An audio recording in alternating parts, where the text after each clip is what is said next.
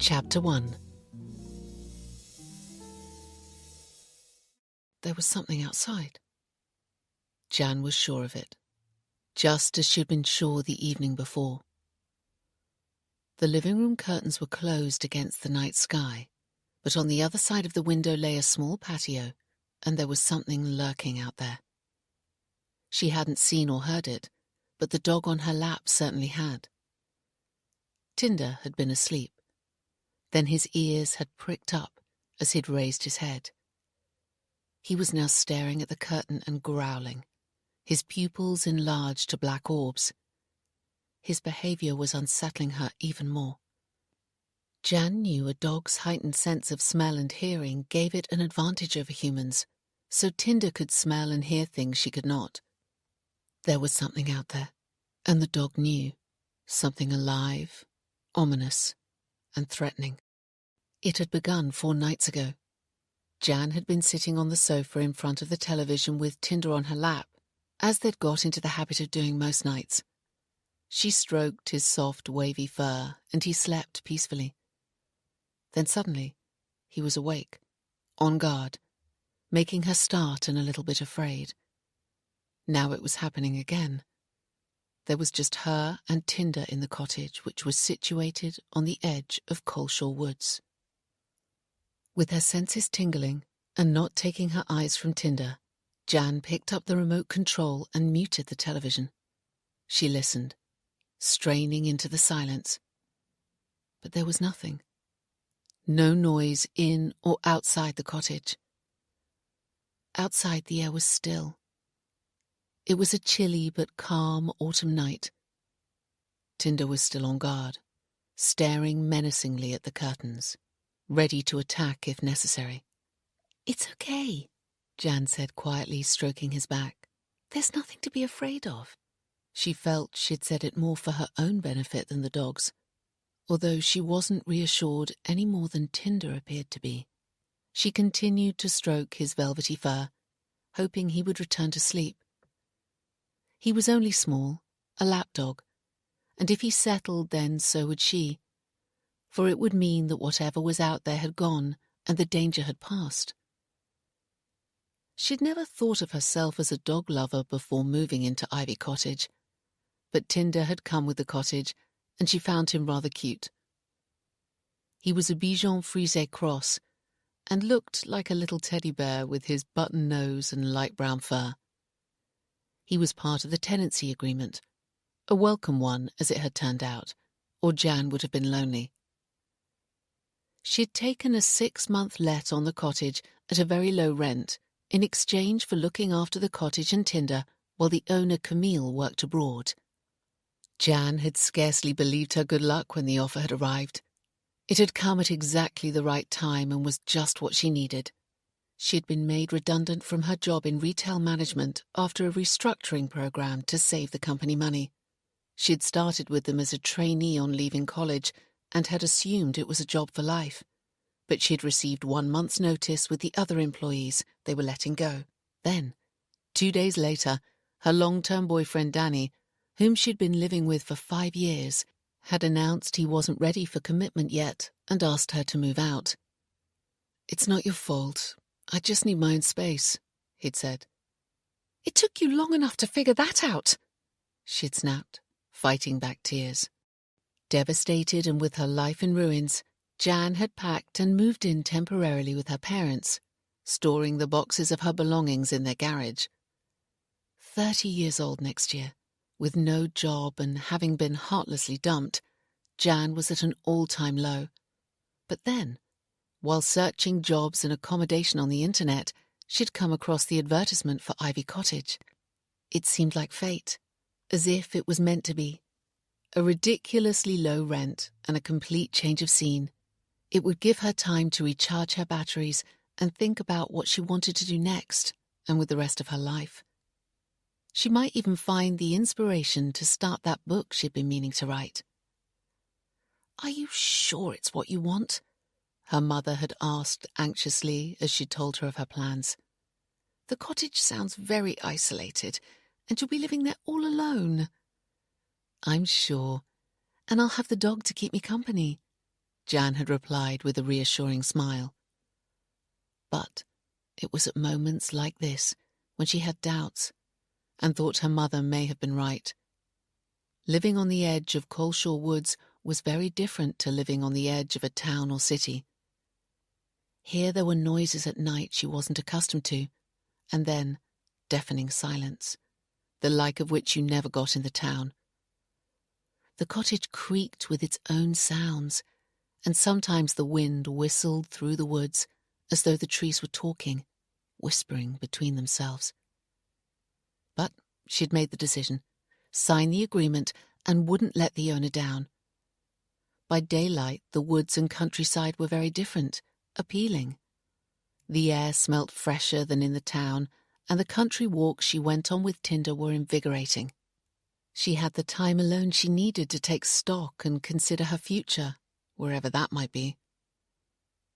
It was when darkness fell that the atmosphere dramatically changed, and she would have welcomed some company. But who was going to journey out here in winter? Her parents and friends worked, and it would mean them staying the weekend as it was too far for a day trip. She appreciated that they had their own lives and commitments, and she didn't want to sound needy. It was a pity the let had been for the winter months, she thought, with the nights closing in earlier and earlier. Now the end of October, it was dark by 5 o'clock, even earlier if it had been overcast. A summer let would have been far more attractive. Jan glanced at her phone. It was just gone 8 o'clock, the same time it had happened the previous nights. But whatever was outside must have gone, for Tinder had lost interest. As she stroked him, his eyes gradually closed and his head slowly relaxed until it was resting on her leg again. She liked Tinder very much, and she'd decided that when she left the cottage in 5 months' time and found a place of her own to live, she'd have a small dog or cat. Or was that a cliché? A singleton and her pet in a flat. Only Tinder's ears remained alert, twitching every so often as if part of him was listening while the rest of his body slept. Jan had noticed this before, that when he was sleeping his ears seemed to stay awake. Was he actually listening, she wondered, or was it instinct left over from evolution, when dogs had been wolves before a line had become domesticated? At a time when his ancestors had been wild and feral, catching prey but also liable to be preyed upon by bigger predators, they'd had to remain alert, even when sleeping if they weren't to be eaten. "Tinder," she said softly, caressing the fur on his neck. A moment passed. Then he was suddenly awake, head up and wide-eyed. Not from her voice, but from whatever was outside again. A chill ran up her spine. It was back, and Tinder's hackles were rising. Her heart began to beat faster. He was staring at the curtain, ready to attack. Without warning, he jumped from her lap onto the back of the sofa and, barking furiously, pawed the curtain to be let out. "Get down," Jan said, picking him up. He would damage the curtain. He struggled to be put down, then raced to the back door in the kitchen, where he began scuffing the floor in his frenzy to be let out, the same as he had the nights before when he'd heard something. "No, bad boy," Jan said, going into the kitchen. The previous night, he hadn't come back for 2 hours, and she'd been worried sick, thinking he was lost for good and she'd have to tell Camille. When he'd come back, he'd looked as though he'd learnt his lesson, and had been very pleased to see her, almost as if he'd had a nasty escape. But from what? A fox? Rats? A badger? Coming from the town, she had little idea. He was frantically pawing the door and still barking. Jan had no choice but to let him out if he wasn't to do damage. As soon as she opened the back door, he shot down the garden. It was a cold night, with a faint crescent moon in a clear black sky. She could see Tinder at the very bottom of the garden, having chased something into the shrubbery. Something quite large that had quickly disappeared. Then he too disappeared, following it into the bushes that separated the garden from the woods. "Shit!" Jan cursed. "Tinder, come back now!" she shouted. "Tinder!" But he'd gone. "Tinder!" Silence. She stood at the back door for a moment, listening, and then closed and locked it, hoping Tinder would return soon. She'd caught a glimpse of what was out there, a shadowy outline, before it had disappeared through the hedge. The previous nights, she hadn't seen a thing. It was bigger than a fox or badger, though, and not that shape. Perhaps there were animals living in the woods that, as a townie, she wasn't familiar with, and yet... She shivered and moved away from the back door. In the second before it had disappeared, she could have sworn that instead of running on all fours as an animal would have done, it had stood on 2 legs, as if human. Surely not.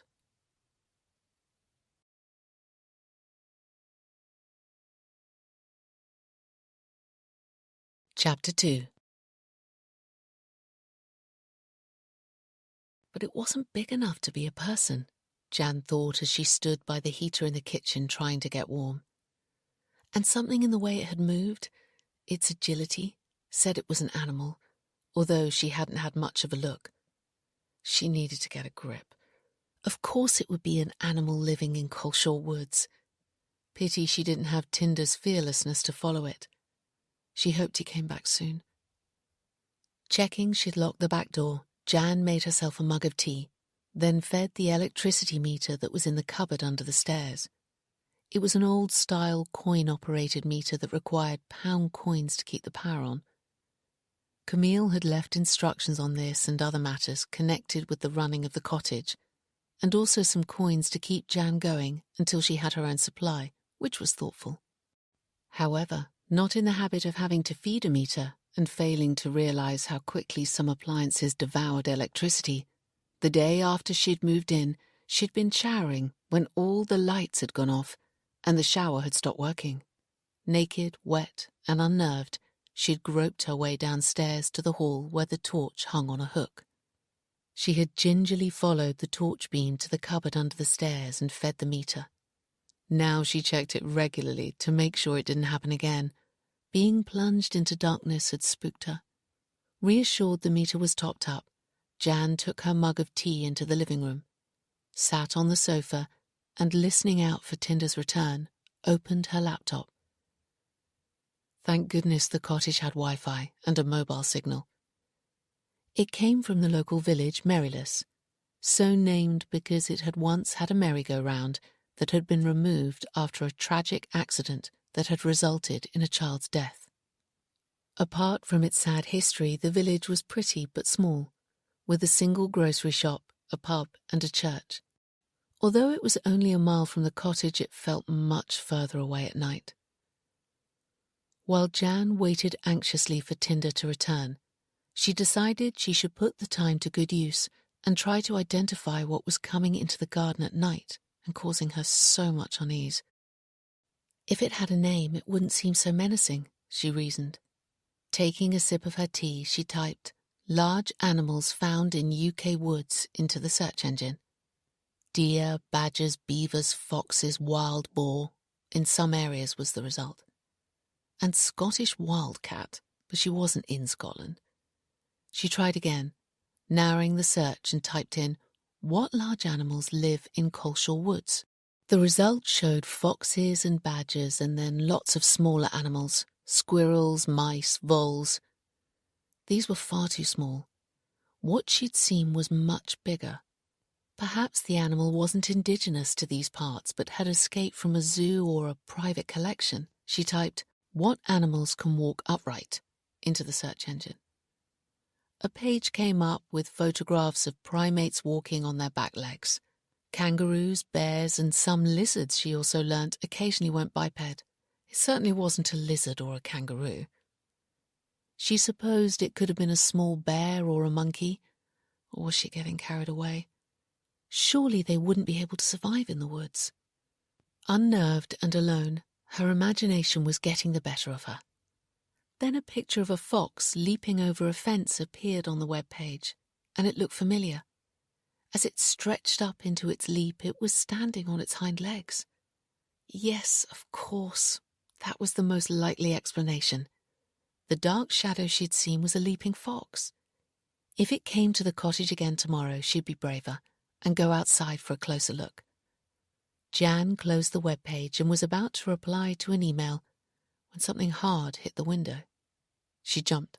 What the hell? With her heart thumping wildly, she scrambled off the sofa, away from the window, and stared at the curtains, petrified, waiting for another sound. Silence. Then she heard Tinder's bark at the back door. Thank goodness. He was back. Had the noise been him? She rushed to let him in, then quickly closed and relocked the door. Good boy, she said, kneeling to pet him. You're safe. As on the previous nights, he was very pleased to see her, although he hadn't been away for long. He rubbed against her and licked her hands. What was it? A fox? She asked him. Tinder stared back uncomprehendingly. Then she saw it. What looked like a flake of food lodged in the fur by his mouth. She picked it off and smelt it. It was cooked meat, possibly sausage. But she hadn't given him meat to eat. He had dry dog food and only that. Camille had been most specific in her instructions that this was the only food Tinder was allowed, as it gave him a properly balanced diet. She had left a dozen large sealed bags of dry food in the cupboard under the stairs, more than enough for 6 months. 1 scoop in the morning and 1 at 5 o'clock, she'd written, no tidbits or leftovers, as they were bad for him. Jan had followed her instructions exactly, so where had Tinder got cooked meat from? Straightening, she glanced around. Not from the kitchen. The only meat was what Camille had left in the freezer. A dustbin? But there was only her bin out here, collected once a week, and it was supposed to be animal-proof. Added to which, she hadn't eaten meat. She was mostly vegetarian, occasionally eating fish, but that was all. It crossed her mind that Tinder might have got the meat from another bin, but she dismissed that idea. He hadn't been gone long enough to make it to the village and back, and there were no other properties between Ivy Cottage and Merryless. Also, according to Camille, he never went that far. You can let him off the lead if you go for a walk, Camille had written in her notes. He won't stray far. But he had the night before. Could he have got the cooked meat from the woods? Jan wondered. Was someone camping there? It was possible, she supposed. A homeless person or army cadets on a training exercise. Could that be it? They'd fed him, or he'd found their leftovers, or he'd been caught stealing their meal and they'd chased him off. That would explain why he'd landed with such force against the window. She couldn't think of any other explanation, yet there'd been no sign of a camp when she'd walked in the woods in daylight. But then again, she'd kept to the paths and the woods stretched for miles. It was at its most dense behind the cottage, so someone could be living there. Come on, she said, returning to the sofa. No more disappearing.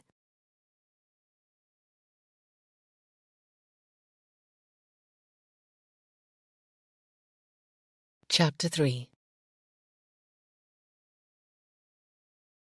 Midwife Anne Long parked her Vauxhall Corsa outside 57 Booth Lane, switched off the car's headlights and cut the engine. She sat for a moment, staring straight ahead. Then, with a resigned sigh, got out. Going to the boot of her car, she took out what she needed. The rest of the equipment for the birth was already in the house.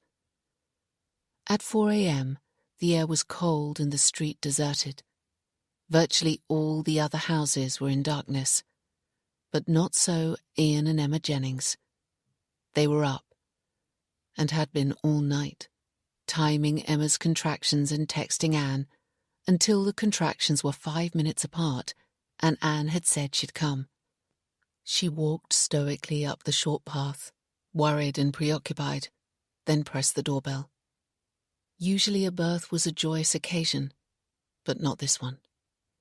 No one answered the door on the first ring, and Anne's sense of foreboding increased. She pressed the bell again. They certainly wouldn't be asleep. Had something gone wrong already? She prayed not. Ian and Emma were a lovely couple in their late 20s and were having a home birth after their dreadful experience in hospital the last time when they'd lost their first baby. Emma had readily agreed to a home birth. She didn't want to go near a hospital again, and Anne had overseen her pregnancy.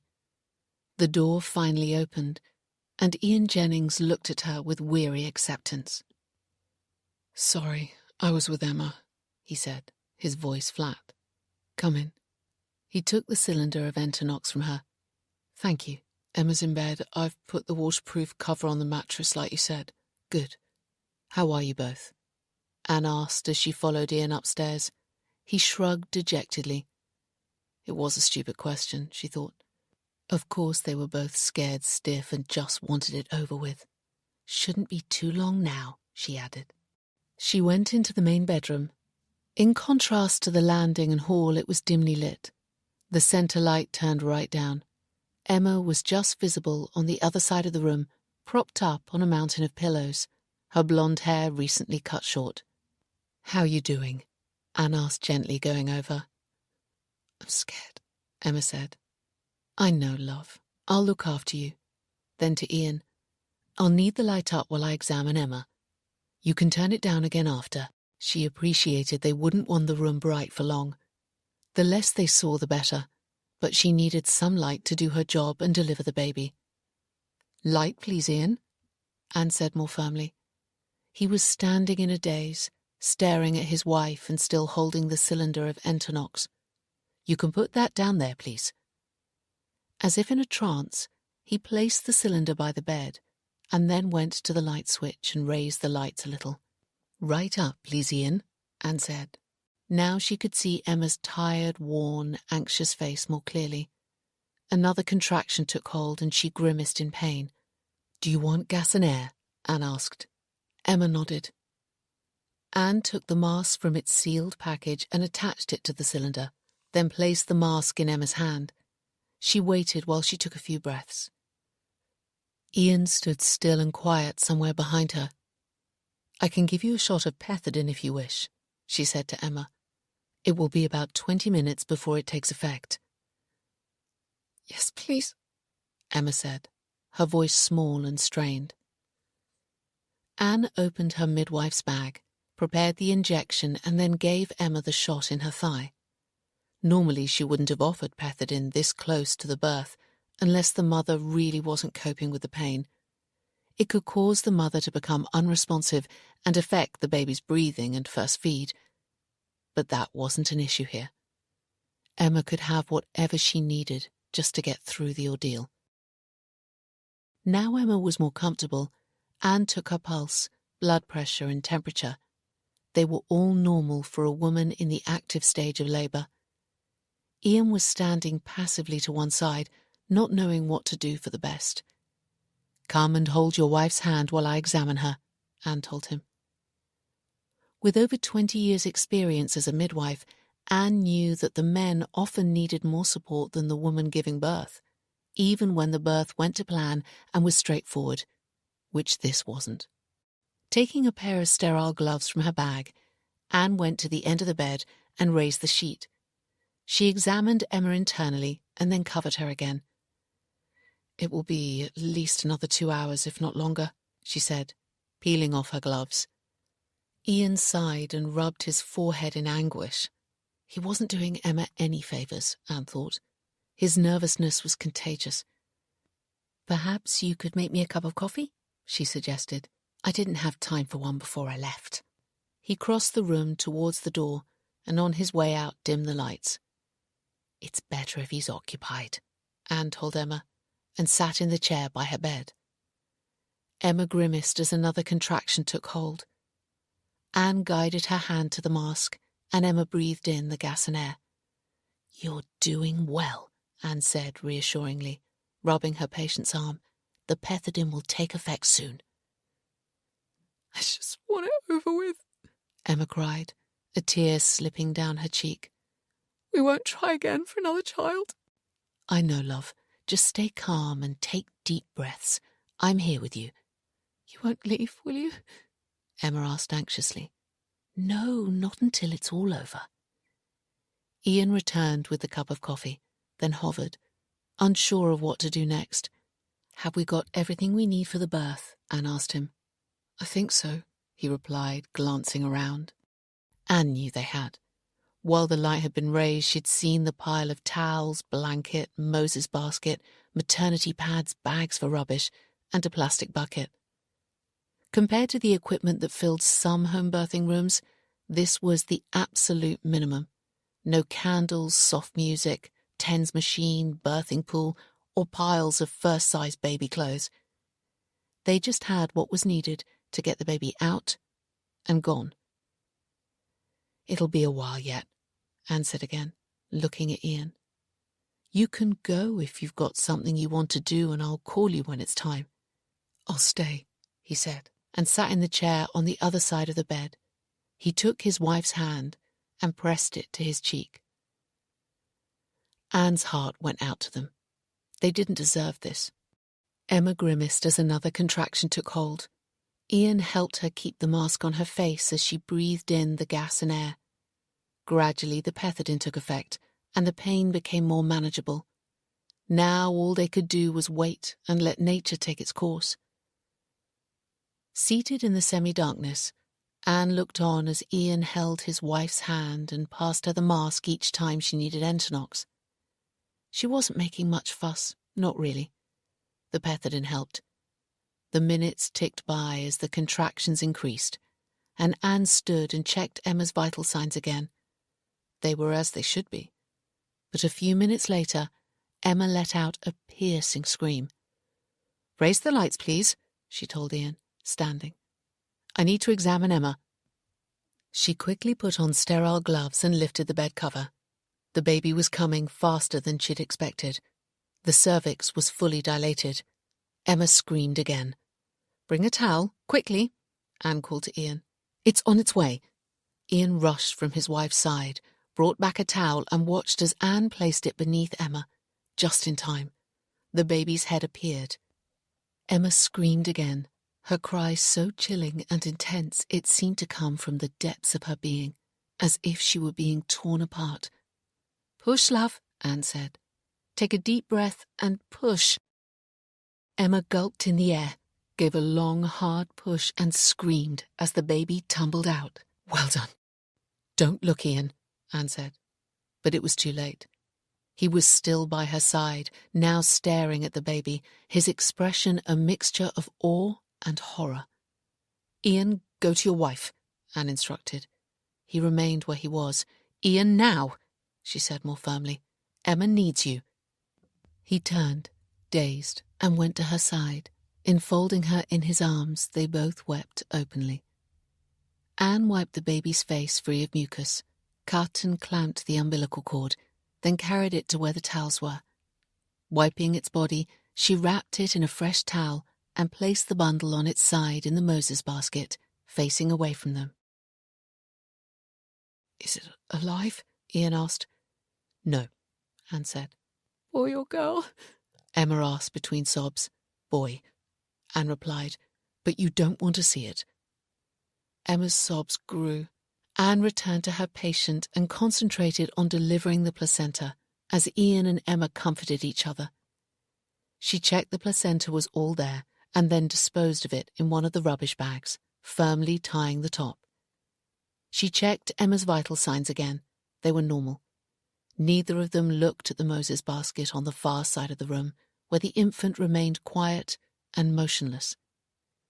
Anne gathered together her equipment and returned it to her bag.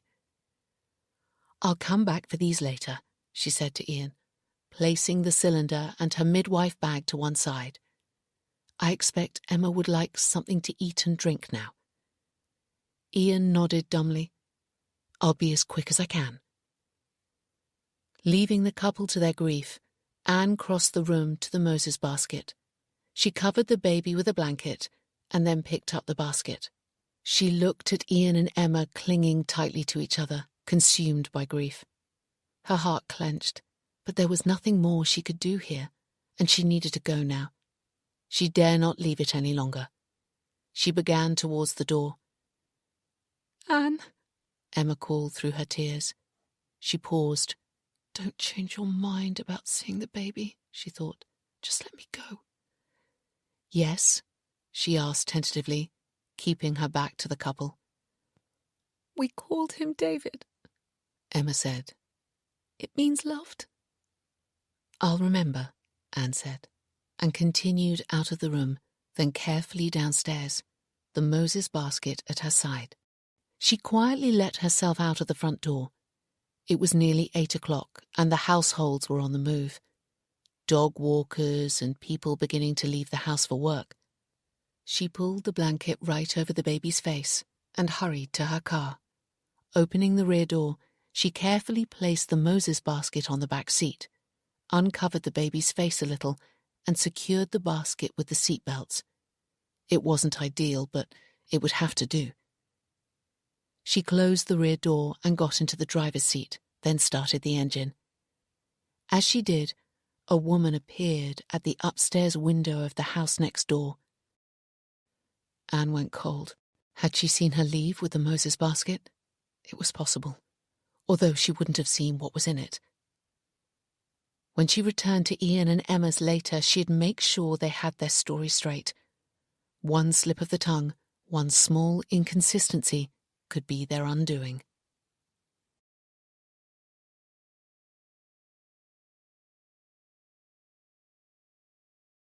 Chapter 4.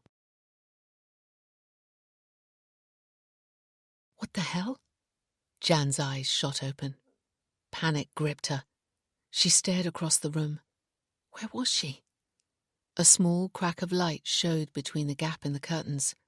Those weren't her curtains. This wasn't her bedroom. She sat bolt upright in bed and stared around. Then she remembered. Of course this wasn't her bedroom. It was the bedroom in the cottage she was renting.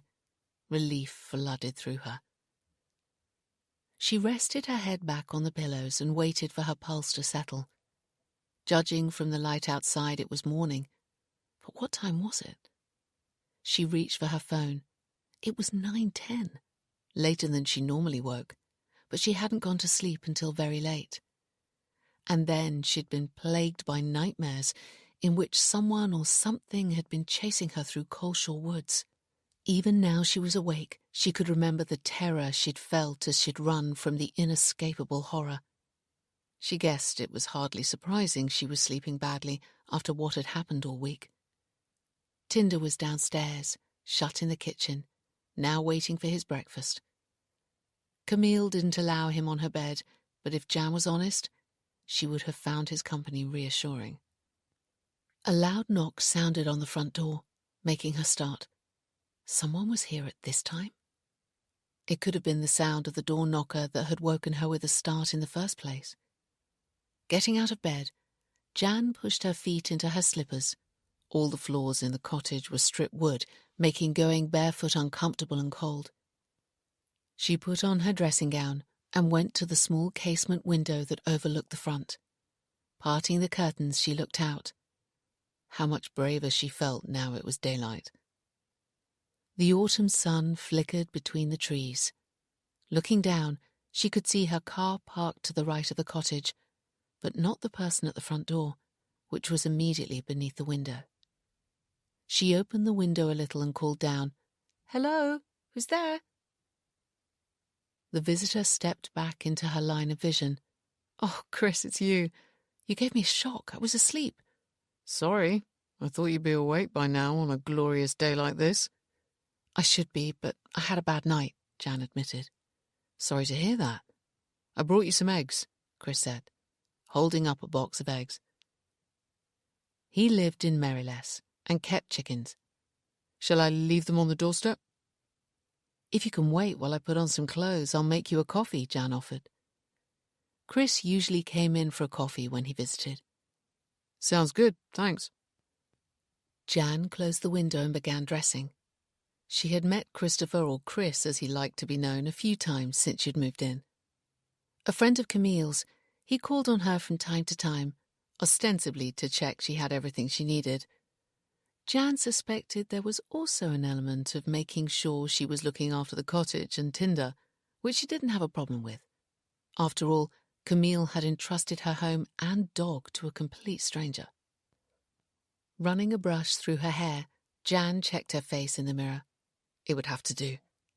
She liked Chris, but suspected he was more than just friends with Camille. Although he'd never said as much, she'd noticed a warmth creep into his voice whenever he spoke of her. But Jan liked his company and was grateful for it, especially now after the worries of the last few nights. She went down the narrow cottage stairs, thinking she might ask him about the animals that inhabited the woods. He'd lived in the village most of his life, so knew the area well. He was an electrician by trade. "Come in," she said, smiling, as she opened the front door. The sunlight flooded into the small hall. "It is a nice day. Are you not working?" "It's Saturday," he reminded her. "Oh, yeah," she laughed. "I'm losing track of the days here." "Camille says the same when she's home for more than a week," he said, following her into the living room. "She usually goes to the village each day to buy a paper or something as part of her routine." "I get news alerts on my phone," Jan said, and opened the living room curtains.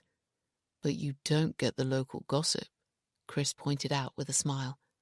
"That's true." Chris opened the door to the kitchen and Tinder rushed to greet him, tail wagging. "He'll be wanting his breakfast," Jan said, joining Chris in the small kitchen.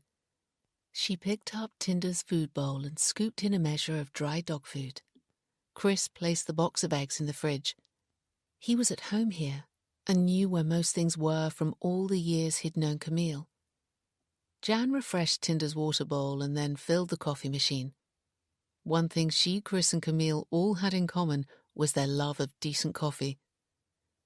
"So is everything okay here?" Chris asked, as he always did when he visited. "Yeah, fine, thanks." "You got plenty of coins for the meter?" She told him about her scare when she'd first moved in. "Yes, I won't do that again. I keep plenty." "You can always phone me if you have a problem. You've got my mobile number." "Yeah, thanks." Camille had included Chris's contact details in her instructions, saying she should call him if she needed help with any matter in the cottage. As Jan waited for the coffee to brew, Chris wandered into the living room, thrust his hands in his trouser pockets and gazed thoughtfully through the patio windows. "The grass will need its final cut before winter," he said. "I can do it if you like." "That's kind of you, but Camille left instructions on how to work the lawnmower. I'll give it a go. The exercise will do me good." "Okay, call me if the mower won't start. It can be temperamental in damp weather." "I will, thanks."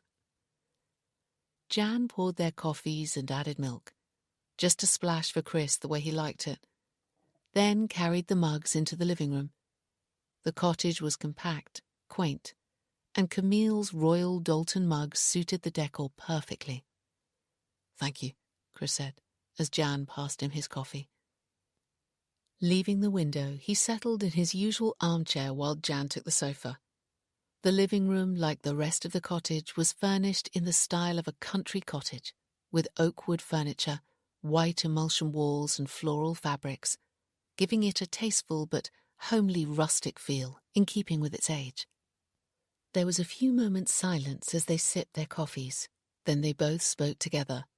"You go first," Jan said with a laugh. "I was just going to say, Camille sends her best wishes and hopes you've been able to do some writing." "Tell her I'm fine," Jan said, slightly embarrassed. She'd confided in Camille in an email that she was hoping to write a novel during her stay at the cottage, but now wished she hadn't told her. It seemed a bit of a cliché, and she hadn't produced anything except a few scribbled notes. Chris often passed on short messages from Camille, although he knew they had each other's mobile numbers and email addresses. Jan wondered if it was an excuse to visit her. Tinder, having eaten half his breakfast now, barked to be let out, It was his routine to eat a little, go for a run, then return and finish his food. Jan went to the back door and let him out.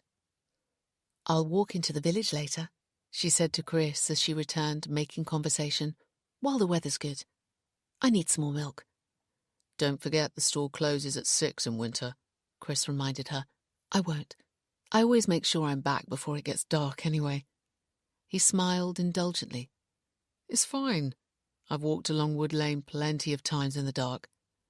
"I know, but I take the car if there's any chance of it getting dark before I'm back." He smiled again.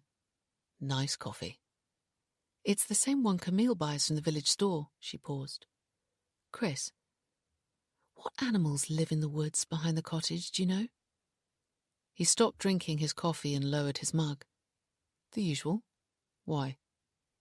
"I've never lived in the country before, so I don't really know what is usual." He was looking at her carefully. "Grey squirrels, rats, mice, voles, birds?" "No, I mean larger animals." "Why? Have you seen something?" he asked. "Not exactly, but Tinder hears something outside this window." Without realizing it, she had cupped her hands round her mug as if drawing warmth from it, although the cottage was heated. "Like what?" Chris asked. "I don't know, but something's been coming up to this window at night after dark when the curtains are closed. Tinder hears it and gets very agitated to be let out. Last night, I saw something disappear through the hedge at the bottom of the garden and into the woods. I don't know what it was, but it seemed quite large." She stopped. She decided not to mention that she thought it could have walked on 2 legs because she'd more or less discounted that after seeing the picture of the leaping fox. Neither was she going to say that Tinder had arrived back with cooked meat on his fur. Sitting here with Chris, in daylight, it sounded weird, as if she was becoming paranoid being alone in the cottage after dark. "Perhaps it's a fox or a badger," Chris suggested, taking another sip of his coffee. "Or it could be a dog or a cat from the village.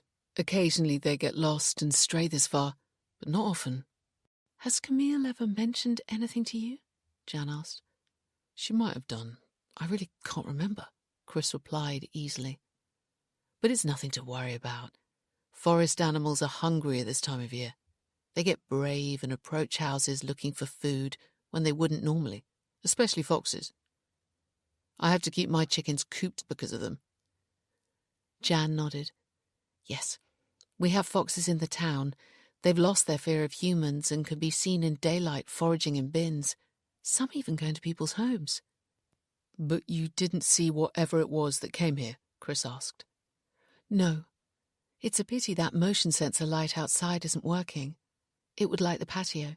She nodded to the window behind her. "It stopped working some time ago," Chris said. "I don't think Camille used it. Otherwise, I would have taken a look at it for her." He drank the last of his coffee. "Would you like a refill?" Jan offered. "No, I better be going. I've got a few jobs to do." He stood and took his mug to the kitchen, placing it in the sink as he always did. "I might email Camille and ask her if I can replace the light," Jan said as she walked with Chris to the front door. "Would you be able to do it if she agrees?" "Yeah, but speak to her first. As I said, she wasn't keen before." "Okay." She watched him go and then closed the front door. It seemed slightly odd that Camille wouldn't want the sensor light working, Jan thought as she returned to the living room. If nothing else, it would show the way to the dustbin in the dark. Having tripped over a couple of times, she now waited until daylight to take out the rubbish. She wasn't sure if she should contact Camille about replacing the light. Chris hadn't been very encouraging, but it would be useful to have it working. Perhaps she could repair it herself. Jan wondered as she went into the kitchen and poured herself another coffee. There would be no harm in that, as it wouldn't cost Camille anything. She knew the basics, how to replace a bulb or fuse or spot where a wire had come loose. Her father had shown her. A loose wire could blow a fuse. It had happened to a lamp in the flat, and she'd been the one to repair it. Yes, instead of contacting Camille, she'd have a look at the sensor light first to see if she could work out what was wrong. Setting down her mug in the kitchen, Jan exchanged her slippers for shoes and opened the back door. Tinder stayed on his rug. She stepped outside and felt the fresh air. Even in daylight, she was reminded how countrified and isolated the cottage was. Bushes and trees on two sides and a dense wood at the bottom. It was quiet, with only the occasional chirp of an unseen bird or stirring of dry leaves. Camille had said the cottage had been built around 1830. Originally a tenanted farmhouse, it retained many of its original features, although the thatched roof had been replaced by slate tiles. Jan stood on the stone patio and looked up at the censer light. It was on the wall just above the living room window. She'd seen it before, but hadn't taken much notice. Now, as she looked, she could see it was quite new. Why install a new censer light and not use it, she thought. That was odd. Camille must have felt she needed it, and Chris had offered to look at it to see what was wrong, but she'd refused. It didn't make sense. She couldn't see an electric cable running from the light, so logically that meant it went straight through the wall behind the light, as it did on the censer light at her parents' house. Returning indoors, Jan took off her outdoor shoes and went upstairs. The cottage had 2 bedrooms. The main one at the front was Camille's, and she'd cleared it out so Jan could use it. The second, a smaller bedroom, was at the rear of the cottage, and Camille used it for storage. Jan had looked in when she'd first arrived, but not since. There'd been no need to. She went in. As well as a single bed, a small wardrobe and a chest of drawers, it was full of Camille's belongings, some from the main bedroom, to make space for Jan.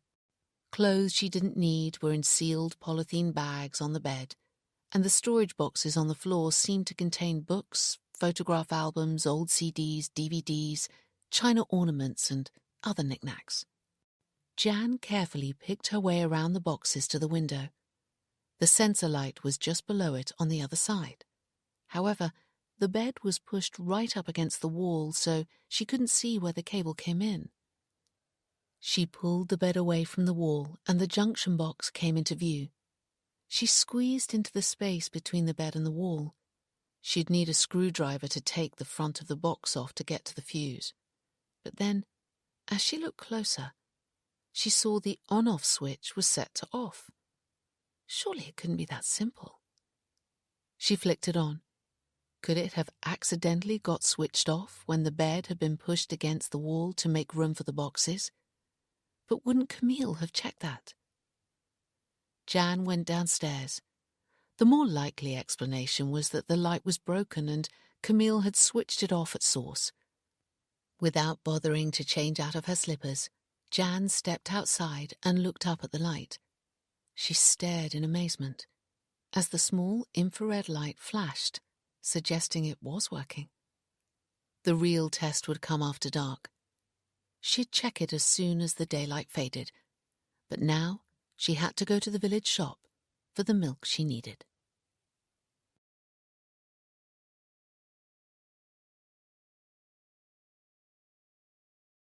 Chapter 5. Detective Constable Beth Mays sat at her desk in the open plan office at Coleshaw Police Station. It was Saturday, and she was doing overtime alongside a few colleagues.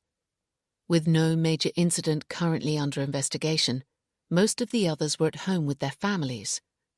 Beth was catching up with some administration work, form filling and report writing, which was mainly done online now and stored digitally.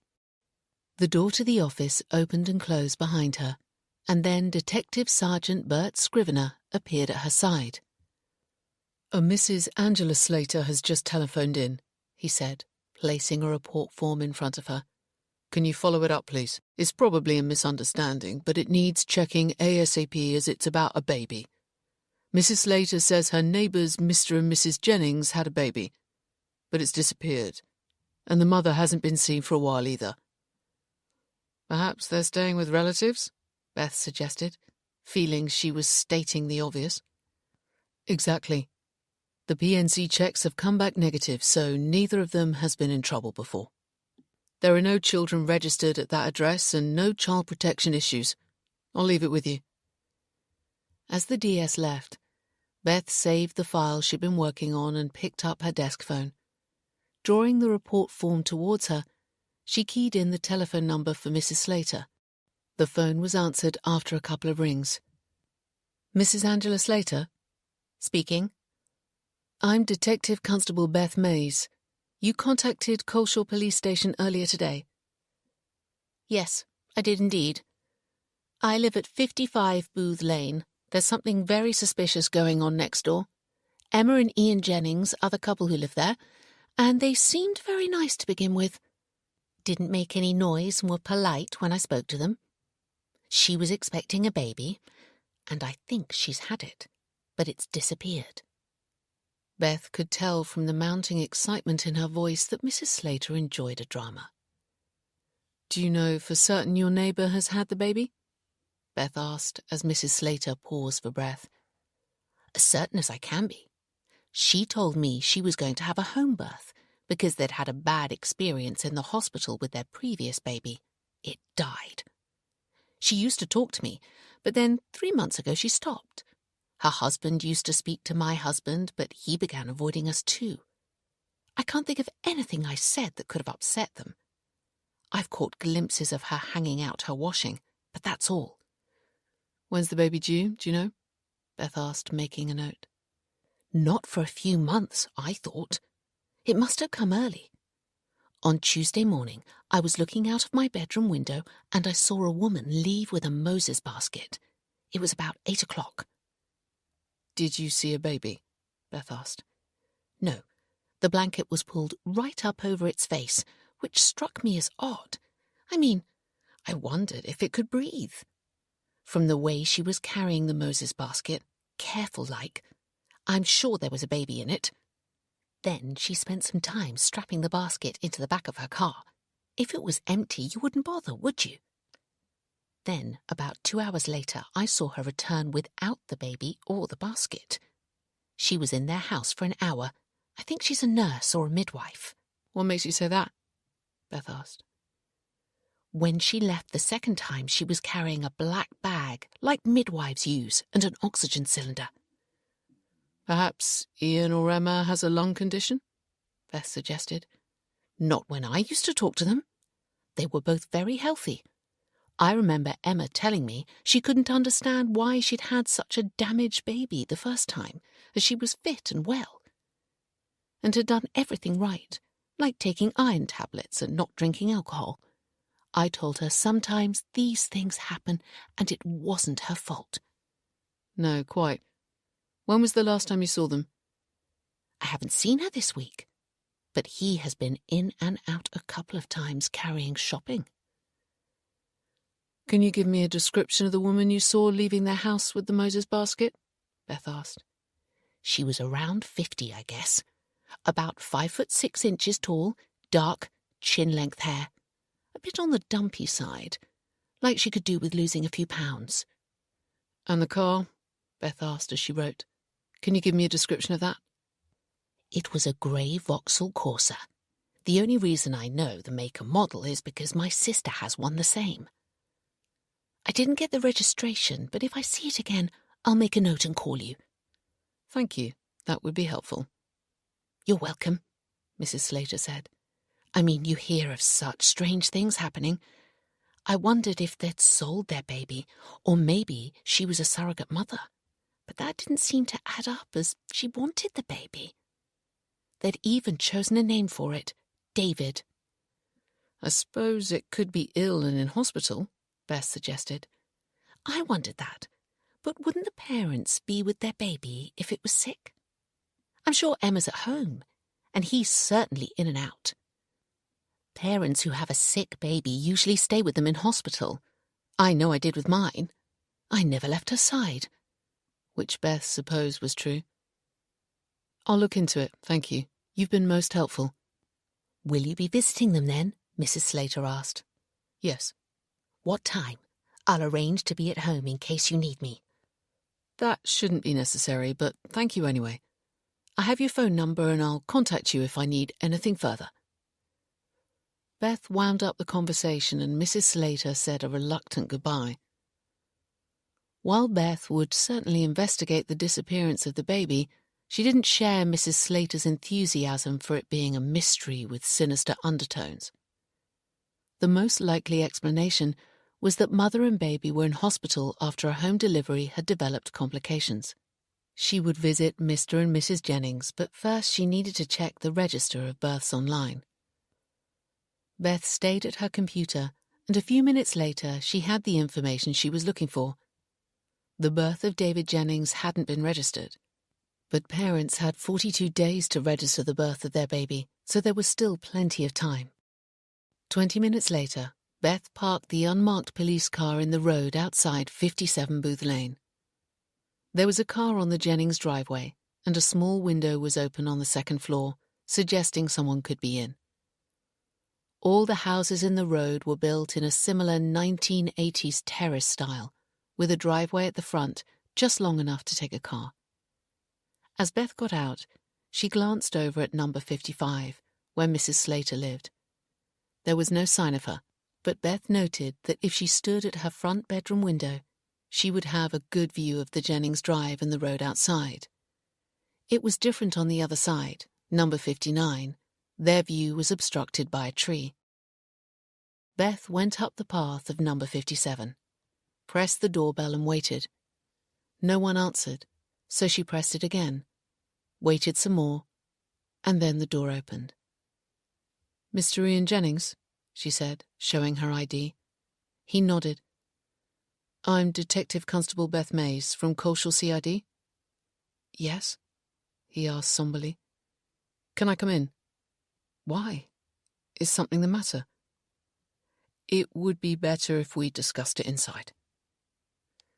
He moved aside to let her in and closed the door. Of average height and build, Ian Jennings was dressed in blue jeans and a navy sweatshirt. His only distinguishing feature was his blonde hair. Beth followed him into the living room, which was at the front of the house and minimally furnished, with a long sofa, television and bookcase. Beth saw there was no sign of any baby equipment. "Is your wife Emma here?" Beth asked. "She's resting upstairs. She's not well." "Oh dear, I am sorry. What's the matter with her?" Ian hesitated. "I don't mean to be rude, but why are you here?" "We've received a phone call from a worried member of the public. I understand your wife was expecting a baby?" He looked shocked. "Yes, she was, but I don't understand what that has got to do with anyone else." He was clearly struggling to contain his emotions, a mixture of anger and upset, Beth thought. "Has she had the baby?" Beth asked. "Yes, but that's our business, surely." "Where's the baby now?" "It was born dead," he said bluntly, and his eyes filled. "I'm so sorry," Beth said. "Please accept my sincere condolences." Ian nodded stiffly. "Will there be a post-mortem?" Beth asked. If the baby was full term, it was likely. "I don't know. Why? The midwife took him away. We were too distraught to deal with it. We still are." He wiped his hand over his eyes. "I am sorry," Beth said again, "but you understand we have to follow up concerns like this from the public." "Like what?" Ian asked. He hadn't suggested they sit down and continued to face Beth across the room. "If a baby is missing." "He's not missing. He's dead," Ian said tearfully. "I understand that now. If I could just go upstairs and see your wife, I'll be on my way." "Why do you want to see Emma?" "So I can say I've seen her in my report, and to give her my condolences." "Report?" Ian questioned. "It's procedure. I'll conclude my report by saying I've seen you both and close the file." "All right. This way," he said. "Sorry if I was rude. We've had a dreadful week, as you can imagine." "Yes." Beth followed Ian out of the living room and upstairs to the bedroom at the front of the house. The curtains were half open, and Emma Jennings was dressed and lying on top of the bed. "It's the police," Ian said, going in first. Emma immediately looked worried and heaved herself up the pillow as Ian went protectively to her side. The poor woman looked dreadful, Beth thought, with deathly pale skin and dark circles under her eyes. Beth was struck by how much she looked like her husband. She had read that couples grew to resemble each other over time, and here was a perfect example. "I'm so sorry for your loss," Beth said. Going over, she showed Emma her ID. "I lost my baby," she said in a small, pitiful voice. "Why are you here?" "We received a call from a member of the public who thought a baby had disappeared from this house." "It has," Emma said, even more upset. "He's gone. I'll never see him again." Tears spilled onto her cheeks. "I am sorry," Beth said again. "You understand why I had to check." "Yes." "I'll leave you then. Do you have everything you need?" Emma nodded. "Look after yourselves. I'll let myself out." Leaving Ian to comfort his distraught wife, Beth returned downstairs and left the house. She felt very sorry for the couple. Their grief was raw, but the mystery of the disappearing baby had been solved. There'd been no foul play. Their baby had tragically been born dead. Of course the midwife would have covered its body with the blanket in the Moses basket while she carried it out, and then secured it on the rear seat of the car as she drove to the morgue. It was awfully sad, but it appeared no crime had been committed, and in this respect, Beth was pleased.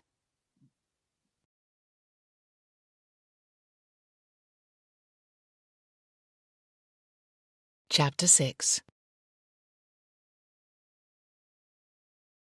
"It shouldn't be this frigging difficult to start a lawnmower," Jan cursed. Taking hold of the starter cord again, she summoned all her strength and gave it a sharp pull. The engine turned once, the cord sprang back into place, and then nothing. Bloody hell! Her right arm was aching from repeatedly pulling the starter cord, and now there was a strong smell of petrol. She had probably flooded the engine, she thought, with all the attempts she'd been making to get it going. An electric lawnmower, like her parents had, would have been much easier. You just plugged it in and off you went. Chris had said Camille's mower could be temperamental in damp weather, but the weather wasn't damp. The day had stayed fine, which was why Jan had decided to cut the grass after she'd returned from the village store. She pulled the cord again, and the smell of petrol grew stronger. If she had flooded the engine, the only solution was to leave it to dry out. Then, if it still wouldn't start, she'd have to phone Chris, which might not be such a bad idea anyway. She may as well put the time to good use while she waited, she decided. Taking the rake from the shed, she began raking up fallen leaves. Tinder was indoors, as he was scared of the lawnmower.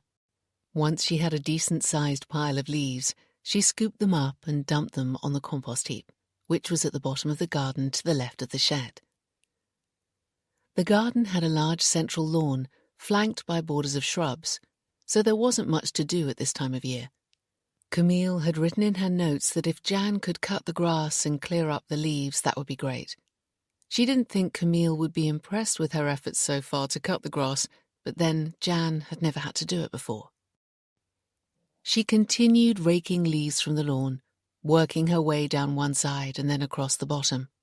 How different it was out here in daylight. Peaceful, idyllic. She felt at one with nature.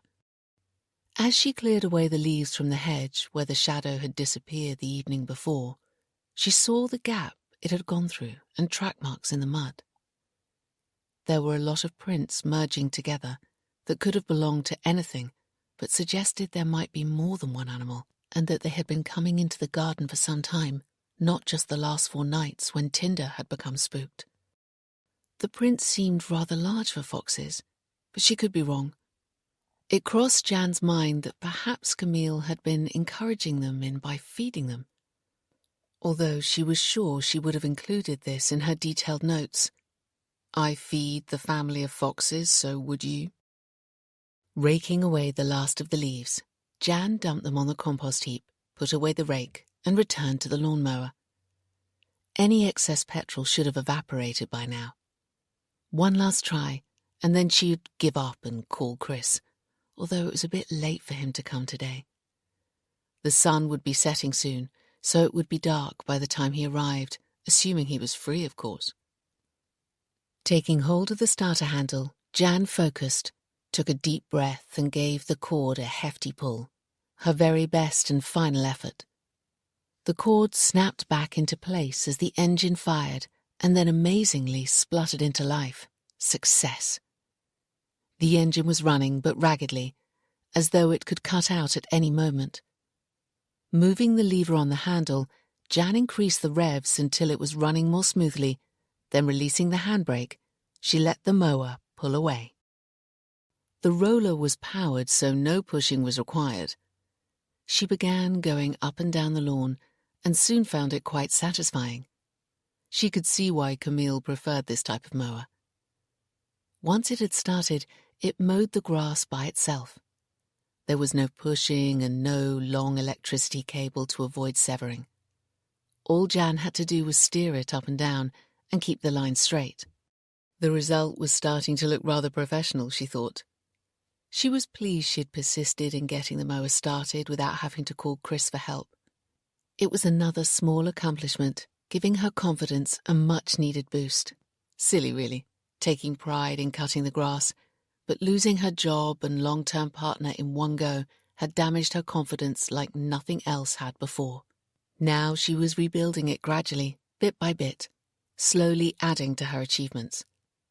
However, the mower was noisy, she had to admit. It blocked out any other sound. Little wonder Tinder preferred to stay indoors. It was only when she stopped to empty the grass that she heard it. A noise. A rustle coming from the hedge behind her. She turned, but there was nothing to be seen at the bottom of the garden where the sound had come from. She remained where she was, listening and watching. Perhaps it was one of the foxes coming to investigate. In daylight. Chris had said they were hungry at this time of year and approached homes looking for food when they wouldn't normally. Or perhaps the noise of the lawnmower had disturbed them. But wouldn't they be scared off like Tinder? Slightly unsettled, Jan removed the grass box from the back of the lawnmower and emptied it onto the compost heap. As she shook it clear, she heard the noise again.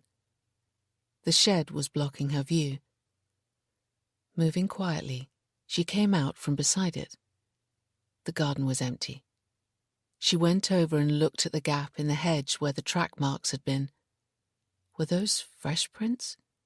She couldn't be sure. The air remained quiet and still. The sun would be setting soon. She needed to finish cutting the grass. Silencing her unease, Jan returned to the mower and started it again. The engine fired up easily now it was warm.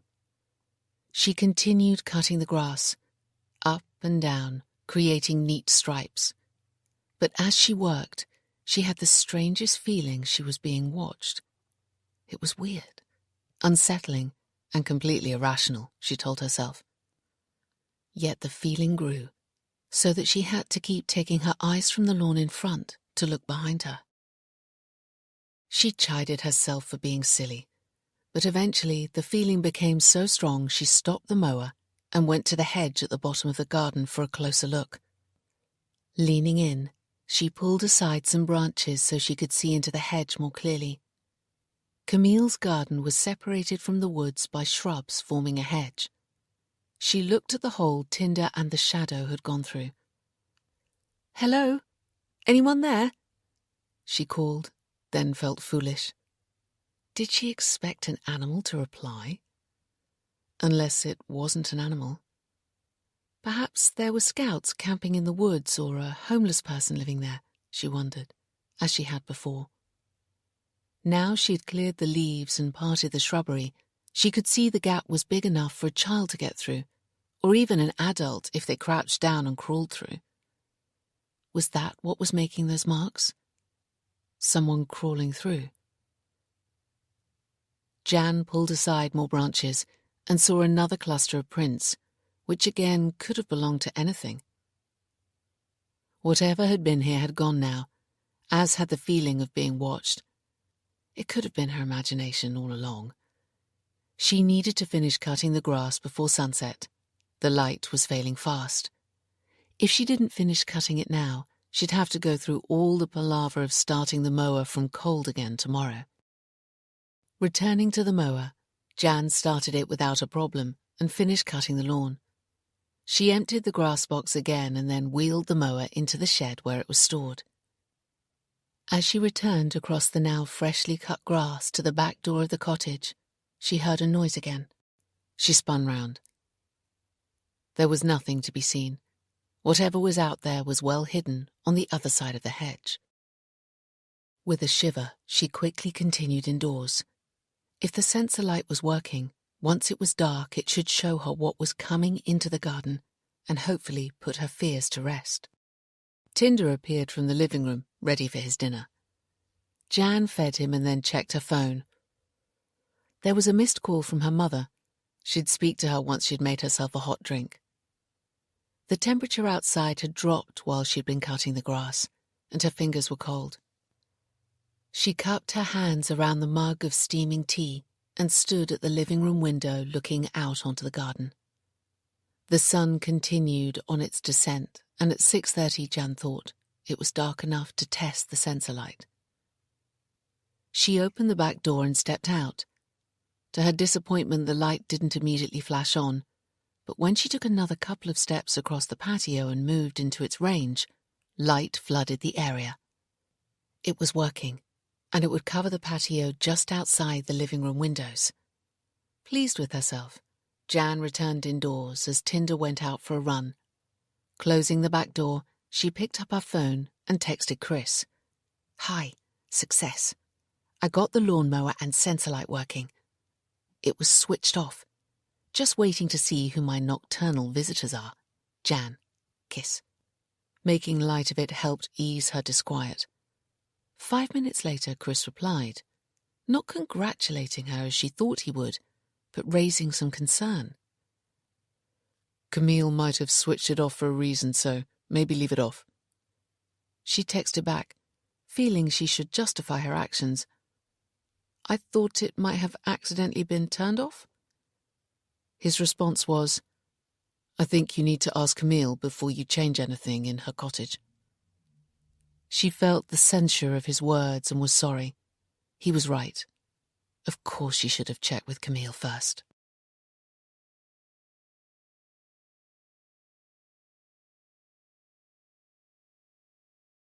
Chapter 7. "Do you think that policewoman suspects?" Emma anxiously asked Ian. "No," he replied a little wearily, glancing up from his laptop. "She has no reason to." "But supposing she contacts Anne?" "She doesn't know who our midwife is, and anyway, Anne will know what to say." "You'd better warn Anne the police have been here," Emma persisted. "I wouldn't want her getting into trouble. She's helped so much, seeing to everything, even though she shouldn't have." "I've already spoken to her," Ian replied. "What did she say?" "That what we told the officer was right. But if she comes back, it's probably best to pretend we're out so we don't have to answer any more questions." "Comes back?" Emma exclaimed in alarm. "I thought you said she went away satisfied. Why would the police come back?" Ian sighed. "I don't think she will. I'm just telling you what Anne said as you asked." Emma fiddled nervously with the sleeve of her jumper as Ian returned his attention to his laptop. It was evening, and they were in the living room, but she couldn't concentrate on the book she was supposed to be reading. She felt even more wretched now, with the worry of the police visit on top of the trauma of losing the baby. She'd been in bed all day, but Ian had persuaded her to come down for dinner, which he'd made. Now she was regretting it. Sleep gave her some respite from the horror of it all, but when she was awake, it was full on. All she did was sit and remember, right from the start. when she first found out she was pregnant again and the baby was damaged the same as the first one. Day after day, week by week, until the unimaginable horror of giving birth. Thank goodness it hadn't been full term, and thank goodness for Anne, she thought. She wouldn't have managed without her. It had shot out, she remembered grimly, as pleased to be rid of her as she was of it. Her stomach clenched at the recollection. David, they'd decided to call him, which meant loved one. He would have been so loved had nature not played another cruel trick on them. A baby that wasn't viable was the clinical term, but it had only been confirmed when it was too late for a termination. Ian seemed to be doing better than she was, Emma acknowledged, and was able to concentrate on work. But then he hadn't been pregnant, carried it all those months, hoping for the best but fearing the worst. It was easier for him. "I think I'll go back to bed," Emma said and closed her book. "No, don't, please," Ian said imploringly, and standing went to her. "Don't shut yourself away any longer. We need to talk about what's happened and discuss what we're going to do in the future." "I'm not trying for a baby again, if that's what you mean," Emma said sharply, tears springing to her eyes. "You said lightning never strikes twice in the same place, but it did for us, and this time it was worse than the last." Her face crumpled, and she dissolved into tears. Ian put his arm around her and held her as she wept. "I would never put you through that again," he said gently, stroking her hair. "Never. It's too much. I'm hurting too. I love you, but before we give up completely on our dream of starting a family, there's something I want to talk to you about." "What?" she asked, looking at him through her tears. Ian took a tissue from the box and gently wiped her eyes. "I wouldn't want us to try again for a child unless we could be certain it wouldn't happen a third time." "But we can't be certain," Emma cried. "That's the problem. We don't know until it's too late. Anne told us we shouldn't try again because the same thing was likely to happen." "I know, but please hear what I have to say. I've been doing some research on the internet." "Go on then. Tell me." "You remember when we were told about how David would be after the scan?" "Yes, vividly," she said. "It was awful and I was hysterical." "I know. You kept saying over and over again that there must be something wrong with you. I reassured you there wasn't." "I remember. Are you saying now that you've found out that there is something wrong with me after all? So it's my fault?" No, listen, please. It's not your fault, any more than it's mine. But supposing there was something in our genes that's causing the problem. Lots of conditions can be passed down through genes without anyone knowing, and then it suddenly appears. But what happened to us has never happened in my family before, Emma said. Neither in mine, but supposing there is something a long way back we don't know about. Like what? Emma asked. You're scaring me. I don't mean to scare you, love, but if we could find a reason for what's happening, then it would reassure us, and there might be a chance it could be corrected. Medical scientists are doing wonderful things, manipulating DNA so babies can be born healthy without inherited conditions. It was more than a condition, Emma said, grimacing. But how could we find out? I've been researching, and a good place to start would be to look at our family trees. It's pretty easy now online.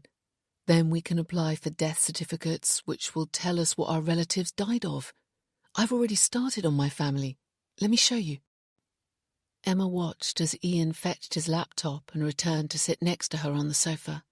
She hadn't seen him so enthusiastic about anything in a long while. What made you think of this? She asked him. I watched a program on television a few nights ago about the way information is passed down through our genes. It was fascinating. It said marrying a cousin is often a bad idea because inbreeding can lead to genetic conditions and mutations. It got me thinking about us. I know we're not cousins, but There could be something in our families that has lain dormant for generations and would have continued to do so had we not met and tried to have children. Many inherited conditions are only passed on if both parents are carriers. Cystic fibrosis, for example. Do you see what I'm getting at? Sort of.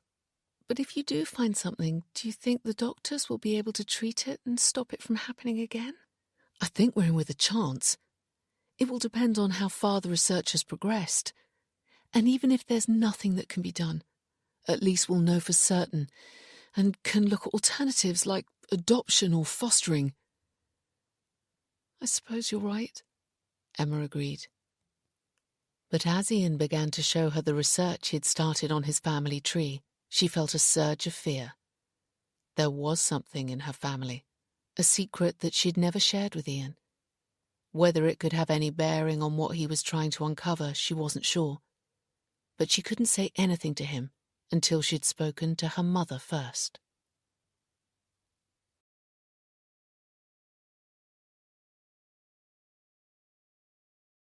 Chapter 8. Jan wondered if she should switch off the motion sensor light because Chris had said in his text message Camille might have switched it off for a reason. Perhaps the wiring was unsafe, in which case it could catch fire.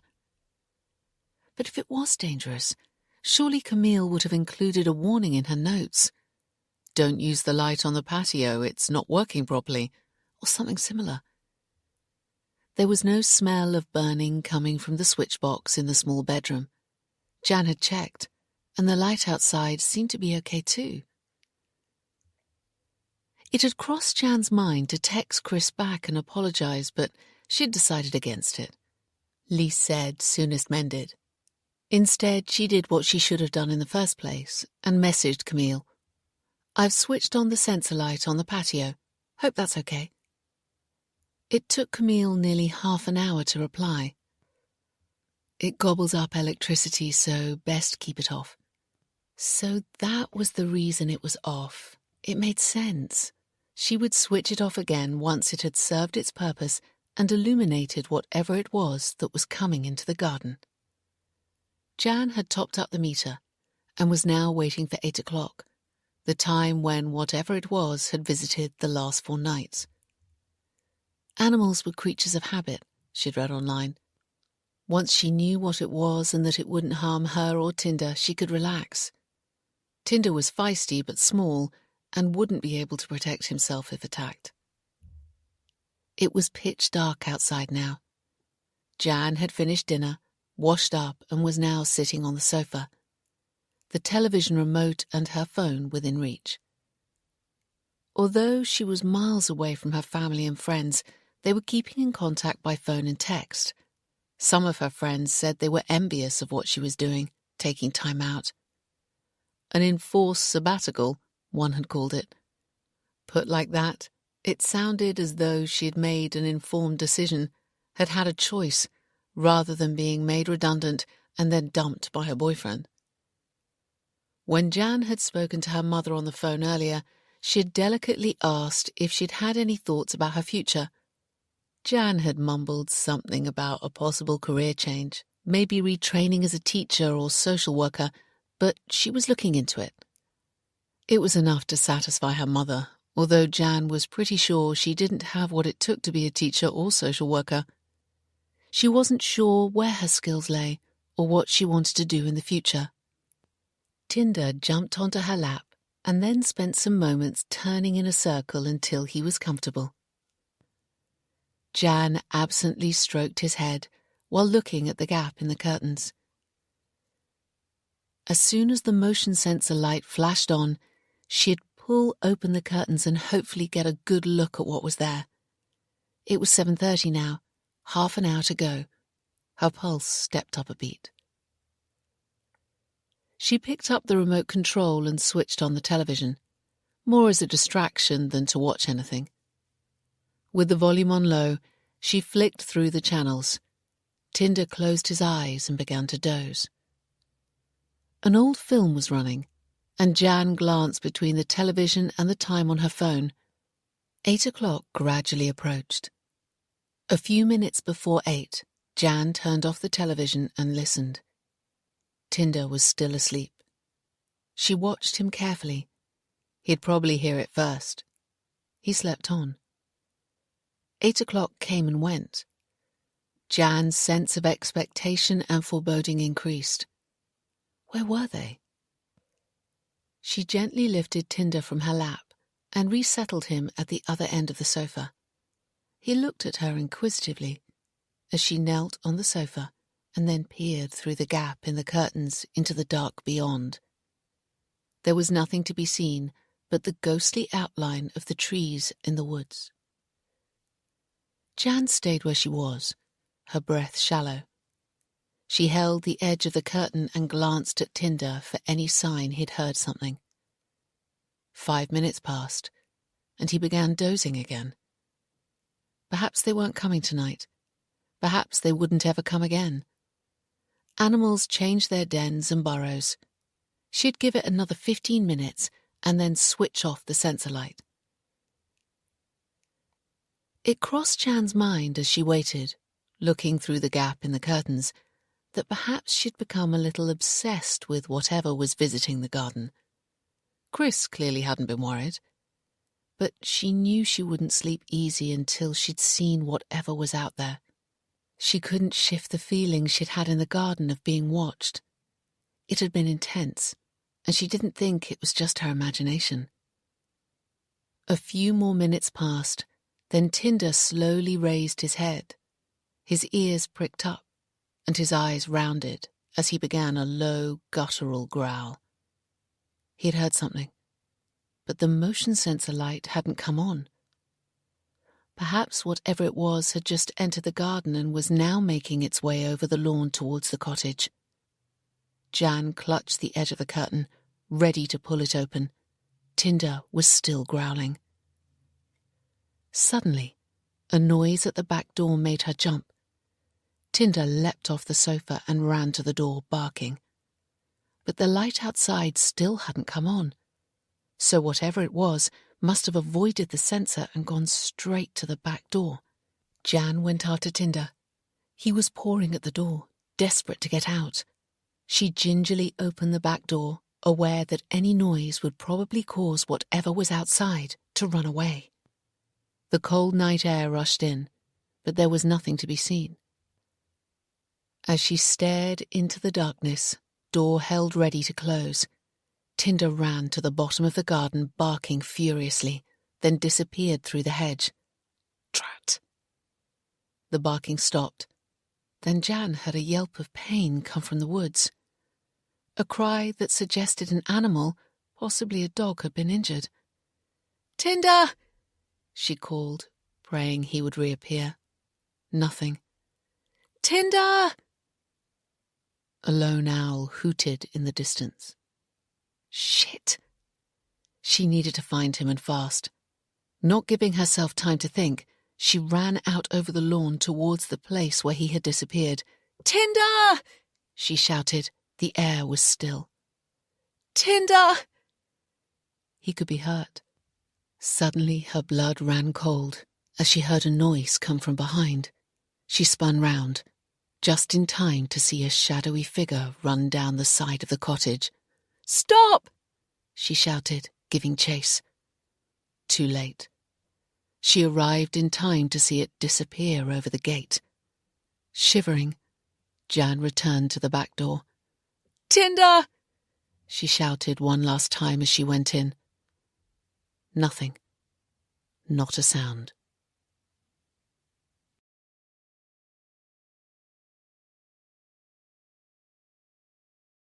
Chapter 9.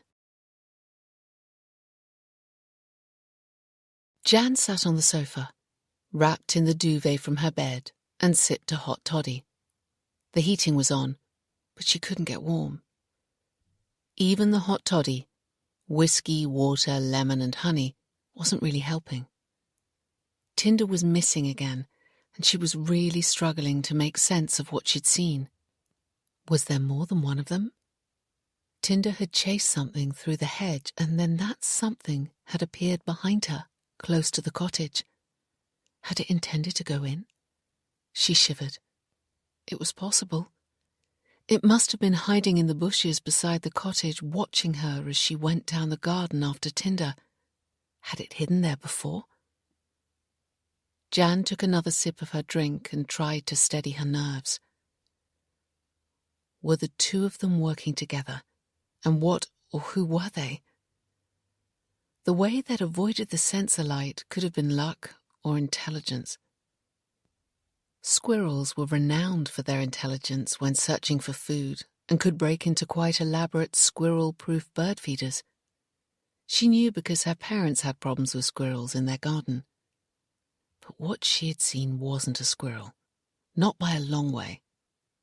It was much larger and a different shape entirely. When she'd caught sight of it before, she thought it could have been a fox on its hind legs, but now she discounted that idea completely.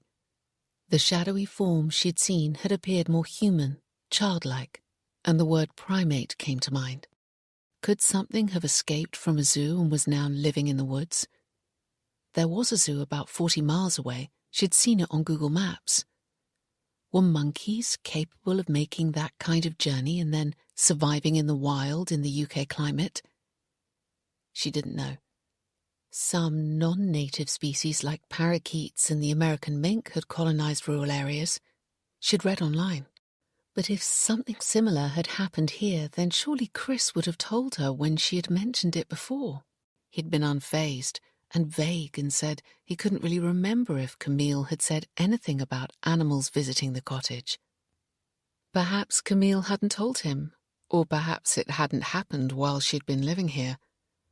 Although, judging from the track marks, they could have been coming into the garden for some time. Or perhaps she was getting all this out of perspective, Jan thought with a sigh. Children or primates living in the wood, whatever next. Yet she'd definitely seen something go over the gate. She snuggled further under her duvet and turned on the television. She couldn't go to bed until Tinder had returned safely from the woods, and she needed to try to think about something else. 15 minutes later, she'd finished the hot toddy and made herself another one. The whiskey had taken effect and she was feeling warmer and braver. As she waited for the kettle to boil, she unlocked the back door, holding it open just wide enough to allow her voice to carry outside. She called, "Tinder! Tinder! Come on, good boy!"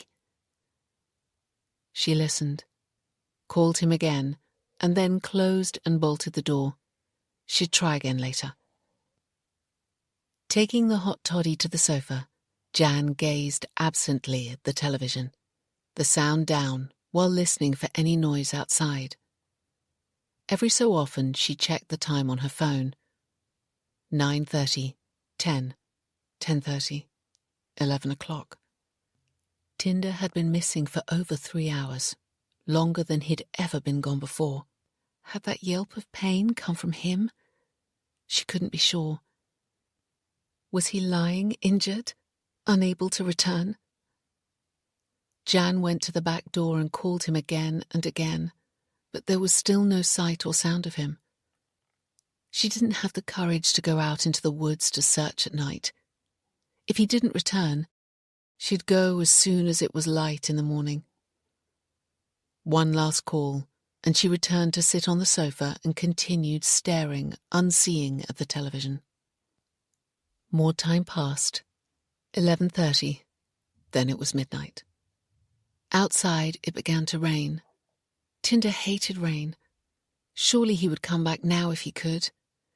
"Tinder!" she cried at the back door, but all she could hear was the steady patter of rain. "Tinder!" She closed the door. Something must have happened for him to be missing this long in the rain. That yelp of pain must have been him.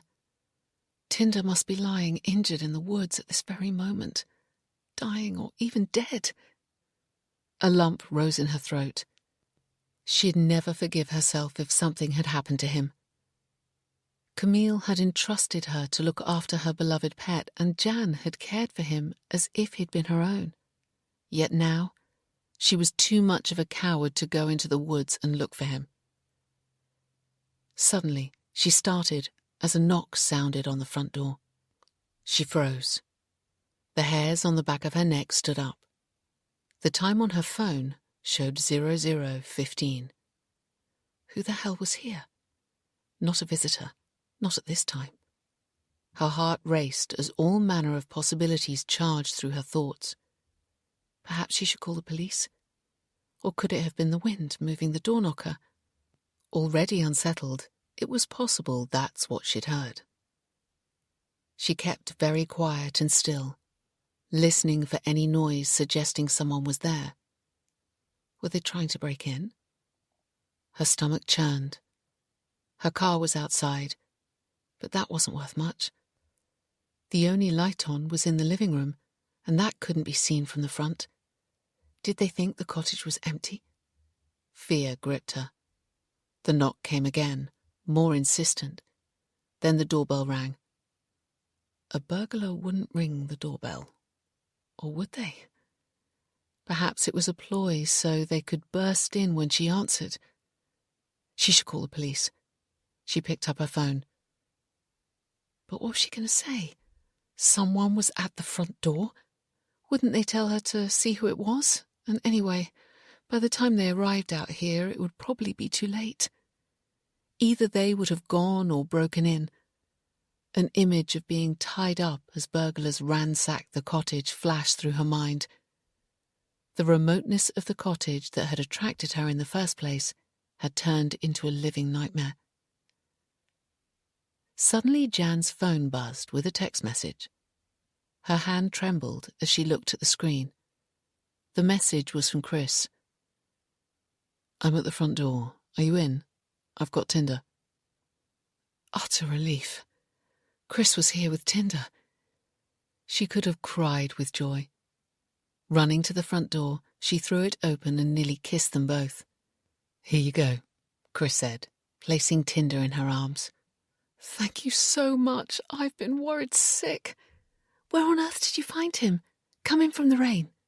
She cuddled and petted Tinder as Chris came in. "He was sitting outside the village store in Merryles waiting for it to open," Chris said. "It was lucky I spotted him on my way home. Goodness knows what he was doing there." "Thank you," she said again, rubbing the top of Tinder's head. "I'm so grateful." Chris smiled. "You're welcome. I would have kept him overnight and phoned to say he was with me, but you know how he pines if he's away from home. It makes him ill." "Yes," Jan said. "He's a big softy, aren't you?" She tickled Tinder's chin.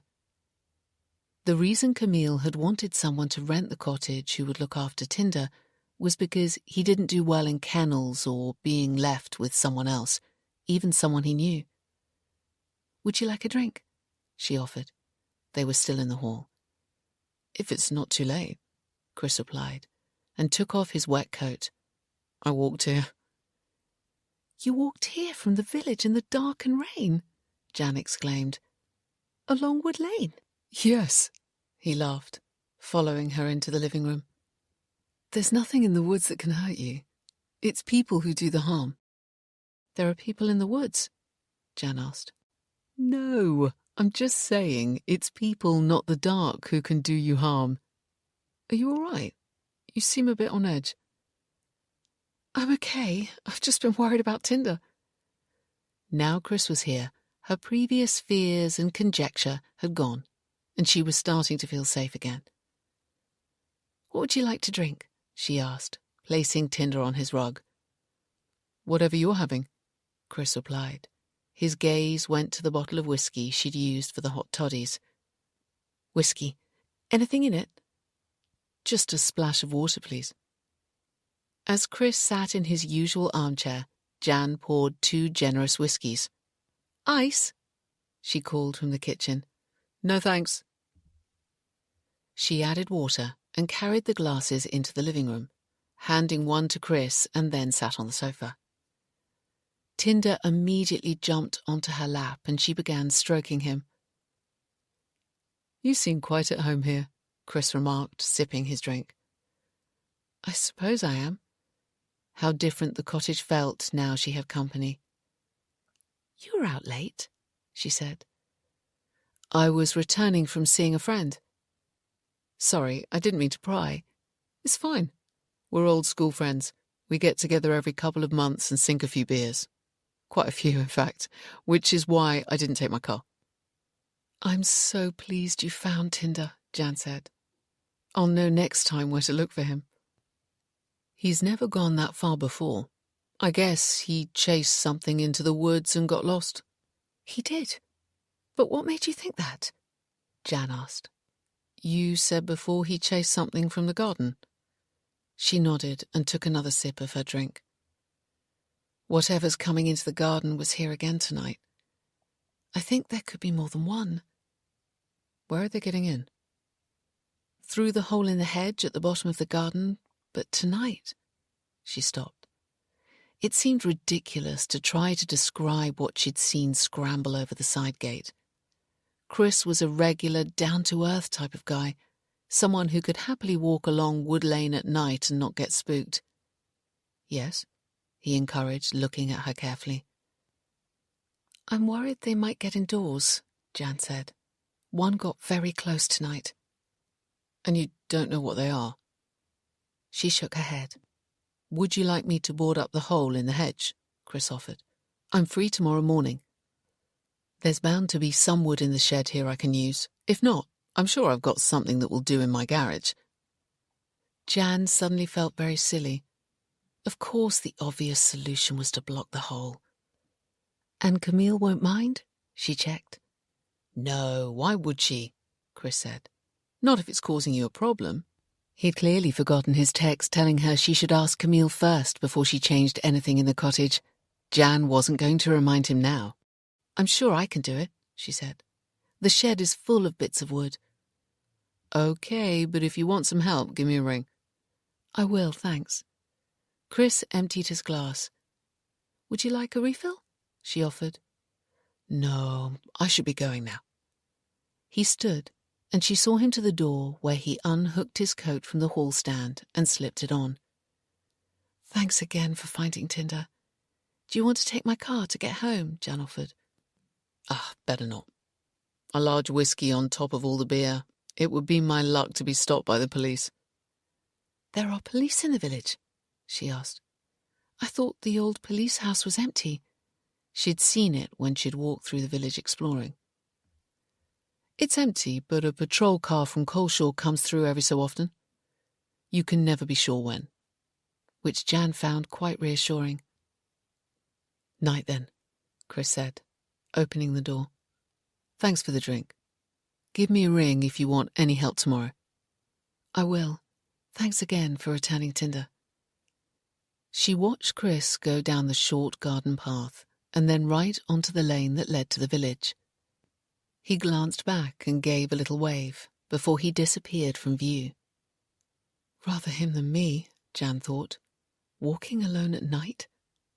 And she quickly closed and locked the door.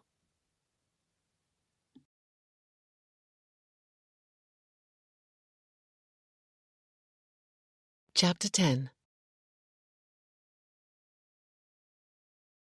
Emma was worried about whether she was doing the right thing as she let herself into her parents' home while calling, Mum, it's me. Her father would be out at work.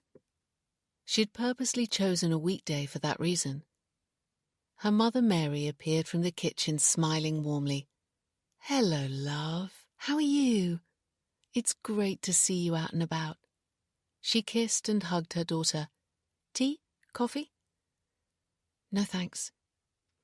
Come and sit down. Is Ian looking after you? Yes, Mum. Very well. Don't worry. He returned to work today. I need to make the effort to go back too before long. They settled on the sofa in the living room. It was largely unchanged since Emma had left home 5 years ago to marry Ian. She loved returning. It was comforting and reassuring. You look so much better than the last time I saw you, the day after. Mary began and stopped as her eyes filled. I'm sorry, love. I'm still struggling to believe it's happened again. I know, Mum. Will there be an autopsy to try and find out what went wrong? Mary asked after a moment. No. Isn't it usual when something like this happens? It depends. But Ian and I don't want one, and we're not having a funeral either. Really? I know it's different with early miscarriage, but he would have been a fully formed baby. Not fully formed, Emma grimaced. No, sorry, love, bad choice of words, but you know what I mean. Emma did know what her mother meant, and it caused her pain. Ian and I couldn't cope with a funeral, she said, so no funeral. Sometimes it can help give closure, even a small service with just family, Mary persisted. Mum, please stop, Emma cried. This is difficult enough as it is. I want to forget and try to move on. I'm sorry, love. I was just trying to help. I won't mention it again, I promise. But you know you can talk to me any time. Emma nodded. Now, what was it you wanted to ask me that you couldn't over the phone? Emma took a breath and chose her words carefully. She was worried her mother wouldn't understand the importance of what she was about to say and would be upset, even angry. She didn't need any more upset in her life right now. Mum, Ian's doing some research online about our ancestors. Oh, yeah? He's trying to find out if what happened to us has happened before to other family members.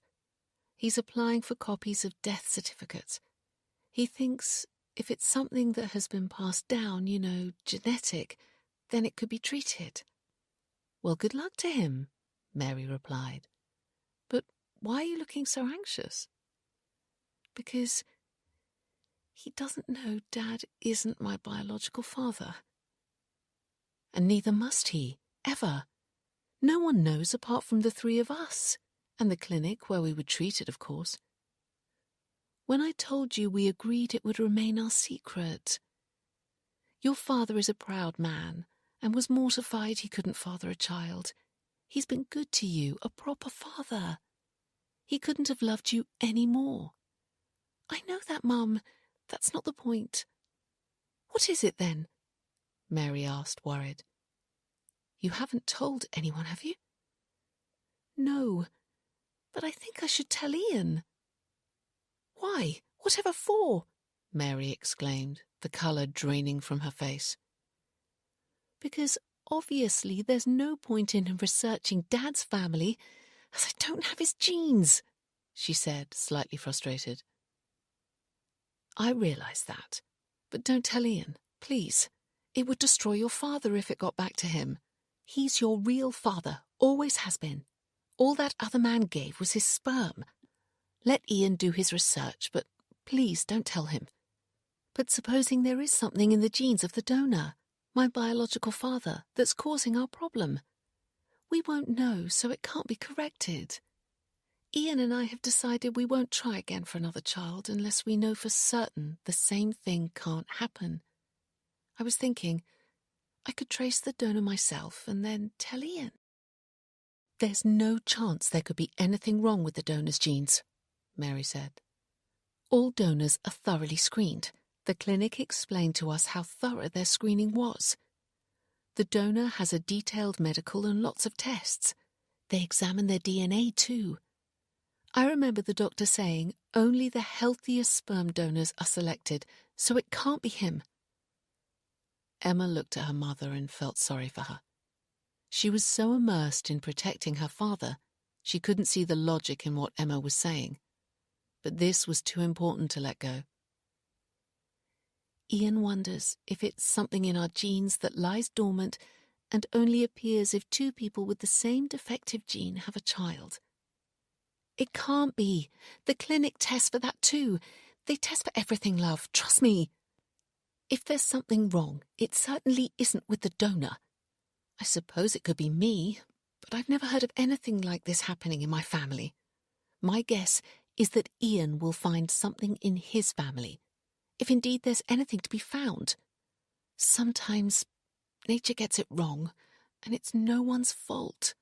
Ian's checked your family, Emma said. What details were you given of the donor? Everything, except his name and address.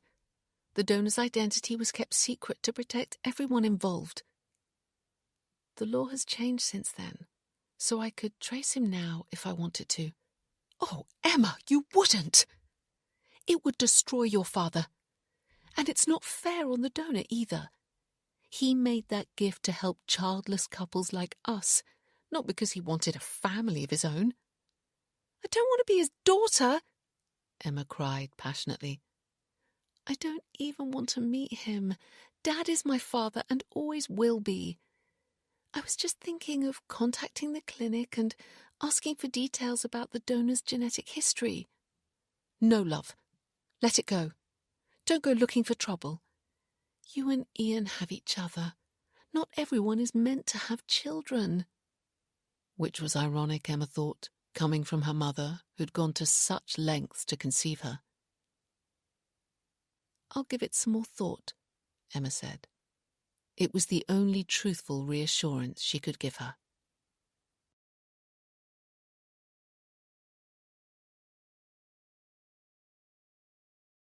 Chapter 11.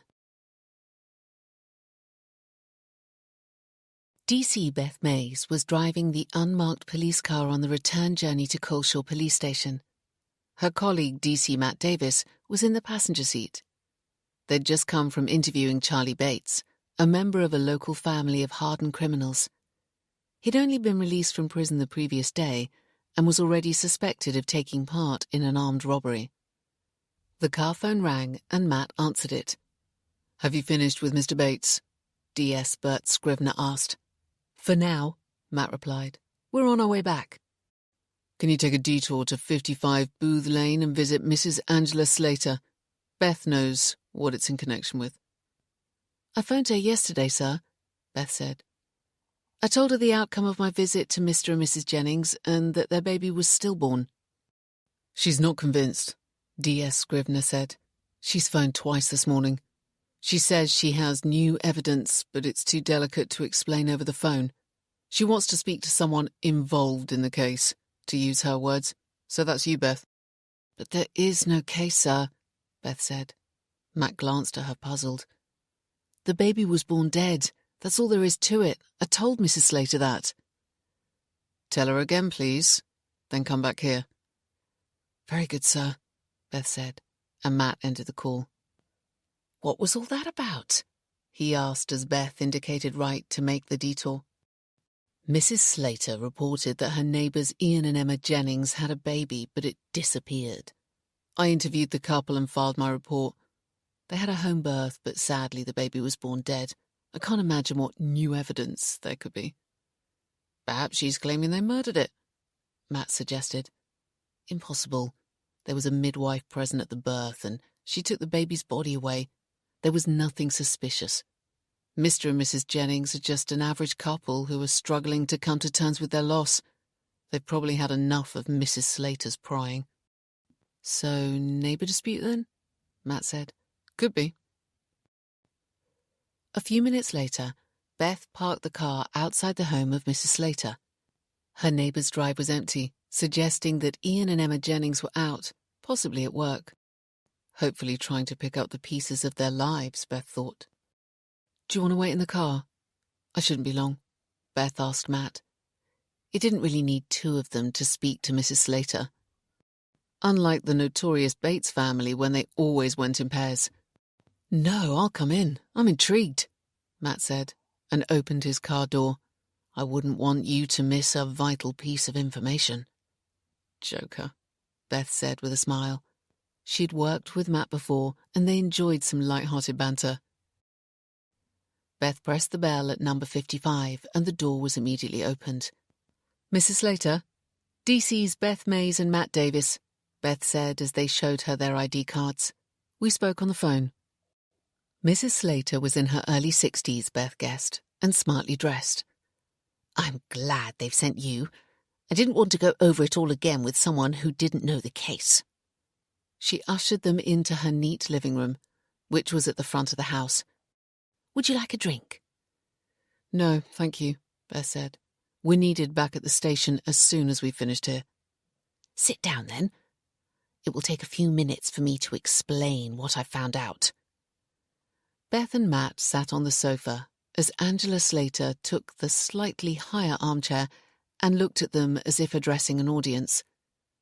A glass-fronted display cabinet stood against one wall, containing ornaments, family photographs, and an empty glass decanter with 6 matching glasses.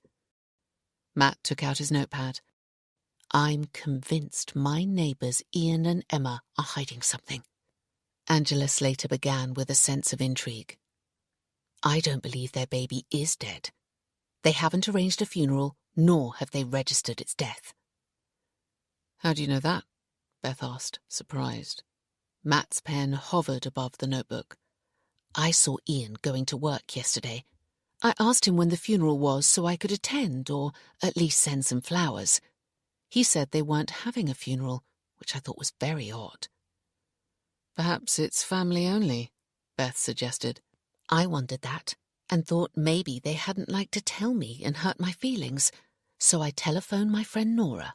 She works at Lovell's Funeral Directors in town. She's a good friend and we often have a chat and a laugh about the goings-on behind the scenes at the funeral parlour. You wouldn't believe some of the things she tells me. So much for confidentiality, Beth thought. My friend Nora said Lovell's hasn't been contacted to arrange the funeral of David Jennings. Angela Slater concluded with satisfaction.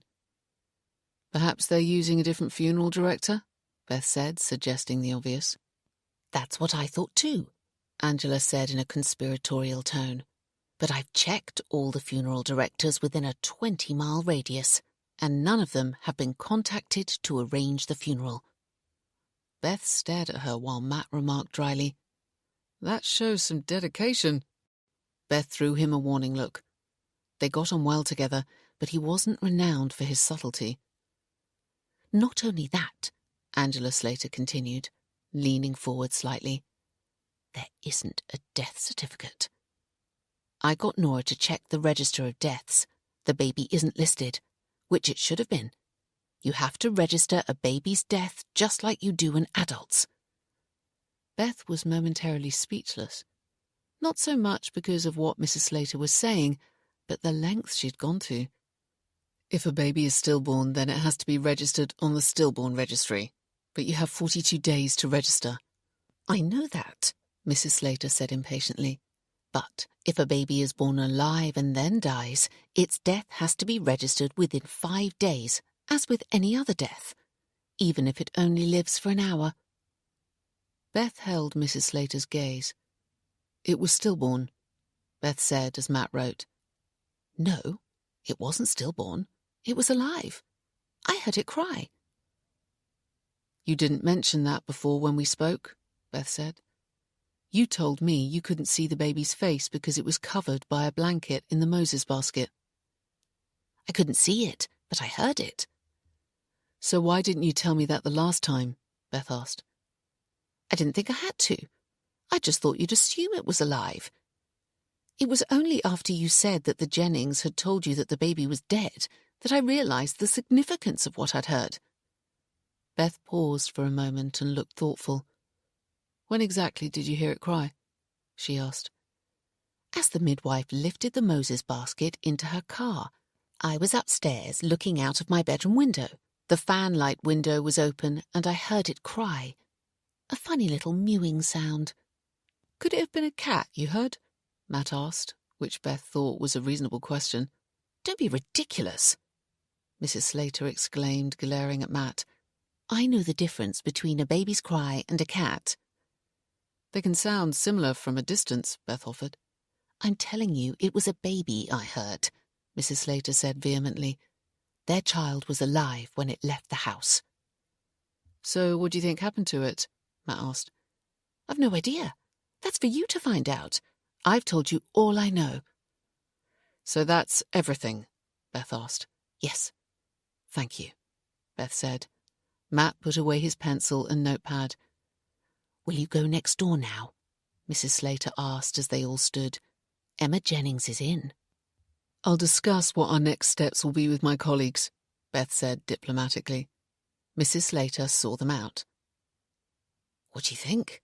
Matt asked Beth as they went down the path. The front door had closed behind them. I think she's mistaken about hearing it cry, and the baby was stillborn. Or perhaps she did hear it cry, and it died shortly after, Matt suggested. It's possible, but in that case, there should be a death certificate. Mrs. Slater was right when she said a baby's death has to be recorded in the same way as an adult's, even if it only lives for a short while. We'd better speak to Mrs. Jennings. Having reached the end of Angela Slater's driveway, they went right and walked up the drive next door to number 57. Beth rang the bell and they waited. Then she rang it again. A few moments later, the door opened on a chain, just enough for Emma Jennings to see out. "Hello, Mrs. Jennings. Detective Constable Beth Mays," she said, showing her ID. "I visited you before when your husband was here. This is my colleague, Detective Constable Matt Davis." "Yes. What do you want?" "Could we come in?" Beth asked. "Why? Ian isn't here. He's at work." "We don't need to speak to him. I'm sure you'll be able to help us. It won't take long." Emma hesitated and then removed the chain to let them in. "I'm sorry for your loss," Matt said as they entered. "Thank you," Emma said. Beth thought Emma looked significantly better than the last time she'd seen her, when she'd been in bed and was being looked after by her husband, but she still had a way to go and seemed fragile. "Shall we sit down?" Beth suggested. Emma led the way into the front room. "We won't keep you long," Beth said. "We've been contacted by a worried neighbour." "I can guess who that is," Emma said dourly. "We made the mistake of being friendly with Mrs. Slater when we first moved in. Now she won't leave us alone." Beth nodded. "I know this may sound insensitive, but I need to ask you a difficult question in connection with your baby." "What?" Emma asked anxiously. There was no easy way to put it. "Was your baby born alive and then died, or was it stillborn?" Beth said. "Why would you want to know that?" Emma cried, immediately distressed. "It appears there's no record of the death yet." "I don't know about that. It's nothing to do with me. The midwife was seeing to it all." "The problem is, you only have 5 days to register a death," Beth said. "And that time is gone." Emma looked at her confused. "If a baby is stillborn, you have longer, 42 days, but it still has to be registered." "I suppose it was stillborn then," Emma said, her eyes filling. "I'm sorry," Beth said. "Don't you know?" she asked gently. "No, I was in such a bad way. I couldn't bear to see it. He was born very early, premature, and wasn't right. We haven't talked about it since." "So you didn't see or hold your baby before the midwife took him away?" Beth asked in the same sensitive tone. She knew parents could spend some time with their dead baby if they wished. Emma's reaction wasn't what she expected. "No, of course not. What a dreadful idea. I just wanted him out of here and gone. He wasn't right. Ian didn't see or touch him either. The midwife took him and then came back to see me." "I see. Thank you," Beth said, as Matt wrote. "Are you planning on having a funeral?" "No. My mother asked me that, but I don't understand why you want to know. It's private." "I'm sorry," Beth said. "I'm just trying to establish a timeline. There is some suggestion that the baby may have been alive when he left here." "That's ridiculous. Of course he wasn't. Can you go now, please?" "Yes. I'm sorry I've upset you. I don't need to bother you any further. Your midwife will be able to give me the details. What's her name?" "I don't know," Emma replied agitatedly. "Her name will be on your maternity records?" Beth prompted. Emma didn't reply. "I won't trouble you further," Beth said, standing. "I can get the information from your health service provider. They'll have her details." "It's Anne Long," Emma suddenly said. "Now I want you to go. I'm not feeling well. I need to lie down." "I'm sorry. Can I call someone to be with you, your husband?" "No, just go." Emma remained in the living room, as Beth and Matt let themselves out. "What do you make of that?" Matt asked once in the car. "Not sure. I need to speak to the midwife."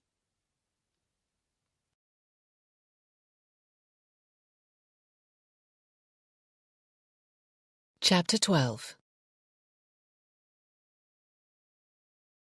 Beth saw their boss, D.S. Scrivener, glance pointedly at the clock on the wall as she and Matt returned to their office in Coleshaw Police Station. "Seeing Mrs. Slater took longer than expected, sir," Beth said, pausing by his desk. "We had to interview her neighbour, Mrs. Jennings, the one who lost the baby," Matt added. "Why?" D.S. Scrivener asked. "Because Mrs. Slater's new evidence is that the baby was alive when it was taken from the house," Beth explained. "She's claiming she heard it cry. If she's right, then its death should have been registered by now, but it hasn't been. We spoke to the mother, Emma Jennings, but she isn't sure what happened. She was too distressed at the time. I'm going to phone the midwife who was involved and clarify the position." "Okay," D.S. Scrivener said. "Then I want the two of you to return to Mr. Bates and arrest him. We have the evidence we need now." "Yes, sir," Matt said. He and Beth went to their desks. They sat opposite each other, their computer screens back to back. "I've better check the registry records first," Beth said, logging onto her computer. "Just in case Mrs. Slater's friend Nora has got it wrong and the death has now been registered." "Good idea," Matt said, then turned his attention to his screen and the case he was working on. Beth began by checking the register of births, then deaths, and finally stillbirths. 15 minutes later, she had the confirmation she needed. Nora was right. There was still no record of David Jennings ever having been born or dying. Beth then spent a few moments finding the contact details for the midwife, Anne Long. Her name appeared as a member of staff at Coleshaw Health Centre. Beth keyed in the number for the centre. "Coleshaw Health Centre," a trim voice announced. "Good afternoon. I'm Detective Constable Beth Mays, Coleshaw CID. I'd like to speak to one of your midwives, please, Anne Long." "I'll put you through to midwifery." "Thank you." Beth waited. Then a female voice sang, "Midwifery, how can I help you?" "Good afternoon. It's Detective Constable Beth Mays, Coleshaw CID. I'd like to speak to one of your midwives, Anne Long. She's out at present on a call. I could ask her to phone you on her return." "Does she have a work mobile?" Beth asked. "Yes, but she won't be able to answer it if she's with a patient." "No, I appreciate that. If she doesn't answer, I'll leave a message." "No problem. Just a moment, please." A few seconds later, she came back on the line and read out the number for Anne Long, as Beth made a note. "Has Anne worked there for many years?" Beth asked. "Oh, yes. She's one of our longest-serving midwives. She's very highly thought of. Many mums request her." "I'm sure she's excellent," Beth said. "My inquiry has nothing to do with her competence. I'm doing a routine follow-up after a baby's death. David Jennings. It was a home delivery." "Oh, yes, that was so sad. Anne was very upset, as we all were, but Anne is the best person to support the parents." "Does Anne carry out many home deliveries?" Beth asked. "Yes, that's her speciality. She loves home births." "Thank you for your help. I'll give Anne a call now." "You know that sometimes, despite the best care in the world, a baby can't survive. It's heartbreaking for all involved, but it's no one's fault." "No, I understand that," Beth said. "Thanks again for your help."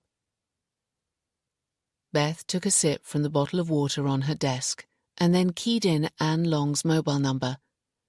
Matt was concentrating on his screen as he typed. Anne's phone was answered after a couple of rings. Hello, Anne Long speaking. Good afternoon. It's Detective Constable Beth Mays, Coleshaw CID. Is this a convenient time to talk? I have a few minutes, yes. Why? What's it about? I understand you were the midwife for Emma and Ian Jennings. Yes, that's correct. Emma's just called me. She was very upset by your visit. It wasn't my intention to upset her, Beth said, meeting Matt's gaze as he glanced up from his computer screen. I'm hoping you can answer my questions. I'll try. I understand Emma had a home delivery? Yes. And their baby didn't survive? That's correct. Was the baby full-term? Beth asked. Nowhere near. So it was stillborn? No. A late miscarriage. Oh, I see. How many weeks gestation was it, if that's the right term? It is, but I'm sorry, this is very personal information. I should like to know the reason you're asking before I share it. Of course, I'm following up on a call from a member of the public who thought their baby had been born alive and is now missing. They are wrong. It was 23 weeks, more a fetus than a baby. At that stage, it's known as a late miscarriage, not a stillborn. Stillborn is after 24 weeks. Do late miscarriages have to be registered? Beth asked. Not at present, although there is some feeling there should be a register for late miscarriages, as it could help give the parents closure. So, it wasn't alive when you took it from the house? Beth asked as she wrote. Matt was still watching her, listening to the one-sided conversation. No. Some fetuses can survive at that stage, but not many.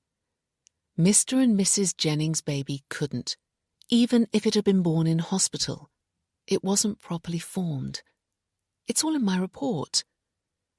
I see. So it couldn't have cried? No. It might have made a sound, but not a proper cry like a full-term viable baby does. No one would have attempted to resuscitate it, not even in hospital. I understand.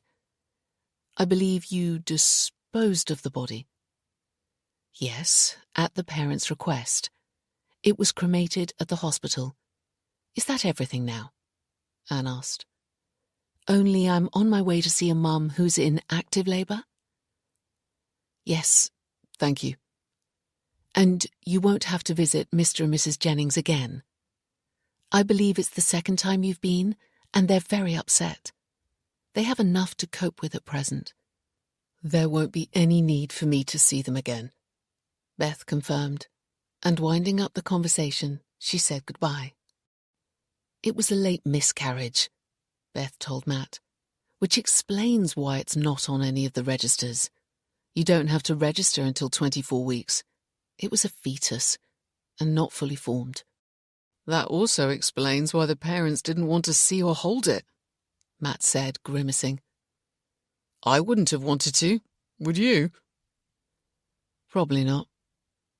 I'll just complete and file my report, and then we can go and arrest Mr. Bates.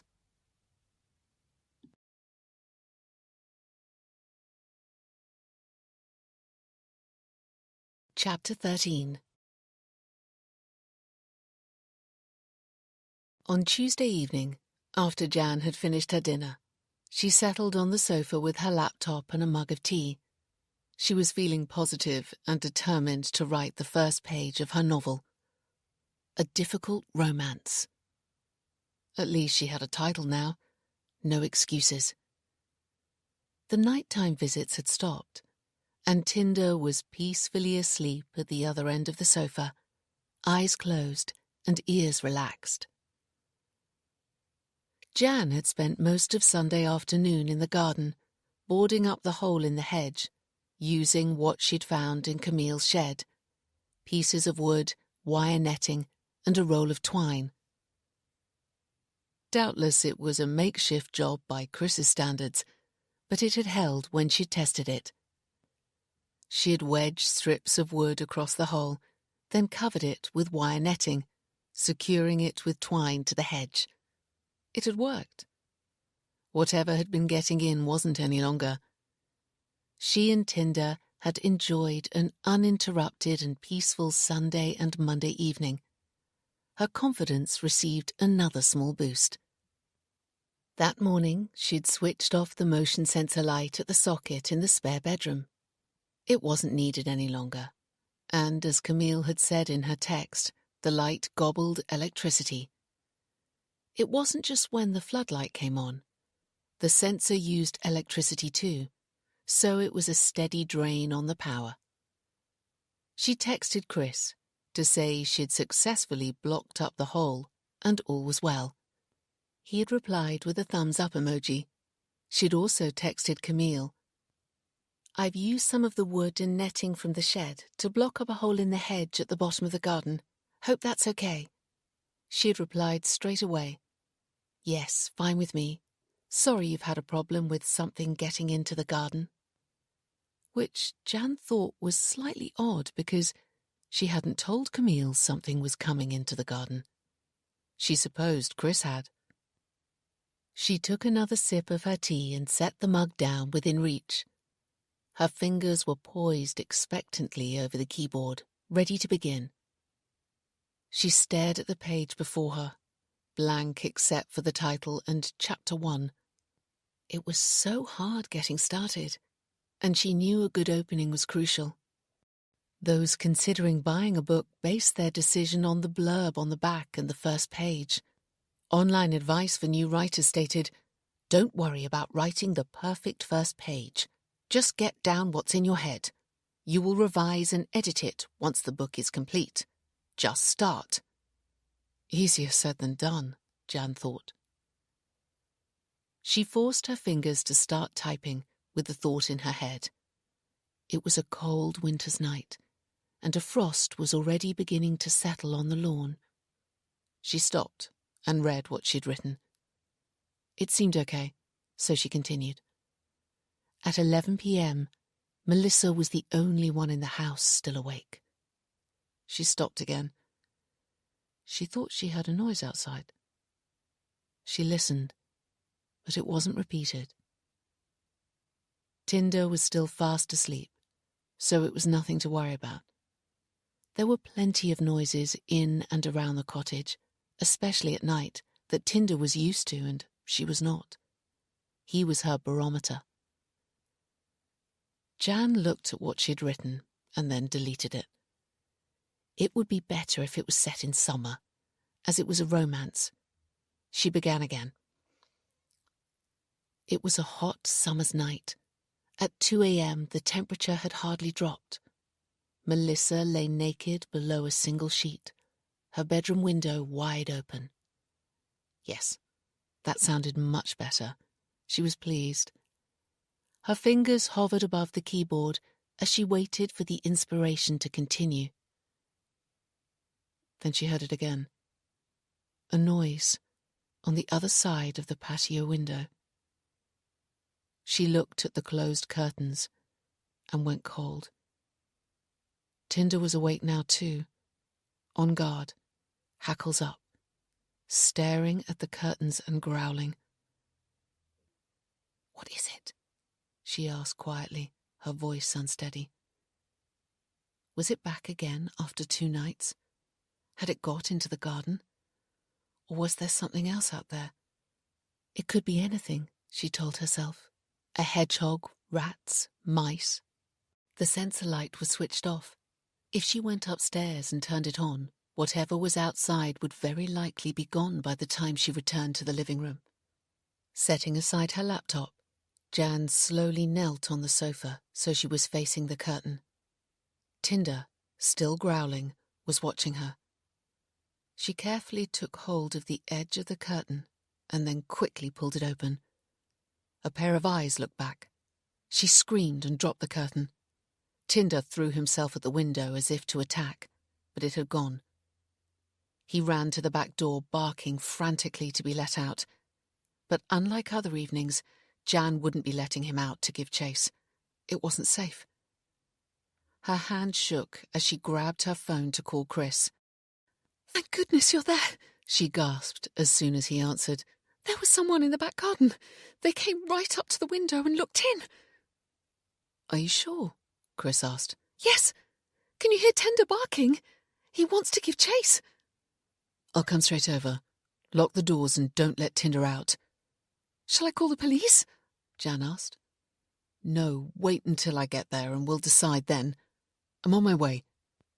Trembling, Jan went to the back door and checked it was locked.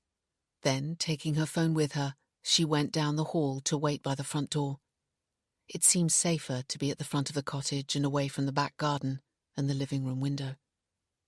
Tinder, finding himself alone, stopped barking and ran to her side. What had she seen? She didn't know. She'd only seen a pair of eyes and a shadow before it fled. Too small for an adult. A child? Surely not.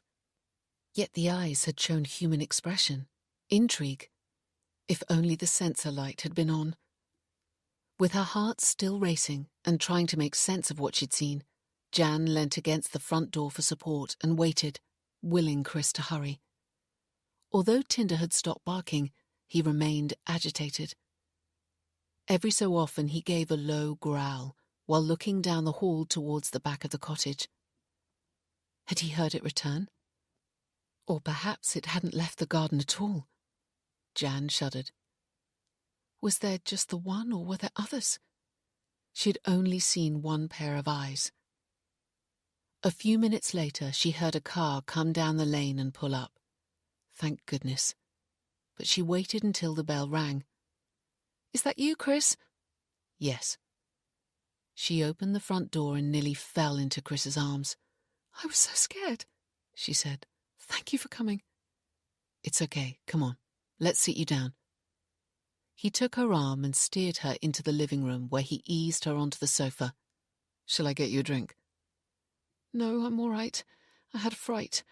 Whatever it was came right up to the window and looked in. Thanks for coming so quickly. I'll get the torch and check outside, Chris said. Do you think it's safe? He threw her a reassuring smile, suggesting there was really nothing to be afraid of and that she might have been overreacting, then fetched the torch from the hall, Tinder at his heels. Keep him in. I don't want him disappearing, Chris said, as he returned to the living room with the torch.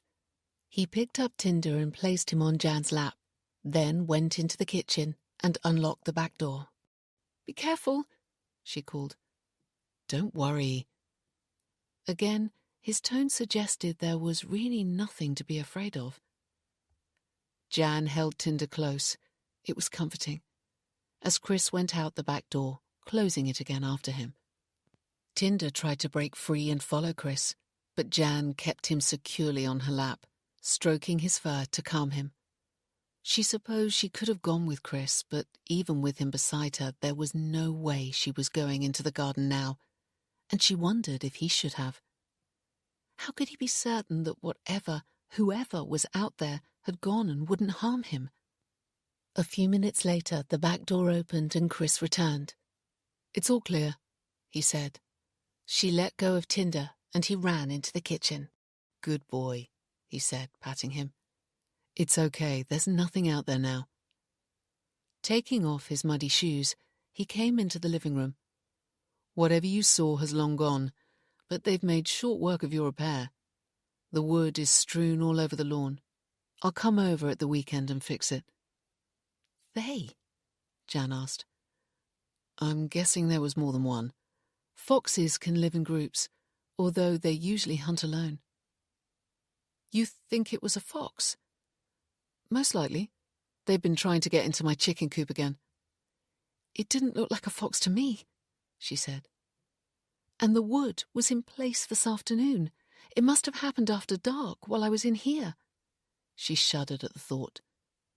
I think there was someone in the garden, and we should call the police. She picked up her phone. So you can give a good description of them?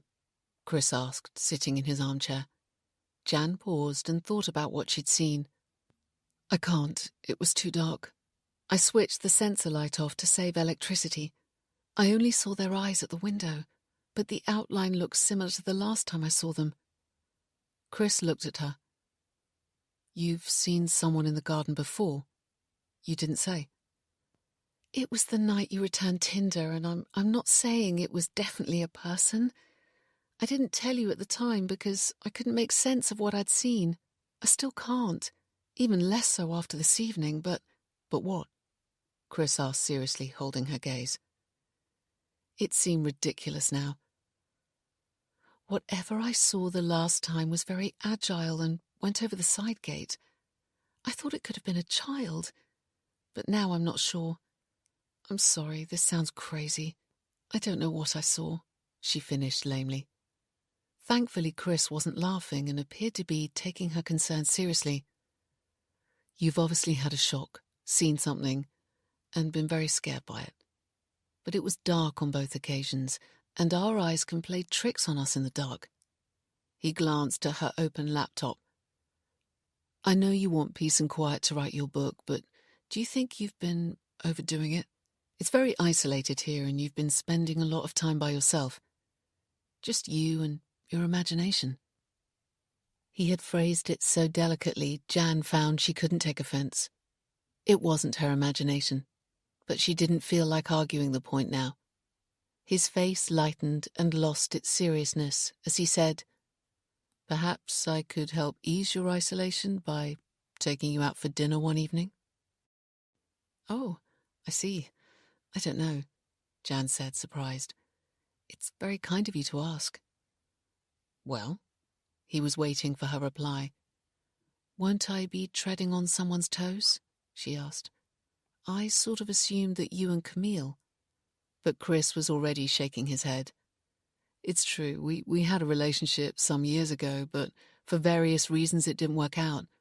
We've remained good friends. That's all we are now, friends. So no, you won't be stepping on Camille's toes if you come out to dinner with me. Jan smiled. Then yes, please. I'd like to. Good. Tomorrow. She nodded. I'll collect you at 7 o'clock. That'll give me a chance to shower and change after work. Perfect. And as for whatever is getting into the garden, I'll fix the hole in the hedge at the weekend. I'll also go into the woods and see what's happening on the other side. Then I can reassure you. Thank you.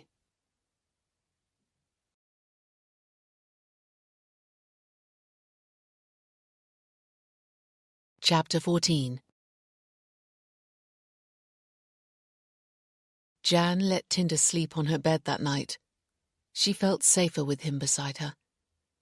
Even so, it was a long time before she fell asleep. Every noise seemed to suggest that whatever was out there could have come back.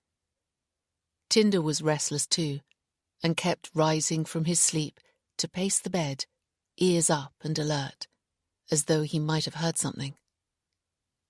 It didn't help Jan's nerves at all. Eventually, she must have fallen asleep in the early hours. The last time she looked at the clock on her phone, it had been 2:15 a.m., and now it was 8:05 and daylight. She breathed a sigh of relief. Getting out of bed, she threw on her dressing gown, pushed her feet into her slippers, and opened the bedroom curtains. Tinder, tail wagging, was at her side, ready for breakfast and his morning run. Come on then, good boy, Jan said and went downstairs. Life here seemed so much better in the daytime, and she was seeing Chris this evening for dinner. She was looking forward to it, more than she cared to admit. She had liked him from their first meeting, and would like him more now she knew he wasn't in a relationship with Camille. Good friends, he'd said. Did that mean friends with benefits? Then she caught herself.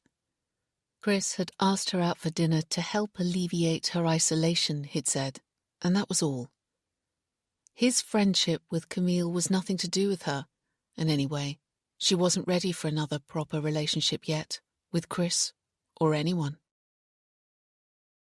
Downstairs, Jan opened the curtains in the living room. How different the garden seemed by daylight, clearly visible, peaceful and non-threatening.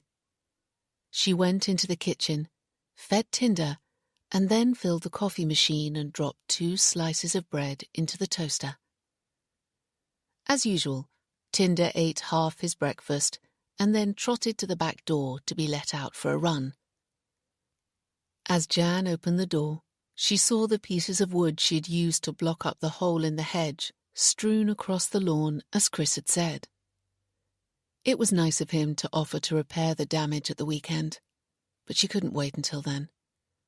Not 3 or 4 nights with a gaping hole, an open invitation to whatever it was to return. She'd have another attempt at repairing it, make it stronger. It had lasted 2 nights before, so if she made it more robust, hopefully it would stay in place. Tinder finished in the garden by sniffing around the wood, and then returned indoors to eat the rest of his breakfast. Jan buttered her toast, poured some coffee and took her breakfast upstairs to have as she showered and dressed. Bring warm clothes suitable for the country, Camille had included in her email instructions. She had, and was now dressed in jeans and a thick woolen jumper.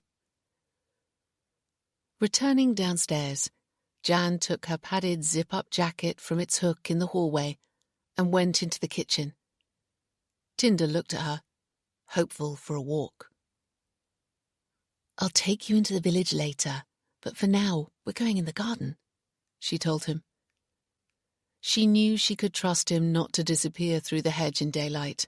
It was after dark when he gave chase and vanished into the woods.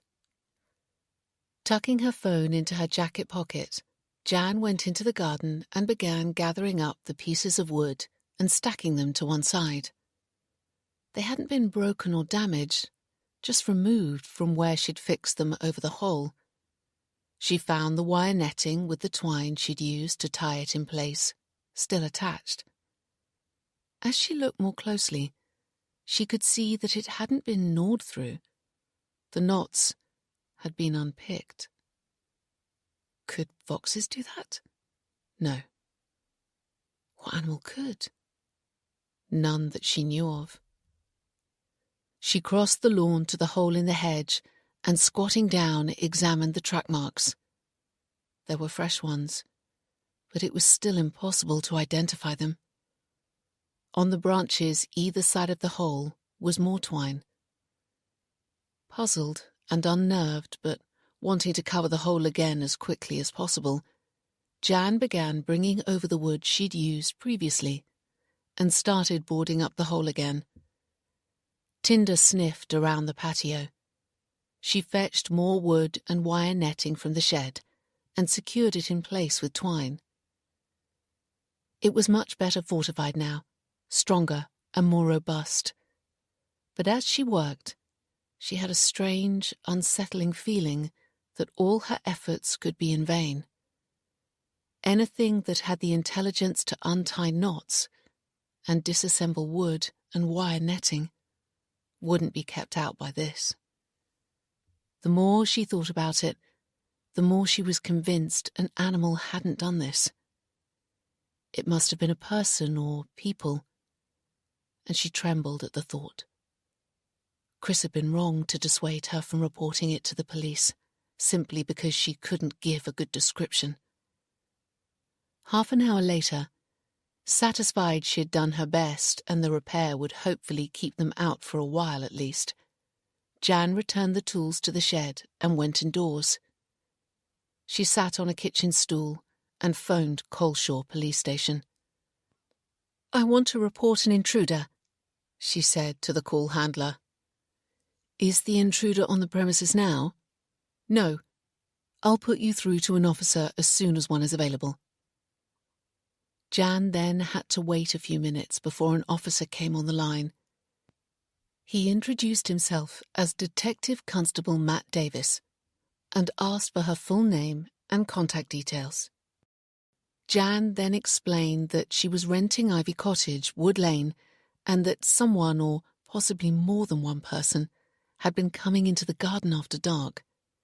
She said she thought they were getting in through a hole in the hedge at the rear of the property, which backed onto Coleshaw Woods. He asked for the dates and times of the incidents, and then said, "Did you get a good look at the intruder?" "No, it was too dark. Just a shadow, really. But there are prints in the earth where they're coming through. Okay, I'll take a look. Will you be in at around 3 o'clock this afternoon? Yes, I can be. I've got to visit someone in Merryless first, so I'll stop by after, although hopefully now you've secured the gap, it won't happen again. Thank you, Jan said, pleased he was taking her concerns seriously. Have you had any other reports of this happening? I've only been in the cottage a few weeks, but judging from the footprints, it could have been going on for some time. Not as far as I'm aware, Matt Davis replied. In the summer, we sometimes have problems with teenagers messing around in the woods and making campfires, but that's usually at the other end, up near the quarry. I believe Ivy Cottage backs onto the thickest part of the forest. Yes, although I haven't been in that part of the woods. Oh, you should, he said enthusiastically. They're at their best in autumn. The colours are amazing. Keep to the footpaths, and you can't get lost. I might give it a try, Jan replied. The local police seem far friendlier than those in the towns and cities. Matt confirmed he would be with her soon after 3, and winding up the conversation said goodbye. Jan was pleased she'd phoned. Justified and exonerated, her spirits lifted. She'd done the right thing in reporting it, and although she hadn't been able to provide a description, it was being investigated. Now she needed to go to the village store to make sure she was back in plenty of time for his visit. "Tinder, come on, walkies," she called. She checked the back door was locked, then went into the hall and unhooked the dog lead from its peg. Although Tinder could run freely along the lane, she would need to use it when they neared the village and had to cross the main road. "Tinder, walkies," she called again. He didn't usually need telling twice. "Tinder!" He appeared at the top of the stairs, tail wagging and with a mischievous look on his face. As he came down, Jan saw he had something white in his mouth. "What have you got?" she asked, and took it away. It was a small white booty belonging to a baby or a large doll, now covered in saliva. "Where did you get that?" Tinder looked back guiltily. Jan went upstairs and found the door to the second bedroom wide open. She couldn't have closed it properly after she'd switched off the sensor light. The contents of a number of Camille's carefully packed boxes were scattered across the floor. "Tinder, you naughty boy," she called. She'd have to clear it up later. She needed to go to the village store now, before DC Matt Davis arrived. "Naughty boy," she said again as she came downstairs. Tinder looked at her with large, sorrowful eyes. "It's okay," she said, rubbing his head. "It's not your fault. I shouldn't have allowed you upstairs. Your mistress doesn't." She ruffled his fur again, and then, lead in hand, opened the front door and set off for Merryless. As well as milk, she needed to top up on loose change to feed the meter. Also, she'd have a look at the food in the freezer. They kept a reasonable selection for a village store, to try to persuade villagers to shop there rather than going to the supermarkets in Coleshaw. Jan walked briskly along Wood Lane, with Tinder not far behind. The day had started off bright, but now the clouds were gathering. She could feel the temperature dropping. It was early November, and the weather forecast was predicting ground frost by the end of the week. Her mother was already asking about Christmas, and hoping that Jan would spend it with them. But she couldn't leave Tinder alone. Her good friend Ruby had texted asking if she had any plans for Christmas, and suggested they could spend it holed up in the cottage with wine and movies, which she liked the idea of. "Come on, Tinder, keep up," Jan called. He kept stopping to sniff and forage in the undergrowth at the edge of the woods.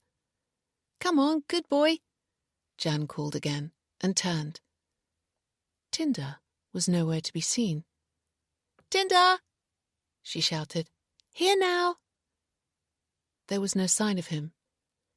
She stayed where she was and listened for any sound suggesting he could be close. But the woods were eerily quiet. "Tinder, come on! Here, boy!" Still nothing. Worried and annoyed that she was having to retrace her steps, Jan went back along the lane. He had been following her the last time she'd looked, not half a minute ago. But now he'd completely disappeared. She kept going, calling his name and looking into the woods on both sides. He must have chased something.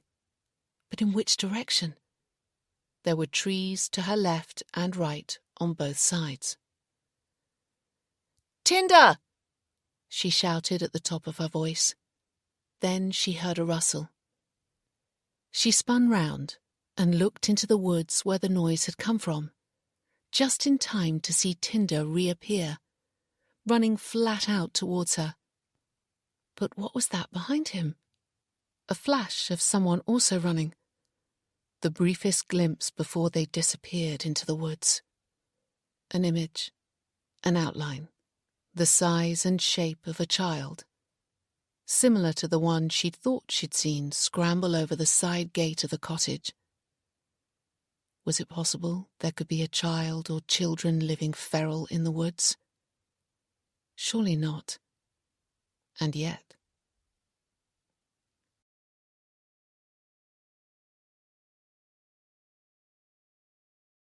Chapter 15.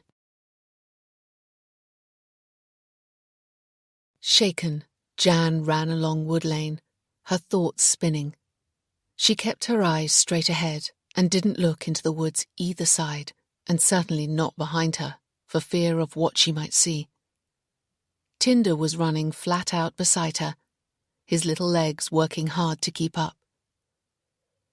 It could have been a child, and yet something in its shape and the way it had moved between the trees suggested otherwise. Could it have been an adult trying to keep low to avoid being seen? She thought it was possible, which made her more afraid. Were they following her? If so, why? What did they want with her? Thank goodness she had reported it to the police, and an officer was coming this afternoon. It gave her some reassurance. Perspiring and out of breath, Jan finally stopped running when the lane met the main road. She put Tinder on his lead and then continued at a brisk walk towards Merryless. Tinder was also out of breath and panting heavily, his tongue drooling. He seemed as unnerved by what had happened in the woods as she was. Further up, she crossed the road and continued along the pavement to the village shop. Her pulse rate and breathing began to settle. Her biggest worry now was that she had to return along Wood Lane. The clouds were still gathering, thick grey clouds causing the sky to darken and the light to go early. If only she'd brought the car. Entering the store, Jan took a wire basket from the stack, quickly gathered together the items she needed and approached the counter. There were 2 customers ahead of her, and she waited impatiently. Once they'd been served, Lillian, the store owner, greeted her with a big smile. "Hello, love." Her first question, as always, was, "Is Chris looking after you all right?" Her husband Jim was Chris's brother. "He is," Jan replied.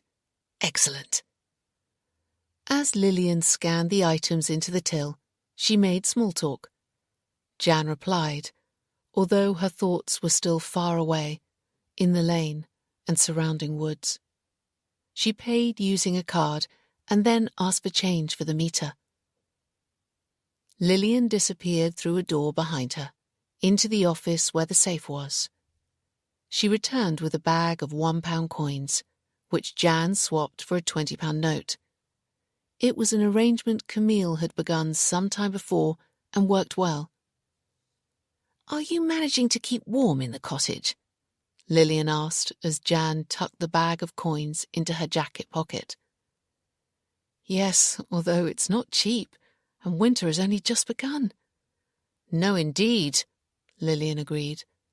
Camille keeps meaning to have that old meter replaced, but never gets round to it. I'm fine, Jan said, as long as I remember to feed the meter. And Tinder? Is he behaving himself? Lillian asked, looking at him over the counter. Not disappearing into the woods again? He does, given the opportunity, Jan said. She hesitated, then asked, Do you know if there's anyone living in the woods? Apart from you mean? Yes, I mean actually living in the woods. No, not as far as I know. What makes you ask? She frowned, puzzled. Coming here today, I thought I saw someone. A hiker? Lillian suggested. Possibly, Jan shrugged. Never mind. I just wondered. Thanks for the meter money. You're welcome. Have a good evening. Chris is taking you somewhere nice, she winked. News travels fast, Jan said, returning her smile. He was in here earlier and mentioned it. Another customer approached the till, so, thanking Lillian for the meter money again, Jan said goodbye and left. Outside, Jan kept Tinder on a short lead as they crossed the main road, and then eased it off a bit as they walked to the end of Wood Lane. What she'd seen wasn't someone hiking in the woods. Yet Lillian hadn't heard of anyone living in them, and she was usually aware of what went on around here. Jan paused at the end of Wood Lane and looked along it as far as she could before it disappeared around a bend. With woods on both sides and the sky grey, the lane appeared like a long, dark tunnel. As usual, it was deserted. It seemed a long way to the cottage, but she needed to get going. Keeping Tinder on the lead, Jan set off at a jog, but it was difficult with a bag full of shopping banging against her leg. Tinder was tired. His little legs were having to work hard to keep up, and he kept wanting to stop. Eventually, Jan slowed to a brisk walk, which Tinder could manage. As they turned the last bend in the lane, the cottage came into view. Jan stopped dead. There was someone in the front garden. Someone small. Too far away to identify with the light so poor. A shadow. But now moving towards her front door. Tinder saw it too and began barking, straining against the lead to be let free. They turned and ran, disappearing into the woods at the side of the cottage. Hey, stop! Come back! Jan cried, and ran the rest of the way to the cottage. Hello? Is someone there? She called into the shrubbery, feeling braver now she was home again. Tinder had stopped barking and was sniffing the air.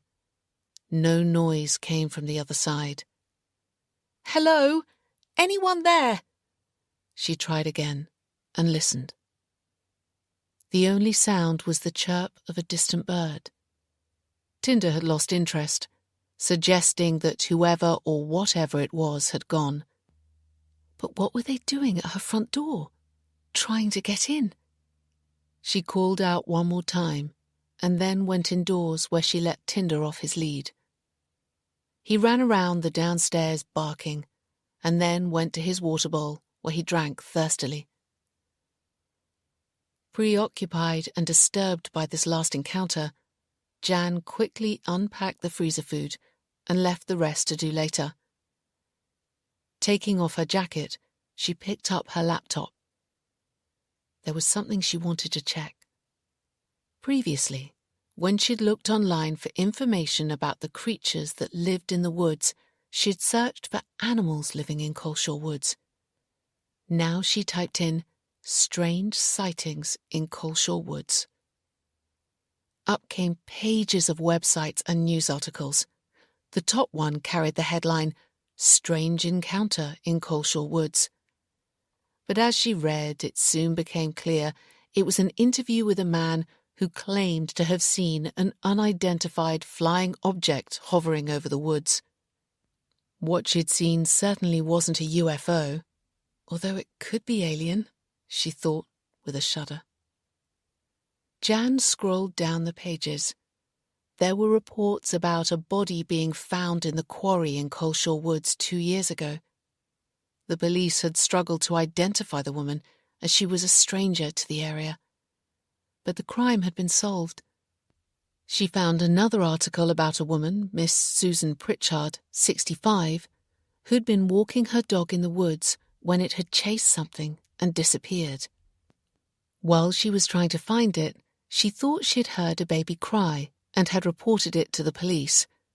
But after an extensive search, nothing had been found, and it was decided it was very likely a cat she'd heard.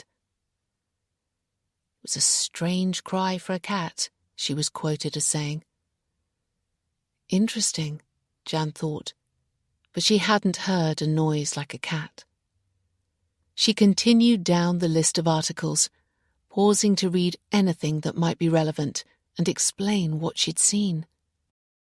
Half an hour later, she was forced to admit that nothing remotely matching what she had seen had been sighted in the woods.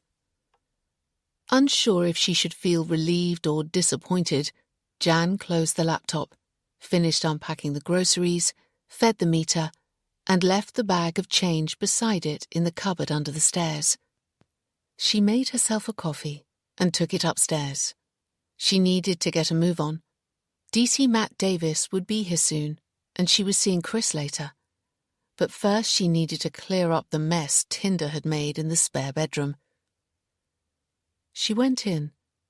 He'd really made the most of his time in the bedroom. Many of Camille's boxes had at least some of their contents removed. Thankfully, he hadn't chewed much. The booty he'd brought to her earlier was a bit mangled, and Jan now saw that some of the polythene bags on the bed containing Camille's clothes had teeth marks. Just as well he hadn't managed to tear them open and chew what was inside. Setting her mug of coffee to one side, Jan knelt on the floor and began repacking, hopefully returning the items to their correct box. Tinder was exhausted after his long walk and was asleep downstairs, so couldn't do any more damage. Jan would tell Camille what had happened, apologize and reassure her it wouldn't happen again, as she was making sure the door to the spare bedroom was kept shut at all times. In one box she found another white booty that matched the one Tinder had brought to her. It was still partially wrapped in tissue paper, together with a small white outfit belonging to a baby or doll. Jan had no idea why Camille would have these, and it was none of her business.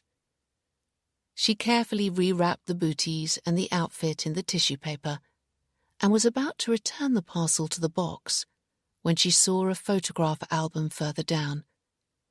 She knew straight away she shouldn't open it. It was personal and wrong of her to pry. But curiosity quickly got the better of her, and one little peep wouldn't hurt. Camille never need know. Jan carefully lifted out the glossy light grey, professionally bound album. It was commemorative, the type that could be created online by uploading digital photographs of a wedding party, holiday or similar event. On the front was a picture of a golden sun setting over a deep blue sea, and beneath it was the title, Our Last Holiday, with a date 3 years before. Even more curious, Jan opened the first page and immediately saw whose holiday it had been. Camille and Chris looked back at her from a Caribbean island. How perfectly matched they were, with similar hair colouring, high cheekbones and open smiles. They made the ideal couple. Jan felt a pang of envy and wondered why they'd broken up. She turned the pages. Photographs of Camille in her bikini on a sun lounger by the pool, Chris coming out of the sea dripping wet from a swim and laughing. He had a strong, muscular body. The two of them eating at a restaurant, climbing a mountain, sightseeing. either taken by someone they'd asked or with a selfie stick. As Jan continued to turn the pages, it became increasingly obvious that they'd had a wonderful time and had been very much in love. So why had it been their last holiday? What had gone so badly wrong to end their relationship? Chris had admitted he'd had a relationship with Camille but had been vague. Jan had formed the impression it had been a casual relationship, but these photographs said otherwise. She felt deflated. Camille was an attractive, confident woman who had a successful career. Chris had clearly doted on her. True, he was taking her out tonight, but she couldn't be anything but second best. He had seen her as a lonely singleton who, having spent too much time alone, was imagining things. In short, he felt sorry for her, nothing more. He was probably now regretting ever asking her out. Jan closed the album, returned it to the box, then placed the parcel containing the booties and outfit on top. She folded the lid and left the box where she'd found it. The shine had gone out of the evening ahead.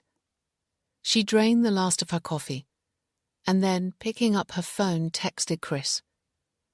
"Will understand if you want to cancel." But his reply was instant. "Wouldn't hear of it. Looking forward to it. Pick you up at 7. See you later. Chris. Kiss."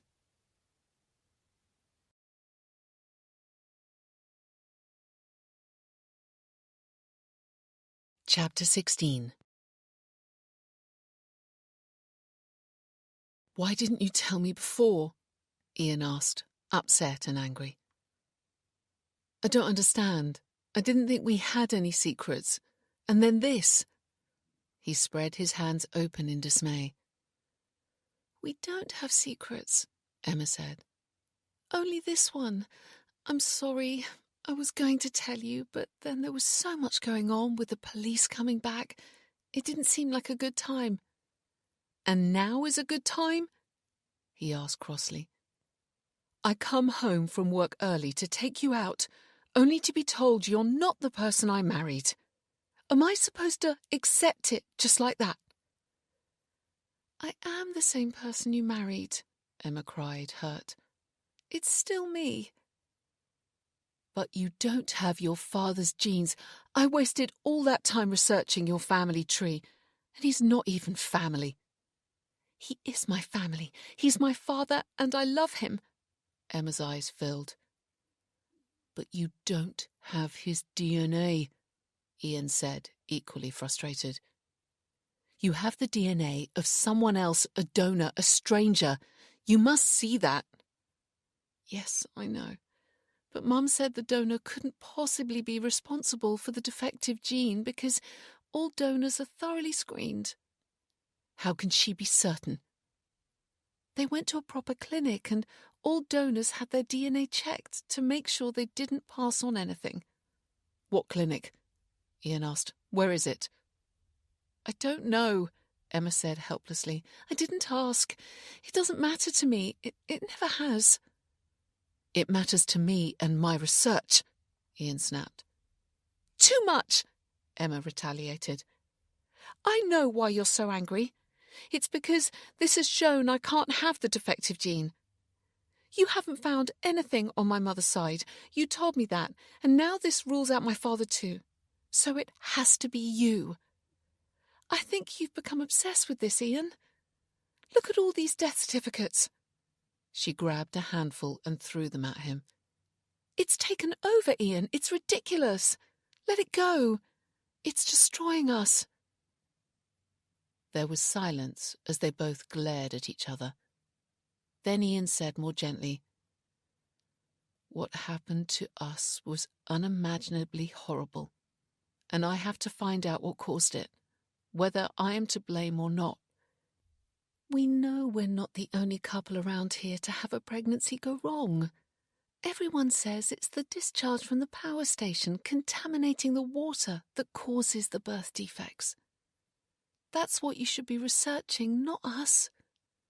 I will, once I've ruled out our DNA, Ian agreed.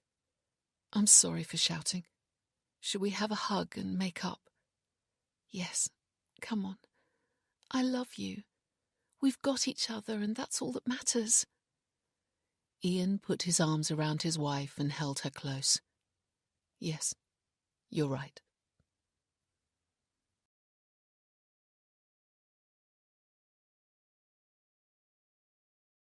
Chapter 17.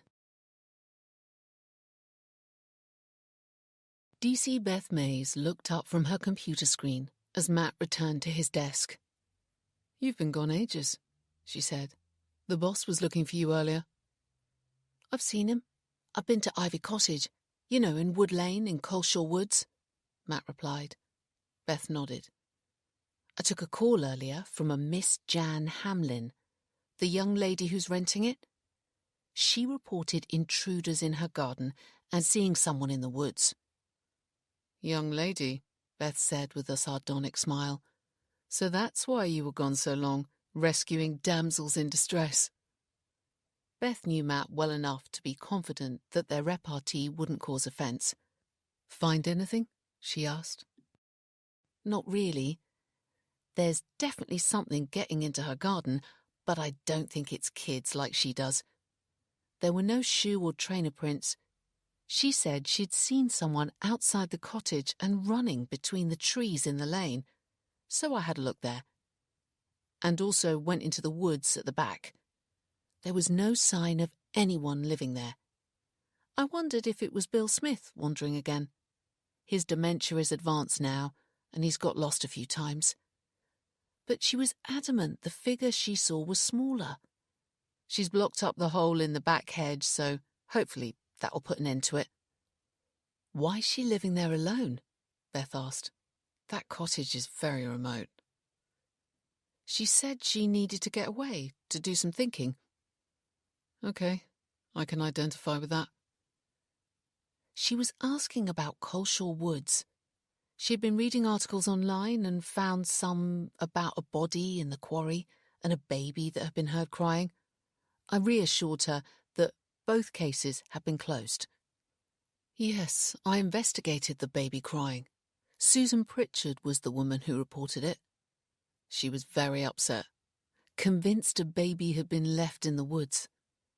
We took in sniffer dogs, and at one point they picked up a scent, but then it disappeared up a tree, so we guessed it was squirrels. By coincidence, I bumped into Miss Pritchard a few weeks ago in Merryless.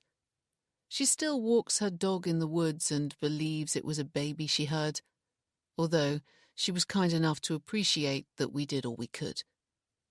Matt nodded. I told Jan Hamlin if she had any more problems to call and I'd be straight over. Beth was about to reply when DS Bert Scribner appeared at her side. I need you two to go to Coleshaw Hospital. A body has disappeared from the maternity unit. You mean a baby, sir? Beth asked. No, a body. Apparently the baby was born dead yesterday, poor little mite. But now its body has gone missing. The parents are understandably upset. The hospital will hold an inquiry, but the parents want the police involved. They're with the Chief Executive Anthony Bridges now, and are refusing to leave until they've spoken to the police. Very good, sir. We're on our way, Matt said, standing. Then take yourselves home after, DS Scrivener said. It's nearly knocking off time and you don't need to come back here. 20 minutes later, Beth and Matt arrived at Coleshaw Hospital and went to the main reception desk. Detectives Constable Beth Mays and Matt Davis, Beth said as they showed their IDs. I understand that the CEO, Mr. Anthony Bridges, is expecting us. I'll call his office and tell him you're here, the receptionist said, and picked up her phone. As they waited, Beth glanced along the corridor where a security guard was talking to an elderly couple who appeared to be asking for directions. The hospital was busy even at 5 o'clock. Mr. Bridges said, please go up to his office, the receptionist said.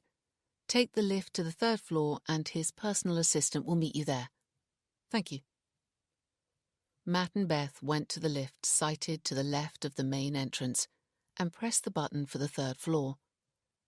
A few moments later, the lift doors opened and a young man greeted them. "Hello, I'm Donald, Mr. Bridges' personal assistant. Thank you for coming so quickly. It was getting a bit heated in there. One of our security guards is with them now." Beth and Matt followed the PA down the corridor, where he knocked on a door bearing the nameplate Mr. Anthony Bridges, Chief Executive Officer. The door was opened from inside by a security guard. "The police are here," the PA said, leading the way in. The CEO was seated behind a large desk, talking to a young couple facing him. "You can wait outside now, thank you," Mr. Bridges said, dismissing the security guard. The PA left with the guard. Only once the door was closed did Mr. Bridges speak.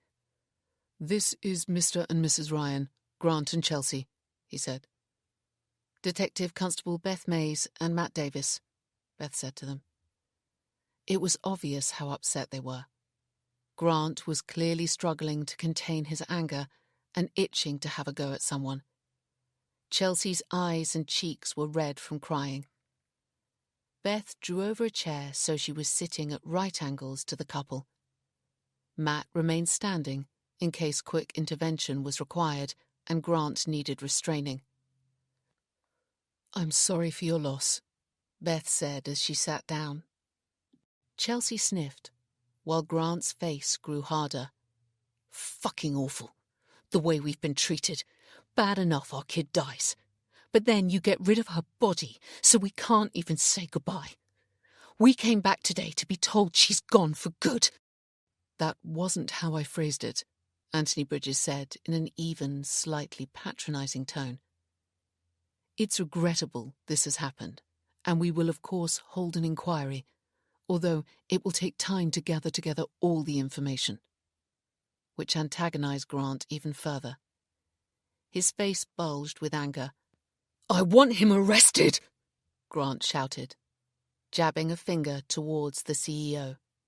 Matt took a step towards him. "Then I'll sue the lot of you." "I understand how upsetting this must be for you both," Beth said gently, "and we're here to investigate. Could we start by going back to what happened yesterday?" She took out her notepad and pen. "You tell them. I might hit someone," Grant said to his wife and cracked his knuckles. Chelsea sniffed and took a deep breath. "I had a baby yesterday," she began, her voice thick with emotion. "We knew it was going to be stillborn, and it was very early and badly deformed." "I'm so sorry," Beth said, looking up from writing. "My heart goes out to you both." Grant seemed slightly less riled now he knew his concerns were being taken seriously. "Thank you," Chelsea said. "I was prepared for it, as much as you can be. Our midwife was fantastic. She asked us if we want to see our baby, but advised us against it. She felt it would be too upsetting." "But we want to see our baby today," Grant added. "I understand," Beth said, and looked at Chelsea to continue. "When Grant and I went home last night, we talked about our loss. I also spoke to my sister. She thought we should see the baby as it might help us to come to terms with what had happened." Beth nodded sympathetically. "But when we came here today, we were told her body had already been disposed of," Chelsea said. "Disposed of? Like rubbish?" She pressed a tissue to her face. "It was an unfortunate word to use," the CEO admitted. "Yes, but this is what you've done with our daughter," Grant blurted. "Is that normal procedure?" Beth asked the CEO. "Sometimes, although there seems to have been a breakdown in communication here. Even if the parents don't want to see a stillborn baby, which many don't, we usually keep the body in the mortuary for a few days in case they change their minds. Sadly, that doesn't appear to have happened in this case. There will be a full inquiry. I've already spoken to the midwife concerned. She's very upset and has offered to meet with the parents if that will help. It's not Anne's fault, Chelsea said. She was lovely to us. Was Anne your midwife? Beth asked. Chelsea nodded. Anne Long? Yes, she is one of our most experienced midwives, Mr. Bridges replied. She acted on the parents' wishes, convinced that as the baby was not viable, they wouldn't want to see it. Incorrectly, as it turns out. She is very sorry. We all are. What happened to the body? Beth asked. It would have been incinerated, the CEO replied. Chelsea gave a little cry and wiped her eyes. I am sorry for your loss, Beth said again. She paused, and lowering her voice said compassionately, as it's impossible for you to see your baby, what would you like to happen now? What could the hospital do to help you? Give us compensation, Grant said without hesitation. Make sure it never happens again to anyone else, Chelsea said. That seems reasonable, Beth said, looking at the CEO. Of course. Once our inquiry is complete, we'll amend our procedure in line with any recommendations that are made to make sure this doesn't happen again. We always learn from our mistakes. In respect of compensation, if we are found to be to blame, our lawyers will be in touch with Mr. and Mrs. Ryan. Does that help? Beth asked the couple. Chelsea nodded, while Grant said, You are to blame, and I don't want this inquiry of yours taking forever. I'm too upset to work. So I need compensation soon. Will you write a report too? Chelsea asked Beth. I don't want this all being swept under the carpet and forgotten about. I'll be filing my report first thing tomorrow, Beth said. Do you have any more questions for Mr. Bridges? She asked them both. No, Chelsea said. Not right now, but I might in the future, Grant said. In that case, I suggest we leave Mr. Bridges to get on with his work, Beth said and stood. Anthony Bridges threw her an appreciative look. I'll be in touch as soon as we have any news, he reassured Grant and Chelsea. They too got ready to leave. Outside, Matt and Beth saw the young couple off the hospital premises and continued to their car. It was only then that Beth asked Matt, Did you recognize the name of the midwife? Yes, Matt said. It's the same one who delivered Mr. and Mrs. Jennings' baby. 2 stillbirths in a month. Is that normal? Sadly, yes. I looked it up while I was investigating Mrs. Slater's complaint. 1 in every 223 births are stillborn. That's 3,400 a year. So 9 a day. And that's just those that have been registered because of the number of weeks gestation.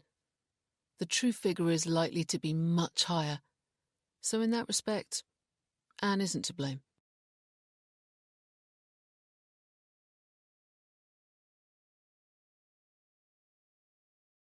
Chapter 18.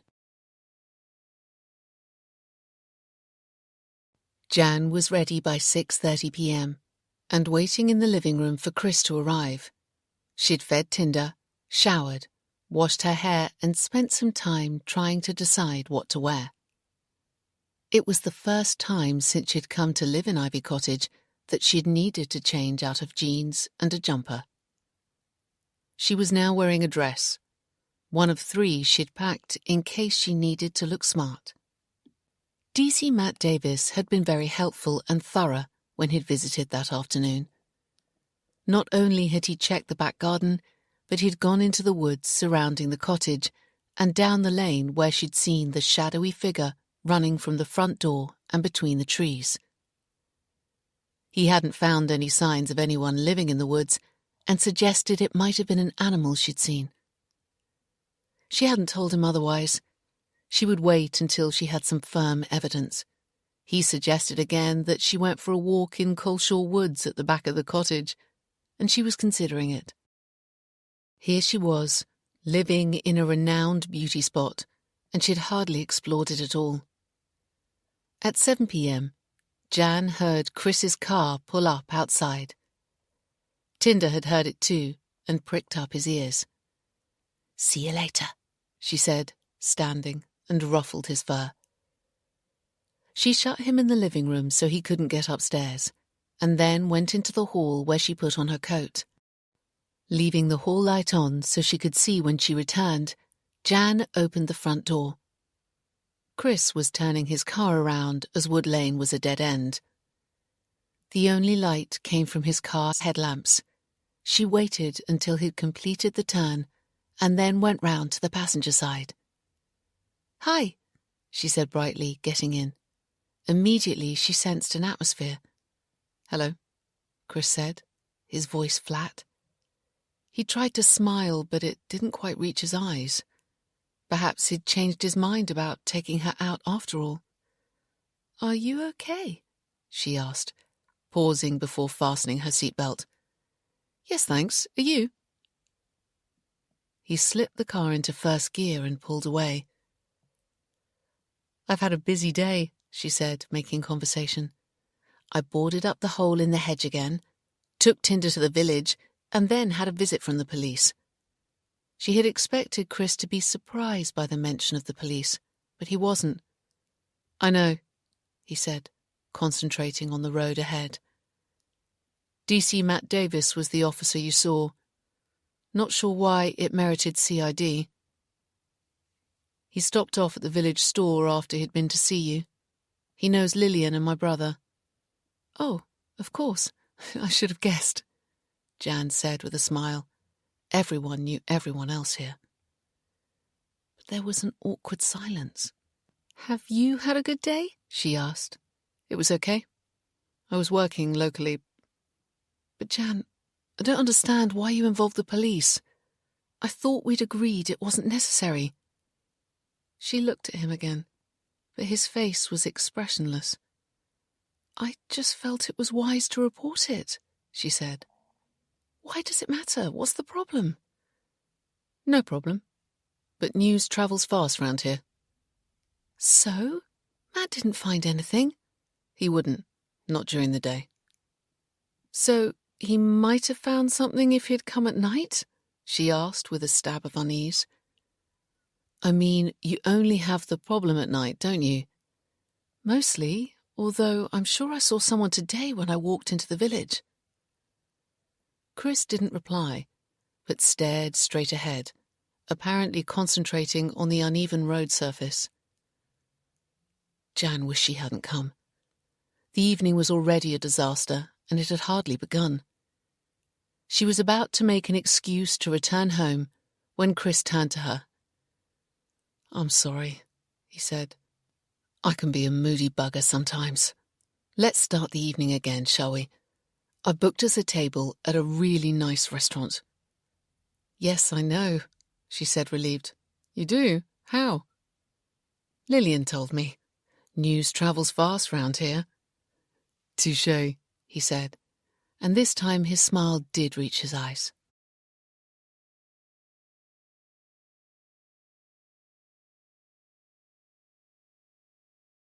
Chapter 19. At the same time as Jan and Chris were being shown to a candlelit table in Bon Appetit, a fine dining restaurant in Coleshaw, Emma and Ian were sitting at their kitchen table, having just eaten egg on toast. It was all they'd wanted, as neither of them was hungry. Ian had cooked it. He was calmer and more reasonable now. He could see why Emma hadn't ever told him she'd been conceived using donor sperm. Quite simply, it hadn't mattered to her. The man who had brought her up was her father, and that was that. Emma, for her part, now accepted that in order for Ian to continue his research into their genetic history, which was important to him, he needed to know who the donor was. She had agreed in principle to finding out, but was reluctant to take the first step, to ask her mother for the details of the clinic they'd used. Emma knew she'd be upset. Phone her rather than go there again, Ian said. It will be easier than facing her in person. I might, Emma said, nervously fiddling with her fork. Or I could phone her, Ian offered. No, I should. But I know it's going to upset her again. It might not. I mean, you've already told her why I need the information, to trace our genetic history. It's not such a big step for her to realise we need the details of the donor. I think she's hoping we'll forget about it and you won't continue with your research and just let the matter go. Emma, Ian said, reaching for her hand. I thought we'd agreed we needed to know, whatever the outcome. She gave a small nod and slid her hand away. Let's phone her now, Ian said enthusiastically. It'll be easier for you if I'm here. If you get upset, I can take over and speak to her. No, Dad will be there. Mum won't discuss it in front of him. She won't have told him I've been asking about the donor. It's never mentioned in my family. Okay, so phone and ask her to call you back. All we want is the name of the clinic, and I can do the rest. Please, Emma. It's better to do it now and get it out the way, or you won't sleep tonight. All right, Emma said. Ian left the table and fetched Emma's phone. Handing it to her, he sat opposite and watched as she pressed the number for her parents' landline. They preferred using the landline to their mobiles if they were at home. A few rings and her father answered. Emma's heart sank. Hello, Dad. How are you? She asked, immediately feeling deceitful. I'm good, thanks, pet. How are you? Not too bad. It's lovely to hear from you. Your mother said you'd stop by. Now, you're feeling a bit better. Why don't you and Ian come over for some dinner at the weekend? I'll do your favourite curry with my speciality rice. Thanks, Dad. That would be great.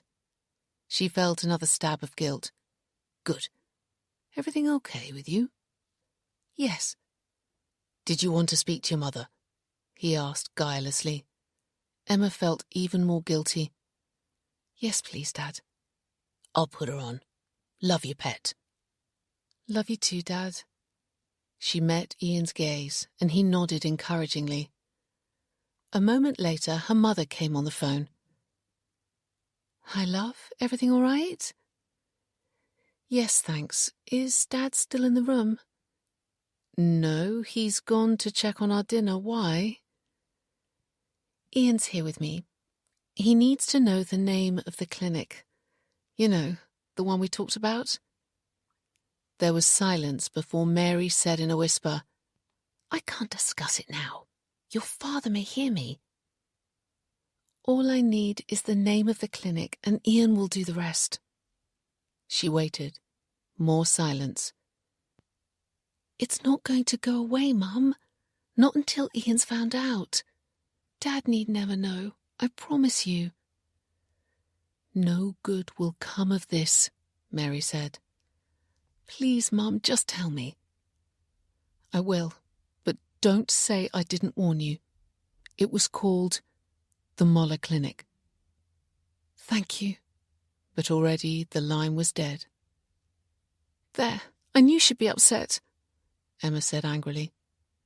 Did she tell you the name of the clinic? Ian asked. Yes, the Moller Clinic. Did she say where it was?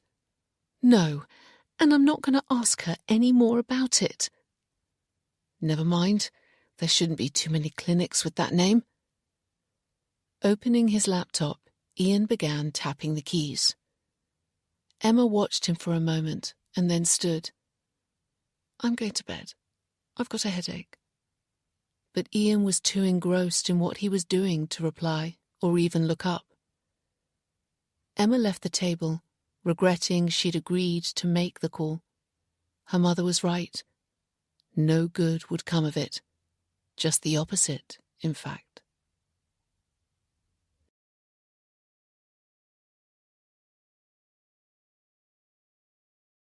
Chapter 20. Although the evening hadn't started well, it had dramatically improved after Chris had apologized for being moody. Jan was pleased she hadn't asked to return home. The restaurant was really nice, the sort of place she'd only have booked for a special occasion. Chris had clearly made an effort to impress her, which Jan appreciated.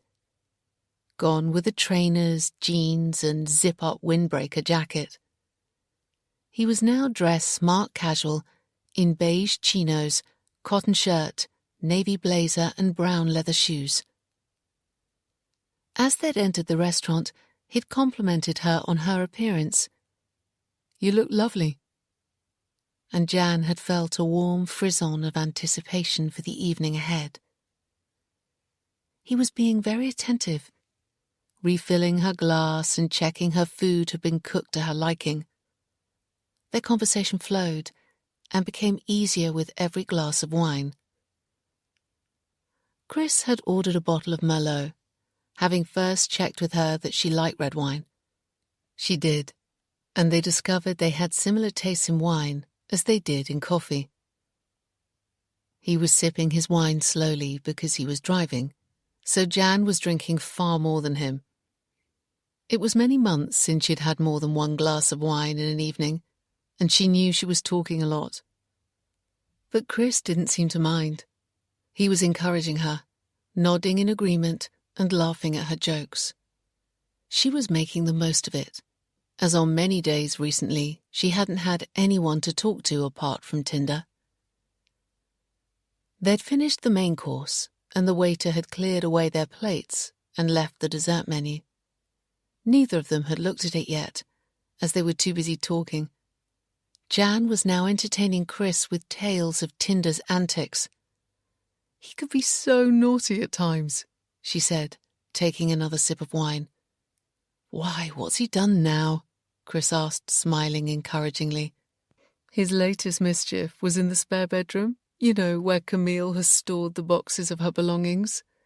I couldn't have closed the door properly because this morning he came downstairs, guilt written all over his face, carrying a little white booty in his mouth. I knew it wasn't mine," she laughed. "So I went upstairs and found Camille's belongings all over the floor. Perhaps he was missing her and could smell her on them. I don't know. I've repacked them, but I couldn't really tell him off because he gave me one of those adoring looks, the picture of innocence." Glass in hand, Jan paused, expecting Chris to be laughing as he had been doing at her other anecdotal stories, but he wasn't. "What sort of booty?" he asked. "Like a baby's or a large doll's," Jan said. "I put it back with the other one and a little matching outfit." Chris paused. "Was there anything else in the box?" he asked, his expression serious. "Just a photograph album. I've repacked everything. I'll make sure Tinder doesn't get in there again." But Chris was looking at her somberly, pensive and deep in thought. Their conversations seemed to have dried up, although Jan didn't know why. He was frowning now. Why? What was he thinking about? She finished her glass of wine. "Dogs can be mischievous," she added. "Yes, I suppose they can. Make sure the door to the bedroom is kept closed in future. Camille would be upset if she knew Tinder had got in there and destroyed her personal items." "He didn't destroy them," Jan said, slightly affronted. "He didn't do any real damage. I'm sorry it happened, and I'll tell Camille. I'm not sure what else I can do." Chris nodded, placed his napkin on the table and said, "As we finished, I'll get the bill." Without waiting for Jan's reply, he raised his hand and signalled to the waiter. "The bill, please," he said, not meeting her gaze. "Yes, sir. Would you like a coffee?" "No, thank you." He was already taking out his wallet. "I'll pay my half," Jan offered. "No, I asked you out. I'll pay." She watched him settle the bill with no idea what she'd done wrong or how to put it right. Why should he be so worried about Tinder getting into Camille's spare bedroom? The dog hadn't done any real harm. Perhaps there were things in there he didn't want her to see. The photograph album of their last holiday? But she hadn't admitted to looking at that, thank goodness. They stood and walked towards the exit in silence. She could have kicked herself for telling him Tinder had gone into the spare room. The wine had loosened her tongue, but she hadn't seen any reason not to mention it. She still didn't. She walked beside him to his car, and they got in. "Chris, have I done something wrong?" she asked as he started the engine. "No." "So why have you gone all quiet on me?" "I hadn't realized I had," he said dourly, and starting the engine, he pulled out of the car park. "I can get a cab if you like," Jan offered. "No, I'll take you home."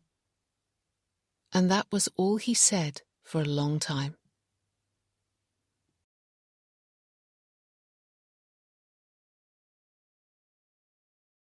Chapter 21. It had been easy for Ian to find the Moller Clinic on the internet. There was only one listed with that name in the UK. It was situated in a small village on the other side of Coleshaw, about a 30-minute drive away. A well-established fertility clinic, the tagline read. Set up by Carsten and Edie Moller 30 years ago, and offering a sensitive and personalised service. There was a photograph of the couple standing outside their clinic, as if welcoming in their clients. A homely couple in their 60s with greying hair. The clinic itself appeared to be an extension built on the side of what Ian assumed to be their house, but with its own front door. The pictures of the inside of the clinic were like many other private clinics, showing a comfortable waiting area and a consultation and treatment room. By 9 p.m, Ian had read all the information on every page of the Moller Clinic's website, including a whole page of testimonials, some with pictures of babies. The clinic, he'd learnt, specialised in intrauterine insemination, IUI. This involved placing donated sperm inside a woman's uterus using a cannula, where it would hopefully fertilise one of her eggs. The clinic treated heterosexual couples, lesbians and single women. All donated sperm was screened for sexually transmitted and genetically inherited diseases, just as Emma's mother had said. The clinic's mission statement was that treatment should be available to anyone who needed it. Because they were only a small clinic specialising in IUI, they could keep their costs down. Ian was surprised just how little they charged. £300, much less than most other clinics. There was a warning that often more than one treatment was required, but payments could be spread. The couple also offered counselling, with a note stating that clients should be aware that in the UK, children born as a result of donor sperm had the right to know the donor's identity once they reached 18. It was all very reassuring and efficient, Ian thought, and he was hopeful his questions would be answered satisfactorily. After all, Emma had a right to know about her donor. He entered the clinic's number in his phone. He'd call first thing in the morning, as soon as they opened. Even the contact page of their website was reassuring, with its pledge that Edie Moller personally answered all inquiries. Having read all the pages on the Moller Clinic's website, Ian began clicking on other links where the clinic was mentioned. There were reviews praising Carsten and Edie Moller for their wonderful treatment and thanking them for the gift of their child.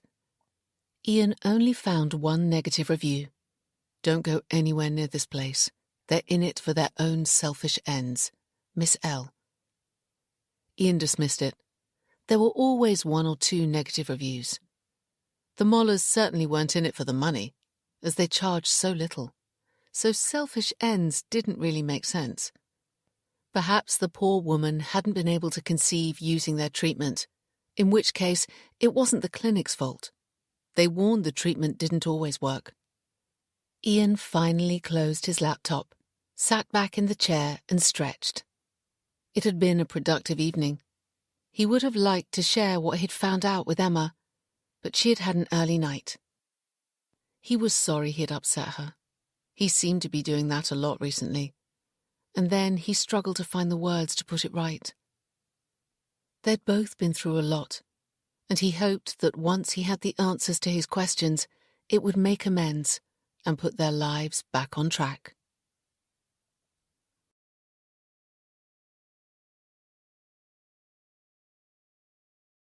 Chapter 22. The silence in the car was unsettling, and Jan was relieved when they turned into Wood Lane. Nearly home, she thought. Moody bugger. 1 minute Chris had been all over her, and the next he was sullen and uncommunicative. And all because Tinder had rearranged some of Camille's belongings. Sitting upright in her seat, Jan kept her gaze straight ahead as they continued along the potholed road surface of Wood Lane. The car's headlamps were the only light, on full beam and illuminating the road ahead. The brightness of the lights seemed to emphasize the darkness of the woods either side, making them even more unnerving, Jan thought. Although she was inside a car, she didn't feel especially safe surrounded by the dark woods, and with Chris beside her not saying a word. She realized she barely knew him. The last bend in the lane appeared, and Jan took out her front door key, ready.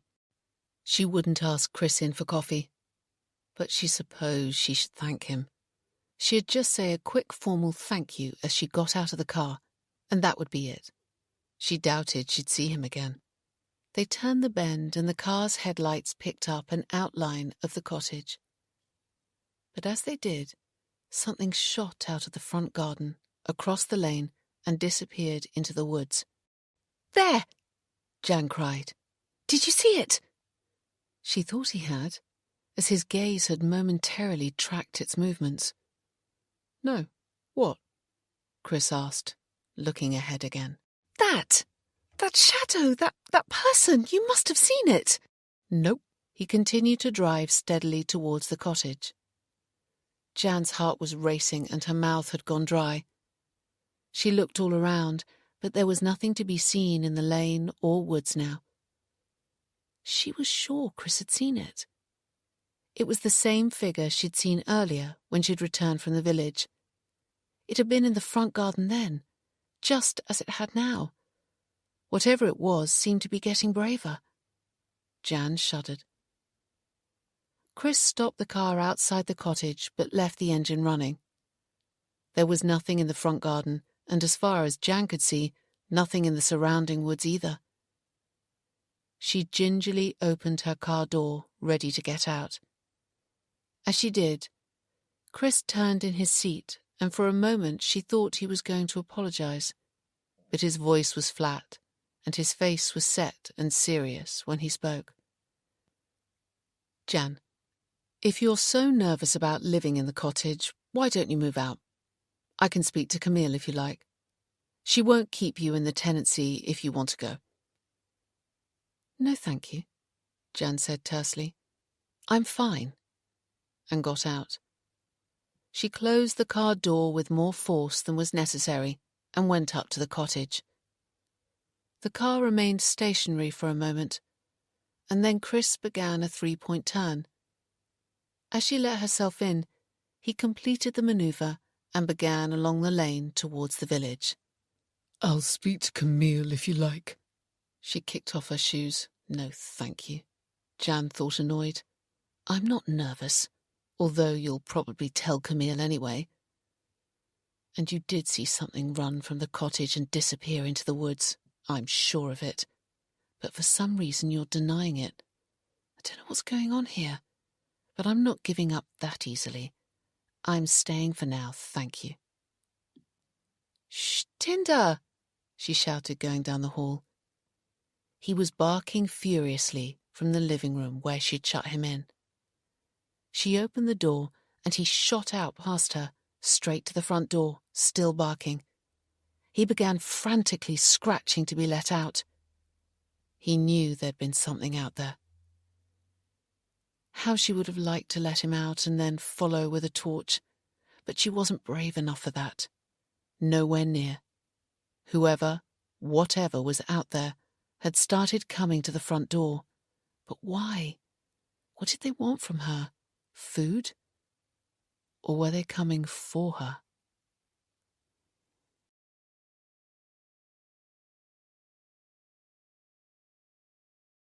Chapter 23. The following morning at 8:30 a.m., Ian parked his car in the firm's car park, took out his mobile phone and called the Moller Clinic. Their website said they opened at 8:30, and true to their word, Edie Moller answered in a kind, motherly tone. "Good morning. The Moller Clinic. Edie speaking. How can we help you?" "I'd like to discuss donor identification, please, for my wife, Emma Jennings. I'm her husband, Ian Jennings."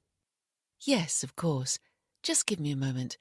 I haven't been in the office long, so bear with me while I power up my computer. Then I'll need to find your file." "Of course," Ian said, and waited. "When we first started our clinic, it was all paper files," Edie said, making conversation as her computer booted. "Now we have to store everything digitally. How things have changed." "Yes, indeed," Ian agreed, while thinking that modern technology had probably been quite challenging for Mr. and Mrs. Moller, a couple in their 60s. "Jennings, Edie said as she searched the files. "Ah, yes, here we are. Thank you for your patience. Were you inquiring about yourself or your wife?" "My wife," Ian said, then stopped. "Sorry, I don't understand. My wife's mother had the treatment, so surely it would be listed under Emma's maiden name? Jennings is her married name, my name. And we haven't been to your clinic." Ian paused as his thoughts raced. "I really can't imagine why you would have my details." There was silence before Edie said, "I'm sorry, my mistake. What was your wife's maiden name?" "But you found something for Jennings, didn't you?" "It's a common name. I made a mistake. As it's your wife who is interested in tracing her donor, she will need to contact the clinic. Confidentiality. I'm sure you understand." Ian paused. "But just now you were willing to talk to me." "That was before, when I thought the inquiry was about you." "So you have got something on me," he persisted. "As I said, it's a common name and I made a mistake. Please advise your wife to contact the clinic if she wishes to make an inquiry about her donor. Thank you for calling." Saying a quick goodbye, Edie Moller ended the call. Ian stared through the windscreen, trying to make sense of what had just happened. Edie Moller's manner had abruptly changed and become very formal and guarded, quite brusque. Very different to when she'd answered the phone. Had she made a genuine mistake? Jennings was a fairly common surname, Ian supposed. As the clinic had been running for 30 years, there could easily be another Mr. and Mrs. Jennings on file. Except he'd given their forenames too. Emma Jennings, I'm her husband, Ian Jennings, he'd said. It would be too much of a coincidence for another couple with exactly the same forenames to be registered at the clinic. Ian remained sitting in his car, deep in thought, frantically searching for an explanation. Then he pressed redial on his phone. His call went straight to the Moller's answer phone, inviting him to leave a message. He didn't. He pressed redial again, with the same result. Edie Moller was there, but not answering his calls. Annoyed, Ian tucked his phone into his jacket pocket, took his briefcase from the passenger seat, and with a feeling of disquiet got out of the car. He had to go into work now. Preoccupied, he crossed the car park and went in the back entrance of Weatherby Security Limited. Then up the 2 flights of stairs to his office. Saying a perfunctory good morning to his colleagues, he sat at his desk, took out his mobile phone, and called the clinic again. As he thought might happen, it went through to answer phone. Edie Moller would see his number on the caller display. He picked up his desk phone and called the clinic from that. "Good morning. The Moller Clinic, Edie speaking. How can I help you?" "It's Ian Jennings," he said. "You're not answering my calls." A pause, then, "I'm sorry, Mr. Jennings. I really can't help you further. It's for your wife to contact us." He heard the tension in her voice and knew she was very worried about something. "I appreciate that, but I want to talk about me, not her. Do you have an Ian Jennings listed on your books with the address 57 Booth Lane?" The silence seemed to confirm they did, and Mrs. Moller was scared. "If you wish to make an inquiry about yourself, then you'll need to make an appointment," she said. "But I'm afraid we're fully booked until next year." "I'm not waiting until next year for answers," Ian said. "I want to come in today." "I'm afraid that's not possible." "We'll see about that," he said, and ended the call. Next year. He needed answers now. Edie Moller was hiding something, and he intended to find out what. Picking up his briefcase, Ian left the office, telling his boss on the way out he was working from home.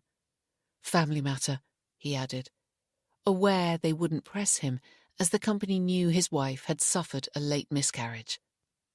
Ian took the stairs 2 at a time and then crossed the car park to his car. Edie Moller hadn't answered the phone when she'd seen it was his number, and when she had answered and found out it was him, she had been wary and guarded. If his details weren't on their file, then surely she would have just said that the Ian Jennings she had registered lived at a different address. But she hadn't. So why did the Moller Clinic have his details when he'd never been near the clinic? He intended to find out. Ian entered the postcode of the Moller Clinic in the car's sat-nav, and leaving the car park, joined the rush-hour traffic through Coleshaw. His thoughts were working overtime in the stop-start line of vehicles, and he agitatedly drummed his fingers on the steering wheel. What was going on? Had Emma been to the clinic without him? Surely not. They'd had no need for donated sperm. She got pregnant easily enough. It was what happened after that caused the problem. Ian shuddered at the thought. 2 pregnancies that had ended the same way. He couldn't bear the thought of another. Neither could Emma, unless they found out what was going wrong and were able to put it right. But what had the Moller Clinic got to do with that? Nothing, as far as he knew.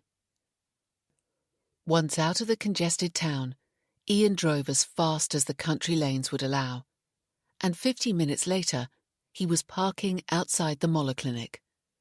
The house was set apart from the rest of the village by being situated at the top of a hill on the other side. It looked exactly like the photograph on their website, except for the CCTV cameras. They had either been added after the photograph had been taken, or, not wanting to discourage clients, purposely left off the photo.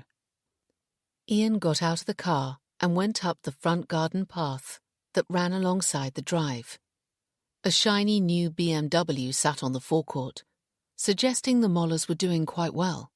The brass plaque on the door to the clinic announced, "The Moller Clinic," in bold black lettering. He pressed the doorbell and heard it chime inside. A few moments later, the door opened, and Ian recognized Edie Moller from her photograph on their website, although clearly she had no idea who he was. "Good morning," she said with a bright, welcoming smile. "Do you have an appointment?" "No, I'm Ian Jennings." He watched her face change. "You'd better come in," she said, obviously unnerved by his arrival. "I'll get my husband to speak to you." "Thank you." Ian followed Edie Moller down the hall and into the waiting room, which was exactly like the picture on their website. Cream curtains, white leather sofa, and a glass-topped table with magazines and a vase of fresh flowers. "I'll tell him you're here," Edie said, and hurried out, closing the door behind her. Ian sat on the leather sofa and glanced around. Had Edie Moller already told her husband of her error, or was she telling him now? He was half expecting her to return and say her husband couldn't see him, and he'd have to make an appointment. in which case he'd stay put and insist he saw him now. There was no one else waiting. Carsten Moller was here, and this was too important to leave. He needed answers to his questions now. Ian checked his phone. There were no new messages, and set it to silent. A few moments later, footsteps sounded in the hall.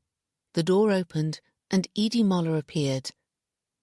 "Mr. Moller will see you now," she announced formally. "Thank you," Ian said, and stood. She led the way along the hall towards the rear of the house, where she stopped outside a door marked Office. Giving a brief knock, she opened it. "Mr. Jennings to see you." Ian went in. "Good morning, Mr. Jennings," Carsten Moller said, coming out from behind a large oak desk to shake hands. Shorter and older than he had appeared in his picture on their website, he was wearing a white lab coat over a grey open-neck shirt and dark grey trousers.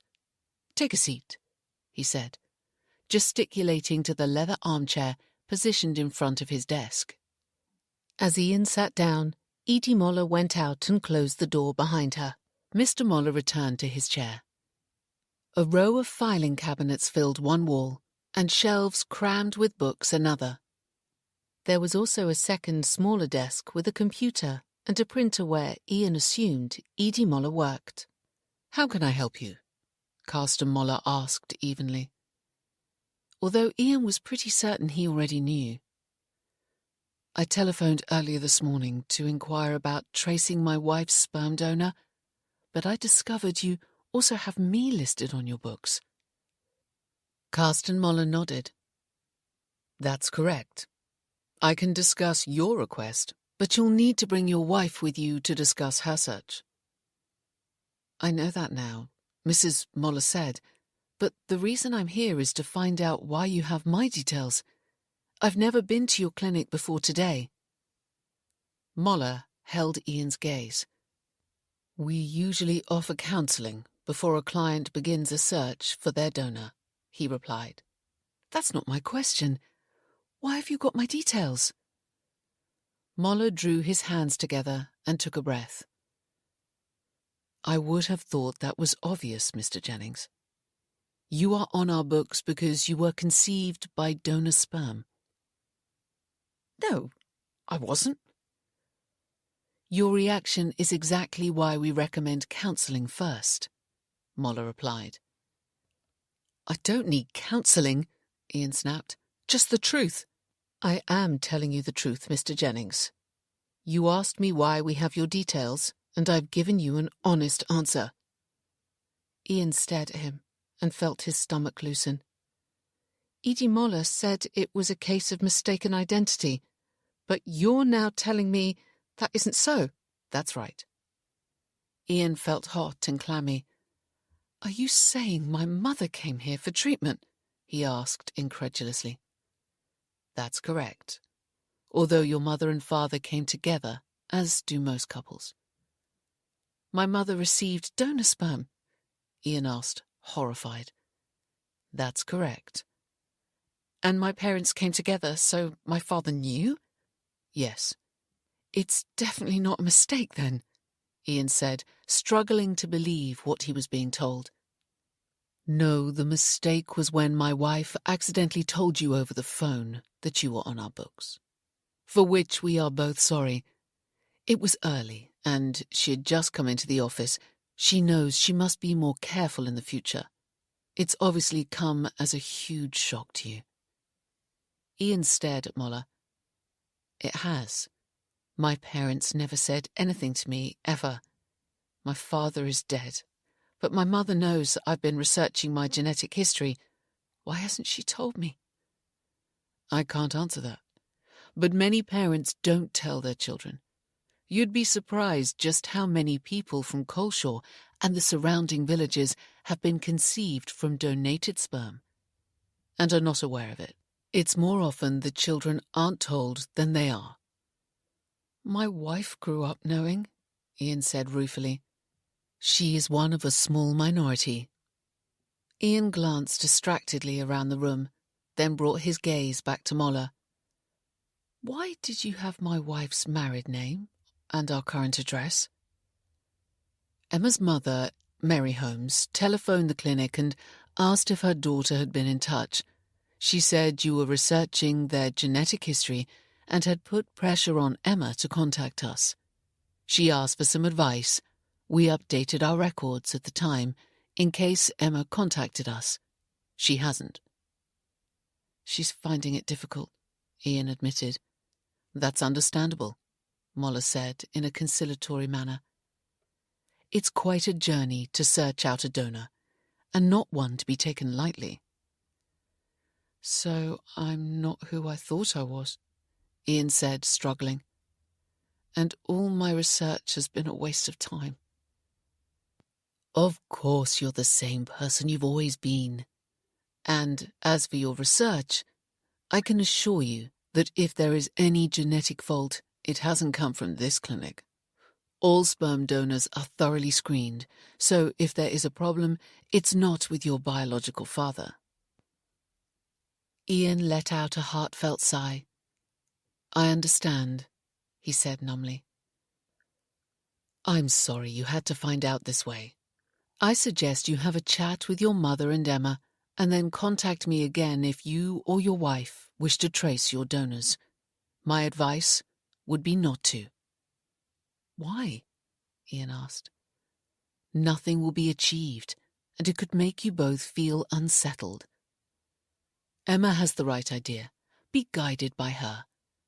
When we first started our clinic, no one traced their donors and everyone was happy. Then the law changed. Get on with your life, and be grateful you are both healthy, intelligent, and able to do well. You have me to thank for that, for screening your donor. Now, if there's nothing else, I really must be getting on. Thank you for coming to see me. I'll let my wife know you're ready to leave. Without waiting for a reply, Moller pressed a buzzer beneath his desk, and almost immediately Edie Moller came into the room. I'll see you out, Mr. Jennings, she said with a tight smile. Ian stood and left the room.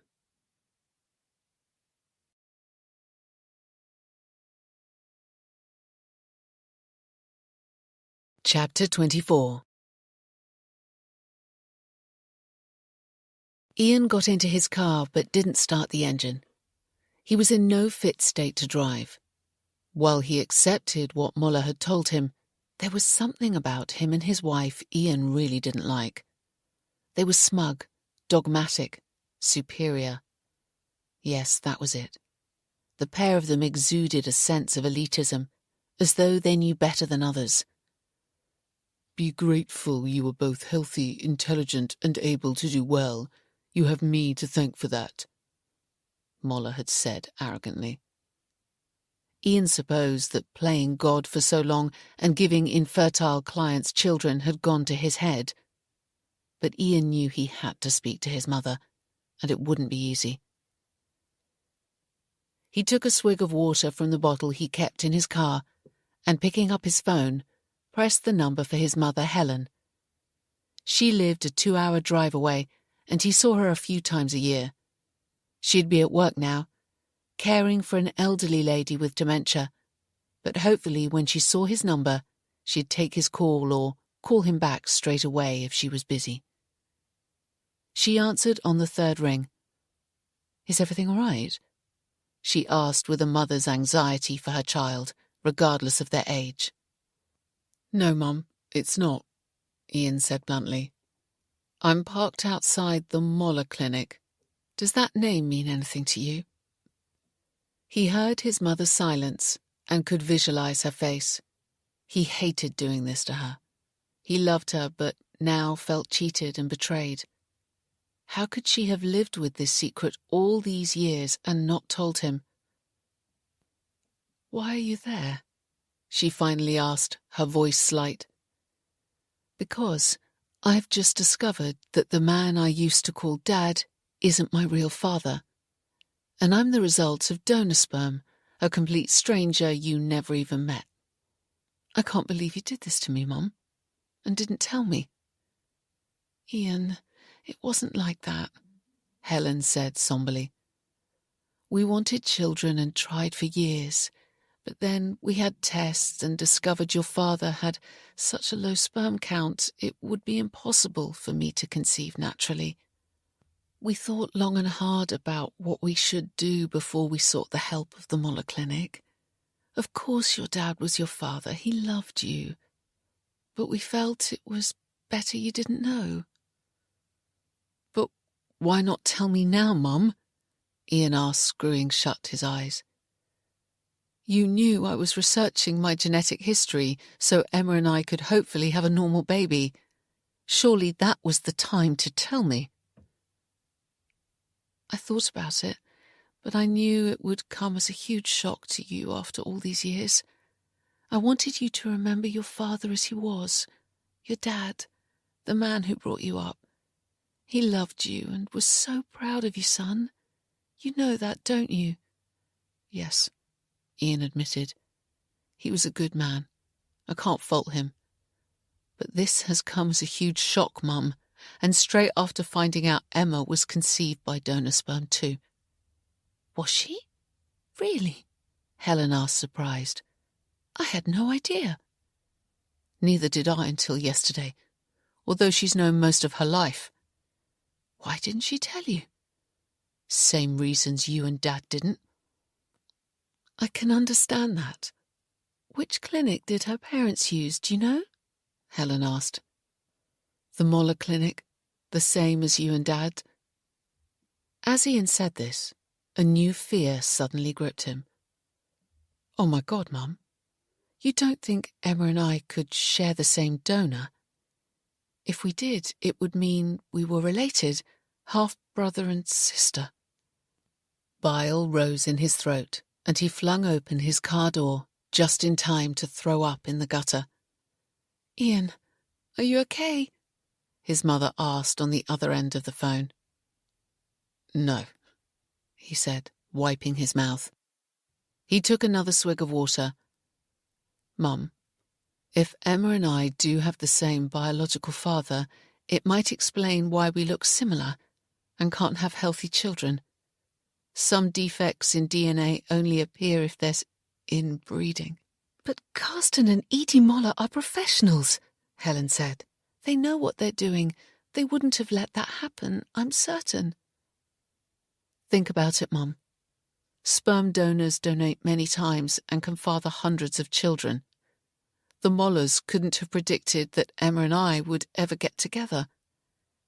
If I'd had any idea that Emma and I were the product of donated sperm and from the same clinic, I would have checked with them before we married to make sure we weren't related. Otherwise it's incest, Mum. His stomach churned, and he swallowed back fresh bile. No, it's not possible. I'm sure you're wrong, Ian. How can you be so sure, Mum? You should have told me. I'm so sorry. I kept quiet for your father's sake. I never thought it would come to this. Her voice broke. Ian was silent for a moment and then said, I'm going back into the clinic now to confront Carsten Moller. I need to know the truth.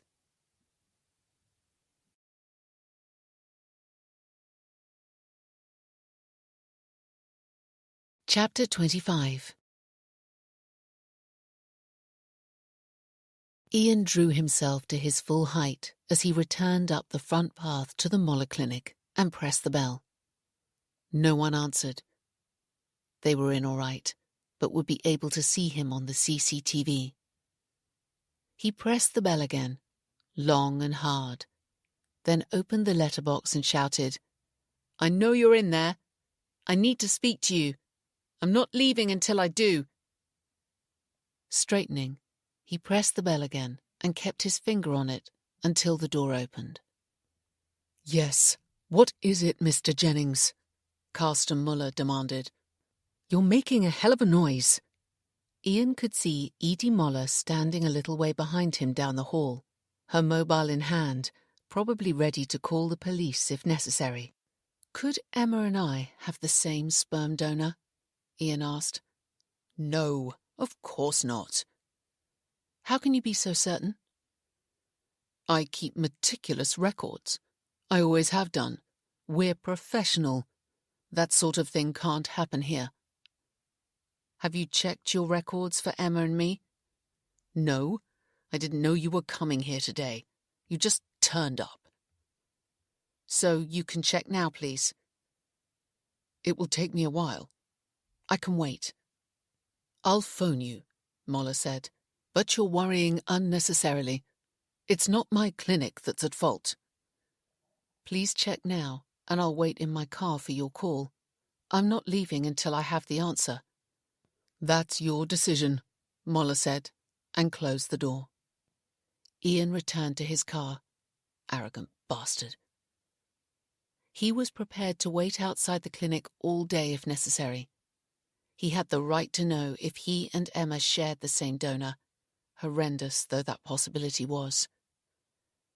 If the clinic was keeping proper records as Moller had said, then it shouldn't be too difficult to find the information. Ian stared, unseeing through the windscreen, angry, upset, and fearing the worst. 5 minutes later his phone rang. It was Castor Muller. I have checked our records, and as I thought, you and your wife don't share the same donor. Are you sure? Perfectly. So why can't we have healthy babies? I really don't know. There could be many reasons. I'm sorry for you, but it has nothing to do with my clinic. And if you don't mind me saying, I think you're becoming obsessed with this. Take Emma's advice and get on with your lives. Now, I really need to do some work. Goodbye, Mr. Jennings. He ended the call. Arsehole! Ian cursed and started the car. He didn't like the man, but at least he had answered his question. He and Emma didn't share the same donor, so that was a great relief. Ian drove the 200 or so meters into the village and parked outside the shop. He hadn't smoked in years, but now felt desperately in need of a cigarette. Discovering he'd come from donor sperm had been a huge blow. He was the only customer in the store, and a teenage lad was behind the counter listening to music. He took out his earphones as Ian approached. A packet of Marlboro, please. The lad opened the cabinet behind him and placed the cigarettes on the counter. The printed warning on the packet face up, smoking reduces fertility. That's all I need, Ian sighed, taking out his wallet. The lad grinned. You been to that clinic on the hill then? He asked. Yes. How did you know? Most strangers who come in have been or are going there. £11.50, please. Jesus. Is that what a packet of cigarettes costs now? Just shows how long it's been since I last smoked. He gave the lad a £20 note and waited for his change. What did you think of Mr. and Mrs. Frankenstein, then? The lad laughed. Ian shrugged. Why do you call them that? Mum says I shouldn't, but you've got to admit they're a bit weird. Do you know them well, then? No. They don't come in here much and don't really associate with us in the village. So why do you call them Mr. and Mrs. Frankenstein? Ian asked, tucking the cigarettes into his pocket. They make babies, don't they? And there are rumours around here they create monsters. The lad laughed again. What do you mean? Ian asked, with a stab of unease. Oh, nothing, he shrugged. Mum says I shouldn't repeat this stuff, but rumour has it that sometimes things go wrong and the babies aren't born right. Ian took his receipt and left the store. The babies he and Emma had produced weren't right, not by a long way. But they hadn't used sperm from the Moller clinic, so they couldn't blame the clinic for creating their monsters. Unless Moller had made a mistake or lied, and he and Emma did share the same donor sperm. Then the chance of a genetic fault being passed on became possible again.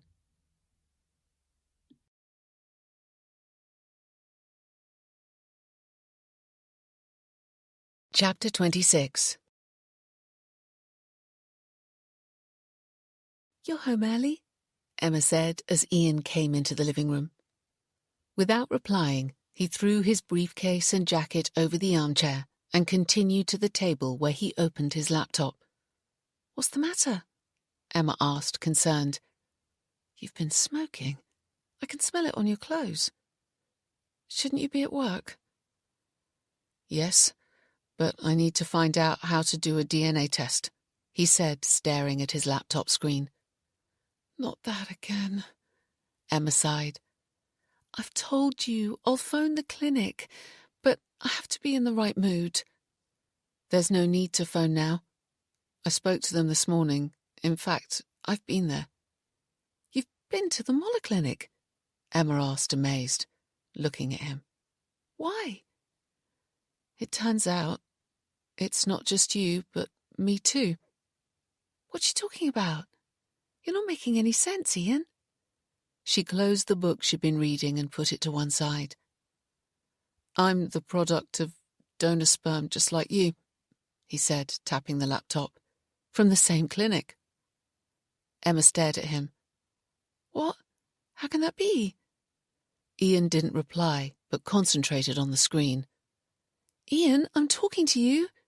Can you tell me what's going on? You're frightening me." Ian paused to look at her. "I phoned the Moller Clinic this morning about tracing your donor and spoke to Eddie Moller.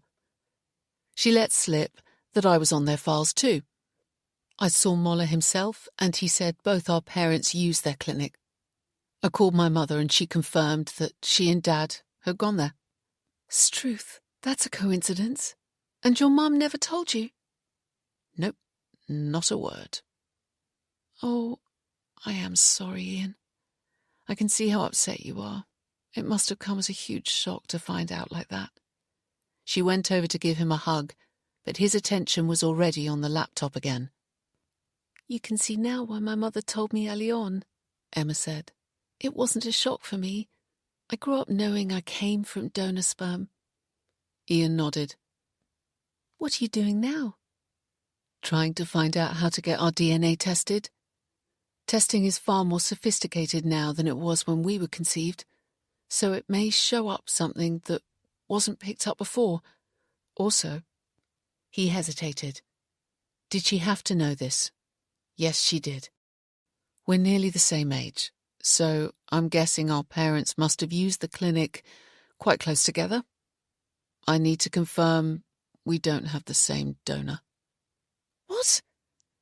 You mean there's a chance we may have—" Emma stared at him, horrified. "Not according to Carsten Moller, but I want to check. If, heaven forbid, we do have the same donor, it could explain why we can't have healthy babies." "But Mr. Moller told you we didn't," Emma said. "Yes." "Well, he's not likely to have made a mistake with something so important." "He may have, and now he's lying to cover his back," Ian said, concentrating on the screen. Emma stared at him incredulously. "You think that's possible?" But Ian was still engrossed in what he was doing. "Here's what we need," he said, tapping the keys. "Websites offering DNA tests. This one looks good. mygenetichistory.com. 60 quid each. They send us the kit to take samples of our saliva. The results are back in 3 working days. Perfect. Can you pass me my wallet, love? It's in my jacket pocket. If I order now, we should have the kits at the weekend." "And then what happens?" Emma asked. "Will you be satisfied, or will you not believe them either?" "I'm sure you're wrong, Ian. This is all taking over. Here's your wallet. I'm going for a shower."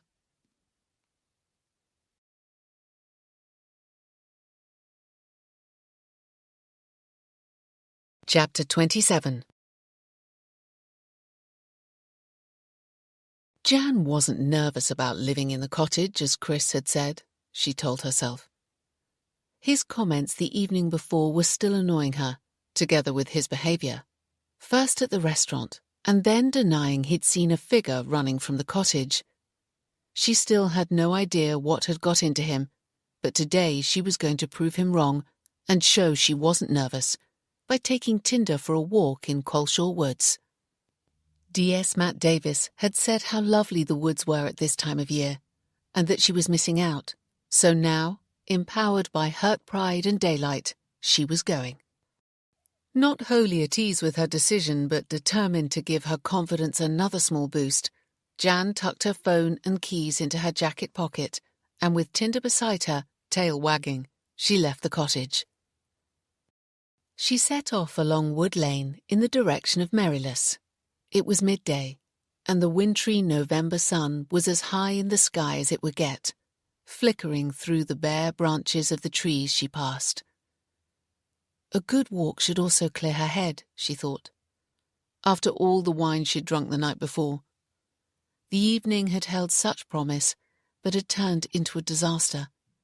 Oh well, another one bites the dust, she thought stoically. Pleased to be off the lead, Tinder ran on ahead, then stopped every so often to look behind him and wait for Jan to catch up.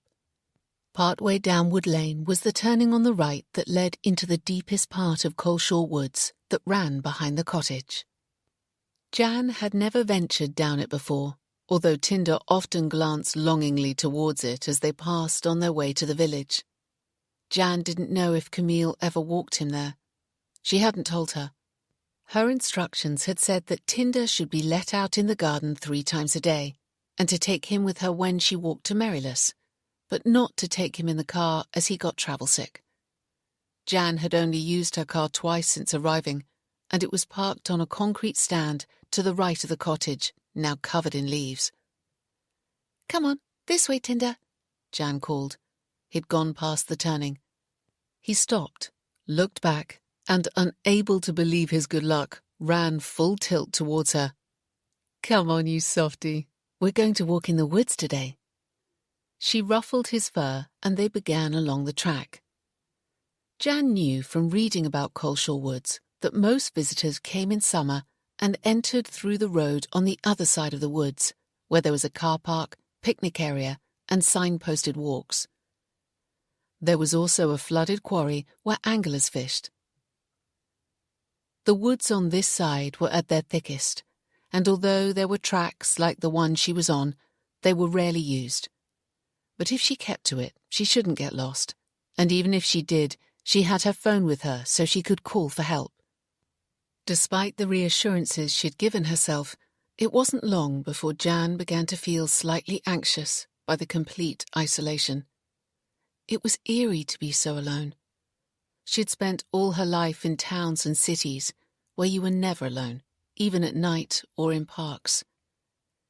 Now there was just her, Tinder, and the occasional rustle of woodland life in the undergrowth. Digging her hands deeper into her jacket pockets, Jan continued resolutely along the track. The air was certainly fresh enough to get rid of her hangover, she thought.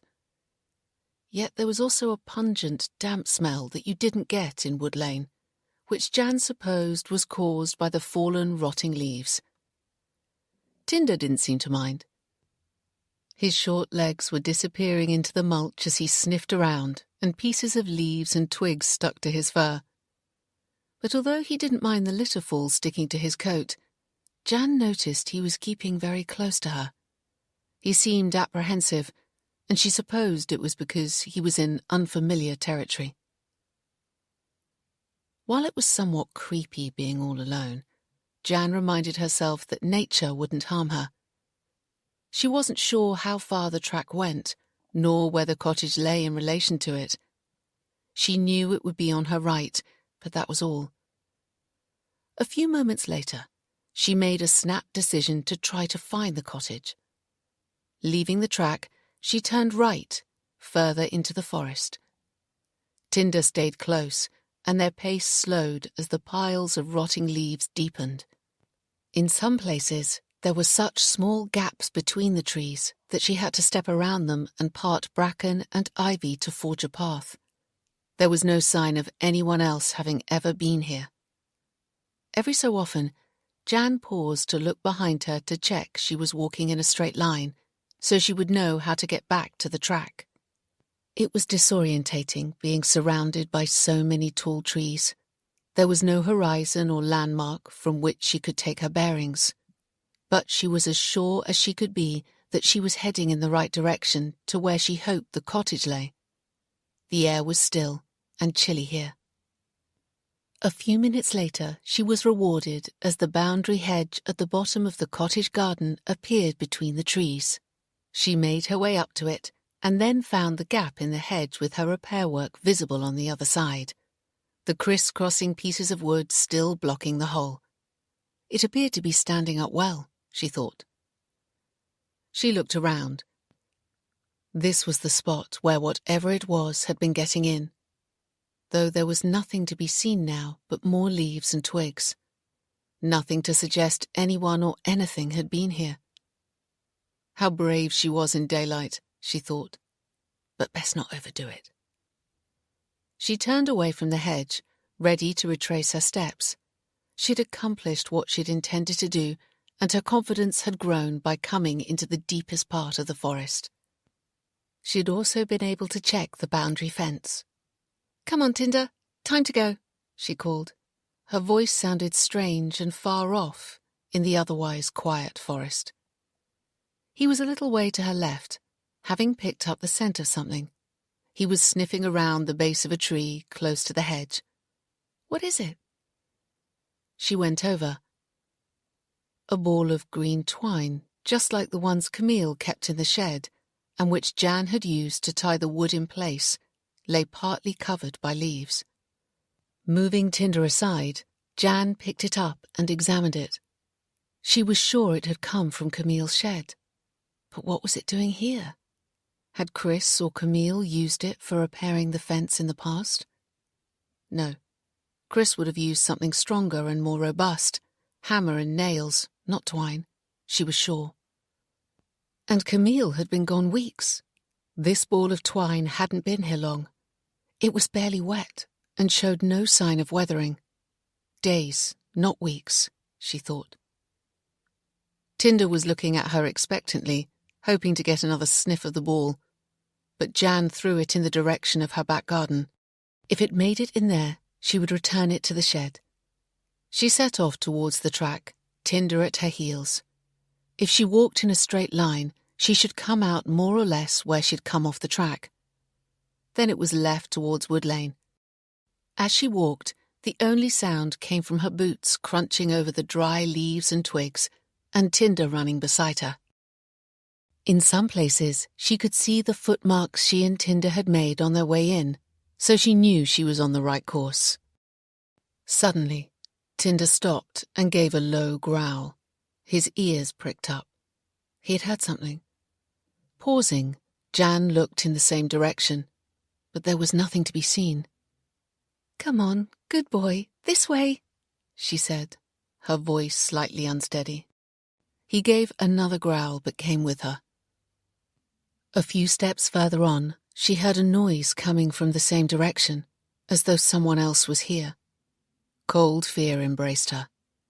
It was still some way back to the track, and even further to Wood Lane and the cottage. Her heart began to race.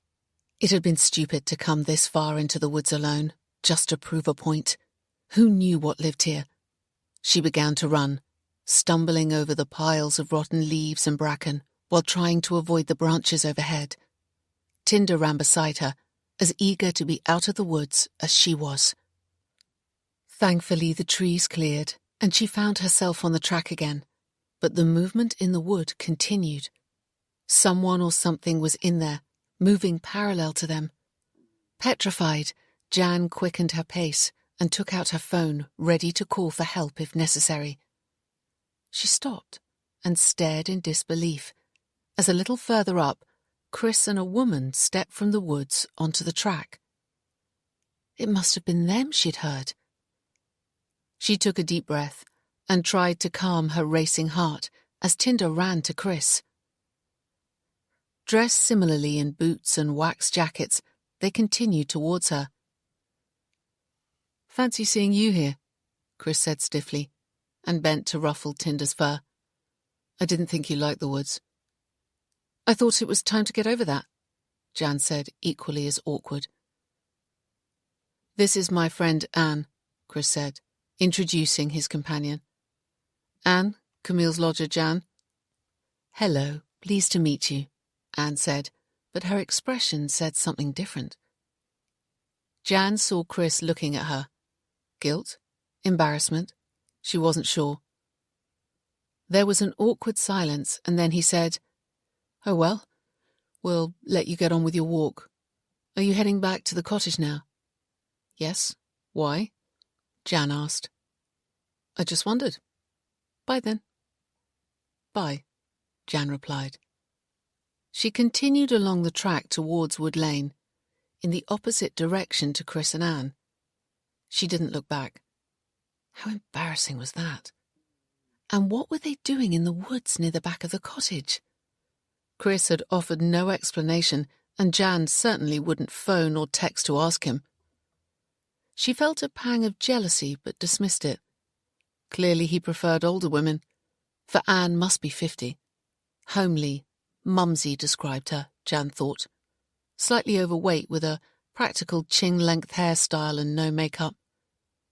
Jan wondered if Anne knew Chris had taken her out the evening before. It would explain the look she'd given her.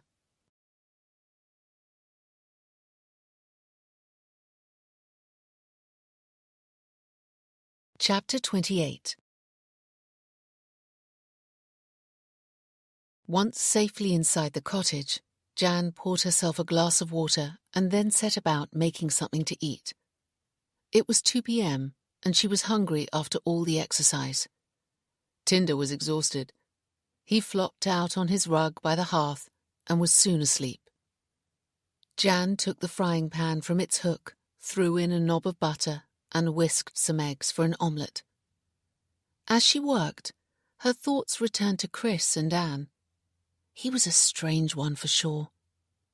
When she'd first met him, he'd seemed so upfront and uncomplicated, a what you saw was what you got type of bloke. Yet clearly there was another side to Chris completely, one she didn't like. Secretive, moody, evasive. Just as well it had ended when it had. Jan added salt and pepper to the frothy egg mixture and tipped it into the hot frying pan. The fat splattered. As the omelette set, she grated cheese for the filling. She was about to chop some tomatoes when the doorbell rang. Tinder woke and looked at her from his rug in the living room. Perhaps it was the postman. He came in his van to the cottage if there was any mail.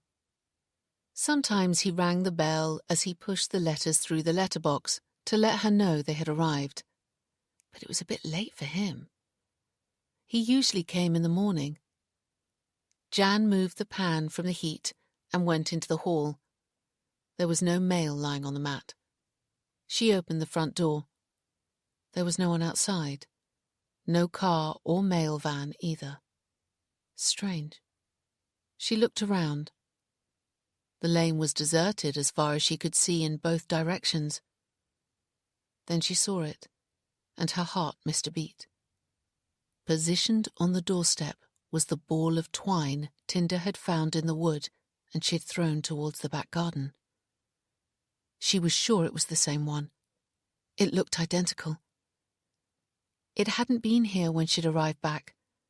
She stared at it in disbelief, then looked up and down the lane again. Kicking it off the step, Jan quickly closed the door. How had it got there and why? Had Chris and Anne found it and brought it back? No, that seemed ridiculous.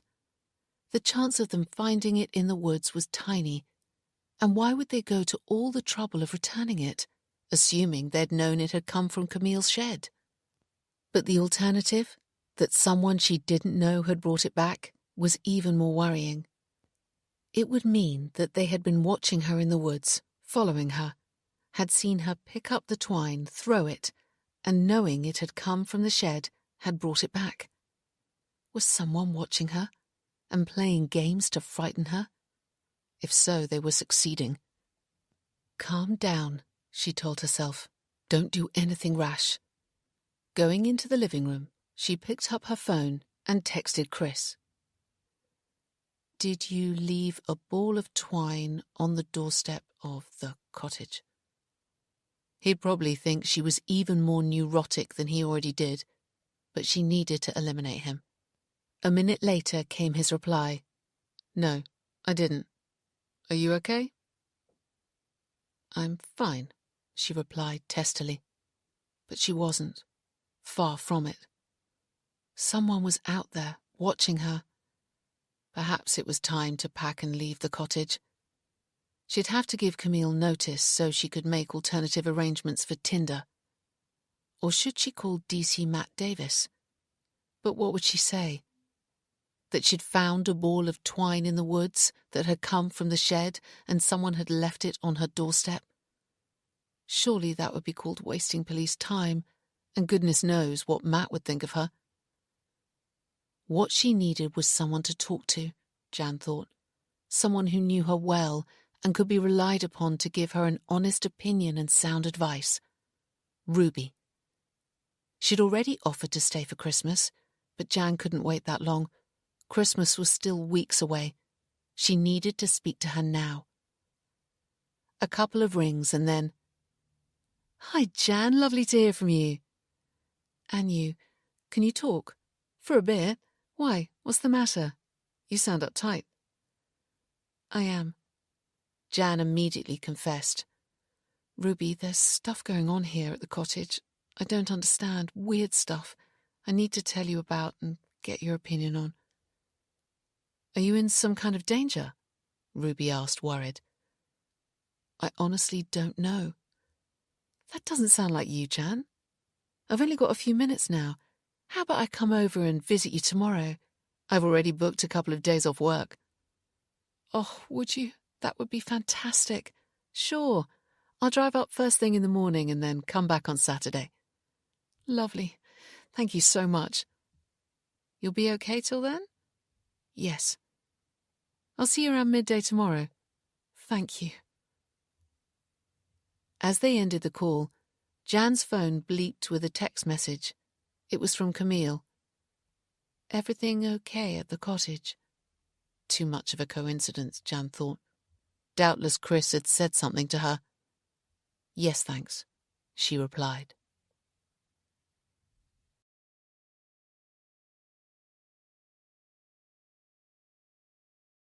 Chapter 29.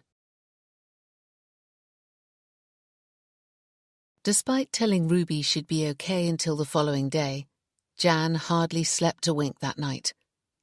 Every noise suggested someone was outside trying to break in or were already in the cottage and coming to get her. The wind didn't help. She kept her phone in her hand, ready to call for help if necessary, and left the hall and landing lights on. Eventually, she brought Tinder up to sleep on her bed. Then at 2 a.m., when she was still wide awake, the lights suddenly went out. Panic gripped her until she realized that leaving all the lights on had drained the meter. She didn't dare get out of bed now and go downstairs in the dark to feed the meter. So she pulled the bed covers up over her head and waited for morning. Thank goodness Ruby was coming today, Jan thought as the sky outside finally lightened and she could get up. Ruby would know what to do for the best. She was Jan's oldest and probably closest friend. She knew how to have a laugh, but could also be relied on to be level-headed and objective when necessary. Ruby wasn't someone given to flights of fantasy. But then neither had Jan been, she reminded herself, before coming to live in Ivy Cottage. Throwing on her dressing gown, she went downstairs, fed Tinder, and set the coffee to brew. Tinder ate some of his breakfast and then began pawing at the back door to be let out for his morning run. Jan slid the bolts and turned the key. As she opened the door, she saw it, and her legs went weak. She couldn't believe it. The ball of twine she'd kicked off the front doorstep the afternoon before was now on the patio, directly in front of the back door, positioned so she couldn't miss it. Someone had placed it there on purpose. There was no other explanation. Her legs felt like jelly. So the noises she'd heard in the night hadn't all been her imagination. Her stomach churned. While she'd been in bed, whoever it was had taken the twine from the front garden and brought it round to the back and left it right where she would see it, letting her know they were still out there, watching her. She felt sick with fear. But why were they here? What did they want with her? Keeping one hand on the door ready to close it quickly if necessary, Jan reached out and with trembling fingers was about to pick up the twine. Then she stopped. No, she'd leave it where it was to show Ruby. It would be evidence that what she was saying was true. Tinder, having done his business, returned up the garden, sniffed the twine, and then came in. Jan closed and bolted the back door, her thoughts racing. Was she in danger? Ruby had asked yesterday, and Jan had replied she didn't know. Now she did. Without a doubt, she was being targeted. Should she call the police again? And say what? A ball of twine had found its way from the woods to her front doorstep, and then the patio. It made her sound ridiculous, unbalanced. She'd wait to see what Ruby had to say. In the meantime, she needed to get a grip and think rationally. There were things she had to do. Jan poured a mug of coffee and took it upstairs to drink while she washed and dressed. She needed to buy food for dinner so she could make Ruby something decent to eat. But she certainly wouldn't be walking along Wood Lane to the village store, not with the chance of whoever was out there stalking her. Tinder would have to forego his walk today. She would take her car and drive into Coleshaw. It would do her good to be in a town again with lots of people, and the supermarkets there would have a much better choice than the local store. She should leave as soon as she was ready, to make sure she was back in plenty of time for when Ruby arrived. Jan took her empty mug downstairs, shut Tinder in the living room, and collecting her jacket and bag, left the cottage. The air was chilly, and she slipped on her coat as she went to the car. She was about to get in when she noticed muddy streaks over the car roof. As she looked more closely, she could see them on the bonnet too. Most of the leaves had been blown off in the wind last night, revealing these muddy track marks, as if something had been on her car. But the marks were fresh, recent. She looked more closely. They were too large for a cat or fox, and not the right shape. Muddy prints, similar to those she had seen in the gap in the hedge when she had cut the grass. She traced their path. Whatever it was had run over the bonnet and up the windscreen, slipping as it went, then across the roof of the car and slipped down the back. Jan looked around her. There was nothing to be seen. The trees and foliage were still, but she had the feeling she was being watched, just as she had in the garden. She quickly took a photo on her phone of the track marks, more evidence to show Ruby, then got into the car, pressed the central locking system, and began the drive to Coleshaw.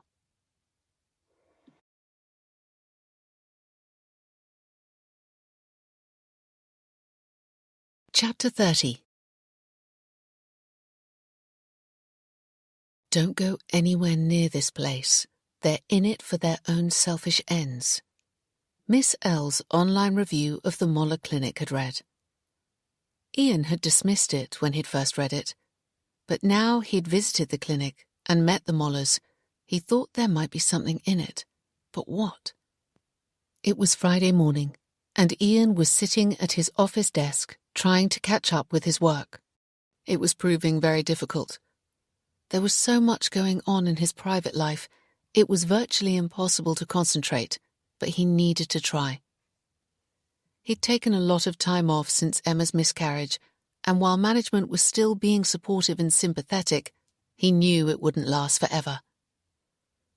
At some point, they would expect him to get over it and stop pulling his weight again. Ian's thoughts drifted to the argument he'd had with Emma that morning. It had started because he'd brought up the matter of the DNA tests again. Then he'd made it worse by saying he thought she should return to work, part-time at least. She was still signed off sick. He thought he'd phrased it well, but she'd burst into tears, accused him of being self-centered and caring more about his bloody research than he did about her. He'd left soon after to come to work and had texted an apology, but she hadn't replied. His thoughts returned to the review. Don't go anywhere near this place. How he would have liked to have spoken to Miss L and asked her exactly what she'd meant. He'd found the review online again, but couldn't see any way of contacting her. Clearly she'd had issues with the clinic, but why? Was it their manner or something else? There are rumours, the lad in the village shop had said, but that could be no more than malicious gossip. Ian fiddled with his pen and stared at the report he was supposed to be writing. The DNA test kits he'd ordered should arrive tomorrow, Saturday. There was no postal service on Sunday, so he'd send them off first thing on Monday. He'd opted for the results to be emailed, which was the fastest method, so hopefully he'd have them early next week. Of course, it could turn out that Caster Moller had been right all along, and he and Emma didn't share the same genes. That's what Emma believed, and that he'd become obsessed, a witch hunt to find someone to blame for them not being able to have a family. Which is more or less what Moller had said. Get on with your life and be grateful you're both healthy, intelligent, and able to do well. If the DNA test showed he and Emma weren't related, then he would accept it and agree to bereavement counselling, as Emma wanted. Don't go anywhere near this place. They're in it for their own selfish ends. But why, Miss L? Why?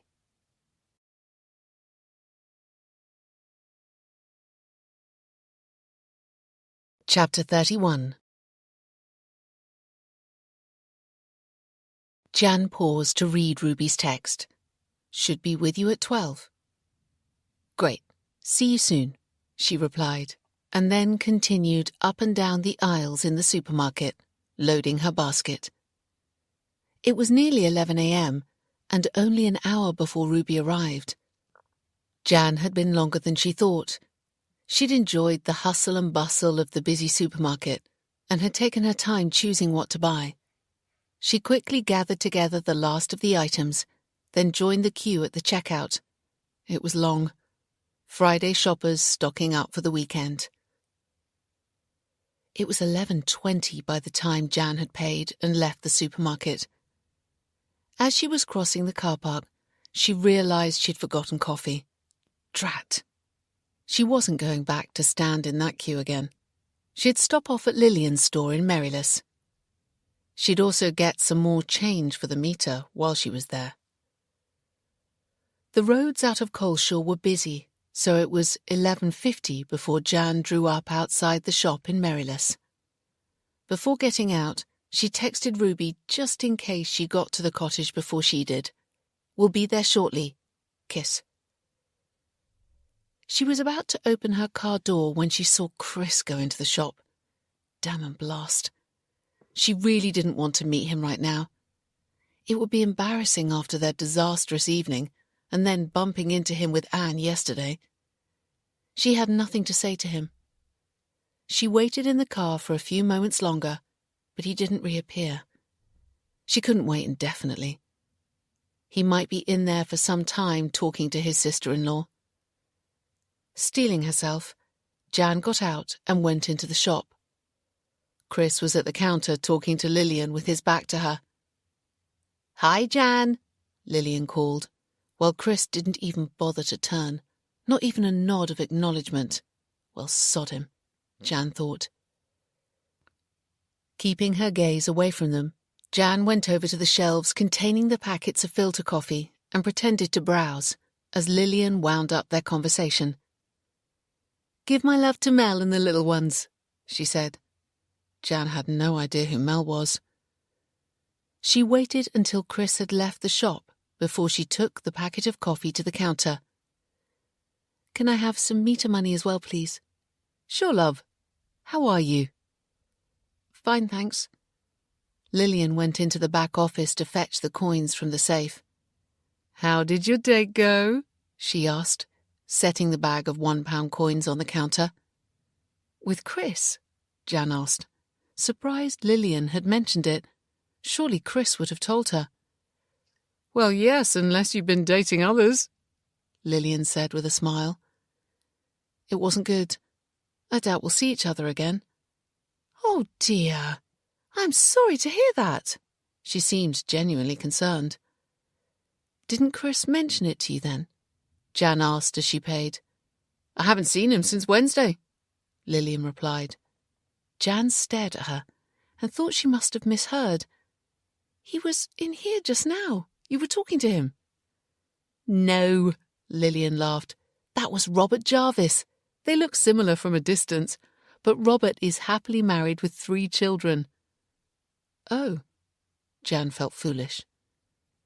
"You're not the only one to make that mistake. There's a few round here that look similar. Camille does. Have you met her?" "No. Chris gave me the keys to the cottage."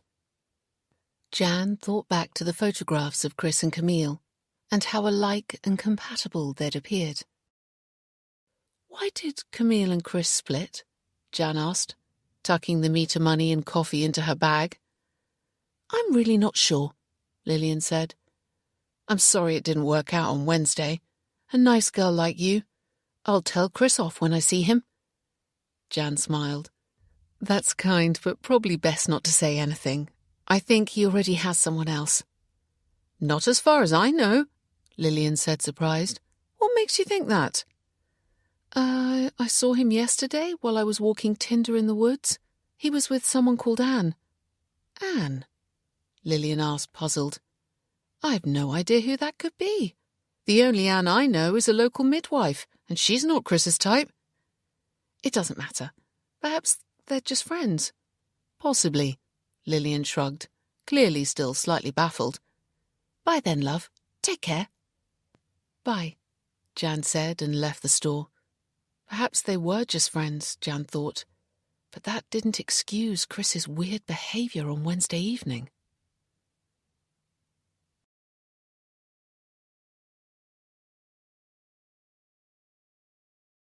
Chapter 32.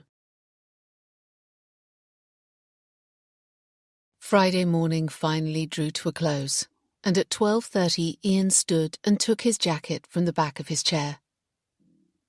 "Are you coming to Rocco's for lunch?" Mike, a work colleague, asked, also standing. They sometimes went to the cafe, either eating in or taking out, as did others from the office. "Not straight away," Ian said. "I'll catch up with you. I've a few things to do first." "Okay, see you later," Mike said, and headed out of the office. Ian needed to phone Emma first to make sure she was all right.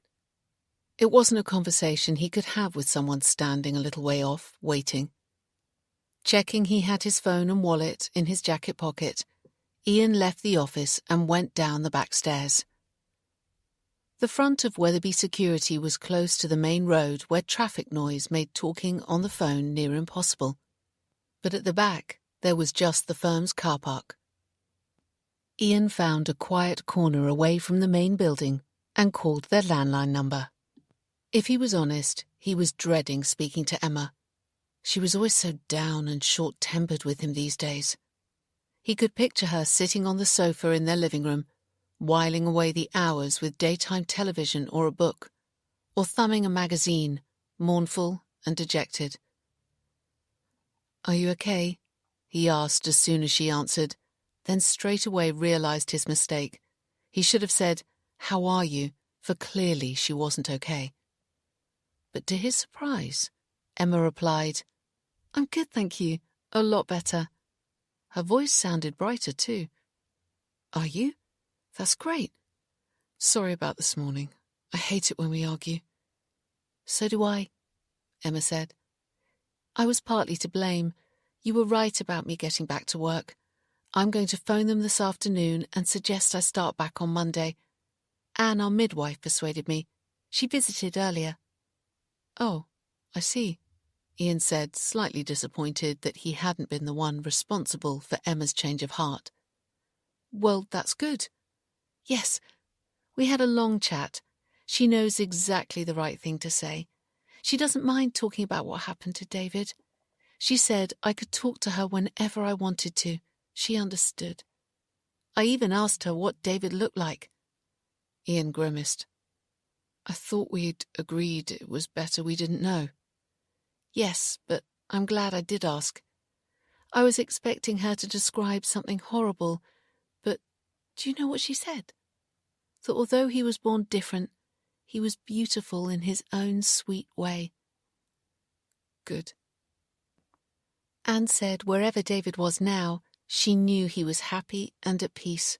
It really helped Ian. I should have asked her before about David. I'm glad it helped, Ian said. We also talked about when I should go back to work, and she said there was no medical reason why I shouldn't return now. Indeed, she thought it was a good idea, but I should take it slowly. She gave me some literature on contraception. It's part of her job as a midwife. She said perhaps we'd like to consider sterilization, as it's so important we don't have another child, given the same thing is likely to happen again. I don't see how she can be so certain, Ian said. We need all the facts before we can make that type of decision. Those DNA kits should be here tomorrow. Ian immediately realized his mistake and was expecting Emma to snap at him for mentioning DNA, but she didn't. I told Anne about your research, Emma said. She looked shocked and worried to begin with, then seemed to change her mind. She said if you found something to tell her, and she'd discuss it with us. What did she mean by that? She wants to help us, Ian. She's so nice. She also said she knows another couple who are going through something similar to us, and it might be possible for her to put us in touch if they agreed. She said that sharing something like this can help. I said I'd let her know. All right, Ian said, while thinking the last thing he needed was to be saddled with someone else's horror story. I'm glad you're feeling better. I'm going for lunch now, so I'll see you later. Yes, bye. Thanks for phoning. See you later, love.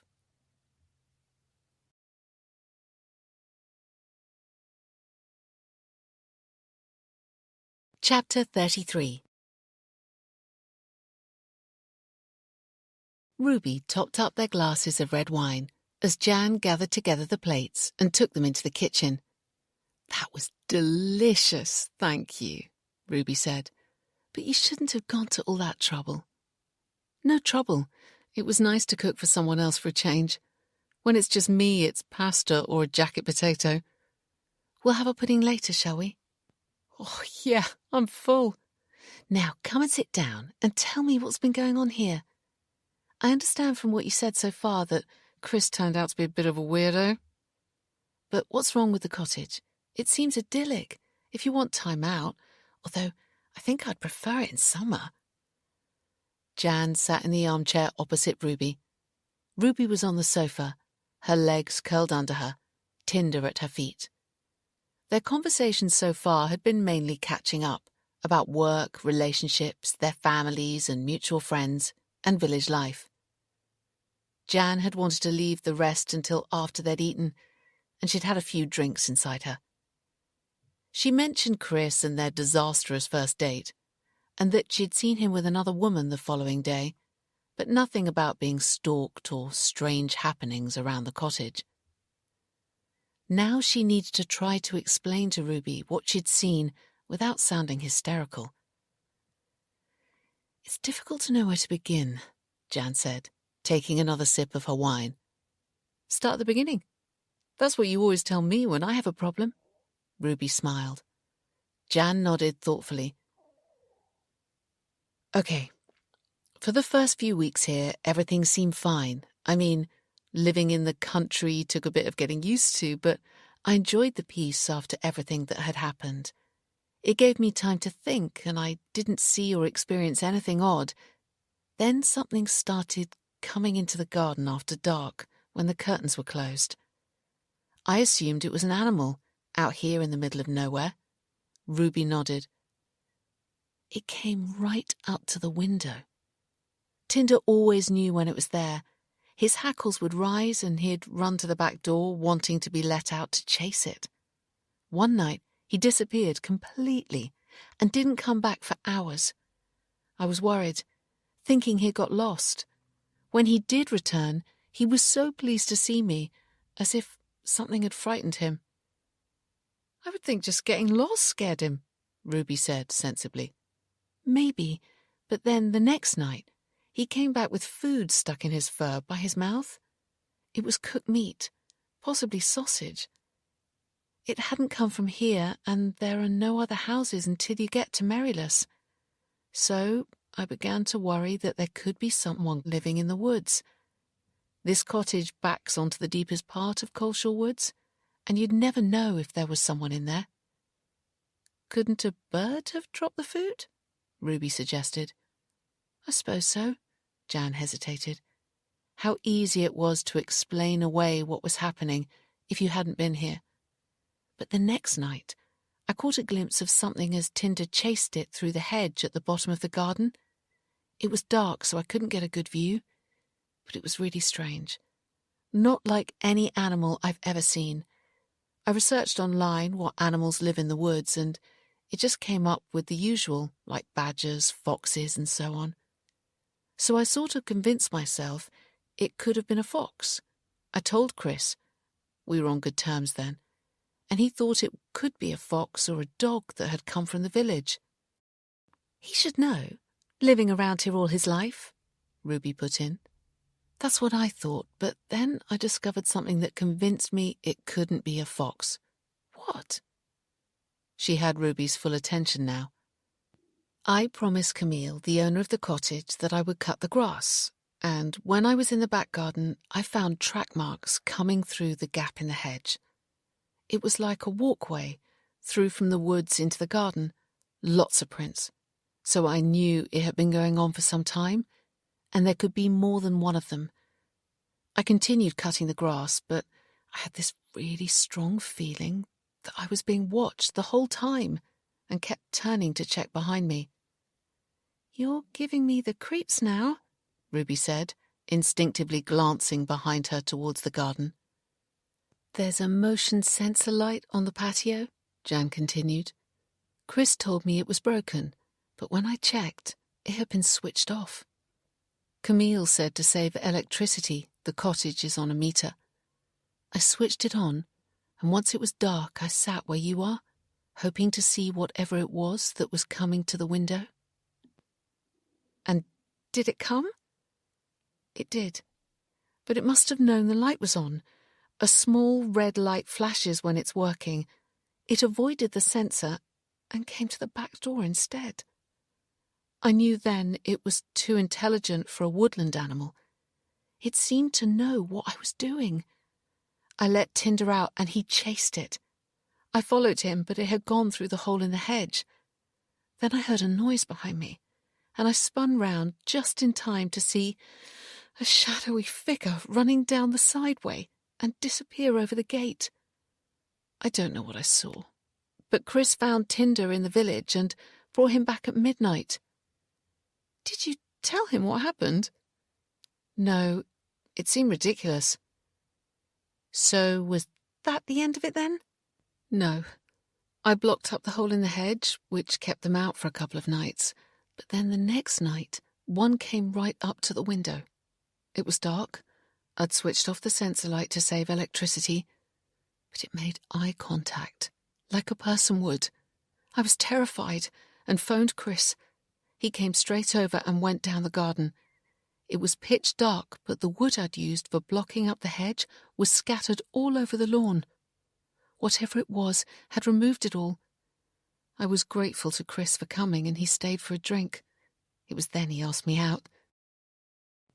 "And the rest is history, as they say," Ruby said, finishing her glass of wine. "Far from it. The following day, when it was light, I went into the garden and found the twine I'd used to tie the wood in place over the hole had been unpicked, not chewed through, which confirmed it wasn't an animal. I thought it must be a person to be able to do that, and I was really worried. I called the police and they sent an officer. He was helpful but couldn't find any evidence of an intruder. "Well, I suppose that's reassuring," Ruby said. "No, it's not. They're getting braver. When I walked to the village along the lane, I saw someone or something running between the trees. They've also been to the front door. Chris saw one of them when he brought me back on Wednesday evening, but he denied it. He suggested it was my imagination and said if I was so nervous about living in the cottage, then I should leave." "He might be right," Ruby said and topped up their glasses again. "It's very isolated here, and maybe being all alone isn't right for you. You lost your bloke and job in the same week, which is very traumatic. I can understand why you wanted to get away, but perhaps you've been by yourself long enough?" "I thought you might say that, but I have proof," Jan said. "Really?" "You know, I said I bumped into Chris with a woman in the woods yesterday." "Yeah. Just before that, while I was in the deepest part of the woods near the back of the cottage, Tinder found a ball of twine that had been taken from the shed in the garden here. I threw it towards the back garden. I've no idea where it landed, but later the doorbell rang, and when I opened the door, I saw it on the front doorstep. There was no one there, just the ball of twine. I'm sure someone saw me pick it up in the woods and was trying to scare me, to let me know they were watching me." "Chris?" Ruby suggested doubtfully. "But why?" Jan shook her head. "I don't think so. I left it out the front, but then this morning I found the same ball of twine outside the back door, placed on the patio where I couldn't miss it. I've left it there for you to see." "So it's still there?" Ruby asked. "Yeah. I checked just before you came. Come on, I'll show you." Jan took Ruby into the kitchen and opened the back door. Her heart sank. "It's gone," she exclaimed. "They've taken it. They know you're here and they're playing tricks on me." Jan saw the look of pity on her friend's face and knew she didn't believe her. She began searching the patio and garden as Ruby watched from the back door.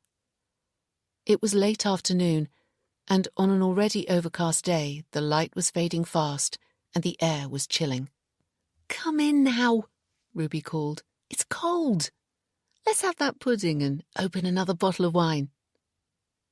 Jan checked the sideway, but there was no ball of twine.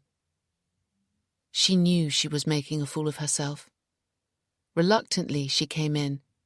"It was there," she said helplessly. "They've taken it while we were in the living room. But look at this. I have more proof." She grabbed her phone.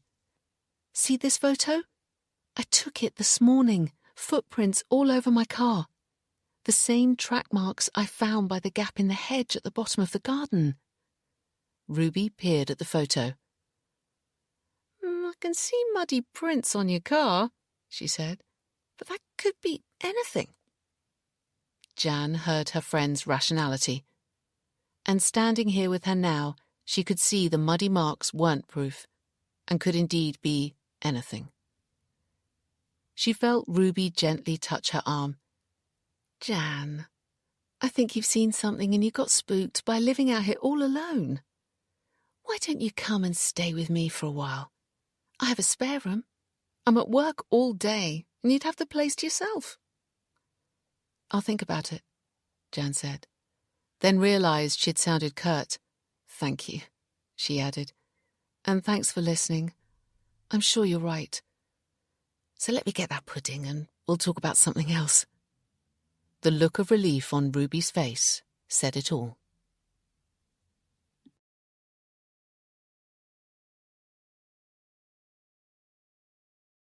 Chapter 34.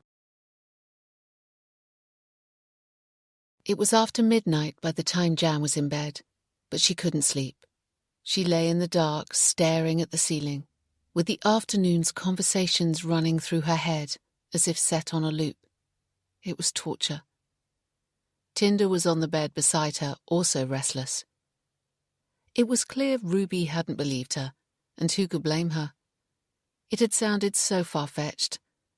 No one else had seen anything apart from Chris, and he'd denied it. Perhaps he'd been telling the truth, and he really hadn't seen anything.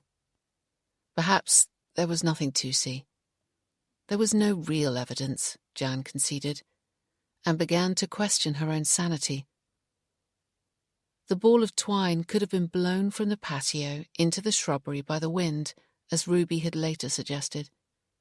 And the muddy footprints on her car could indeed be anything, including foxes, squirrels, or large birds. Jan tossed and turned, and kept checking the time on her phone. She'd offered Ruby her bed, but she'd insisted on taking the sofa in the living room, which converted into a bed. Yet she had seen something, and more than once, Jan thought. Or had she? Was it possible that living alone in the cottage, following the trauma of losing her job and her partner, she was imagining things, even hallucinating? Ruby evidently thought so. Perhaps she should take up her offer to stay with her, but she'd have to give Camille notice first and then allow her time to make arrangements for someone else to stay in the cottage and look after Tinder. She'd feel bad letting Camille down, but if her mental health was suffering, then she shouldn't stay any longer. Half an hour later, Jan had made the decision that tomorrow she'd accept Ruby's offer to stay and go as soon as Camille had sorted out arrangements for Tinder. Jan would email Camille first thing in the morning. Once at Ruby's, she'd be able to take stock of her life and maybe see a therapist to help her deal with all the bad stuff that had been going on. With the decision made, Jan finally fell asleep. It was 9 o'clock when she woke. The sky outside was light.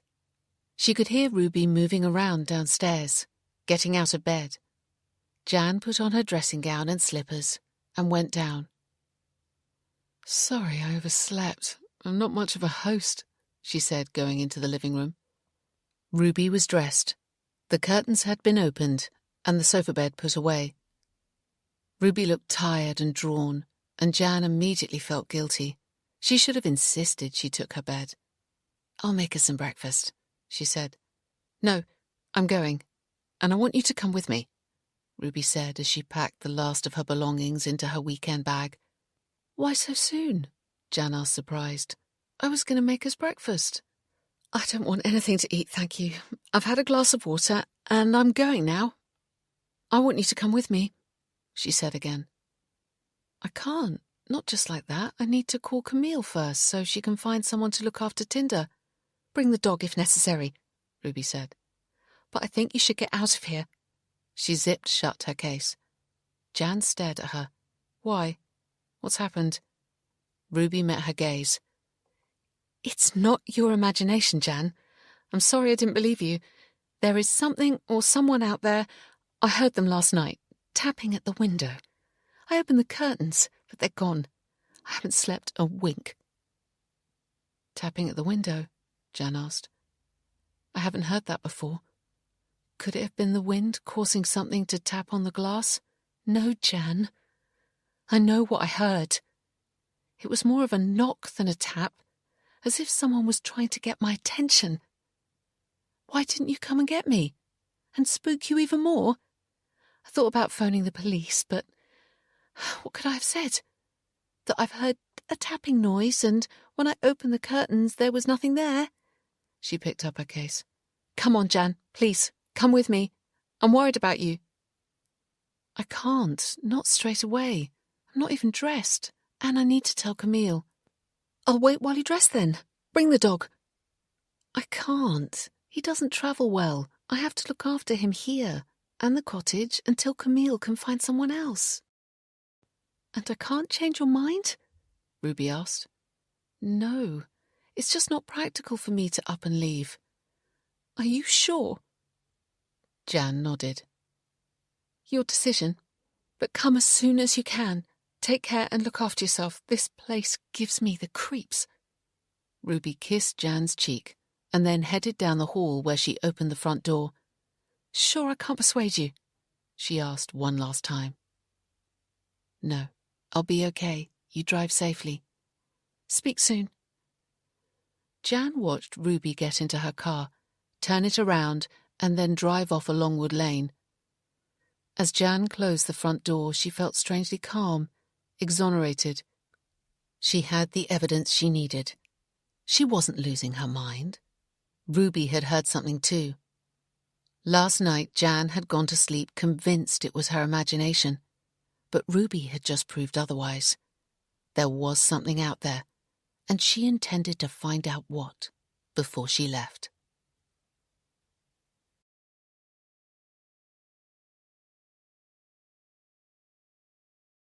Chapter 35. Still in her dressing gown, Jan made herself a coffee. Although she was reassured she wasn't imagining things, she didn't feel any less threatened. Far from it. Whatever it was getting braver by the day, and appeared to be closing in on her. When she'd first arrived, it or they had stayed away, hiding in the woods, possibly watching her and waiting to make their move. After a few weeks, they'd begun coming into the garden, but had been scared off by Tinder. Their confidence had grown, and they'd become bolder, making eye contact at the window, running through the trees in Wood Lane, leaving the ball of twine where she could see it. Then last night was their boldest move yet, tapping on the glass to attract Ruby's attention. Pity they hadn't done it when Chris was here. They were becoming fearless, but who were they? Jan wondered what would have happened if Ruby had opened the back door as she'd been doing. Would they have run away or stood their ground? Jan thought she knew the answer. They would have stayed. And done what?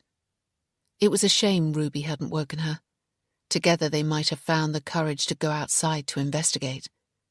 As it was, Ruby had left saying the cottage gave her the creeps. Jan had to smile.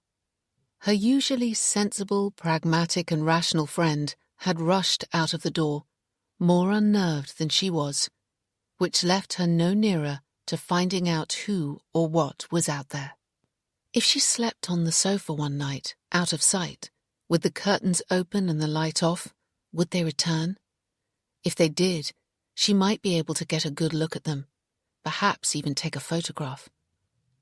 There was no point in switching on the motion sensor light, as they'd already shown they knew when it was operating and could avoid it. Did she have the nerve to stay downstairs in the dark and wait for them to reappear? She honestly wasn't sure. It felt safer to be upstairs in bed. The doorbell rang, making her start. Ruby? Had she forgotten something? Or perhaps she was returning to try to persuade her to leave again.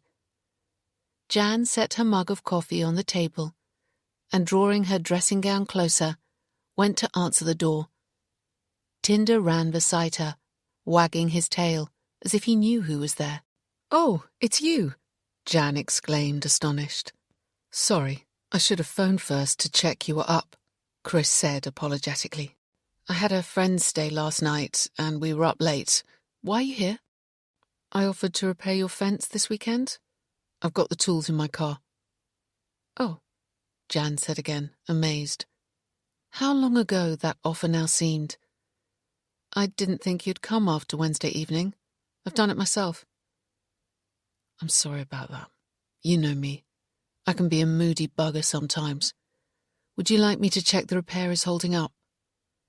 Jan thought she didn't know Chris at all, and her first reaction was to tell him the fence was fine and he needn't bother to contact her again. But she hesitated. "I can come back later if it's more convenient," he offered. "No, come in." She stood aside and let him pass. "I'll leave you to check the fence while I get dressed." "I'll see what needs doing, then get my tools from the car," Chris said. and headed down the hall with Tinder at his heels. Bemused, Jan went upstairs to dress. What the hell? He was right when he said he was a moody bugger. But he'd seemed genuinely apologetic. And now he was here, he may as well check the fence, although she wouldn't be confiding in him again. As Jan dressed, she heard Chris come in the back door and then let himself out of the front to go to his car. Standing a little way back from the bedroom window so he couldn't see her, she watched him as he opened the boot of his car.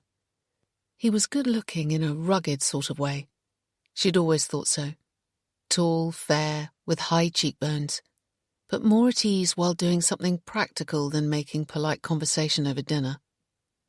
She watched him take his overalls and a tool bag from the car boot, and then close the lid.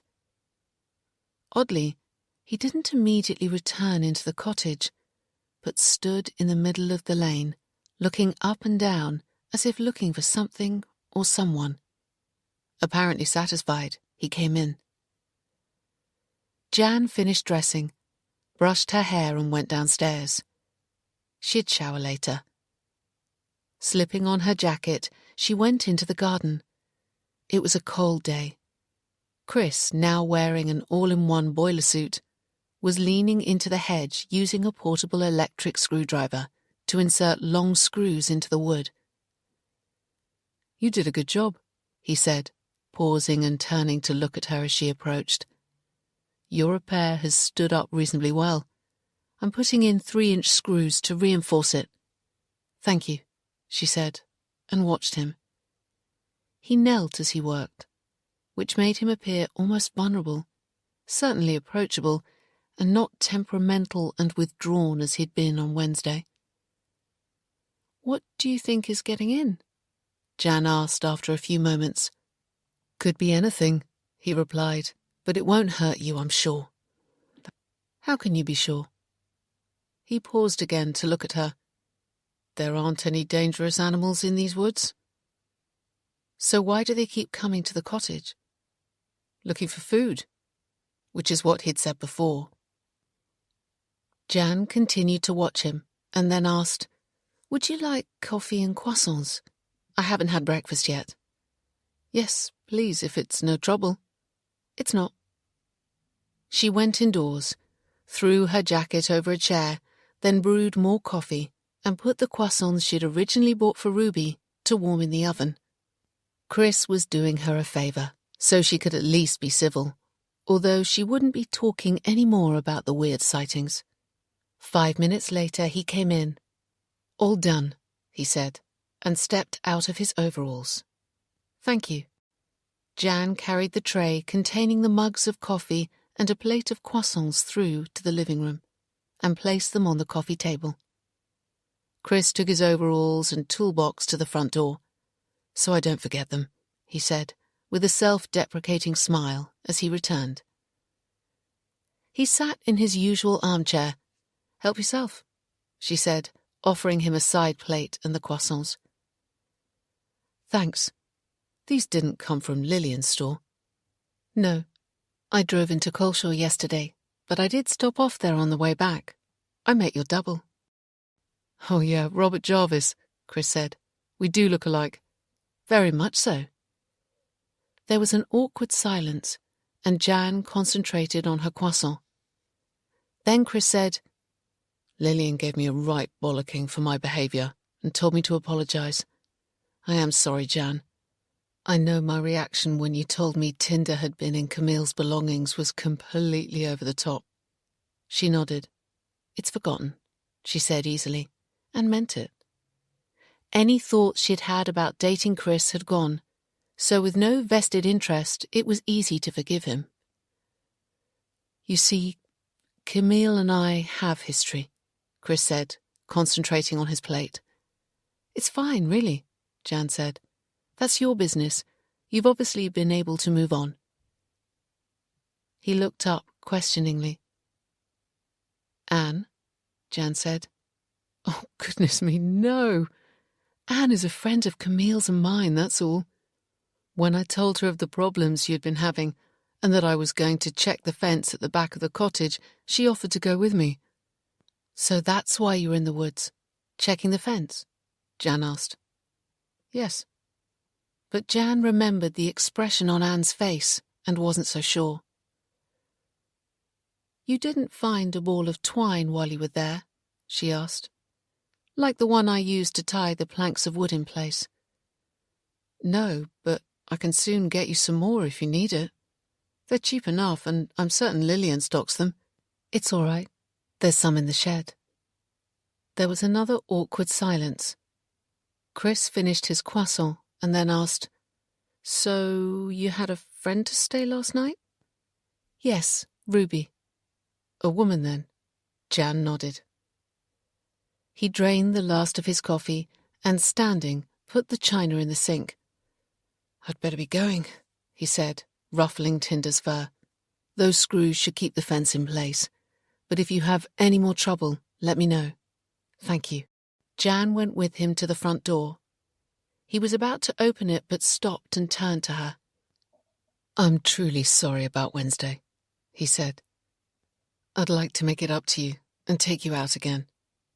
Really? Jan said, surprised. Yes, really.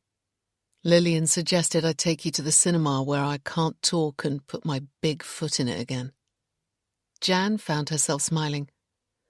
Let me think about it. Okay, thanks. She watched him go. Would she accept his invitation? She wasn't sure. Nice of him to apologize and help her out, though.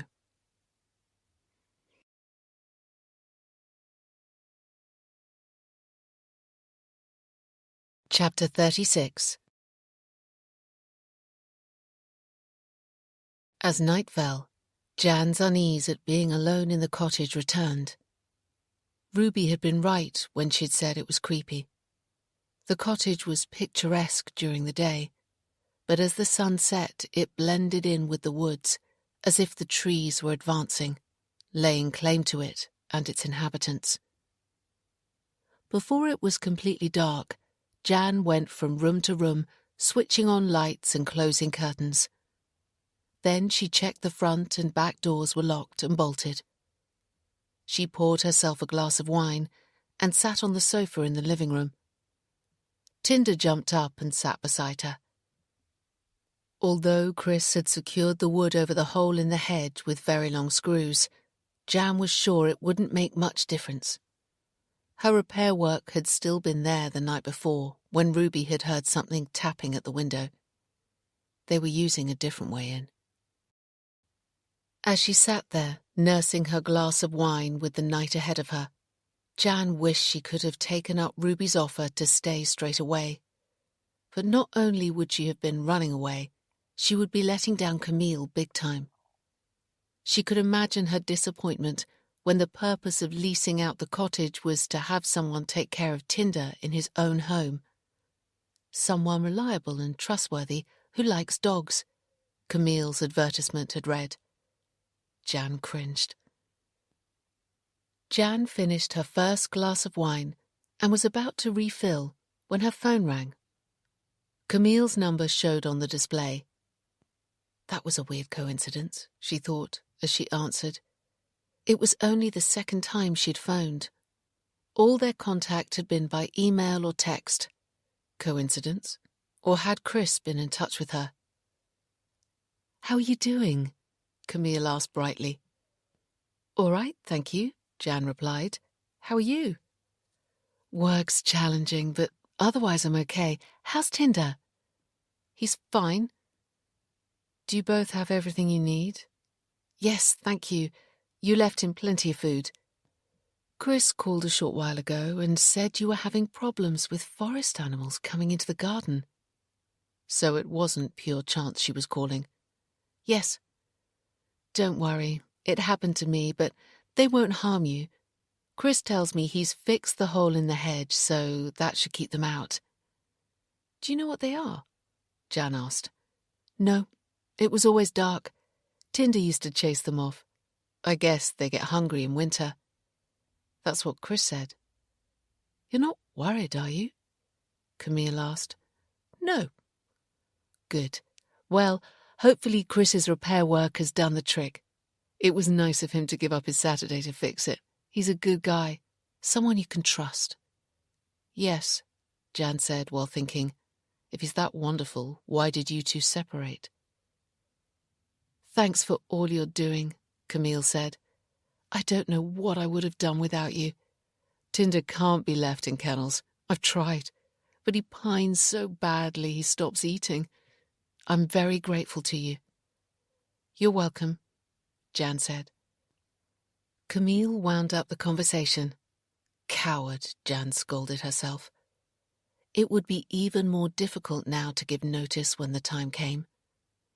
Doubtless Chris had told her she was anxious and imagined all sorts of ridiculous things. Without proof, it was just that, ridiculous. Jan needed concrete evidence, and then she'd give notice. The ball of twine and muddy footprints on the car hadn't convinced Ruby, rightly so. She'd had to hear them before she believed her. What Jan needed was a photograph, or better still a video clip. But how to get that? They were fast, and as soon as they saw her they bolted. Suddenly, a noise came from outside. Tinder shot off the sofa and ran to the back door barking. Surely they weren't here already. It was barely dark. Could this be the opportunity she needed to get a picture? Grabbing her phone and with her heart racing, Jan rushed to the back door and opened it. But there was nothing there. No movement, no shadow in the dark. Tinder ran to the bottom of the garden but couldn't get out. Chris's repair work must still be in place. Come on, she called him. Tinder! The night was cold and she wanted to close the door. He came out of the hedge and trotted up the lawn towards her. Good boy, she said as he came in. She was about to close the door when she suddenly heard a woman's voice cry out in the woods. No, stop! Jan froze. Someone was out there in the woods at night. A woman. She sounded as though she was in trouble. Who's there? Jan called into the dark. There was no reply, not a sound. She waited a moment longer, closed the back door, then pressed 999 on her mobile for the emergency services. Police, she said, as the call handler asked her which service. Putting you through now. I live in Ivy Cottage, Wood Lane. It backs onto Coleshaw Woods, Jan began as soon as she was connected. I've just heard a woman shout in the woods. She sounded as though she was in trouble. Please hurry, I'm sure she's in danger and could be hurt.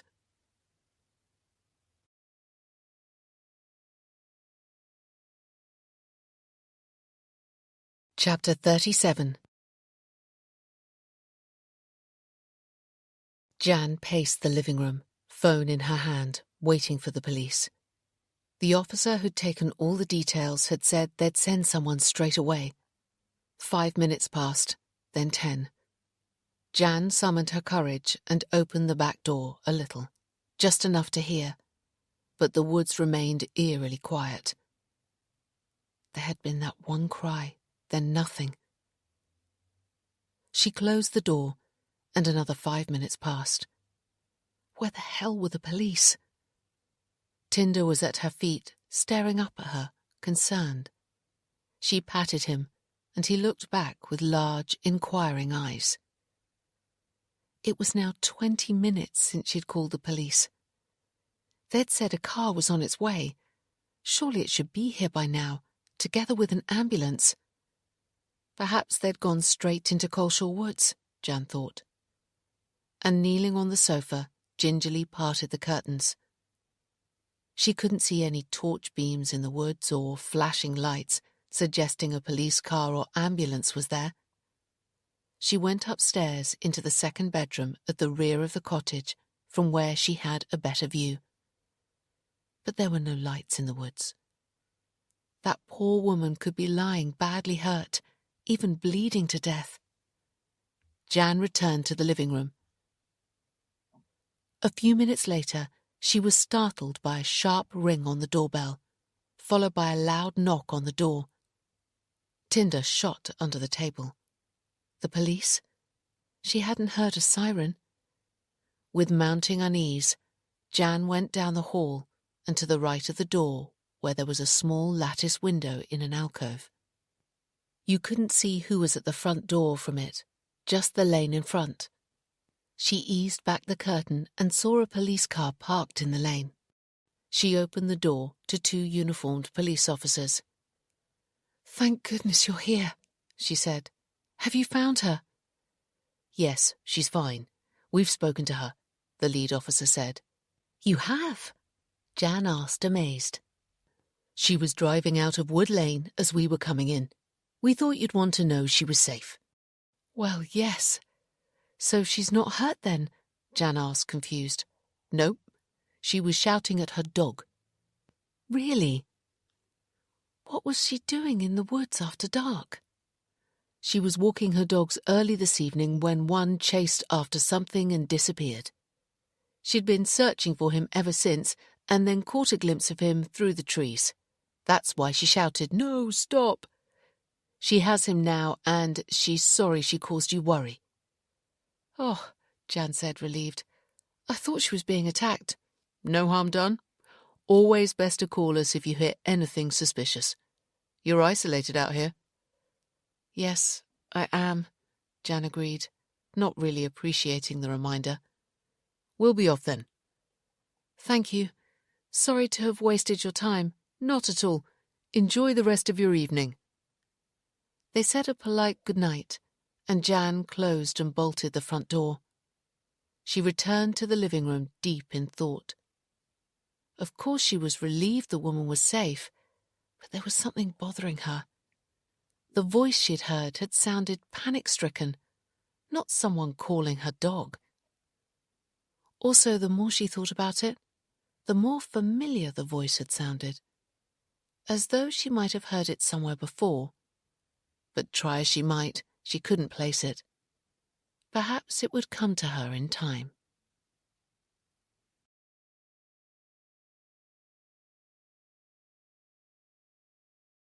Chapter 38. Tuesday couldn't pass quickly enough for Ian. He'd posted his and Emma's DNA tests first thing Monday morning, paying extra for same-day delivery. This came with the option of tracking the parcel online, so he knew it had been delivered and signed for at 3:20 on Monday afternoon. If mygenetichistory.com got to work on analysing their samples of saliva straight away, which their website had said they would, then the results could be available later today, Ian thought. He'd been checking his personal email regularly throughout the day, even though he was at work. So far, all he had received from the company was a standard acknowledgement that his test kits had been received. Ian conceded he had little idea of what exactly was involved in analysing DNA. But lots of companies offered the service, so he assumed it couldn't be too complicated. At 4 p.m, nearly 24 hours after the parcel had been delivered, Ian checked his email again. Still nothing. Their samples were probably in a queue waiting to be dealt with. Perhaps a phone call would help move them up the list. "Good afternoon, My Genetic History. How can we help you?" a friendly female voice answered. "I sent you saliva samples yesterday. I was wondering when we could expect the results. Our names are Ian and Emma Jennings." "It can take up to 3 working days," she replied. "I saw that on your website, but I'm assuming that includes postal delivery time. I opted for the results to be emailed. Could you check where they are in the system, please?" "Just a moment. I'll see if I can find out." "Thank you." Ian then had to listen to a few minutes of the Blue Danube holding music before she came back on the line. "I've spoken to our technician, and she says the results are waiting to be checked and should be with you this evening. If not, it'll be first thing tomorrow." "This evening would be better," Ian said. "I understand. But all our results are double-checked before they're sent out. We can't afford to make mistakes. Each DNA sample is analysed at more than 500,000 genetic markers. It's very thorough," which Ian had seen on their website. "All right, thank you," Ian said. "Remember, email, not post." "Yes, it's noted in our system." Ian continued to check his emails every 15 minutes or so, and then again as he left work at 5:30. Still no results. He'd been the first to admit he wasn't good at waiting, never had been, especially when it relied on someone else's efficiency. He hadn't told Emma the results were expected this evening. He wanted time to read and digest them before he shared what he'd learnt. She was still convinced that a professional clinic wouldn't make errors in their record-keeping. Quietly, Ian agreed. He knew it was a long shot, and he suspected that the results would vindicate the Mollers, and he'd have to accept that. Emma, having returned to work on Monday, was home just before Ian. As he let himself in, he could hear her in the kitchen preparing their evening meal. The talk she'd had with their midwife and then returning to work had done her a power of good. The last couple of days, she'd been in a much better frame of mind, so Ian was looking forward to coming home and seeing her again. "Hi, love," he called as he hung his coat on the hall stand. "Hi," she returned from the kitchen. He dropped his briefcase in the living room on his way through to the kitchen, where he kissed Emma's neck. She didn't immediately pull away, which gave him hope that before too long they'd be completely back to normal. "Anything I can do?" he asked. "No. Dinner will be about a quarter of an hour." "I'll change out of my suit then." Ian went upstairs to their bedroom, where he took the opportunity to check his phone again for an email. Still nothing from mygenetichistory.com. He would look again after dinner, and then every so often during the evening, furtively so Emma couldn't see. Their relationship was improving, and he didn't want to risk doing anything that might spoil that. At 7:30, after they'd eaten and washed up, Emma settled in front of the television to watch a soap, and Ian surreptitiously stole another glance at his phone. A new email had arrived in his inbox from mygenetichistory.com with a large attachment marked confidential. Their results. His heart missed a beat. He took his laptop from his briefcase and sat at the dining table. Emma glanced over. "Work," he said. She nodded and returned her attention to the television. Barely able to contain himself, Ian opened the email. "Dear Mr. Jennings, I have the pleasure of attaching your results." Then there was a paragraph stating that the results should be read in conjunction with the explanatory notes. Ian saved the attachment before opening it. He began to read. Emma's results first, gradually making sense of the graphs, numbers, estimates, and percentages. So Moller had been right on that count, at least. She didn't carry any genetic condition. He then looked at his results. 10 minutes later, he'd concluded that neither did he. Moller had been telling the truth. The last 2 pages were the results of their paternity tests. He scanned down to the conclusion, and that needed no explanation. His heart stopped. There was a 99% chance that he and Emma shared the same biological father, which meant they were half brother and sister. Ian felt physically sick.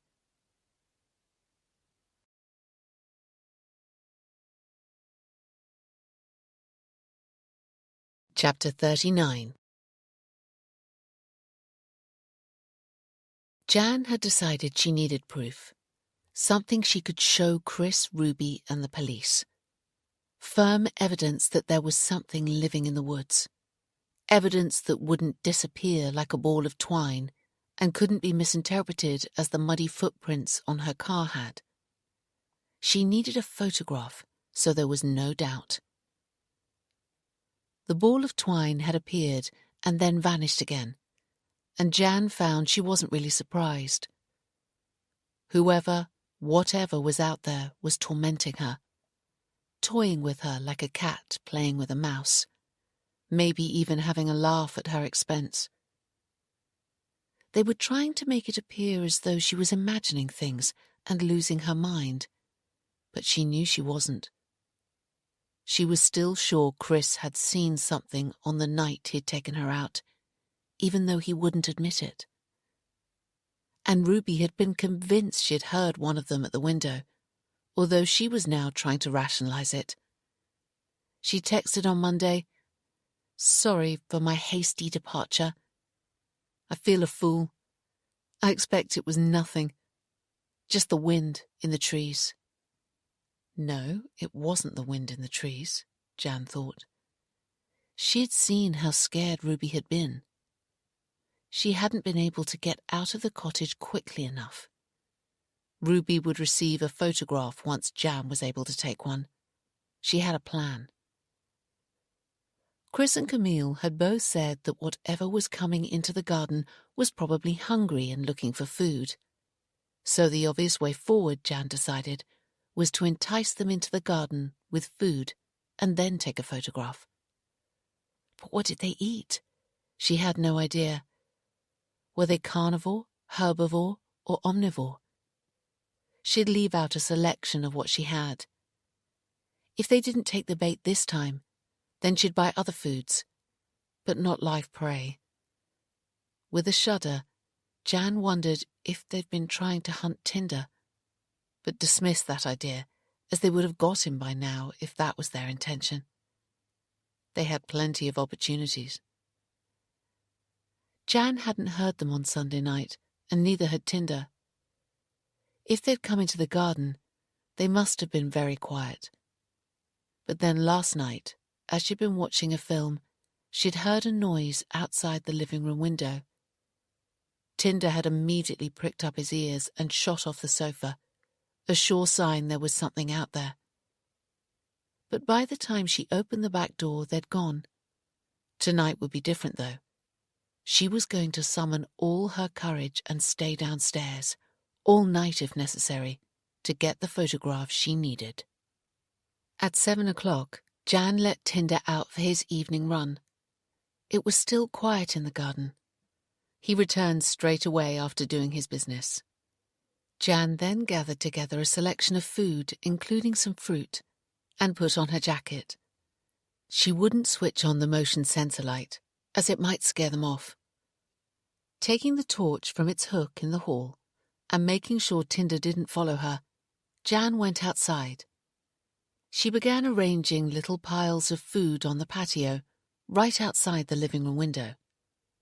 As she worked, she listened out, but there was nothing to suggest they were close by. Returning indoors, Jan switched off all the lights, opened the living room curtains, and then lay on the sofa where she couldn't be seen from outside. She had brought down her duvet, and her phone, with the camera engaged, was ready beside her. Thankfully, it was a calm night with no wind or rain, so there was nothing that could put them off or spoil the photograph. Pulling the duvet over her, she lay still and listened. The minutes ticked by. 8:30 came and went. 9:30. Tinder slept at her feet. Another hour passed, but no sound from outside. Jan felt disappointed. She should have asked Ruby what time she'd heard them. They were usually here before now. Was it possible they knew she'd set a trap and was lying in wait to photograph them? She'd never left food out before, or had the curtains open after dark. Were they really so clever that they could see her intention by a change of routine? An icy chill crept up Jan's spine, and she pulled the duvet closer around her. By midnight, Jan was struggling to keep her eyes open. She dared not get up and make a coffee, for if they were out there watching, they would see her and bolt. They never stayed once they'd been seen, but always ran away. She would need them still for a few moments to take a photo, hence the piles of food. She shifted position and willed herself to stay awake. As 1 o'clock approached, her eyes closed. Then suddenly she was awake, startled by a noise outside. Senses tingling and her breath coming fast and shallow, she felt for her phone. Keeping low and out of sight, Jan carefully slid the phone from beneath the duvet and slowly began to raise it. Just high enough over the back of the sofa so she could take the photo. At the same time, she carefully drew herself to her knees. She'd only get one chance. But at that moment, Tinder heard it too, and leaping from the sofa ran towards the back door, barking loudly. Jan took the picture anyway, but knew even before she looked at it, she'd been too late. Just a view of the reflection of the flash on the glass. Tomorrow she'd try again, shutting Tinder in her bedroom first, and with the flash turned off.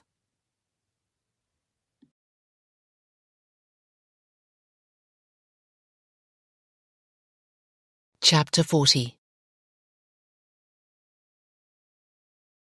Ian was still awake in the early hours of Wednesday morning, angry, upset, confused and agitated, trying to decide what to do next.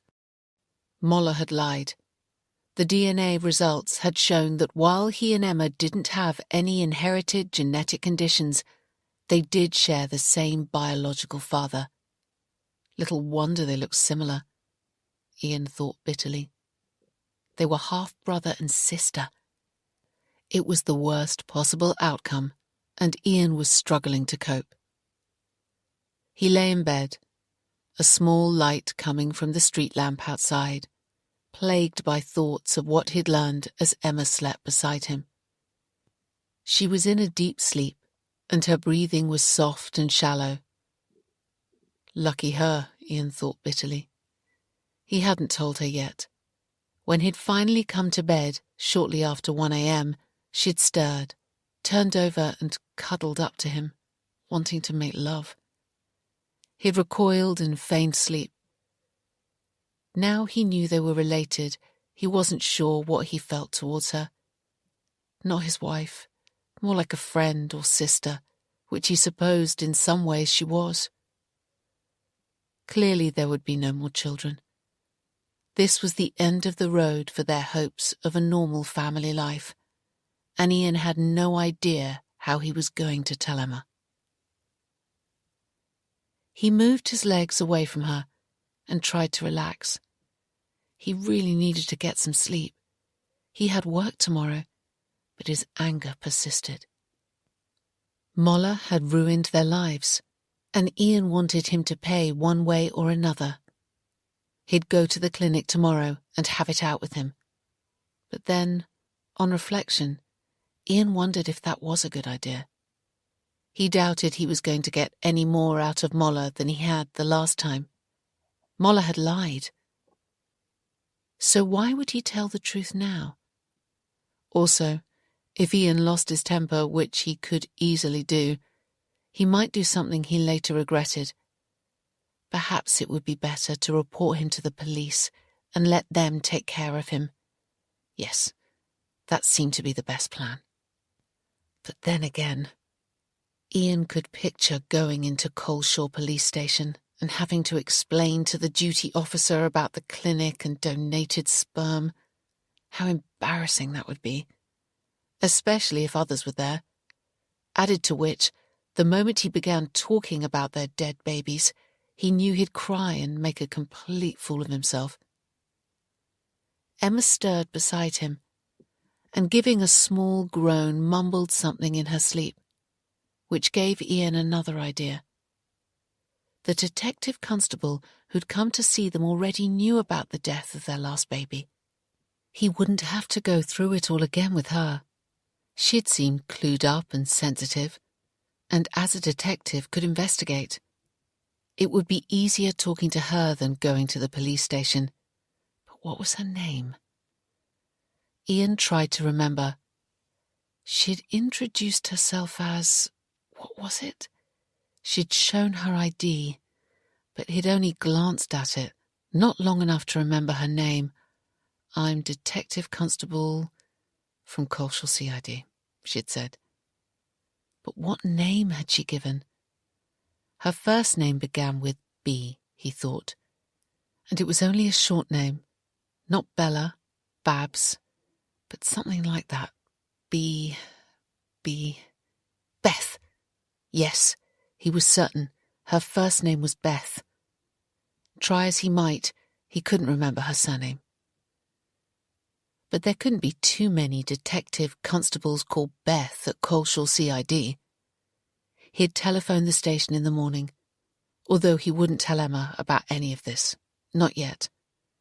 Once he had all the facts, he'd have to sit her down and break the news to her as gently as he could. She'd be distraught, of course, just as he was. The longer he could postpone it, the better. That dreadful moment when he shattered her life.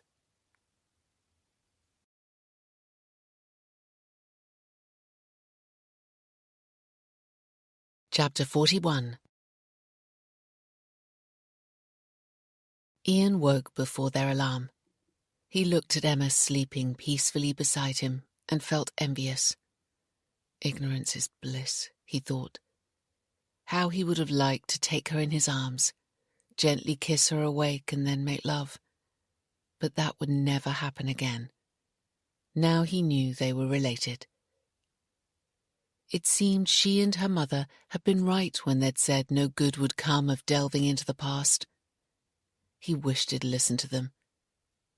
For what he'd learnt could not be unlearnt. It was a burden he would carry forever. Carefully moving away from Emma, Ian slowly lifted his side of the duvet and slipped from the bed without waking her. He silently gathered together his office clothes and went into the bathroom to shower and dress. As he finished, he heard their alarm go, and then a few minutes later, Emma on the landing. "You're up early?" she called. "Yes, I have an 8 o'clock meeting at work," he lied. "Do you want coffee and toast?" "No, thanks. I'll pick up something en route." Ian waited until Emma was downstairs in the kitchen so he wouldn't have to see her before he came out of the bathroom. He collected his suit jacket from their bedroom, then went quietly downstairs, picking up his briefcase from the living room, and called goodbye as he let himself out. The crisp, cold air hit him. He got into his car and then sat for a minute with the engine running, waiting for the windscreen to defrost. Their neighbour, Mrs. Slater, appeared at her bedroom window.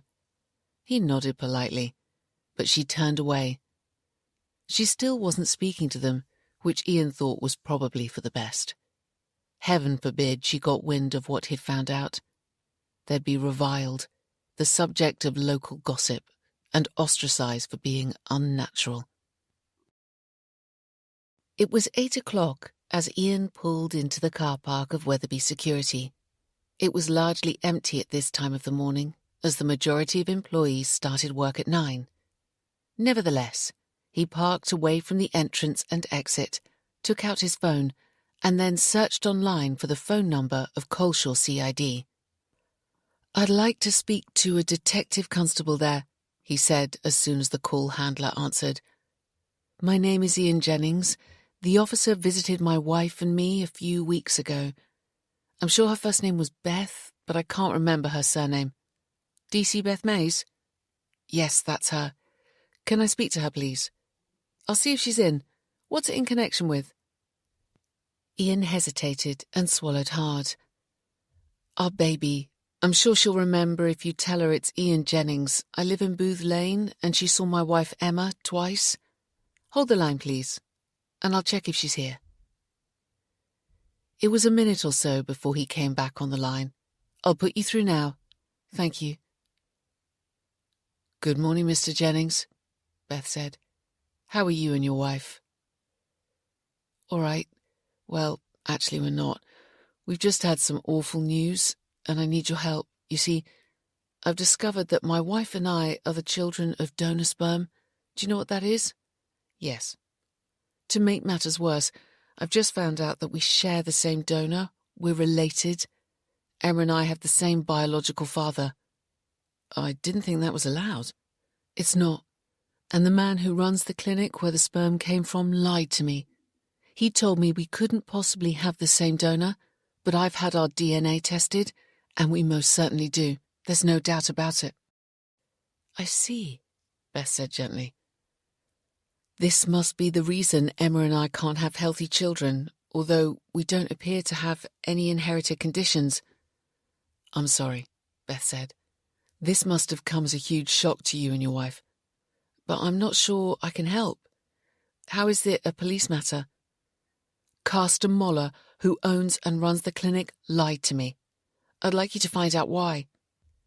Ian heard Beth's hesitation before she replied. From what you've told me, Ian, I don't think it's a police matter. But if you wait a moment, I'll check. Thank you. It was a few minutes before Beth came back on the phone. As I thought, it isn't really a police matter. In the first instance, you'll need to raise your complaint with the practice manager at the clinic. There isn't a practice manager, Ian said. It's just Carsten Moller and his wife. In that case, if it's an NHS clinic, then you could contact the Ombudsman. It's not. It's private, Ian replied, struggling to hide his impatience. I think you'll need to take it up with the Independent Adjudication Service then. There's information about their organisation online. So you definitely can't investigate? Ian asked, disappointed. Not unless a crime has been committed. And from what you've told me, it hasn't been. I'm sorry, but I don't see how I can help you. Frustrated and feeling let down, Ian said goodbye and ended the call. Now what? He thought. He stayed in his car, staring out of the side window. If he took DC Beth May's advice and contacted the adjudication service, he'd have to go through everything that had happened all over again, and then wait for the outcome of any investigation. How long would that take?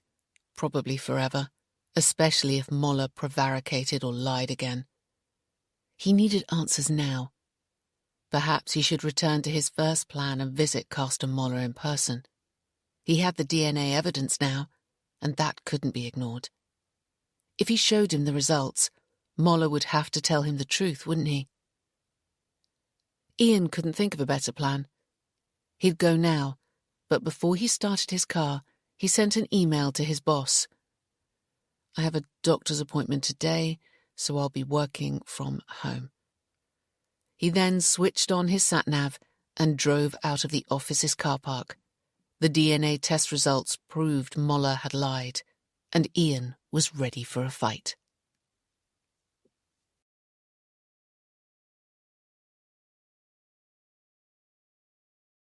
Chapter 42. It was 9:15 a.m. as Ian passed the village shop with its advertising easel outside. Wound up and ready to confront Carsten Moller, he drove up the hill and parked in the road at the front of the clinic. There were 2 cars on the driveway, a BMW he'd seen there before and a Vauxhall Corsa. Ian wondered if that belonged to Edie or a patient. If it was a patient, it could work in his favour. Moller wouldn't want him creating a scene if he had someone with him. Ian took his briefcase containing his laptop from the passenger seat and got out of the car. He walked purposefully up the path to the front door. He turned his back on the CCTV as he pressed the bell, although he had little doubt he could still be identified. He waited and pressed the bell again for longer this time. He'd stay there pressing their damn doorbell for as long as it took them to answer. He wasn't going to be fobbed off again. He had evidence now. The door opened and Edie Moller appeared, face set to a professional smile. "Yes, Mr. Jennings, how can I help you?" "I want to speak to Carsten," Ian said. "Yes, of course.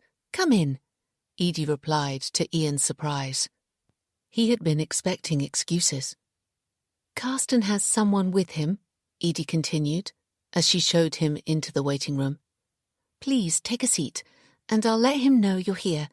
There are some magazines on the table. Hopefully he won't be long. Would you like a coffee?" "No, thank you," Ian replied stiffly, and sat in one of the chairs. With another polite smile, Edie left the room. Ian glanced around, absently drumming his fingers on the wooden armrest. He needed to calm down so he could think rationally when he presented his case to Moller. He doubted Carsten would readily admit to his mistake, so Ian would need to prove it. He took out his laptop and opened the file containing the DNA results so it was ready, then returned his laptop to his briefcase. He picked up a magazine and put it down again. He heard a door open and slam shut in the hall, followed by footsteps hurrying down the hall. The front door opened and slammed shut. Interesting. Whoever it was had left in a hurry, and from the sound of it, angry. Ian would have liked to know the reason. The door to the waiting room opened, and Edie Moller appeared, looking slightly flustered. "Mr. Moller will see you now," she said tightly. Ian stood and followed her into Moller's office, where he'd seen him before. He was standing beside his desk, apparently not fully recovered from his previous encounter. "Yes, Mr. Jennings," he said rather sharply. "You wish to see me?" Ian took a deep breath. Going over, he stood beside Moller and set his laptop on the desk, angling the screen so they both could see it. Edie Moller was waiting by the door. "When I asked you before to check if Emma and I shared the same donor, you told me we didn't," Ian began, immediately hot and flustered. "I now have absolute proof we do. I've had Emma's and my DNA analysed, and there's no doubt we have the same biological father. Here are the results." "I'll call you if I need you," Moller told his wife. Ian saw a muscle twitch nervously in his cheek. Edie Moller left the room. "Read this," Ian said, pointing to the paternity test results. "A 99% chance that Emma and I share the same biological father. You can't get a result higher than that. And the only way we share the same father is from donor sperm supplied by your clinic." Ian drew himself up to his full height and glared at Moller. Carsten Moller barely looked at the screen and certainly didn't have time to read and digest the results before he sat behind his desk, outwardly composed. "Take a seat, please," he said, waving to the chair on the other side of the desk. Ian picked up his laptop and sat down. "If those results are correct," Moller began. "They are," Ian put in. "Then it would appear we have made a dreadful error here. Unprecedented in the history of my clinic. Donors are allowed to donate more than once, but we work within the correct guidelines. Statistically, there is a very slim chance of this happening. And to make matters worse, it seems I must have made a mistake in my record keeping. I will, of course, look into it thoroughly, and if I find we are at fault, you and your wife will be compensated." Ian stared at him, confounded. He had come here expecting denial, then an ugly scene where he would have to force Moller to admit his mistake. But it seemed he was open to the idea. "If you could email me a copy of those results," Moller continued, "I'll be able to compare them with my records." Ian took a moment to connect his laptop to the Wi-Fi and emailed the file.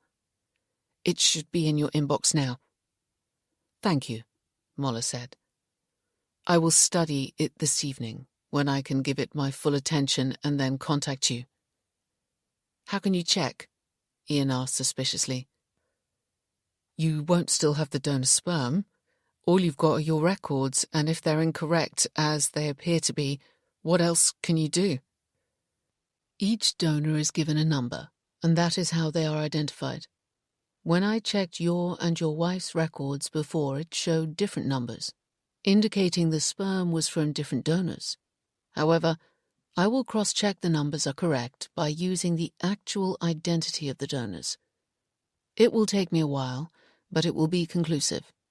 Let me assure you, if I find the donor is the same, there will be no cover-up. I will take full responsibility and compensate you as best I can.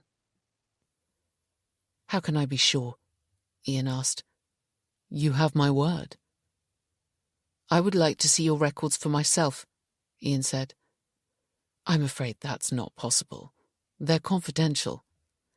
But why would I risk the reputation of my clinic and lie to you? I'm not stupid. I know if you're not satisfied, you'll go public, and that will be to the detriment of my practice after all these years. Please, give me the chance to investigate, and then we can discuss the matter further. It's in my interest to make sure you're satisfied, isn't it?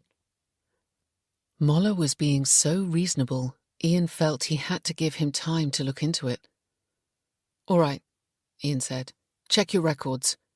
But I know my test results are correct. Quite possibly, Moller said in the same convivial manner. I will be in touch as soon as I have investigated the matter. Will that be all? He asked politely. Ian nodded, and closing his laptop, returned it to his briefcase. Thank you for bringing this to my attention, Moller said. He stood and came out from behind his desk. I'm sorry you've had all this worry. I will do my best to put it right, I promise you. He opened the door. Edie Moller was waiting on the other side to show Ian out. Goodbye, Mr. Jennings, Carsten said. Bye, Ian mumbled, and followed Edie to the front door. Outside, Ian saw that the other car had gone. Deflated and confused by Moller's reaction, Ian returned to his car. He had arrived half expecting not to be let in and for Moller to then deny that any error could have occurred. Yet he'd admitted straight away that a mistake was possible, and even mentioned compensation. Ian didn't trust him, though. There was something shifty about the man. And he hadn't been surprised by the DNA results. Indeed, he'd barely glanced at them, almost as if he'd known what they would show. Perhaps he'd been using the same donor more than was allowed. How Ian would have liked to see Moller's records for himself. Then it occurred to him, there was a way. But it was illegal. If he got caught, he'd be prosecuted, lose his job, and never work again.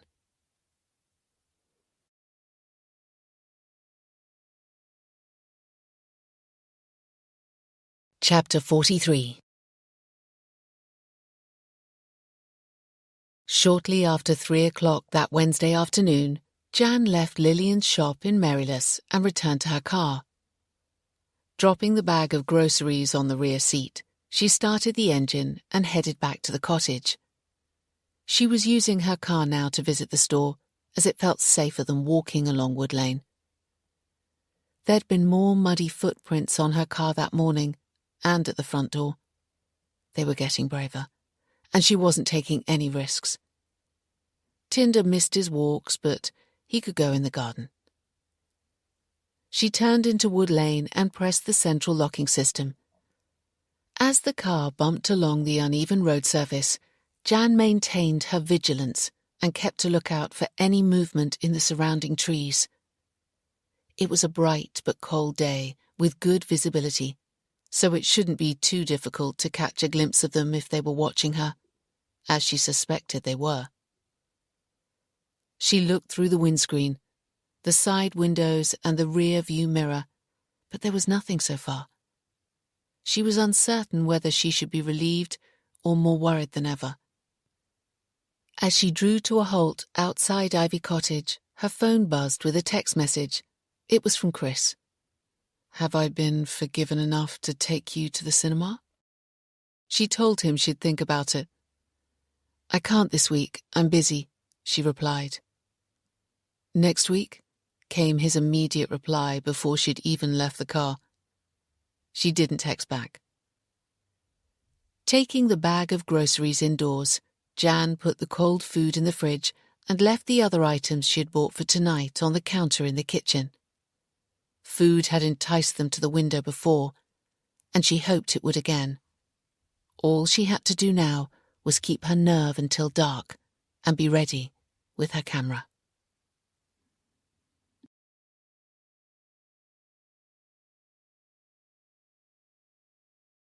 Chapter 44. Ian spent most of Wednesday afternoon in a secluded corner of the coffee shop, laptop open and using their Wi-Fi to work. It was easier to come here than go home and have to explain to Emma why he was back early from the office. She always arrived home before him, so he would return at his usual time and let her assume he'd been at work all day. But it was proving impossible to concentrate. His thoughts kept wandering to Molla and their meeting that morning. The more Ian thought about it, the more he saw that Carsten Molla had got rid of him very easily by promising to check his records and offering compensation. Ian felt a sucker. He should have stood his ground and challenged him, asked him how many others had received the same donor sperm, demanded that Molla check his records in front of him and show him proof of his findings. Annoyed with himself for being so easily taken in, Ian finished his second cup of coffee and, staring at his laptop, tried again to concentrate on work.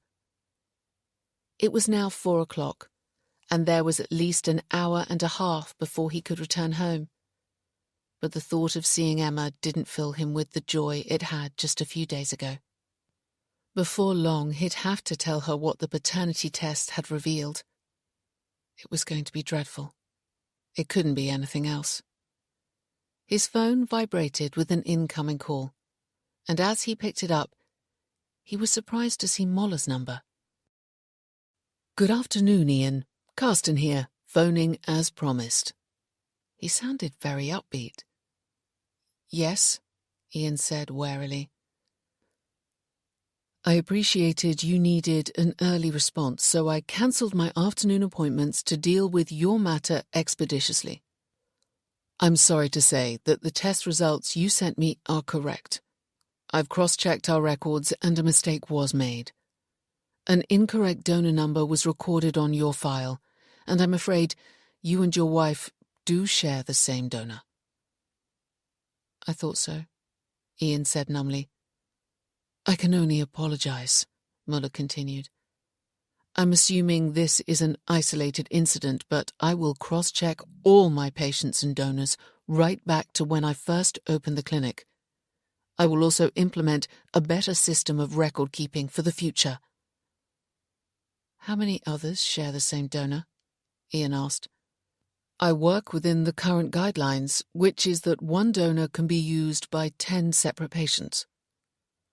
So the odds are this should never have happened. The chances of the two of you ending up together were incredibly slim. But I am sorry." "Is it the reason Emma and I can't have healthy children?" "It's possible," Molla said, "but it's more likely due to a genetic defect passed down by one of your mothers that didn't show on your DNA test. They are never 100% accurate. I don't know what else I can do but offer my sincere apologies and compensate you and your wife. I hope we can come to an agreement so the reputation of my clinic isn't irreparably damaged. What do you think is a reasonable sum?"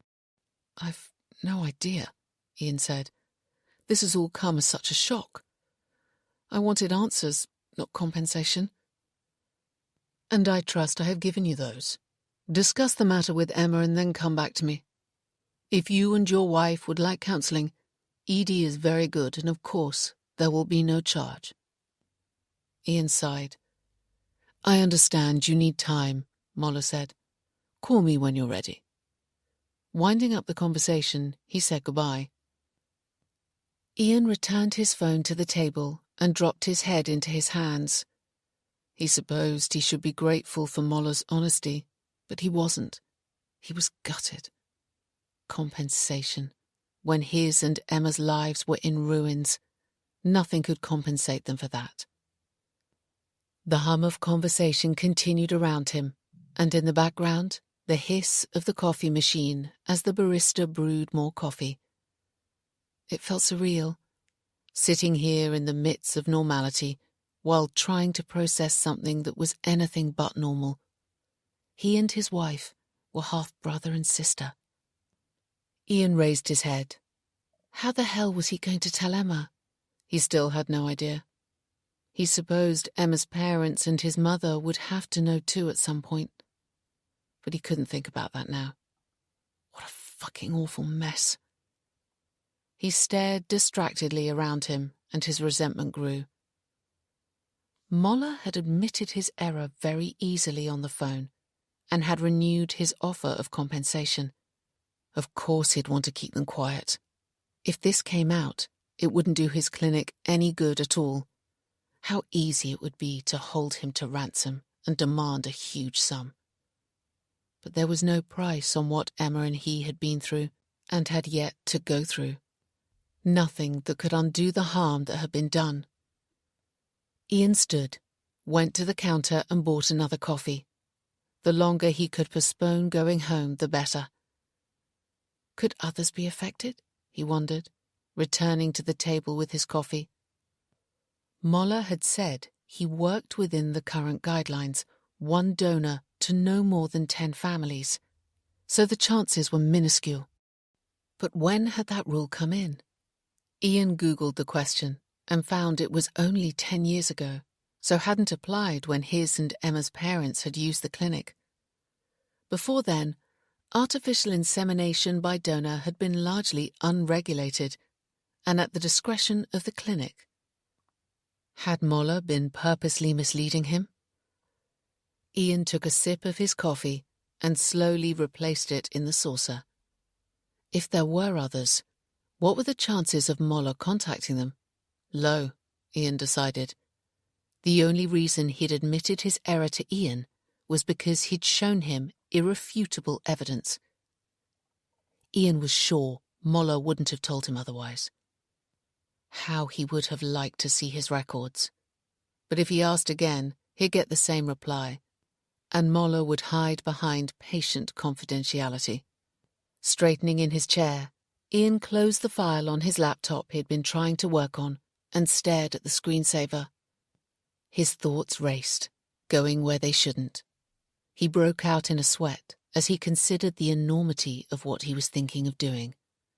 He'd be taking a huge risk. If he was caught, there would be a trial and prison. So he'd have to make sure he wasn't caught, he told himself. He was good at his job, one of the information technology team at Weatherby Security Limited. The company was in the business of keeping organizations safe. His department specialized in online security, advising clients on how to keep their companies safe from hacking and minimizing the damage if a company was attacked. In order to do his job, Ian had had to study how hackers worked. He knew how they got into computers and how to keep them out. Ian paused for a moment longer, took another sip of his coffee, and then moved the cursor on his laptop to go online. He doubted the Moller's computer was well protected from hackers, so it shouldn't be too difficult to access. And while using the public Wi-Fi came with its own security concerns, it also meant Ian's laptop couldn't be so easily traced. But just to make sure, he'd use a VPN, virtual private network, as he did sometimes at work. Ian glanced around. The nearest person was sitting far enough away not to be able to see his screen. Even if they could or someone walked past, he was just another customer with a coffee and a laptop. Before he lost his nerve and changed his mind, Ian logged into the VPN and began.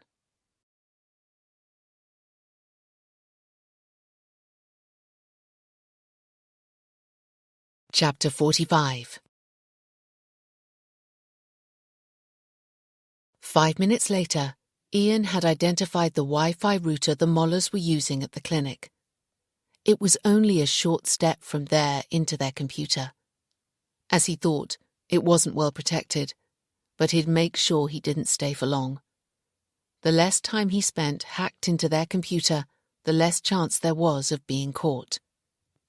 Ian looked at the dozens of folders and remembered Edie Moller's exasperation when she told him over the phone how they'd had to go from paper record keeping to digital. The records were a mess. There appeared to be little logic in the way the folders were listed. Ian opened and closed a few, looking at the files they contained and trying to work out if there was a system, and if so, what was it? Some of the folders bore recent dates, while others hadn't been opened for years. All of them seemed to be work-related, with no folders or files containing personal material like photographs and music downloads. It was impossible to know if all the paper files had been stored digitally, but Ian thought many had, as the oldest was dated 30 years before. Plugging a USB stick into the side of his laptop, Ian began copying over the folders to examine them offline. When he thought he had them all, he logged out. Using the paper napkin that had come with his croissant, Ian wiped the sweat from his forehead. It was warm in the coffee shop, but that wasn't the only reason he was perspiring. He'd just committed a crime, and now, with a mixture of dread and anticipation of what he might find, he began studying the folders and the files contained within them. Only some of the patient's folders were stored alphabetically by surname, as if Edie Moller had given up halfway through and had then just entered them in any order. A bit of time arranging the patient's files now would save him time in the long run, Ian thought, and he began putting them into alphabetical order. He saw his and Emma's parents' names on folders, but didn't open them at this point. He just tucked them into their alphabetical place. He was used to being methodical at work. There were 2 random folders that didn't contain patient details, and he moved those to the end. He began going through the folders of clients, starting with A. There were many files in each folder, some containing multiple pages. The first showed the patient's name, contact details, age, and date of birth. The next, their medical history, then diagnosis of infertility, treatment dates, and what appeared to be the outcome. In some cases, there was a record of a healthy baby being born. There were plenty of medical terms and abbreviations Ian didn't understand, but all the patient's files seemed to follow a similar format.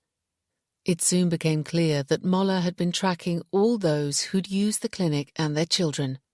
He felt uncomfortable, voyeuristic, reading all their personal details, but it had to be done. He left his and Emma's parents' folders until last, then, with trepidation, opened his parents' first. Ian read of his father's low sperm count, how long they'd been trying for a baby, and the dates his mother had been inseminated with donor sperm. It had taken 3 attempts before she had conceived him. His date of birth was recorded, the sex, boy, and that he was healthy. He opened Emma's parents' folder and found similar information, although her mother had conceived on the first attempt. While some of this was what Ian would have expected from a fertility clinic, it seems strange that despite all this information, none of the patient files appeared to show a donor identification number, as Moller had said they did. He opened a few more, and then the 2 non-patient folders, but they didn't contain a list of donor IDs either. Somewhere there must be a folder containing donor details, their ID numbers, and a file cross-referencing them to the clients. As Moller had claimed, he must have missed it.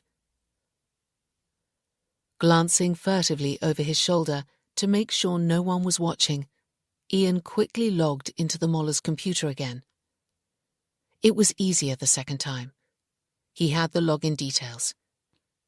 He began searching for any folders he might have missed, but he couldn't find any more.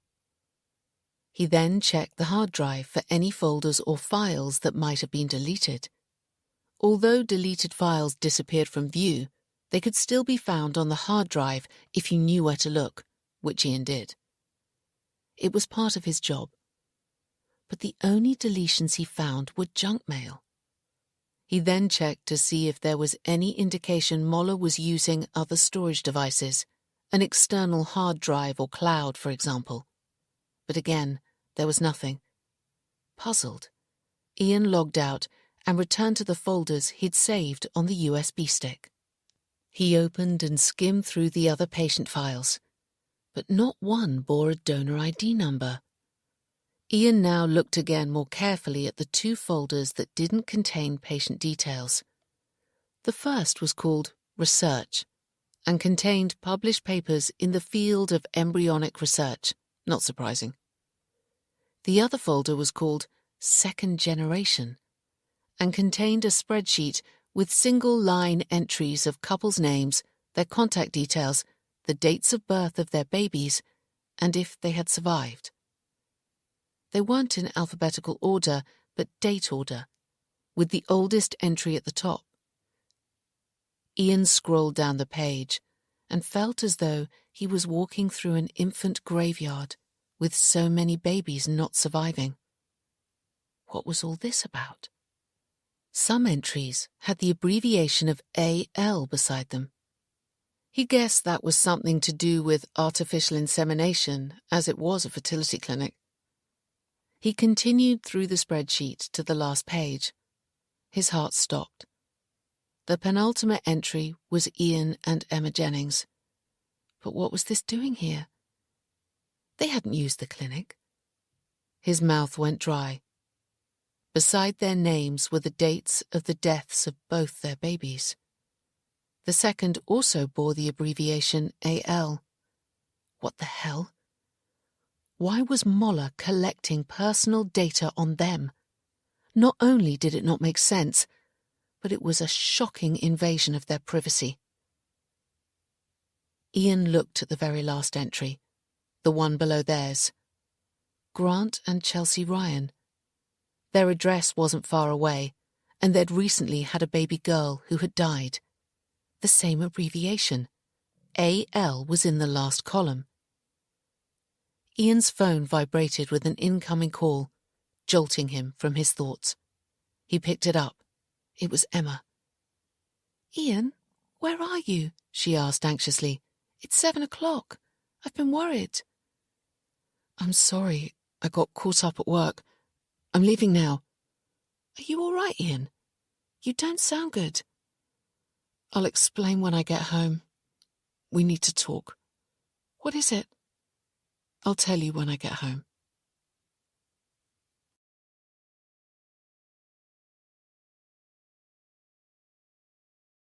Chapter 46. With his thoughts in turmoil, Ian tucked his phone into his jacket pocket, returned his laptop to his briefcase, and left the coffee shop. What the hell was Moller up to? He'd have to tell Emma everything he'd found out. He couldn't put it off any longer. But how and where to start, he had no idea. It was horrendous and confusing. Moller had admitted to him that he had made a mistake, and he and Emma shared the same sperm donor. But Ian hadn't found any evidence of that. Indeed, there was no evidence of any donors at all. Yet there must be hundreds, if not thousands, stretching back to when the clinic first opened. Instead, Ian had found that Moller had recorded the deaths of his and Emma's babies, and they hadn't used the clinic. It didn't add up. Moller treated infertility by inseminating the woman with donor sperm.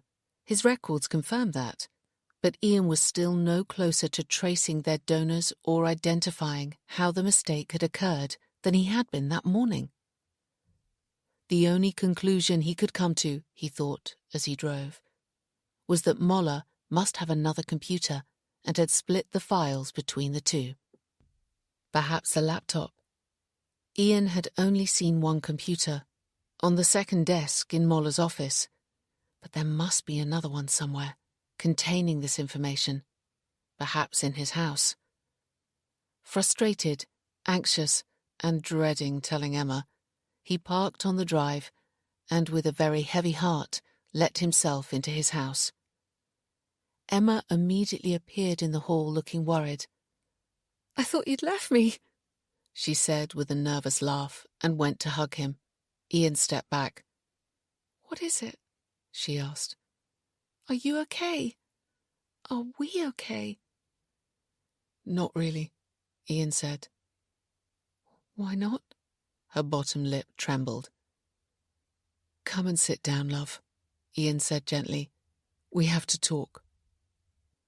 Cupping Emma's elbow, he steered her into the living room and to the sofa. "I'm sorry for being so distant recently," Emma said, panic in her voice. "I was down, but I'm a lot better now. I'll make it up to you, I promise. Dinner's ready." "I'm not hungry," Ian said, his voice flat. He sat on the sofa beside her, his briefcase at his feet. "What is it?" Emma asked again, fear in her eyes. "You're frightening me." Ian took a breath. Where to start? "I haven't been to work today." "No? Are you ill?" He shook his head. "I went to the Moller clinic again." "Why?" There was no easy way to say this. "Our DNA test results came back, and they show we have the same biological father." He couldn't bear to look at her. "No, that's not possible. Moller told you it wasn't." "I know, but I've shown him the evidence and he's changed his mind."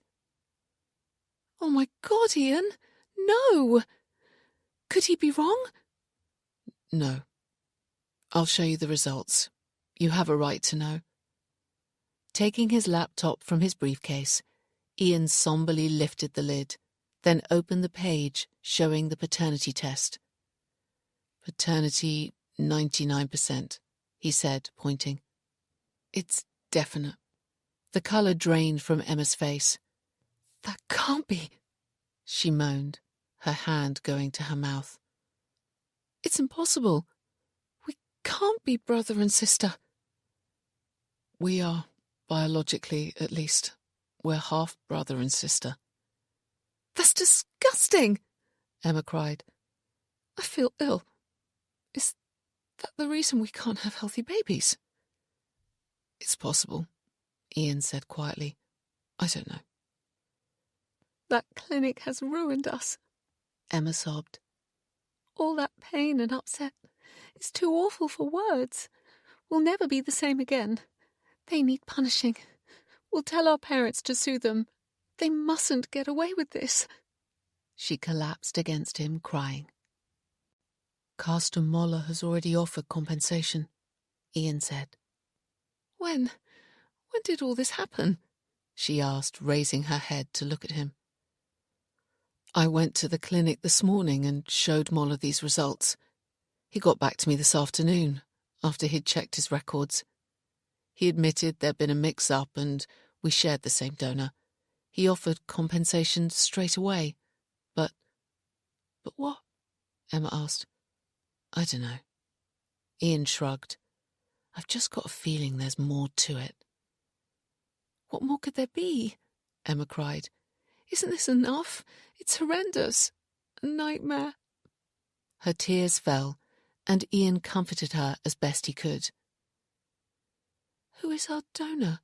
she asked at length, wiping her eyes on the tissue Ian passed. "Did you find out?" "No, that's the thing. I can't find any record of the donors at all." "What, none?" she asked. "I don't understand. Where did you look?" "Emma, I'm going to show you something, but you must promise never to tell anyone, not even your mother. I'll be in a lot of trouble if this got out. I could go to prison." "What have you done?" Emma cried, more alarmed than ever. I hacked into Moller's computer, Ian said. Emma stared at him. You see all these folders? He said, showing her. They're Moller's files on his patients, but not one of them contains information about the donor or even a donor ID. I've been through them all. So surely the information must be kept elsewhere, Emma said. That's what I thought to begin with, but I've been thinking about it and there's no indication he has another computer, nothing copied or erased.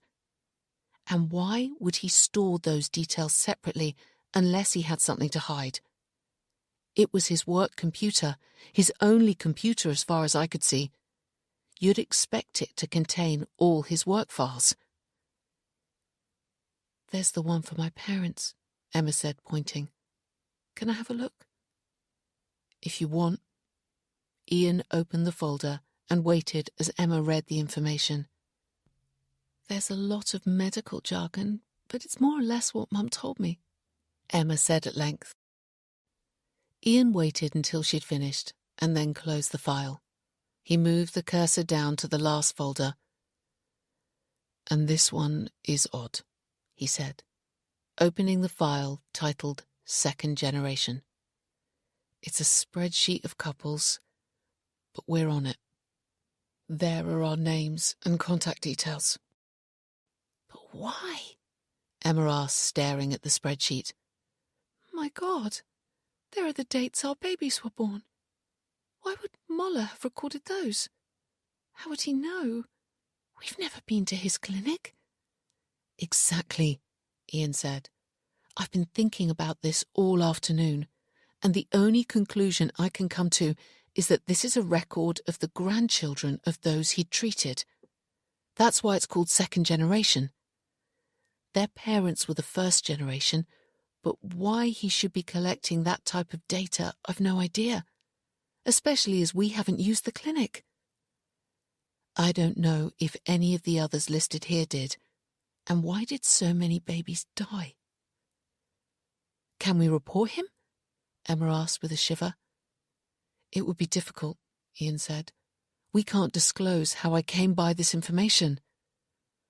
What about reporting him anonymously to the police? You can do it online now. We'd need to show that a crime had been committed, and we can't at present. There's no evidence, but look at this last entry, Ian said, moving the cursor to the line containing the details of Grant and Chelsea Ryan. They're local and had a baby recently. I was thinking of phoning them to find out what their experience was of using the clinic. I'd have to think of a reason for having their details. Perhaps you could pretend you were from the hospital healthcare team, Emma suggested. I had someone call me after the miscarriages and offer counselling. Ian hesitated. I don't know. What would I say? I'm better with computers than people. I know. Emma managed a small, sad smile. Shall I phone them? Do you think you could without giving us away? Yes, I think so. I know the sort of thing they say when they phone. Wouldn't talking about our babies upset you? Ian asked, concerned. Maybe, but I'll have to hide it, won't I? Emma said bravely. We need to find out what's going on, but if I'm going to phone them, I'd better do it now, before I have time to think about it and lose my nerve. What do you want me to find out? Anything you can about their experience of using the clinic. Shall we practice? Have a run-through? You could pretend to phone me and I'll answer. There's just the landline number, so be prepared for either of them to answer. If it goes through to voicemail, don't leave a message. We'll set our phone to private number so it can't be traced. Okay, let's practice, said Emma, throwing her tissue in the bin. Ian made the noise of a phone trilling and then answered, Hello?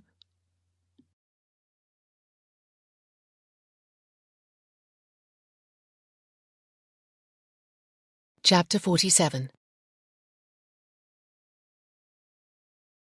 Is that Chelsea Ryan? Emma asked as a female voice answered. The phone was on speaker so Ian could hear.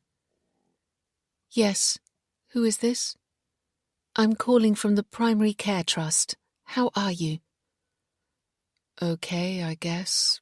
But I already told the other woman I don't want counselling. No, I understand. That's fine, Emma said.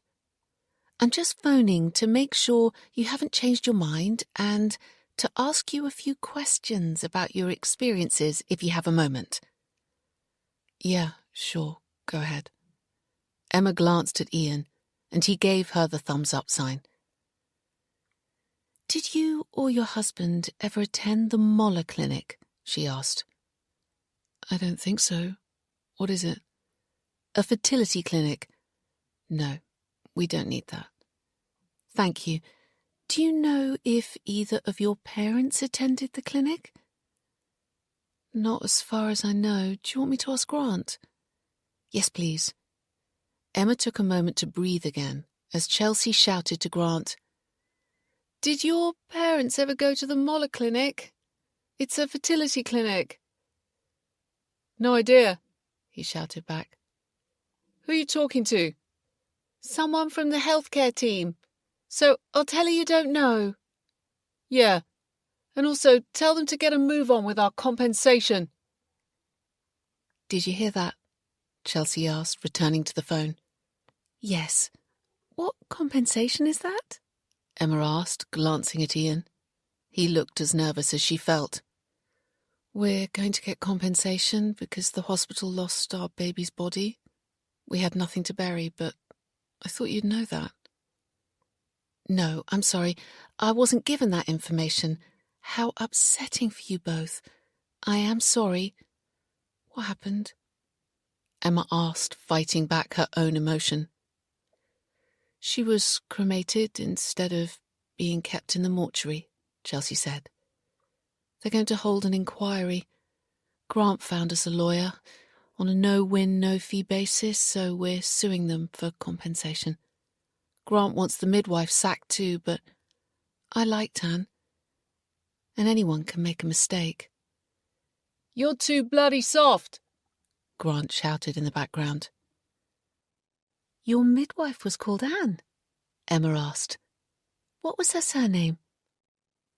Long. Anne Long. She was lovely, really kind and caring. She just made a mistake.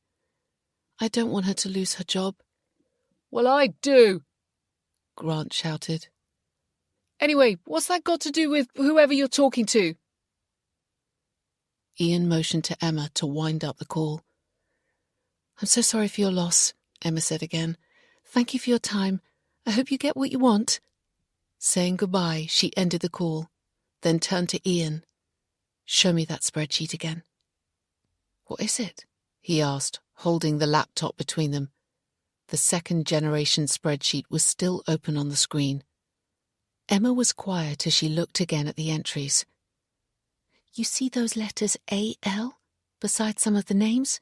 She said. They could be the initials for Anne Long. They're beside our names and Chelsea and Grant's and some others. About 30 of them. Could it be that Moller is making a note of the midwife some of us used? Why would he do that? Ian asked. And the others don't have any initials at all. If you're right, shouldn't they have the initials of their midwives too? A.L. could stand for any number of things. I assumed it was a medical abbreviation to do with infertility. What made you think of Anne Long? When she updated my antenatal notes, she always signed them A.L. It just struck me. I'm probably wrong. There is a way we could find out, Ian said, by phoning some of the others who have the same initials beside their names and asking them if their midwife was Anne Long. But before we do that, I think we should check the names on the spreadsheet with the patient folders. If the second generation are the grandchildren of Moller's patients, there should be a folder for their parents. We know our parents are there, and I'm sure I've seen one for the Ryans. Yes, Emma said, but before we do that, you should have something to eat first. You must be starving. I am, Ian admitted, and exhausted. It's been a very long day.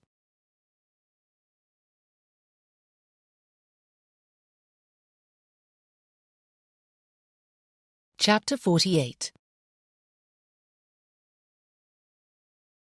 At 7:30 that Wednesday evening, Jan scooped up Tinder from where he was lying on the sofa and carried him upstairs and into her bedroom. She set him on her bed and came out, closing the door securely. Hopefully he would sleep and not chew things. She had let him out as soon as she had taken the video clip. Capturing them on film would be undeniable proof, not open to misinterpretation as a photograph could be. With a mixture of fear and anticipation, Jan returned downstairs. Not long to go now. She had been waiting all day for this moment, and yet, as it approached, she wondered if she was really doing the right thing. Perhaps it would be wiser and safer simply to leave the cottage and try to put all this behind her. But then, not knowing was likely to fuel her imagination and haunt her even more. She had seen something that couldn't be explained and needed to know what it was before she left. Going into the living room, Jan opened the curtains so the light from the room shone out over the patio. She went into the kitchen and gathered together the food she'd bought to entice them, then opened the back door. It was another cold but dry night. A crescent moon hung in a cloudless sky, and the light from the living room fell dimly over the patio. She'd switch it off once she'd finished. Jan began depositing little piles of food around the patio, not randomly as she had before, but leading from the outer edges of the patio to the window, close enough, she hoped, that she'd be able to film them while they ate. For a moment, she was startled as she heard a noise in the shrubbery, but then a bird fluttered out. She quickly finished distributing the food and returned indoors, locking and bolting the back door. She checked that her phone was on silent. The camera flash wasn't on, and then, going into the living room, switched off the light. It was pitch black now. It took a few moments for her eyes to adjust, and she groped her way to the armchair where she took one of the cushions to sit on. She placed it on the floor behind the sofa to the far right of the patio window. Partially concealed by the full-length curtain, she had a clear view of the patio where the food was most concentrated. From here she should be able to take a video without being seen. The most likely time for them to come was between 8 and 10 o'clock, so within the next 2 hours. She'd have to keep very still and stay in the same position for all that time. One movement, and they might see her and flee. She made herself as comfortable as possible and held the phone ready in her lap. They wouldn't be able to see her unless they came right up to the glass and looked in. As soon as they began taking the food, she'd start filming, the infrared on her phone camera allowing her to film in the dark. Jan kept very still and waited. Tinder was quiet upstairs, hopefully asleep. The minutes passed, and her breath came fast and shallow. Unable to risk checking her phone in case they were approaching and saw, she could only guess the time. She thought it was 9 o'clock, not much later. It felt like nearly an hour had gone by, but it was difficult to tell.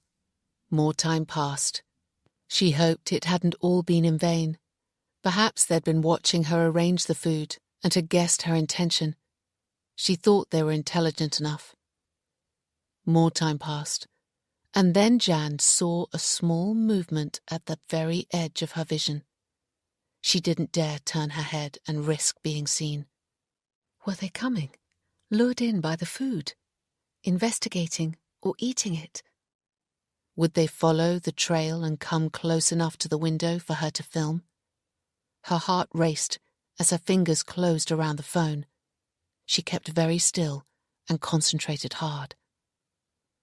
Another minute passed, and then she saw a small hand. She had to stop herself from crying out. So she hadn't been imagining it.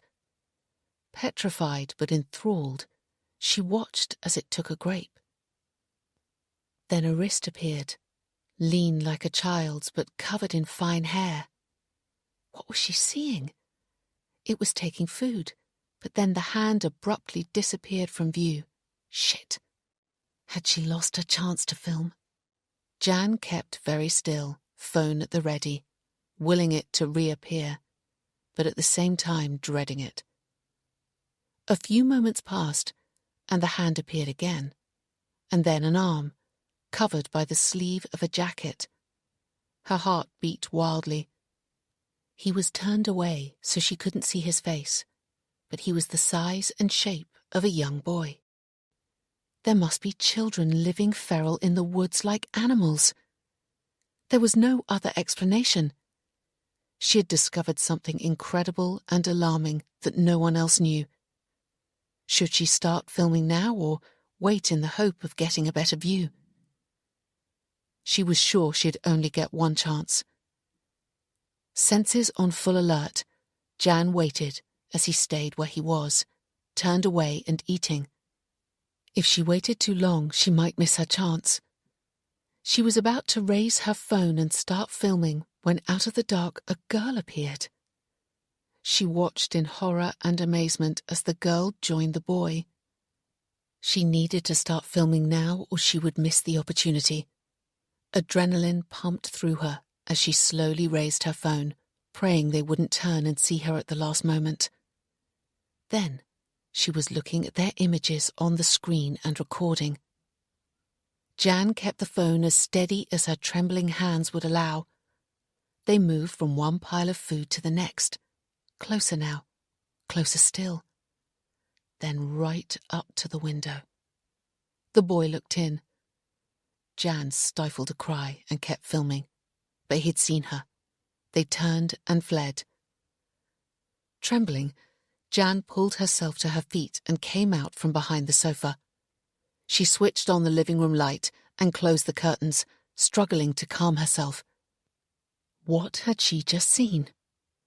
She stood in the living room, gripping her phone. It contained the proof she needed, evidence of what she and Chris had seen. There was no pretending or denying they existed now. Trying to silence her racing heart, Jan played the video.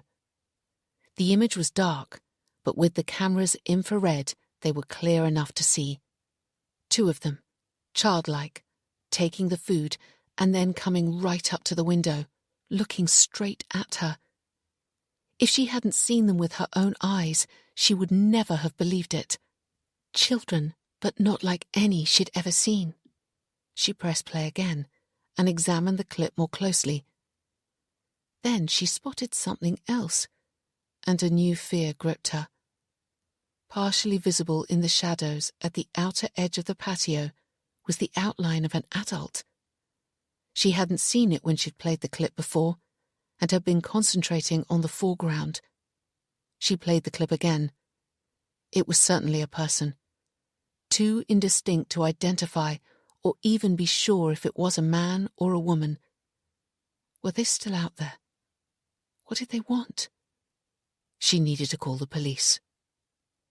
At that moment, the front doorbell rang, and Tinder began barking from upstairs. Terror gripped her. She felt sick with fear. Keep calm and call the police, she told herself. Press 999. She was about to when her phone began ringing. The caller display showed Chris. What the hell? She pressed to accept the call. It's me at the front door, he said. Can I come in? What do you want? To make sure you're all right, are you? No. Well, open the door so I can help you. What made you come here now? You're not answering my texts? Could he be trusted? Did she have any choice?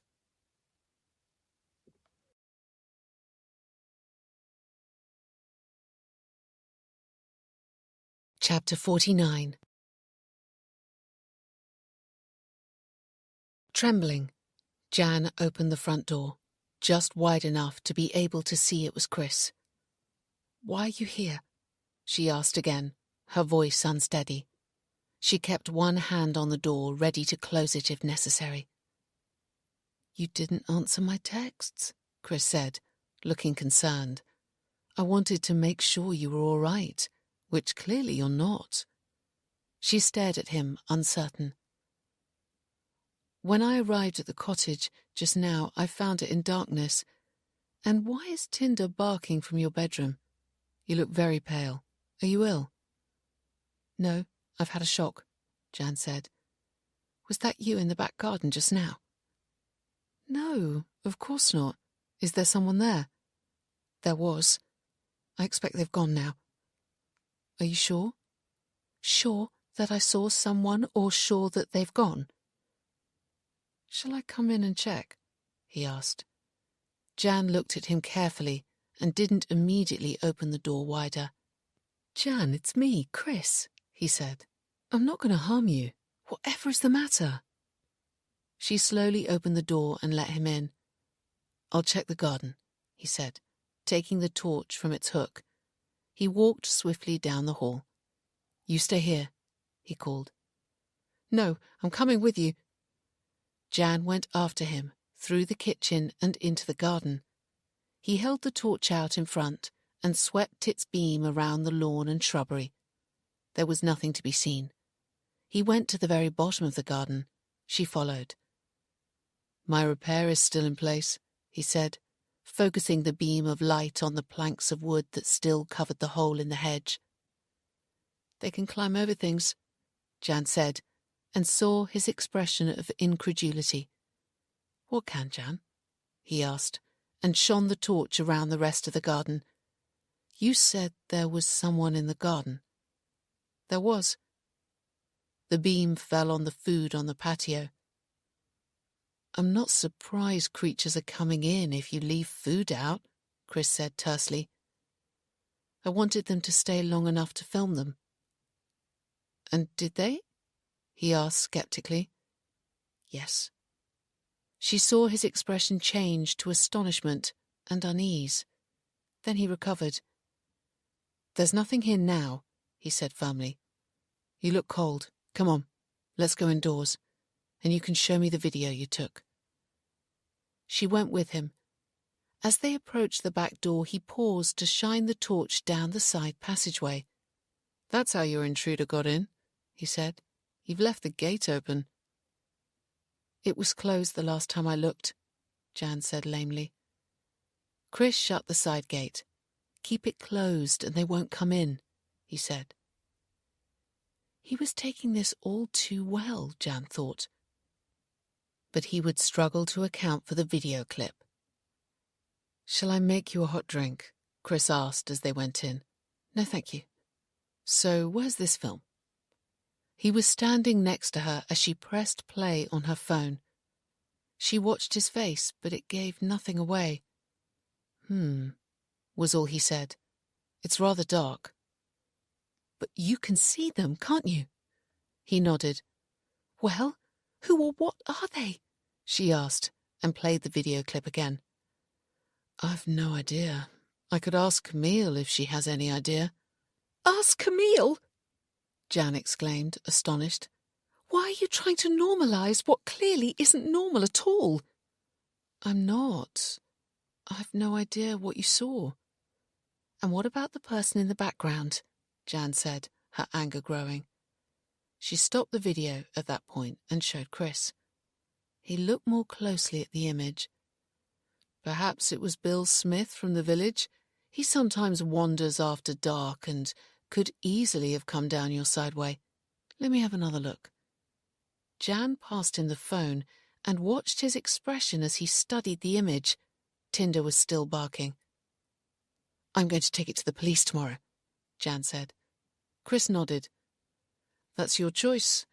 But can you let Tinder out now? He's getting very distressed up there." Jan went upstairs, annoyed by Chris's reaction.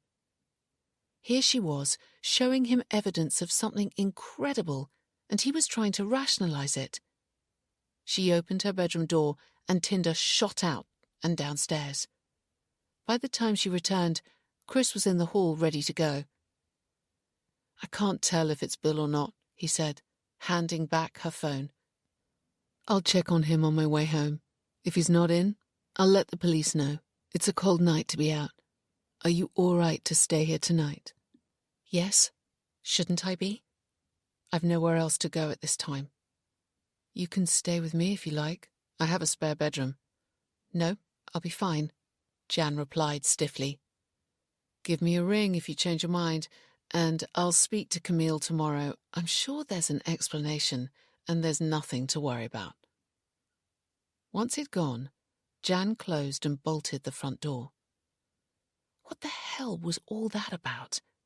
She couldn't believe his reaction, calm and rational, about something that defied logic. His response hadn't been normal. Either she was losing her mind, or he was, and she was sure it wasn't her. She had the proof she needed now, and tomorrow she'd take it to the police. The video was clear enough, wasn't it? Jan looked at her phone again to check, and went cold.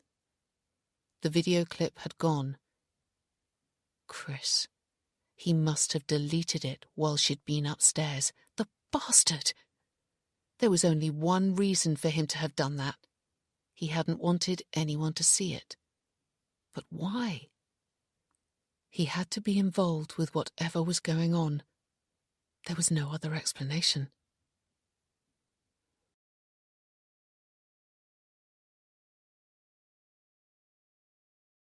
Chapter 50.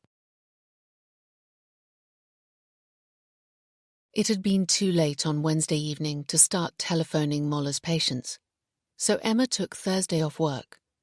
Ian had already taken a lot of time off, and she could gather the information they needed just as well, if not better, than he could. She sat at the dining room table with Ian's laptop open in front of her, making notes.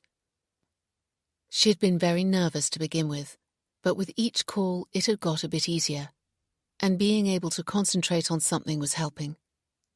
Most of the people she phoned were helpful when she explained she was asking for feedback on their healthcare experience.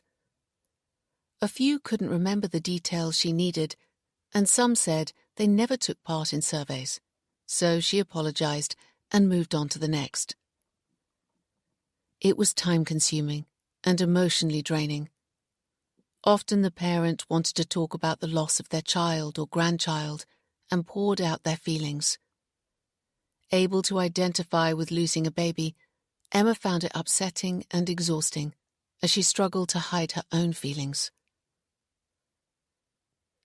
By midday, she had collected as much information as she could and was able to confirm that Moller's second-generation file referred to the children of patients treated by him, although they had never been to the clinic themselves, and AL stood for Anne Long. In each case where Anne had been the midwife, the parents had suffered at least one late miscarriage, and sometimes more than one, as she and Ian had. Yet everyone spoke highly of Anne, kind, caring, dedicated, and showing great empathy for their loss. It wasn't her fault, they said. As a long-standing midwife, Anne would have delivered thousands of other babies in addition to those on Moller's list, Emma thought. This high neonatal mortality rate couldn't possibly be present in all her work, or she would have been investigated and stopped from practicing years ago. It was worrying and didn't make sense. Why was this happening to Moller's babies when Anne was involved? What was going so badly wrong? Ian had said he would phone in his lunch break to see how Emma was getting on, and she now took the opportunity to make herself a mug of tea. She returned to the table and sipped it as she waited for Ian's call, puzzled and worried by what she'd found out. A few minutes later, Ian phoned, his voice somber. "Hello, how are you getting on?" "I've just finished." Without doubt, those listed on the second-generation spreadsheet weren't patients of Moller's, but their parents were, and AL does stand for Anne Long. "I'll show you my notes tonight, but Ian, something else has come out of this, and I'm not sure what to make of it." "What?" he asked, anxiety obvious in his voice. "According to Moller's spreadsheet, it seems that when Anne was the midwife, the babies never survived. And also she always took care of the disposal of their bodies, just like she did with David." Emma heard Ian's silence. Her discovery had clearly filled him with dread, as it had her. "What are you thinking?" he asked at length. "I don't know. The couples were grateful at the time, but later some of them regretted they'd made the decision so quickly, like Chelsea and Grant. But it was too late by then. I feel very uncomfortable and sad about all of this. I mean, we didn't give it much thought either, did we? We were too upset, so when Anne suggested she took David away, we agreed. We didn't even say goodbye." "No, but I think that was for the best," Ian said, remembering the glimpse he'd had of their baby. "Do you think there's a connection between Anne Long and the Moller Clinic?" Emma asked. "It would seem so. Why else would Moller have her details? Maybe she's selling body parts to labs? There was that big scandal some years ago." "Oh, Ian, don't say that," Emma cried. "That's horrible. I couldn't bear the thought of David being in a laboratory." "Hopefully I'm wrong," Ian said. "Anne wasn't our midwife in your first pregnancy, and that went wrong too. I seem to remember we weren't allotted Anne for David straight away. The midwife was changed partway through the pregnancy." "Yes, because we decided on a home birth, and she was more experienced in home deliveries. If you remember, the hospital tried to talk us out of a home birth and said they couldn't be held responsible. We had to insist. Then Anne came to our rescue." Ian was quiet again, and then said, "I think I need to speak to Anne face to face." "Shall I ask her to visit us? The last time I saw her, she said to phone if we needed to talk." "No. I'll visit her." "At the hospital?" "Or her home." "Do you know where she lives?" "No, but I'll be able to find out." "Oh, Ian, that's not a good idea. We don't want any more upset. We've had enough to cope with this year, and Anne hasn't done anything wrong as far as we know." "Don't worry. I just want to ask her some questions."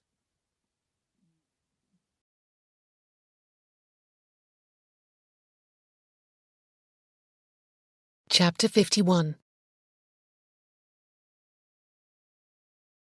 "Thank you for returning my call," Jan said to DC Matt Davis. "You're welcome. Although, if it's an emergency, you should call 999. "It's not. Or rather, it isn't an emergency now. It happened last night. I had another intruder come into the garden." "Yes, it was Bill Smith." "Really? Are you sure?" "Positive. He's safely home now.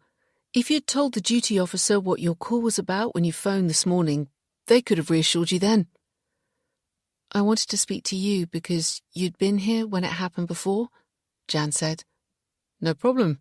Anyway, the mystery of your intruder has been solved." "Where was Bill found?" Jan asked. "In Wood Lane. Chris Giles found him and phoned us in case anyone had reported him missing." "I see," Jan said, wondering why Chris hadn't texted her to let her know. "Well, I'm glad he's home safely." "Yes. Was there anything else concerning you?" Jan hesitated. She no longer had the video to prove her claims. "You remember you saw those track marks in the garden? Whoever made them was here again last night," she said. "They came right up to the window looking for food." "They seem to be getting around," Matt replied lightly. "A family in the village has reported seeing a strange figure, to use their term, in their home." "Did they?" Jan gasped. "Yes, it gave them quite a shock. It seems it had come in through the window in the kitchen they'd left open to clear the smell of cooking. The couple's teenage daughter came down in the night for a drink. They heard her scream, but by the time they arrived, it had gone. So don't leave any windows open." "No, I won't. Did the girl say what it looked like?" "Not really. She only caught a glimpse of it as it disappeared out of the window. It was most likely a fox." "Was there just one?" Jan asked. "Yes. Try not to worry. Just remember to keep your windows and doors closed."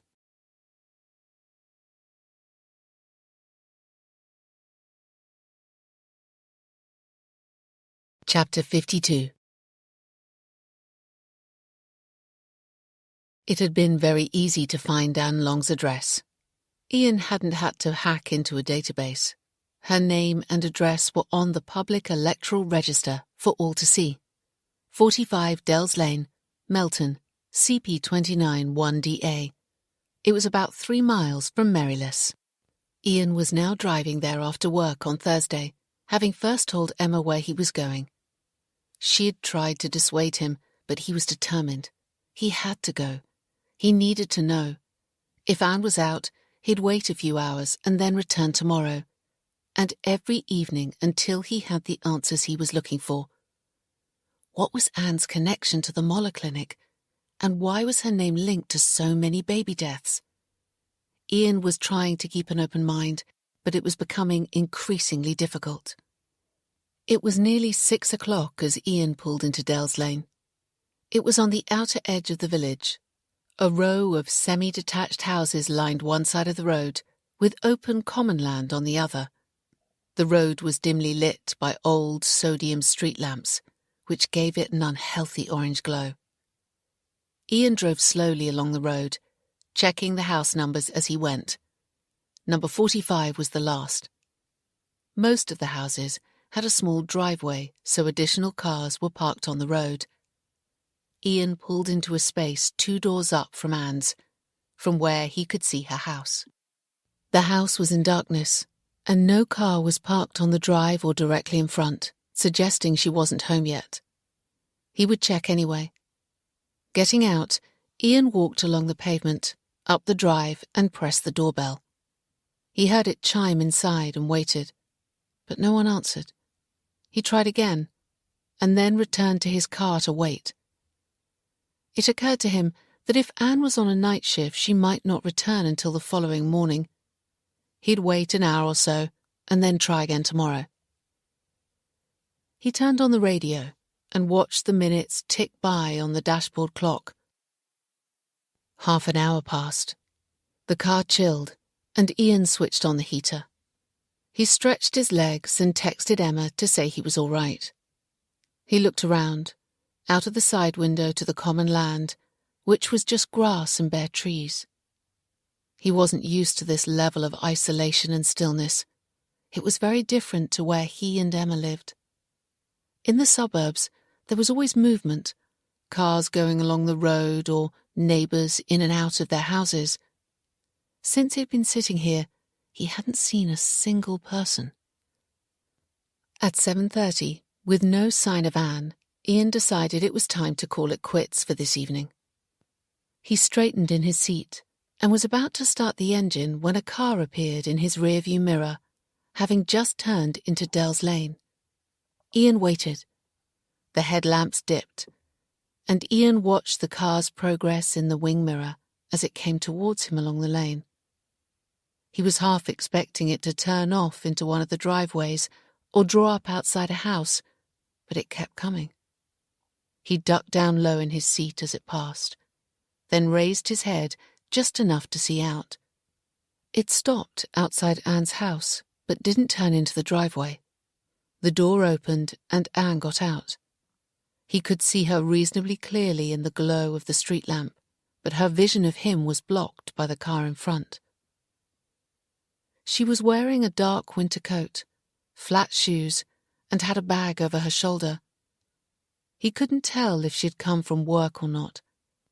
Ian watched her walk briskly to the front door, key at the ready, and let herself in. The door closed and the lights began going on inside the house. He'd give her a few minutes before he went to the door. Ian looked at her car, parked right under the street lamp. It was a grey Vauxhall Corsa, which he recognised from when she'd visited him and Emma. But he now realised he'd also seen it, or one very similar, parked outside the Moller Clinic on his last visit. It had been there when he'd arrived, but had gone when he'd left. If that car had been Anne's, which he was pretty sure it was, then she was the person with Moller when Ian had arrived and who'd left in a hurry. Why was she there? And what had happened to make her slam the door as she'd left? Time to confront her, Ian thought. He opened his car door, but as he did, he heard a whirring sound coming from Anne's house. He looked over and saw her garage door slowly rising. He quietly closed his car door again and waited, keeping low in his seat. The garage door rose to its full height, and a small navy van with tinted windows pulled out. It turned left down the lane, going past him. The garage door automatically closed. It had been impossible to see who was in the van through the tinted windows. The lights in the house were still on. Perhaps there was someone else living there, Ian wondered, although there was only Anne listed on the electoral register. Getting out, he went to Anne's front door again and pressed the bell. Silence. He rapped on the door. More silence. It seemed no one was in. So that must have been Anne leaving in the van, which was odd. She'd arrived home in her car and gone straight out again in a van with tinted windows. He ran to his car, quickly turned it around, and then sped down the lane after her. He thought he'd seen the van's indicator flash right before it had disappeared, and so he turned right, heading towards Melton. There was no van in sight. He continued along the main road that ran through the village, looking left and right, down the side roads, but there was no van. At the end of the village, he turned the car around and retraced his route until he came to Dell's Lane, where he turned in. He continued to Anne's house and tried the door again, but no one answered. Annoyed with himself that he hadn't spoken to Anne when he'd had the chance, he went next door to number 43 and rang their bell. A man in his 50s dressed in overalls answered. "Sorry to trouble you," Ian said. "I was hoping to see your neighbour, Anne Long, but she's out. Do you know when she might return?" "At this time in the evening she's either working or walking her dogs," he replied. "Oh, I see. Her car is still outside." "In that case she's walking the dogs. She takes them in the van. We keep well away. Nasty brutes by all accounts. She can only walk them at night when there's no one else around." "Thank you," Ian said. "Do you know what time she's likely to return?" "It varies. Recently it's been very late. I heard her garage door at nearly midnight yesterday." "I'll come earlier tomorrow then. Thanks for your help."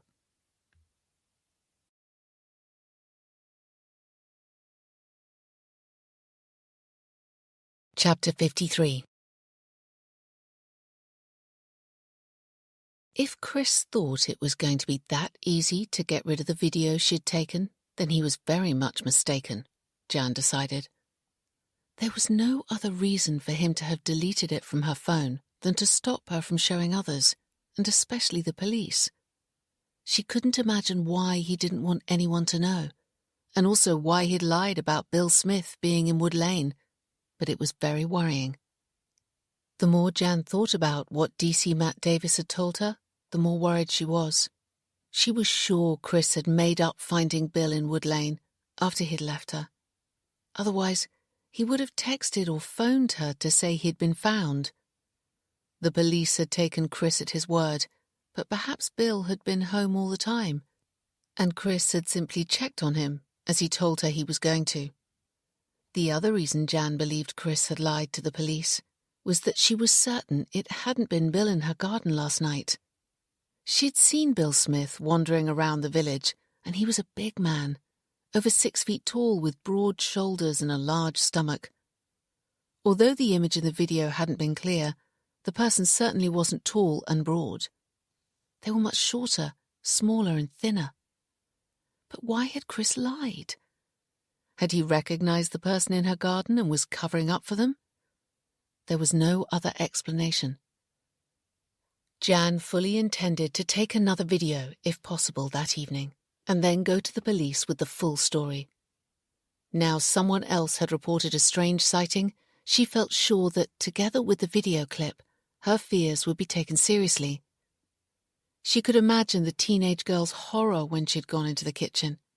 The police were putting it down to an animal getting in, but Jan knew differently. Food seemed to entice them, and Jan would be using it again tonight. But she wouldn't be showing Chris her evidence this time. He couldn't be trusted. After she'd gone to the police, she'd call Camille and say she wanted to leave as soon as possible. Enough was enough. This was supposed to have been a quiet retreat to give her time to heal. It was anything but. At 7:30, Jan arranged the food she'd prepared around the outer edges of the patio, not close up to the window as she'd done before, then returned indoors. She shut Tinder in her bedroom and then downstairs again, opened the living room curtains. Hardly daring to breathe, she put on her jacket, boots, scarf, beanie hat and gloves, and tucking her phone into her pocket, quietly let herself out of the back door, closing it again behind her. The light from the living room shone out over the patio. From outside looking in, it was obvious that no one was in the living room. They would be wary about being caught a third time, so she was using a different tactic tonight and showing them the room was empty. Struggling to believe she was actually doing this, Jan crossed the lawn to the shed at the bottom of the garden and let herself in. Thankfully, Camille had kept it reasonably clean. There were just a few cobwebs hanging in the crevices. She shivered from cold and nerves and pulled her woolen hat further down over her ears. Taking out her phone, she stood a little way back from the window and prepared to wait.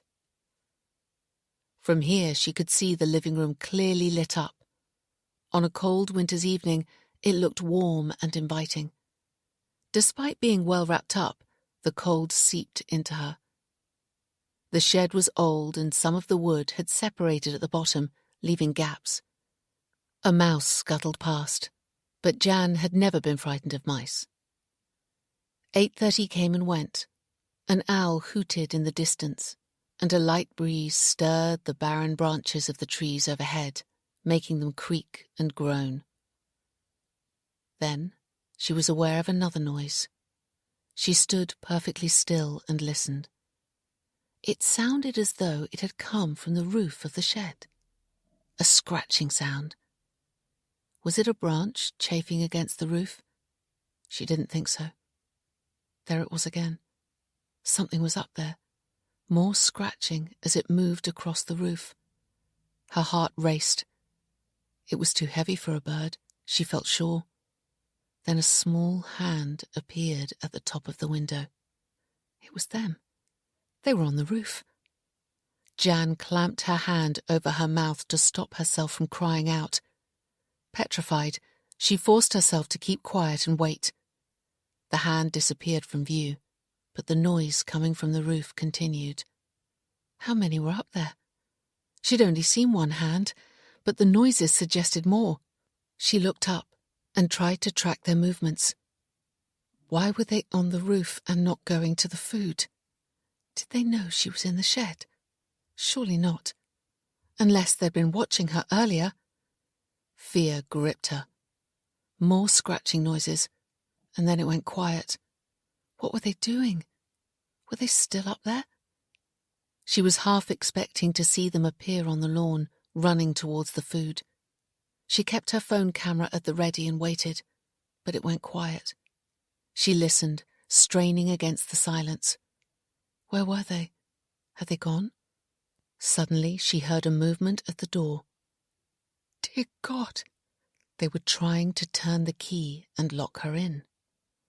Throwing herself at the door, she forced it open, just in time to get out.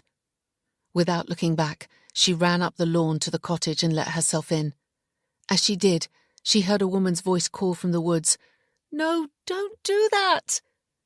The same voice she'd heard before. Fighting for breath, Jan locked the back door and fled upstairs to the spare bedroom at the back. Without switching on the light, she crossed to the window, dialing 999 as she went. She could barely keep her phone still for trembling, but there was a torch beam in the woods. "I'm Jan Hamlin. I live in Ivy Cottage, Wood Lane," she said as soon as she was connected. "There are intruders in my garden again just now. I think they're in the woods. I can see a torch. Please come quickly." Ivy Cottage, Coleshaw Woods, the operator checked. Yes. We'll have someone there as soon as possible. Stay in the property and keep your windows and doors locked. Yes, I will. Please hurry. Jan kept her phone at the ready, but as she looked, the torchlight disappeared. She had no doubt that by the time the police arrived, there'd be nothing to find, just like the last time.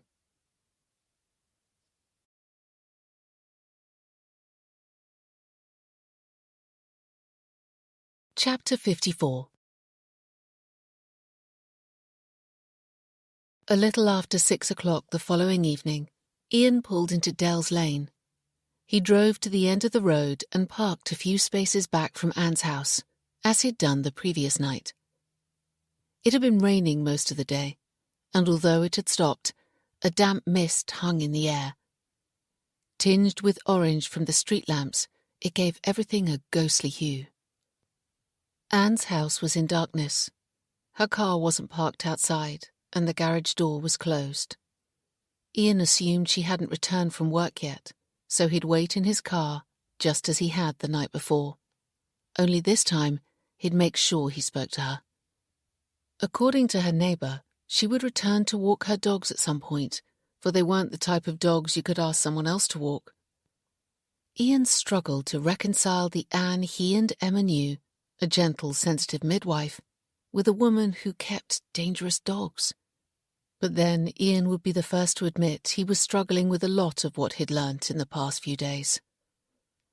At 6:20, he saw headlamps as a car pulled into Dell's Lane.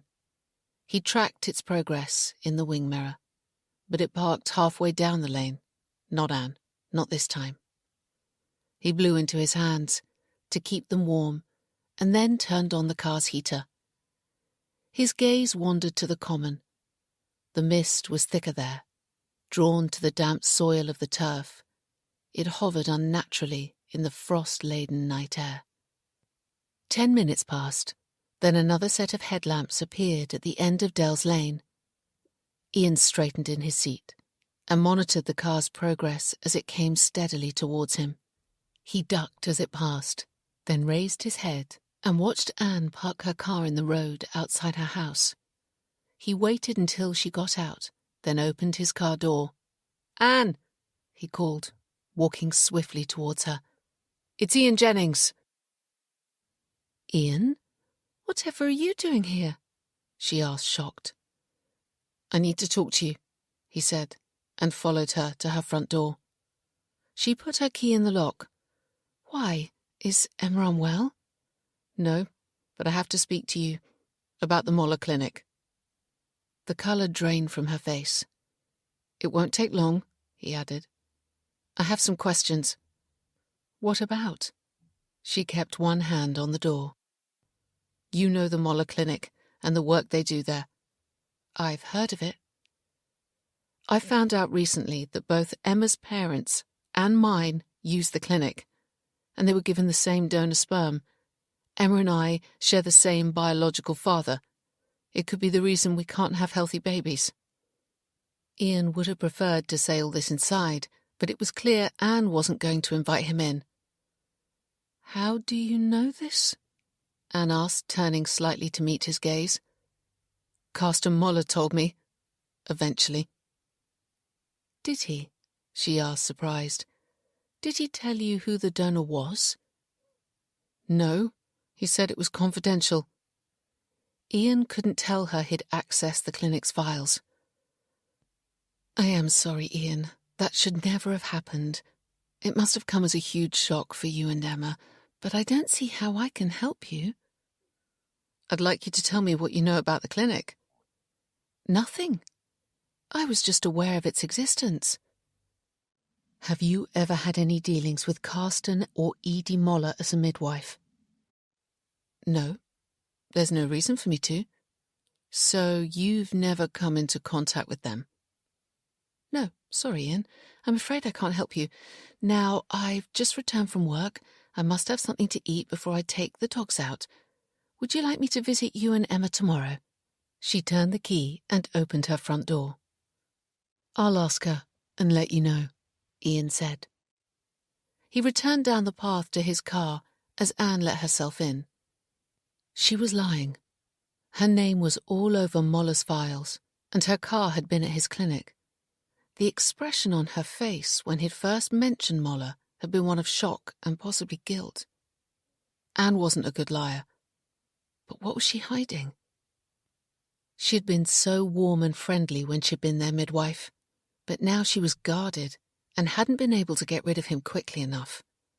Yes, she had just come home from work and wanted dinner before she took the dogs out, but Ian hadn't seen or heard any dogs eager to be let out. He supposed they could be caged out the back, but wouldn't they have barked when they heard her voice? Ian turned his car around and drove to the other end of Dell's Lane. He parked between cars, switched off the headlights, and prepared to wait. At some point, Anne would leave to take the dogs for a walk, and he would follow her, and perhaps try again. He'd come here hoping for answers, but now he had even more questions. Some that he could barely consider and made his stomach churn. All those dead babies listed in Moller's files with Anne's initials beside them. She must be involved. Could it be that under cover of darkness she was using her van to transport baby parts to laboratories for research? She would get paid a fee. Is that why she'd been so on edge and had lied? Or even more macabre, was she burying dead babies to cover up a crime? Ian shuddered at the possibility. At 7:30, Ian saw headlamps in his wing mirror coming from the far end of the lane where Anne lived. Was she in her car or van? He kept his head turned away as she passed. She was in the van.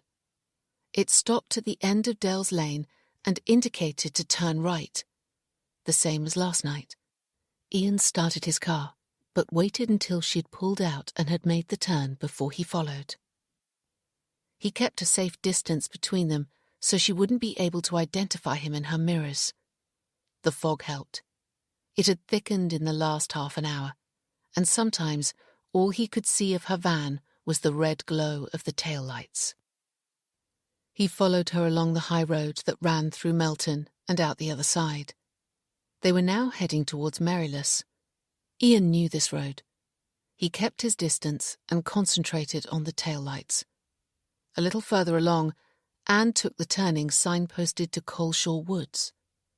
Ian dropped back so she wouldn't become suspicious. There was only two of them now, driving on this side of the road, with the occasional car coming in the opposite direction. Half a mile or so further on, she turned left down a single-track lane. Ian waited until her tail lights had disappeared before he followed. The lane didn't go anywhere but into the woods. He had come here for walks in the summer as a child. It had been pleasant then, but now the mist and darkness gave it a sinister edge, which added to his unease. He admired Anne's tenacity to come here all alone. But was it really necessary to come this far to walk dogs? Were they really that dangerous? Surely there were less isolated places she could have gone. Unless she wasn't walking dogs at all, but burying dead babies. In which case it would be ideal. Ian grimaced at the thought. Ian pulled over and stopped. The lane ran out shortly, so Anne would have to park before long, and he didn't want to get too close. Slowly opening his car door, he listened. He could hear an engine idling somewhere further up the track, just around the bend. He assumed it was the van. It stopped. From memory, he guessed she had parked close to the thickest part of the woods, but it was impossible to see in the dark and mist. Ian quietly got out of his car and stood very still, listening, senses on high alert. All that could be heard was a light breeze stirring the treetops. He needed to get closer to see what she was doing, but there was no moon to show him the way. Taking out his phone, he pointed it down and switched on the torch. Keeping close to the trees with the torch beam concentrated on the ground, he gingerly made his way along the edge of the track until he came to the bend. The outline of her van appeared, and he quickly switched off the torch, stepped back, and tucked himself behind the trees. As he watched, he saw Anne get out of her van and go to the rear doors. She was wearing a quilted jacket, Wellington boots and jeans, so looked dressed for walking dogs, although he couldn't see any leads. Ian stayed perfectly still and watched as she glanced around and then opened the rear doors. He stared in horror and amazement, unable to believe what he was seeing, as two little figures jumped out and disappeared into the woods. Not dogs, definitely not. They looked like children. Jesus, what the hell was Anne doing? It was worse than he could have imagined. Leaving the rear doors open, she went after them, disappearing into the dense woods. Breaking out in a cold sweat, Ian followed, moving slowly and stealthily through the trees. He couldn't see them, but he could hear them further up. They were in the thickest part of the forest now. They were a lot faster than Anne. He caught glimpses of her jacket through the trees, a little way ahead as she struggled to keep up. They appeared to be trying to outrun her. Were they trying to escape? But who were they, and why were they here? What in heaven's name was she doing transporting children in a van after dark? Then he realized, and his heart missed a beat. She was trafficking children, selling them for money. That must be it. He couldn't think of another explanation. Pretending she had dangerous dogs. Was she actually making money from the sale of children? He had to act fast to save them. Ian took another couple of steps, hiding himself behind the trees as he went after her. He'd rescue the children and then phone the police and let them deal with Anne. Suddenly a twig snapped under his foot. Shit. He froze, hoping they hadn't heard. All movement stopped. The wood fell silent. Then Anne's voice called out, "Who's there?" Ian stayed where he was, hardly daring to breathe. His stomach churned and sweat trickled down his neck. Then there was movement from somewhere in the forest. Something was running towards him. He couldn't see what.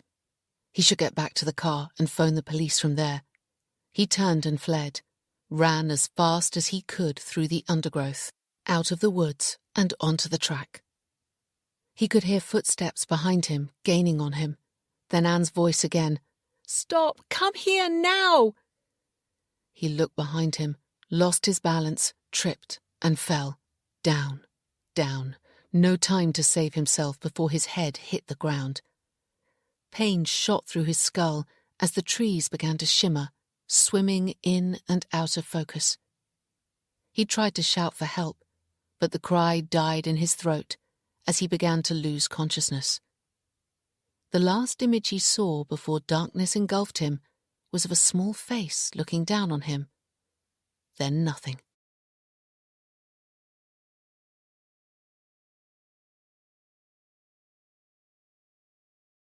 Chapter 55.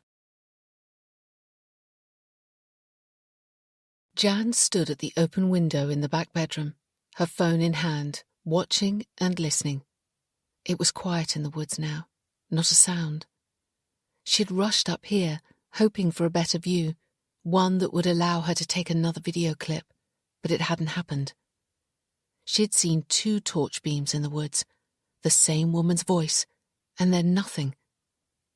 She wasn't going to call the police again. It would only be a repeat of last night. By the time they arrived, there would be nothing for them to investigate. And last night, she had got the feeling the officer they'd sent had thought she was wasting police time. Reluctantly, Jan closed the window and admitted defeat. She wouldn't be replacing the video Chris had deleted, now or in the future. This had been her last chance. She'd already telephoned Camille and said she was sorry, but she needed to leave the cottage as soon as possible, as she wasn't happy here. Camille had taken it very well, considering, and said she would book a flight straight away and would text her once she'd landed. Jan had agreed to stay until she arrived. She came out of the bedroom and went downstairs. Whatever was happening in the woods would remain a mystery. She checked the front and back doors were secure, and the electricity meter was topped up. Then she sat on the sofa beside Tinder and rubbed his head. She'd miss him, but she couldn't wait to leave the cottage and live in the town again, where electricity was constant and there was no strange happenings in dark woods. As soon as Camille arrived, she'd be off. She'd already begun packing and felt ready to restart her life, apply for jobs, meet old friends, maybe even have another long-term relationship, if she could meet an uncomplicated, honest guy. Her thoughts went to Chris, who had seemed so honest and straightforward at the start. Now she had no idea who he was or how he fitted into whatever was going on around here. She remembered the look on his and Anne's faces when she'd come across them in the woods, guilty, almost as if they'd been caught out. She stopped stroking Tinder and looked up. Of course, why hadn't she made the connection before? The woman's voice she'd heard in the woods was Anne's. She was sure of it. No wonder it had sounded familiar. But what the hell was she doing in the woods at night? Grabbing her jacket and keys, Jan let herself out of the front door into the cold, misty air. Hopefully she wasn't too late, and Anne was still there. Jumping into her car, she pressed the central locking system and switched on the side lights only. They gave just enough light so she could see where she was going without being seen. She drove as fast as she could along Wood Lane to where it joined the track leading to Coleshaw Woods. She pulled over onto the bank, out of sight, then cut the engine and lights. Just in time. Headlamps on full beam appeared from the turning, flicking through the mist as the car bumped over the uneven surface. Closer and closer, growing brighter. Then a small van appeared and turned into the lane heading towards Merryless. Jan couldn't see who was driving. Visibility was too poor, and the windows seemed to be tinted. But the rear number plate was lit. Jan made a note of the registration on her phone, then headed back to the cottage to report it to the police. Hopefully this was the proof that was needed to start a proper investigation.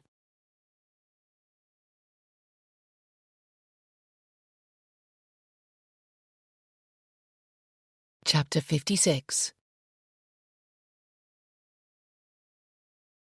Ian's eyes slowly opened. Where the hell was he? A light on the ceiling swam in and out of focus. God, his head hurt. Had he been in a car accident? He seemed to remember driving in fog. Then a voice close by said, "You're awake." Anne Long came into view. Ian started and tried to sit up but collapsed back, his head throbbing. "Where am I?" he gasped, his throat dry. "What are you doing?" "You're safe. You're on the sofa in my house," Anne said. "You fell and knocked yourself out." "Shouldn't I be in hospital?" he asked, trying to struggle up again. "How long have I been here?" "Not long. You should be all right. It wasn't serious. Have a sip of water." She held a glass to his lips and Ian drank. Water had never tasted so good. "What do you want with me?" he asked, confused and frightened. "Nothing. I brought you back here to recover. You can go as soon as you feel well enough." "Why didn't you call an ambulance? There was no need. You're not badly hurt." She hesitated and set the glass of water on the table. "What do you remember from before you fell, Ian?" He frowned, trying to remember. It began coming back. "I remember driving, following your van. It was dark. You turned off into Coleshaw Woods and parked." "Jesus, you haven't got dogs. You're trafficking children." He struggled up and stared around. "Where are they? What's going on? Where are those poor kids now? Calm down, Ian, Anne said, touching his arm. They're upstairs asleep. I'm not trafficking children. Far from it. You have to trust me. Trust you? You lied about knowing Castor Moller, and then you lock children in the back of a van and take them to the woods at night pretending they're dogs. You're evil. Sick. I'm going to call the police. He jabbed his hand into his trouser pocket for his phone, but it had gone. Where's my phone? In your jacket pocket over there. Anne nodded to where his jacket hung on a chair back. You can have it, Ian, but it's not in your interest to call the police. Whatever do you mean? She looked at him carefully. Ian, things have gone on that you have no idea about. Things you couldn't begin to guess at in your wildest imagination, and it's better for you if it stays that way. As soon as you feel well enough, you need to return to Emma, forget everything you have seen this evening, and continue your lives. That's not possible on any level, Ian snapped. Lowering his feet to the floor, he sat upright and faced Anne. The room tilted slightly. Emma and I can't continue our life together. We're half brother and sister. And I'm not taking your word for it that those children are upstairs asleep. Who are they? You told Emma you don't have children. I want answers, Anne. I already know a lot more than you think. I know you're involved with Moller and his clinic, and that the two of you are responsible for babies dying. No, that's not true, Anne cried, visibly upset. How could you believe that? I'm a nurse, a midwife. I save lives. Then tell me the truth. Anne was silent for a moment. Then, bringing her gaze back to Ian, she said, If I tell you, you must promise never to repeat it to anyone, not even Emma, especially not Emma, or you will regret it. Ian felt a rush of fear. I'm not making any promises until I know what it is you and Moller have been doing. Then at least keep an open mind. Anne took a deep breath, as if summoning the courage to begin. Ian, you already know that you and Emma share the same donor, but do you know who it is? No? It's Castor Moller. He is your biological father. No, he's not, Ian gasped. That's not possible. It's true, Ian. He is your and Emma's biological father, as he is to thousands of others, probably going back to when the clinic started. Ian stared at her, stunned, and felt sick to the core. But how? How is it possible? Both our parents were given details about their donors. Anne shook her head. He made them up. All the babies conceived by donor sperm at his clinic came from him. There were never any donors. It was all him. Ian stared at her and struggled to take in what he was being told. So that's why I couldn't find details of donors in his records. You've been able to see Moller's records? Anne asked. Yes, although he doesn't know. That's how I came to link you and him and the clinic. Your initials are beside some of the entries I've seen, and in each case it seems the baby was born dead. So that's why you thought I was responsible for babies dying? She asked, her face sad. Yes, aren't you? No, and they weren't born dead, Ian. He continued to stare at her. I haven't seen the clinic's records, but if Carsten has been putting my initials beside babies' names, it will be for those who were born alive, but with a life-limiting condition. I told the parents they were stillborn and took them away to save them the trauma, just as I did for you and Emma. Many don't live long. You what? Ian cried, his hand instinctively going to his throbbing head. I don't believe you. Why are you lying? I'm not. I'm telling you the truth. I did it to save the parents the agony they would otherwise have endured. Think about it, Ian. You caught sight of David just after the birth, and you were grateful I took him. You didn't want any fuss or an autopsy. You just wanted me to deal with it, which I did. But that's when I thought he was stillborn. It's different now. How? I saved you and Emma the pain and heartache of the truth. You wouldn't have coped. Remember the looks on the faces of the nurses who delivered your first baby? Emma told me the senior nurse managed to just about hold it together, but the younger nurse couldn't hide her shock. That would have been the reaction of everyone who came into contact with David if I hadn't falsified the records to show him as stillborn. Ian held her gaze, and he remembered the horror of that first birth, and that he and Emma had been grateful to Anne for taking David away and seeing to everything. He supposed there was some truth in what she said. If you're telling me the truth, then Moller is responsible for all of this. He's pure evil. But I don't understand. We're normal. We don't have any condition. The children born from his donor sperm are usually healthy, and the only giveaway is that they often look similar, as half-siblings do. The defects only began to appear in the second generation. Moller got away with it for years, tricking parents into believing they were buying donor sperm when it was him all along. But then some of their children began forming relationships with each other, as you and Emma did. It was inevitable with so many sharing the same biological father that this would start to happen. Unaware they were related, they began having babies, and that's when this condition began to appear. My God. And Moller did this for money? Maybe in part, but he and Edie can't have children, and he became obsessed with his line carrying on. He's very arrogant and believes his genes are superior.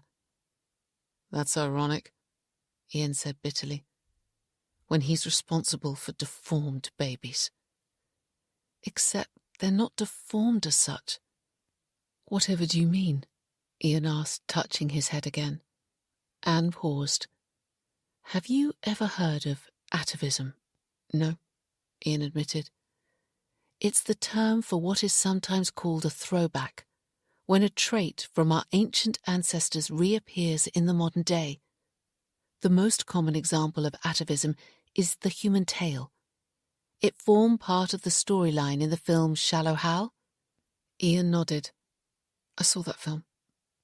Although rare, there are examples of atavism all over the world, including excessive body hair or fur, skulls shaped like Neanderthals, exceptionally large teeth reminiscent of primates, reptilian hearts, and so on. It happens in animals too. These features are hidden deep in our genes and usually remain dormant, but can resurface or mutate. In the case of Moller, it happened because the babies of the second generation shared too much of the same DNA. Had you and Emma had children with a different partner who didn't share the same DNA, it would have been lost in the genetic pool and remained dormant. You would have had normal children. Ian shook his head in dismay. But why haven't you reported Moller? To begin with, it was just a suspicion I had that something odd was going on at the clinic. I began keeping records of babies who'd been born with the condition. It took many years to build up enough evidence to confront Moller. He laughed in my face, said I was delusional, and then reminded me of the part I'd played in an illegal abortion. Some years before, a woman came to me, miscarrying after she'd tried to get rid of it herself.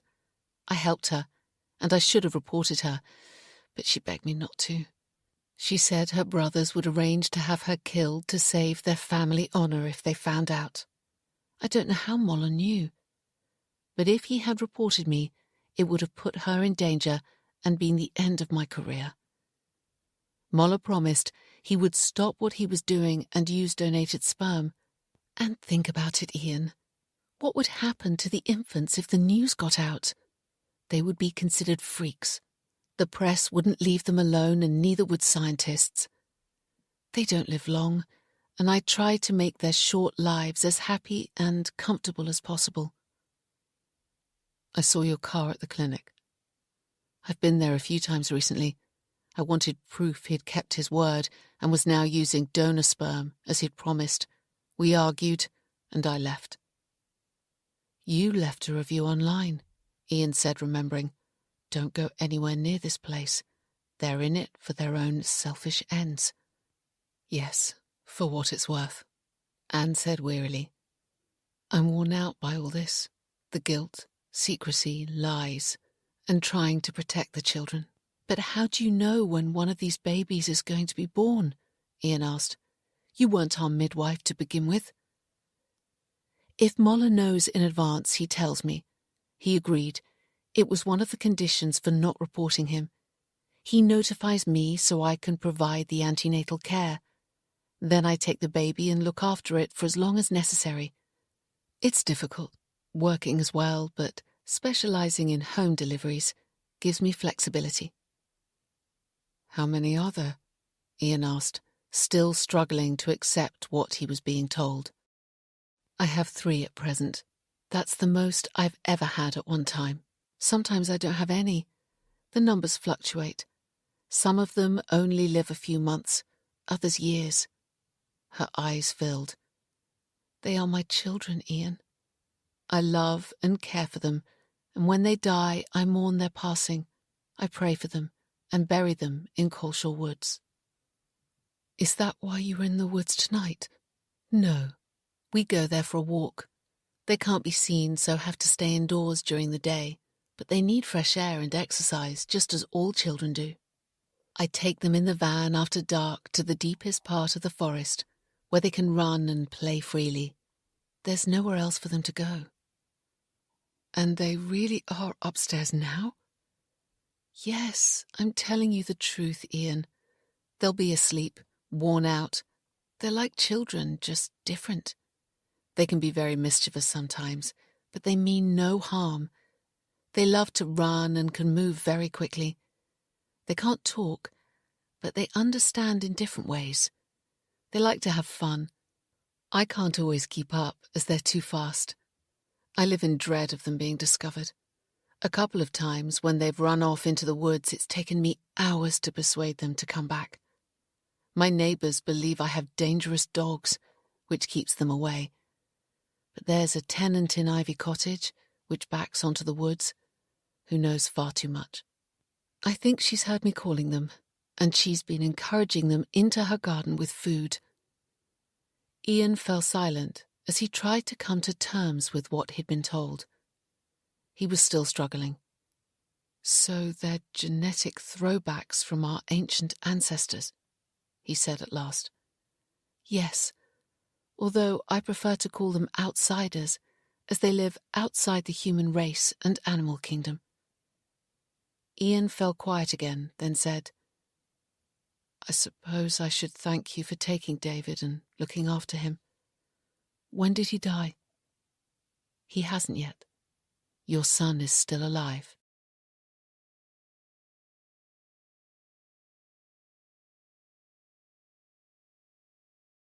Chapter 57. Ian held his head in his hands as the room spun and a buzzing noise filled his ears. He thought he was going to faint. David is still alive? He asked incredulously, finally looking up, his voice far off and unreal. Yes. I left him wrapped up warm in his car seat in the back of the van while we took our walk. He's asleep in his cot now with the other 2. They're a little older. I love them all for the short time they're with me.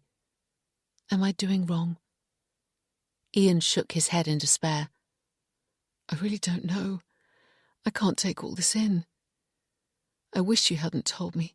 It was easier not knowing. Who are the others? The boy James is the son of a single mother, Lydia Wren, and the daughter was born to Grant and Chelsea Ryan. I saw their names on Moller's list. Emma spoke to Grant and Chelsea. Why? Anne asked, immediately anxious. Because we were trying to establish what connection they had with the Moller Clinic. I see. Mr. and Mrs. Ryan don't suspect anything, do they? No. If they found out, they would sell their story to the newspapers. They're already suing the hospital for compensation because their baby's body disappeared. So you took her from the hospital? Ian asked. Yes. I had their permission at the time, but then they changed their minds. I've called her Keris. It means love. She'll miss him after he's gone. Gone? Gone where? Ian asked. When David passes, I mean, Anne said quietly. He's going to die soon? Ian asked, shocked. A few months. Anne's eyes filled again. The gene mutation that gives them this condition means they mature more quickly and at different rates. It's very evident in Keris, but it also shortens their life expectancy. I know it's nature taking its course, but each time one dies, it's harder for me. I look forward to a time when there are no more being born. I shouldn't have pressed you to tell me, Ian said remorsefully. I don't know how I'm going to deal with all of this. You don't have to. You can go home and let me deal with it, just as I have been doing. I doubt that's possible. Now I know I can't just walk away and forget. What other choice do you have, Ian? He sighed. I've no idea. I can't share it with Emma, that's for sure. She'd never cope. It's better she believes David was born dead. Anne nodded solemnly. And you've told me everything now? Ian asked. Yes, there is nothing else. I'll go then, he said, standing. I need to think about all this and then decide what to do. Put it behind you, that's what you do. Go and get on with your life. Ian took a couple of steps towards the door and stopped. Does David look like me? Yes, he's definitely your son, Anne said. She paused and then asked, Would you like to see him before you go? There is nothing to be frightened of, and it might help give you closure. Show you he's not the monster you imagine, but a child in need of love and affection, one who won't be with us for much longer. Ian hesitated, and then gave an imperceptible nod. Yes, he replied quietly, it might help. Anne stood and led the way upstairs. Ian followed, full of trepidation and misgivings. Was this really wise? Shouldn't he do as Anne had first suggested and leave now, and get on with the rest of his life as best he could? Would seeing David really help or make it worse? He honestly didn't know. They came to a halt outside a bedroom at the rear of the house. The door was bolted from the outside. Is that necessary? Ian asked, concerned. Yes. I daren't give them the run of the house in case someone sees them at one of the windows. The glass in the window of this room is opaque, but the others aren't. It would only take one sighting, and that would be it. Ian watched, his heart thumping, as Anne slid the bolt and slowly opened the door. A small nightlight cast a pattern of stars and a moon on the ceiling. It was like the outside come in. Ian followed Anne into the room. There were 2 small beds and a cot, a chest of drawers and a changing station, much as you'd find in any nursery, Ian thought. Only, of course, this wasn't any nursery. This is David, Anne said, quietly going to the cot. Ian went over and stood beside Anne as she leant over the side of the cot and adjusted the cover. He looked at the sleeping form, curled on its side, with a blanket loosely over his body. Only his head was visible, and one little hand that clutched the corner of the blanket. The back of his hand was covered in a fine down. So was the top of his head, but there was none on his face or neck, as there had been when he'd been born. His features were more like that of an ordinary child too now, as was the outline of his body. After a few moments, Ian found he wasn't experiencing the repulsion he'd thought he would, as he had with the birth, but compassion. David stirred in his sleep, and then turned onto his back. His lips moved and his eyelids fluttered. Was he dreaming? Ian wondered. If so, about what? "Are you all right?" Anne quietly asked him. Ian gave a small nod and continued to gaze at the sleeping child, his child, although not like other children. A throwback from the ancestral past, or as Anne preferred to call them, an outsider. A child who should never have been born and would never experience the joy of living with his parents, playing, having friends or going to school. A child who hadn't long to live. Ian swallowed hard and, slowly extending his hand, reached out. He lightly touched his son's forehead. It felt warm and smooth, not cool and rough as he had expected. He touched David's hand, which was still clutching the corner of the blanket. That too was soft and smooth, despite the fine down. The little fingernails were all perfectly formed, although Ian noticed his thumb was shorter than that of a normal child. David's eyes suddenly flickered open, and Ian quickly withdrew his hand. He stared up at them, startled and confused. "It's all right," Anne soothed. "There's nothing to be afraid of, love. This man won't harm you." "He understands?" Ian asked incredulously. "A little, combined with my facial expression and tone. Babies do. Say something. Talk to him. But don't make any sudden movement, as it frightens them." "David?" Ian said softly. The child looked at him. "Are you all right?" He looked back. "Do you have everything you need? Are you well and happy?" The brightness that came into his eyes suggested he was. "I'm so sorry," Ian said, his voice catching. "Sorry for you being like this. If I had any idea this could happen, I would never have had children." David looked back with something that looked like sadness in his eyes. "I'm your father," Ian said. But there was no response. "He doesn't understand," Anne said. "He has no experience of a father. They just have me." Leaning into the cot, Anne said, "This man is good, a parent like me. He loves you." She touched Ian's arm to show David she approved of him. David's expression lightened. "I think he knows who you are," Anne said softly. "So do I," Ian said, and a tear escaped down his cheek. He was looking at the child he'd never thought he'd have, and he could never share it with Emma. It would be too cruel. And Molla was to blame. That man needed to be punished.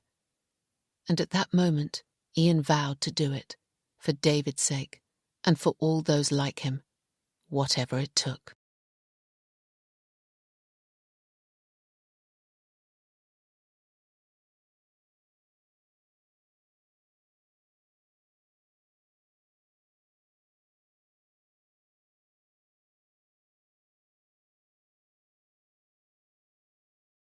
Chapter 58. The following morning, DC Beth Mays sat at her desk in the office above Coleshaw Police Station, puzzled and concerned. She had just filed her report on the arrest of another 2 members of the notorious Bates family for their involvement in a vicious armed robbery. With the criminals now safely in police custody and the report filed, Beth looked at the other matter awaiting her attention. It was worrying and strange. Jan Hamlin, the tenant in Ivy Cottage, had reported intruders in her garden again. But last night, ignoring advice to stay indoors, she had gone to investigate and had seen a van leaving Coleshaw Woods. She had noted the registration number and had told the officer she believed the owner was somehow linked to the intruders coming onto her property. Uniform had run the registration number through the police computer and had identified the owner, but that was as far as they'd got last night. The matter had been passed to Beth, and she was struggling to understand exactly what it meant. Anne Long was the registered owner of the van, the same Anne Long midwife Beth had interviewed in connection with missing babies. While the previous inquiry was closed, there'd been a satisfactory explanation. Whatever had Anne been doing in Coleshaw Woods late at night in the middle of winter? And on many other occasions, if Jan Hamlin was to be believed. According to Miss Hamlin, she had heard Anne calling some creatures that were getting into the garden and terrorising her. She had refused to accept they could be foxes or badgers, and was so distressed by what she'd seen that she'd given notice on her tenancy agreement and was ready to leave. When Matt had previously visited her, he'd said she didn't seem hysterical or given to flights of fantasy, and it seemed that something was getting into the garden. Perhaps there was a rational explanation for all of this, Beth thought, but what it could be escaped her. She glanced at the office clock. It was 11:30 a.m., and she'd been working since 5 a.m., up since 4 a.m. for the raid on the Bates house. Time to go home. And on the way she'd stop off and visit Anne Long. Closing down her computer, Beth took her jacket from the back of her chair and crossed the near-empty office. There were only a few officers in on a Saturday. She left the building by the back exit where the cars were kept and got into the unmarked police car assigned to her. Mulling over possible scenarios for Anne being in the woods, Beth drove up the high street, heading in the direction of Melton. Some of the shop windows were already decorated for Christmas, but Beth's thoughts didn't mirror their festiveness. There was something disquieting about Anne Long being in the woods late at night, following the previous investigation into missing babies. She dearly hoped she was wrong, but Anne wouldn't be the first nurse to suffer from psychosis and use her position to do harm rather than good to others. Beth gave the Christmas trees standing in the market square at Melton a cursory glance as she drove past, and then, with a growing sense of unease, turned into Dells Lane. Her sat-nav showed that number 45 was at the far end on the right. There was no van parked on the driveway, nor any sign of the other car registered to Anne, a grey Vauxhall Corsa. Perhaps one of them was in the garage. It wasn't large enough to take two vehicles. Beth got out and glanced at the sky. Dark clouds were gathering on the horizon, and storms were forecast for the weekend. She rang the doorbell to number 45 and waited. No one answered. She tried again, knocked on the door, then looked through the letterbox, but a security hood blocked her view. She returned up the drive and then went next door to number 43. A woman in a dressing gown answered the bell. "Sorry to trouble you. Detective Constable Beth Mays," Beth said, showing her ID. "There's nothing to worry about. But do you know when your neighbour Anne Long will be at home?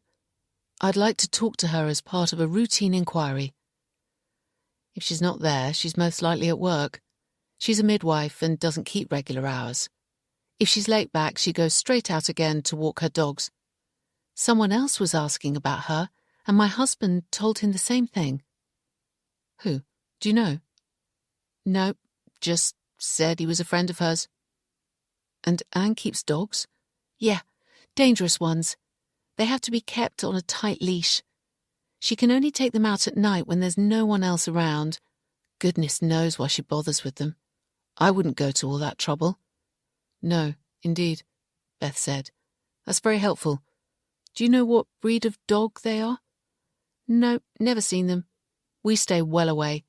You could try phoning her mobile," she added helpfully. "Do you have her number?" "Yes, I do." "Does Anne have a Navy van here?" "Yes. It'll be in the garage if she's at work. She uses it when she takes the dogs out, which keeps her other car nice for work." "Thank you," Beth said, and returned to her car. The mystery was solved. Anne had dangerous dogs and sensibly walked them at night when there was no one else around. It made sense. But that wasn't the end of it. The Dangerous Dogs Act made it illegal for any dog, regardless of its breed, to be out of control, which clearly Anne's were. It must have been the dogs that had been going into the garden of Ivy Cottage and terrorising the tenant. Anne would need to be spoken to and warned that in future her dogs had to be kept on a lead in any public space. However, that wasn't a matter for CID, and Beth would pass it back to uniform to deal with. Satisfied, she headed for home as large drops of rain began splattering on the windscreen.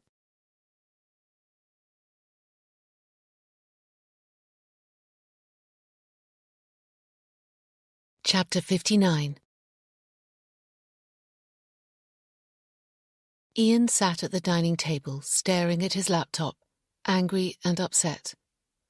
He was at home, and Emma had gone to her mother's for the day, which was just as well, for he was struggling to hide his feelings. He wouldn't have believed what Anne had told him had he not seen David with his own eyes. Atavism. When DNA from our evolutionary past reappeared in the present generation. He'd been reading about it on the internet. It happened naturally sometimes when a gene mutated, but in David's case, it was because of Carsten Moller's obsessive need to continue his line. How dare he mess with people's lives? The arrogance of the man. How much Edie Moller knew, Anne hadn't been sure, but felt she probably knew and turned a blind eye to what he was doing. Ian hadn't told Emma what he'd discovered, and he wouldn't. He'd said he'd seen Anne, and she'd confirmed that errors had occurred at the Moller Clinic, resulting in too many patients sharing the same donor and babies not surviving. It was all Emma needed to know, now or in the future. They'd agreed that soon they'd have to start making plans to separate, for now they knew they were half brother and sister, a future together was impossible. Ian's anger flared again. Moller had played with the lives of his patients, manipulating and deceiving them for years for his own ends. He had told Anne he had stopped, but Ian wasn't so sure. There'd been no evidence of other donors in the files he'd seen.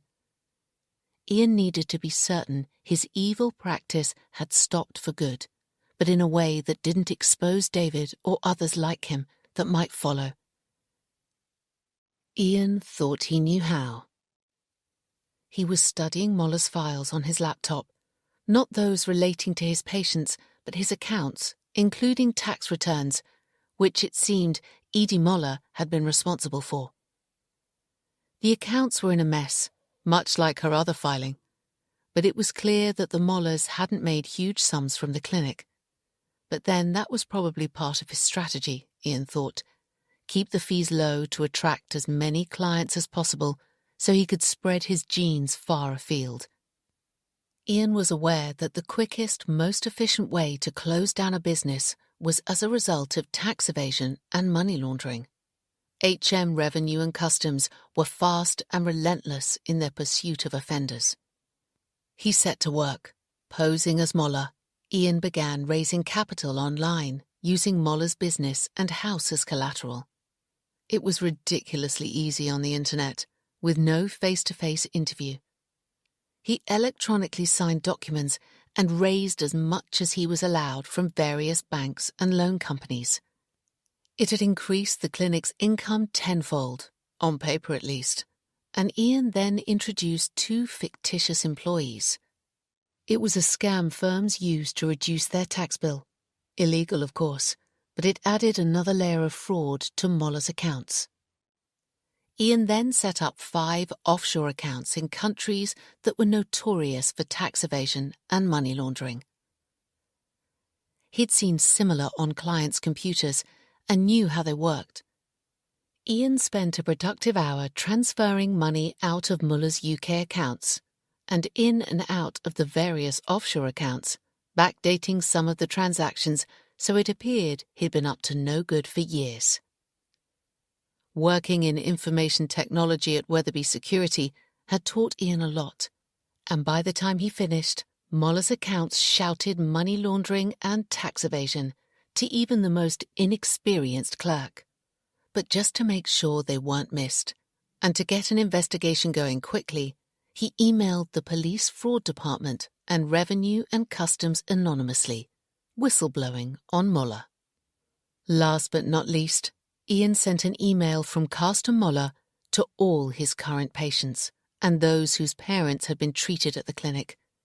It informed them that there'd been a dreadful mistake at the clinic, and if they were planning on starting a family, they should have their DNA tested as a matter of urgency, as it was possible they might share the same biological father as their partner. All Ian could do now was watch and wait. He didn't have to wait long.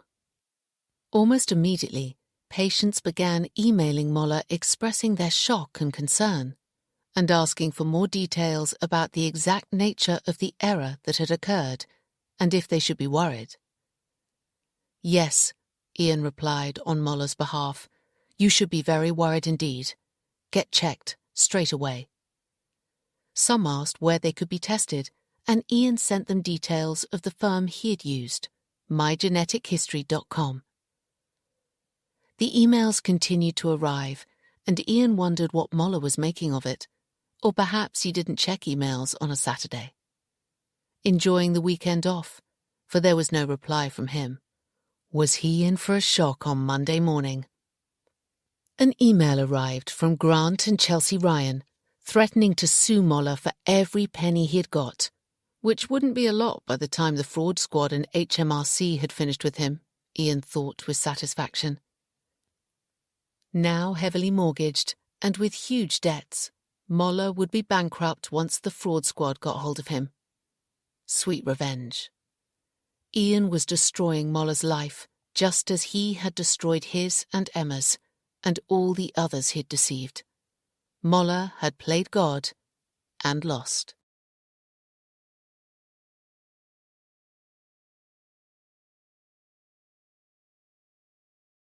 Chapter 60.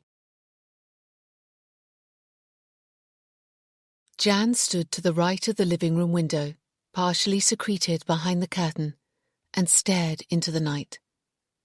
The rain had stopped, but the sky was dark as fresh storm clouds gathered. She was still hoping the creatures would return. The motion sensor light outside was off, and she had her phone ready. One final chance to get the film she so desperately needed before Camille arrived. But the opportunity was quickly receding. It was after 8 p.m. now, and Camille would be here before long. She texted from the airport to say her plane had landed, and she should be with her by 8:30, depending on the traffic. Jan had taken up her position at the window as soon as night had fallen, waiting and hoping they might come early. She was already packed, and her cases were in the car. Just her coat and handbag remained in the cottage. She'd gone into the village earlier and brought some basic food items for Camille, and flowers to say thank you and sorry, which she'd put in a vase on the coffee table. She'd said goodbye to Lillian, who hadn't appeared surprised to hear she was leaving. Camille had told Chris, who'd told his brother, who'd passed it on to Lillian. That's how news travelled in the village, a grapevine of conversations as efficient as email or text. Jan shifted position and continued to keep watch. Surprisingly, Camille had already found another tenant who would move in as soon as Jan had left, which eased Jan's conscience. Camille was coming back to oversee the changeover, spend a few days with her family and Tinder, and then return to her job abroad. Heaven help the new tenant, Jan thought. They would need to be made of strong stuff to live here. Nothing would have enticed her to stay. Jan had arranged to lodge with her mother for a few weeks, while she applied for jobs and looked for a flat to rent. She would also spend a weekend with Ruby and catch up with other friends she'd neglected while she'd been here. Maybe even make a proper start on that book she was supposed to be writing. She had a few ideas, but if she could get a film or photograph, she would also write a feature article about the creatures in the woods. Newspapers and magazines were always keen to buy pieces about the weird and supernatural. The front doorbell rang, and Tinder shot off the sofa and ran to the front door barking. Jan came out from where she'd been standing and switched on the living room light. Tinder would be as pleased to see Camille as she was, she thought, and opened the door. It wasn't Camille, but Chris. "I wanted to say goodbye," he said, and handed her a box of chocolates. "Oh, okay, thanks," she said awkwardly. She hadn't expected to see him again. "Do you want to come in?" she offered, feeling she should. "Camille will be here soon." "Yes, if I'm not disturbing you." She stood aside to let him in, and he headed to the living room. "You've got the curtains open," he remarked. "I didn't think you liked seeing the dark." She shrugged. "I'm getting better. I've had to, living here. Do you want a drink?" she asked, putting the chocolates on the table. "Yes, please. Scotch? Thanks." Chris sat in his usual armchair and Tinder went to him. Jan poured his drink and handed it to him. "Aren't you joining me?" he asked. "No, I'll be driving soon."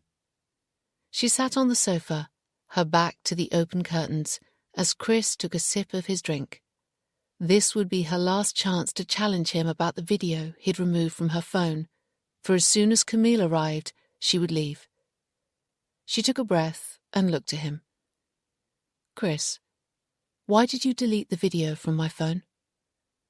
A brief flash of discomposure, and then he recovered. "I'm not sure what you mean," he said. "The video clip I took of what was coming into the garden. I showed you. Then left my phone down here while I went upstairs to let Tinder out of the bedroom. After you'd gone, I'd found it had been erased. You knew that was the only proof I had." He briefly met her gaze, but his look was guarded. "I remember you showing me the video, but that's all. Perhaps I accidentally deleted it." She was about to say that was highly unlikely when the doorbell rang again. Tinder shot down the hall. "That'll be Camille," Chris said. "Yes, I know," Jan said tartly, and went to answer the door. "Hi, we meet at last," Camille said warmly, coming in. She hugged Jan and then petted Tinder as he jumped up at her excitedly. The likeness between her and Chris that Jan had seen in the photographs was even more obvious in person. "Welcome home," Jan said. "Chris is here." "Yes, I saw his car outside. I texted him to say I was on my way back." Setting her case down in the hall, Camille went through to the living room with Tinder, close behind her. Jan followed. "Hi, love," Chris said, and he stood to greet her. They hugged with great affection. "I could do with one of those," Camille said, referring to Chris's scotch. "I'm knackered after all the travelling." "How do you like it?" Jan asked. "Same as Chris, please." Jan went into the kitchen and poured the scotch, feeling slightly uncomfortable at playing hostess in what was Camille's home again. Returning to the living room, she handed her the glass. "Thank you so much," she said appreciatively. "Those flowers are gorgeous.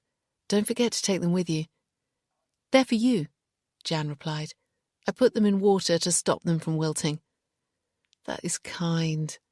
Camille seemed as pleasant in person as she had been in her emails, and Jan couldn't help but like her. "I've put bread and milk in the fridge," Jan said, "and I've topped up the meter. The spare change is in its usual place in the cupboard under the stairs, and here are the front door keys." She placed them on the coffee table and prepared to leave. "Thank you," Camille said. "Sorry I couldn't get here earlier. You've got a long journey. Why don't you stay tonight and then drive home tomorrow?" "I'll be fine," Jan said, and instinctively glanced towards the open curtains. Camille followed her gaze. "I'm sorry you've had problems with the creatures from the woods coming in. They wouldn't have harmed you, but it must have been annoying just the same." "Chris doesn't believe they exist," Jan said, and waited for their reaction. Camille sipped her drink while Chris concentrated on his glass. Neither of them spoke. "Goodbye then. Thanks for everything," Jan said, and she picked up her handbag. "I'll see you to your car," Chris said. "There's no need. I'll just say goodbye to Tinder before I go." Jan went to stroke him, but as she did, he let out a low, threatening growl. She instinctively stepped back. Still growling, he gave a bark and ran to the patio window. Jan's heart missed a beat. It wasn't her he was growling at. He'd heard something. Were they out there? Had they come after all? It was the time they often came. Chris and Camille were looking at the window too. "I'll close the curtains," Camille said and stood. But as she crossed the room, a face appeared at the glass. Jan let out a small cry and delved into her bag for her phone. Too late. The face had gone. She rushed to the back door with Tinder at her heels and opened it. He ran down the garden barking, and Jan caught a glimpse of the shadowy figure before it disappeared through the hedge and was gone.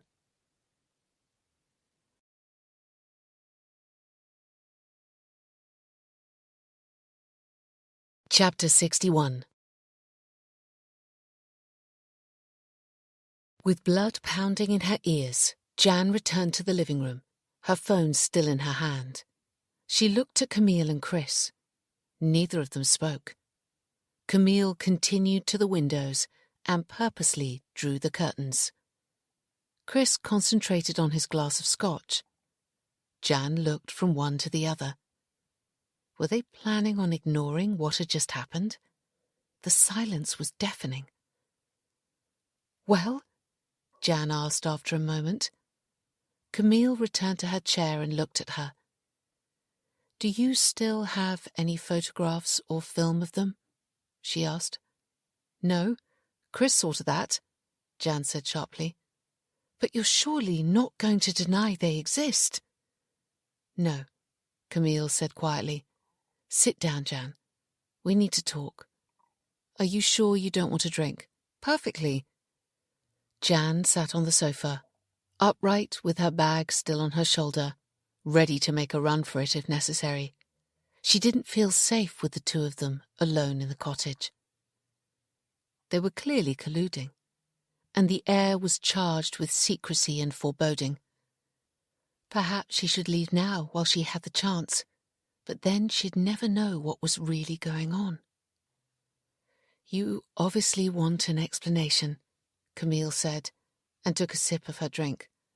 "I will explain, but first you must promise never to tell anyone. Young lives could be lost if you did." "I want to hear what's happening first before I make any promises," Jan said, her voice unsteady. "I doubt anyone would believe me anyway without proof." Camille glanced at Chris, who nodded, confirming it was all right for her to continue. "It won't have escaped your notice that Chris and I look alike," Camille began. Jan nodded. "We're related. We share the same biological father. We're half-brother and sister." Jan gasped. "I know. Although we didn't know it when we began our relationship, we assumed our likeness was the result of our genes being messed up by the power station's chemical waste getting into the water supply. There are others in the villages around here who look alike, and everyone believes the power station is to blame. It was only after we'd been in a relationship for some years and had a child that we discovered the truth." Camille paused to take another sip of her drink. Jan saw her hand shake as she set the glass on the table. Chris was looking at her. "Our baby was born very different to how nature intended," Camille continued. "He was a genetic throwback and didn't live long. It was only by chance we discovered the truth after we saw someone in the garden here and gave chase. It was late at night and pitch black, but we found Anne in the woods, locking what looked like a child into the back of her van. Chris blocked her path and demanded to know what was going on. She broke down and told us. Some children, including our son, were being born with a genetic condition, not because of the power station, but because our parents had received the same donor sperm from the local fertility clinic. Chris and I were obviously appalled, angry and upset, and wanted the man responsible arrested. Anne said he was no longer practicing. She had seen to that, but begged us not to go to the police, as it would jeopardize the safety of the little ones still being born. Outsiders, she calls them. After much soul-searching, we agreed to keep quiet and do what we could to help Anne. Chris and I couldn't continue our relationship, as we're half brother and sister, so we parted, but have remained friends. Camille stopped, her eyes glistening with tears. Jan looked from her to Chris and didn't know what to say. Was she telling the truth? She could see pain in his eyes too. Our son only lived 10 days, Camille said, but others with this condition have lived much longer, some for years. They mature quickly, not like human babies. There is a baby and 2 toddlers alive at present. The ones you've been seeing. When you met Anne with Chris, they were trying to work out how to stop them coming into the garden here. Anne keeps them in her house all day, away from prying eyes. Then at night, she takes them into the woods for some exercise. The woods are thickest at the back of the cottage, so it's reasonably safe. There's nowhere else for them to go around here. Some years back, a woman heard a baby cry. She reported it to the police, but they searched the area and thankfully found nothing. But as you have discovered, they can be very mischievous, undoing your hedge repair and teasing you by moving a ball of twine. They mean no harm. Usually they're wary of strangers.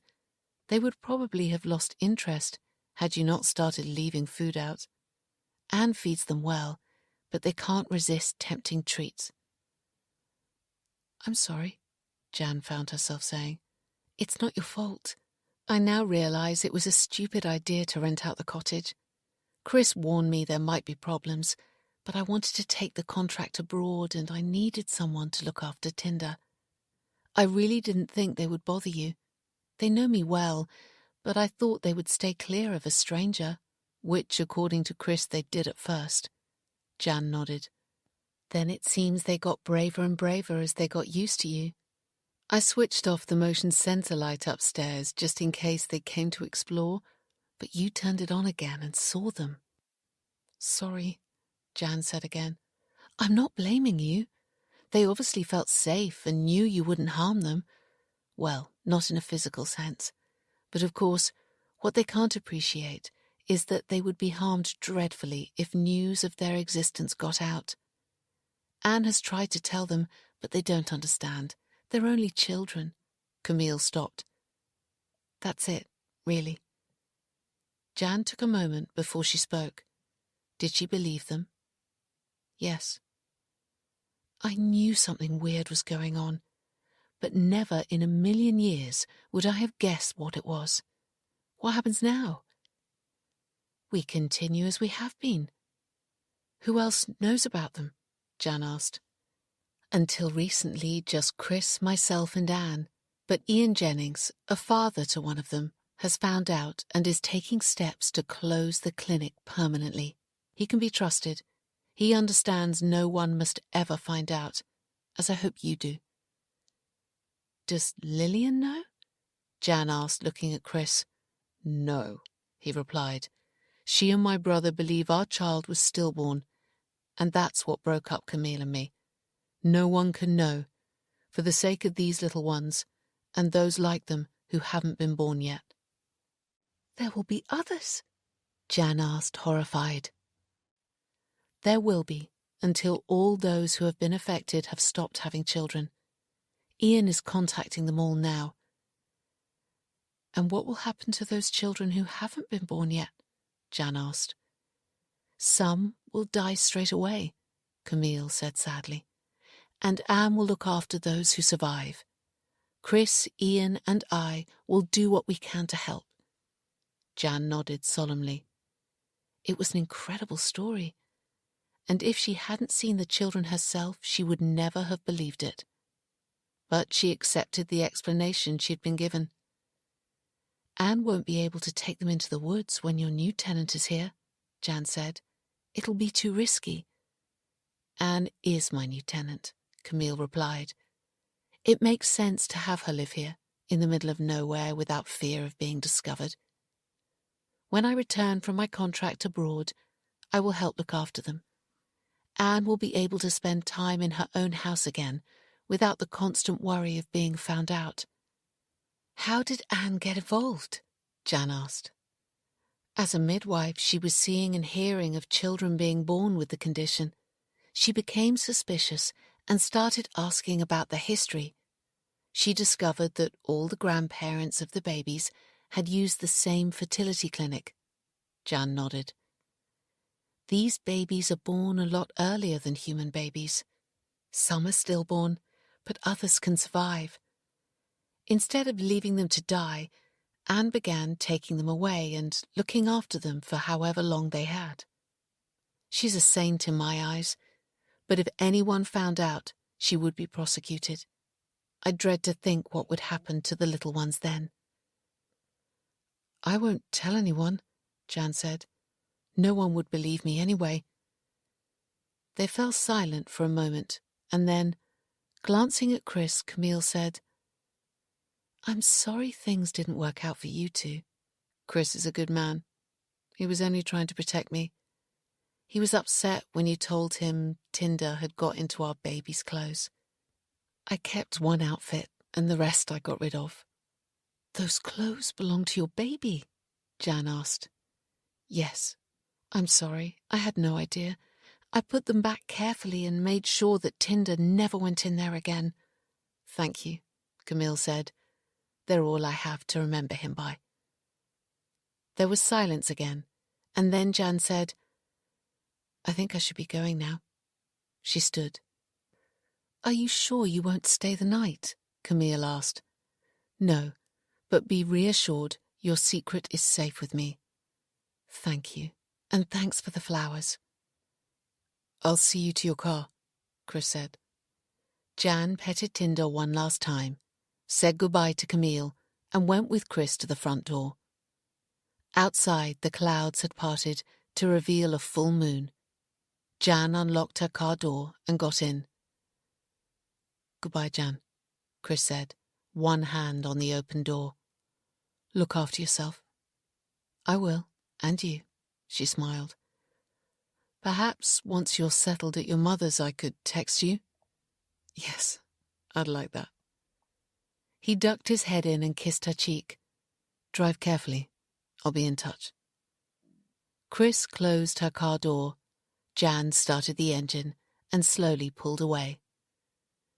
As she bumped over the uneven road surface, she glanced in the rearview mirror. Chris was standing in the middle of the lane watching her, a lone figure silhouetted against the night sky. But as she looked, she saw two small figures emerge from the woods and stand either side of him. He held their hands. Guilt enveloped Jan. She had let Chris and Camille believe their secret was safe with her, but it wasn't. Far from it. Last night, she'd given the registration number of Anne's van to the police. How long would it be before they traced her and found out what she was doing? She'd never forgive herself if she was the one who led them to being discovered. Once out of sight of Ivy Cottage, Jan pulled over. Sick with fear that it was probably already too late, she took her phone from her handbag and called Coleshaw Police Station.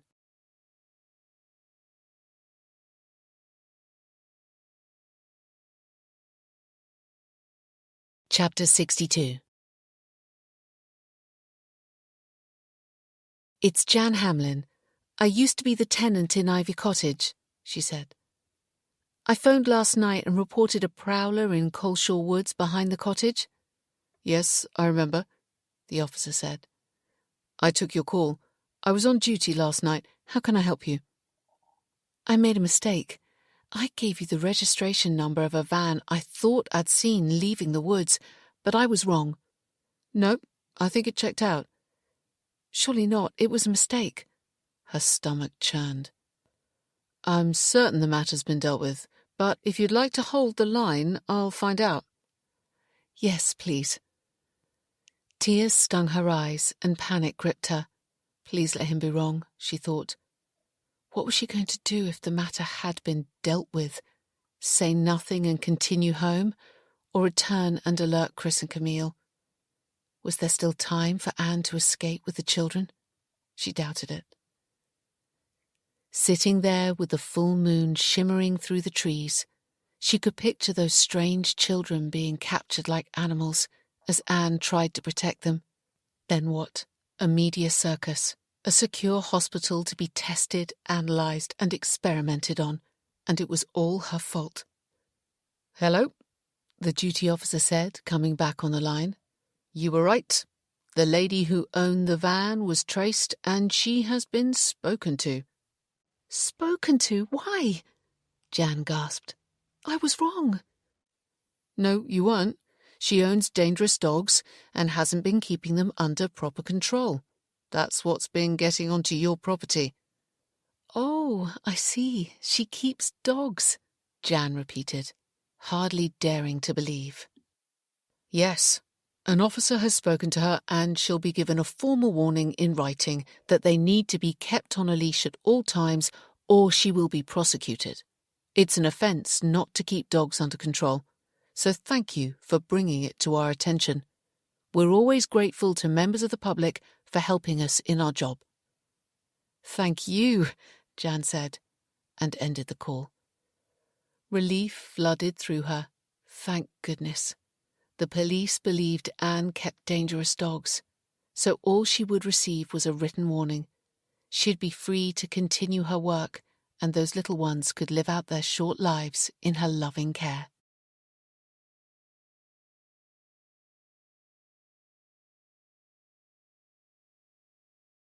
Chapter 63. 6 months later, Ian sat in his living room, dinner on a tray, watching the evening news. A for sale board had been erected at the front of the house, and Emma had already moved out. She was staying with her family until the house was sold, when they would divide the proceeds and furniture and buy a flat each of their own. Emma had taken all her personal belongings, and the house felt bare and lonely without her. Ian missed her, but they would remain friends, and eventually, he thought, they would hopefully find new partners with whom they could have healthy children. The signature tune for the 6 o'clock news began, and Ian raised the volume, anticipation coursing through his veins. Today was the day. The climax of the police investigation, which Ian had been monitoring closely throughout. He had watched, and where necessary, had given an anonymous helping hand, although the fraud squad hadn't needed much help, as Moller's guilt was obvious from all the records they'd found. The fruition of their investigation had come today at 2 p.m, when they had raided the Moller clinic and arrested Carsten and Edie Moller. Ian had taken time off work to watch it through Moller's CCTV, which he'd hacked into. The media had been there because Ian had tipped them off. Now he was looking forward to seeing their arrest on the evening news, as were others whose lives Carsten had ruined. The international news items came first: a plane crash in Siberia when no one had survived, a shooter in the US, a bombing in Thailand, and the ups and downs of the stock market. Then the home news began, and this item was first, with the presenter giving her report outside the Moller clinic. "Earlier this afternoon," she began, "this quiet rural village was left in a state of shock when a husband and wife in their 60s, purporting to be doctors, were arrested at this clinic you can see behind me. They are being detained on suspicion of deception, fraud, and money laundering." The report cut to film taken that afternoon of the Mollers being led away by detectives as reporters took photographs and shouted questions. "I never claimed to be a doctor," Moller retaliated. But you don't deny you let patients believe you had medical qualifications when you duped them.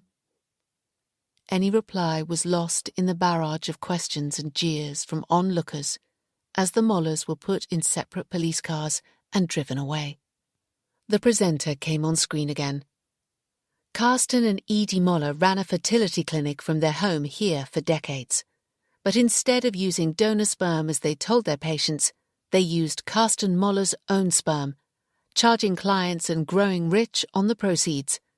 It is thought that Moller could have fathered thousands of children with unsuspecting victims. A despicable and cruel breach of professional trust. It's not the first case like this. There have been similar cases in the UK and abroad. Local MP Sandra Tilsley is calling for tighter legislation. A woman, who'd been standing off camera, moved into view, and the presenter pointed the microphone at her. "The whole village is dismayed and upset by what has happened here," the MP said. "Our sympathy goes to those who have fallen victim to this unscrupulous pair. I shall be calling upon the government to make changes in the law so that in future private clinics like this one are better regulated. Clearly, this is a scandal on an unprecedented scale, and it must never be allowed to happen again. If anyone thinks they may have been affected, they can contact me or telephone the number that will be shown at the end of this report." The presenter thanked her and then moved to a teenage lad Ian recognised from the village store. "What did you feel when you heard the news about the clinic?" she asked him. "I always thought there was something odd about that pair. A lot of people around here did," he said. "But you didn't suspect what they were up to?" "No, they never had much to do with us, really." She thanked him and then wound up the report with more film taken earlier, showing the police coming out of the clinic carrying computers and medical equipment. The piece ended with the helpline phone number.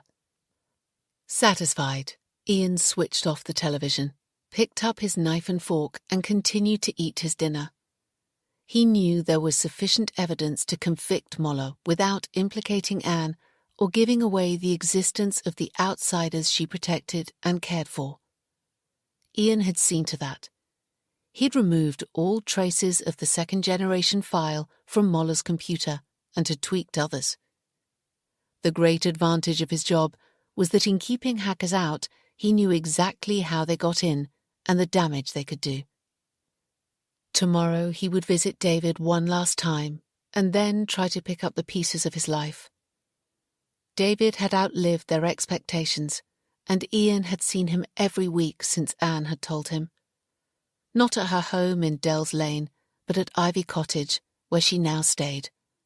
It was perfect, rural and remote, so that David, James and Keris could run free and make the most of their last days, happy and unaware they were any different from others. For that, Ian was grateful.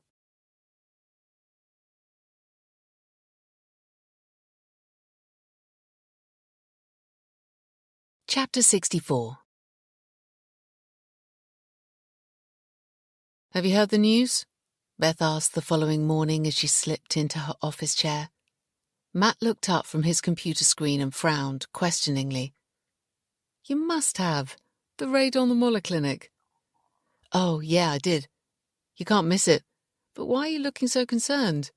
"Because we weren't part of the action. You know the fraud squad use their own people." "That's not the reason," Beth said. "You remember Ian Jennings? We interviewed him and his wife after their neighbour reported their baby was missing." "Yes." "He phoned months ago with concerns about the Moller clinic. I took his call. He had found out that his and his wife's parents had used the clinic and they'd both been given the same donor sperm. I didn't do anything. I told him it wasn't a police matter and to contact the adjudication service responsible for the private sector." "Oh, I see," Matt said. "That was a missed opportunity. Has he filed a complaint?" "No, but I feel bad I did nothing. In my defence, Ian didn't say that Carsten Muller was their biological father, only that he'd had his and Emma's DNA tested and they shared the same donor." He probably didn't know it was Muller then. Well, he certainly does now, Beth said. It's all over the news. It must have come as a huge shock. Or possibly he was contacted as part of the investigation, Matt suggested. Maybe, Beth sighed. Even so, I feel bad. I should have done more to help him. He thought it could be the reason he and Emma weren't able to have healthy children. He wanted the clinic investigated. I was thinking maybe I should phone him and apologize. I wouldn't, Matt warned. If he does file a complaint, it could be seen as an admission of your guilt. You're probably right, Beth agreed. I'll tell the sergeant, though, just in case there are repercussions. Hopefully Moller's arrest will give Ian and Emma some closure, although I can't see their marriage surviving. That MP was right when she said private clinics need to be better monitored, otherwise it could happen again.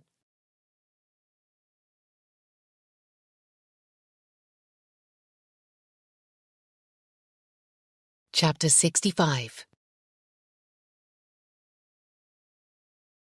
A year later, Jan was in the village store in Merryless, buying groceries.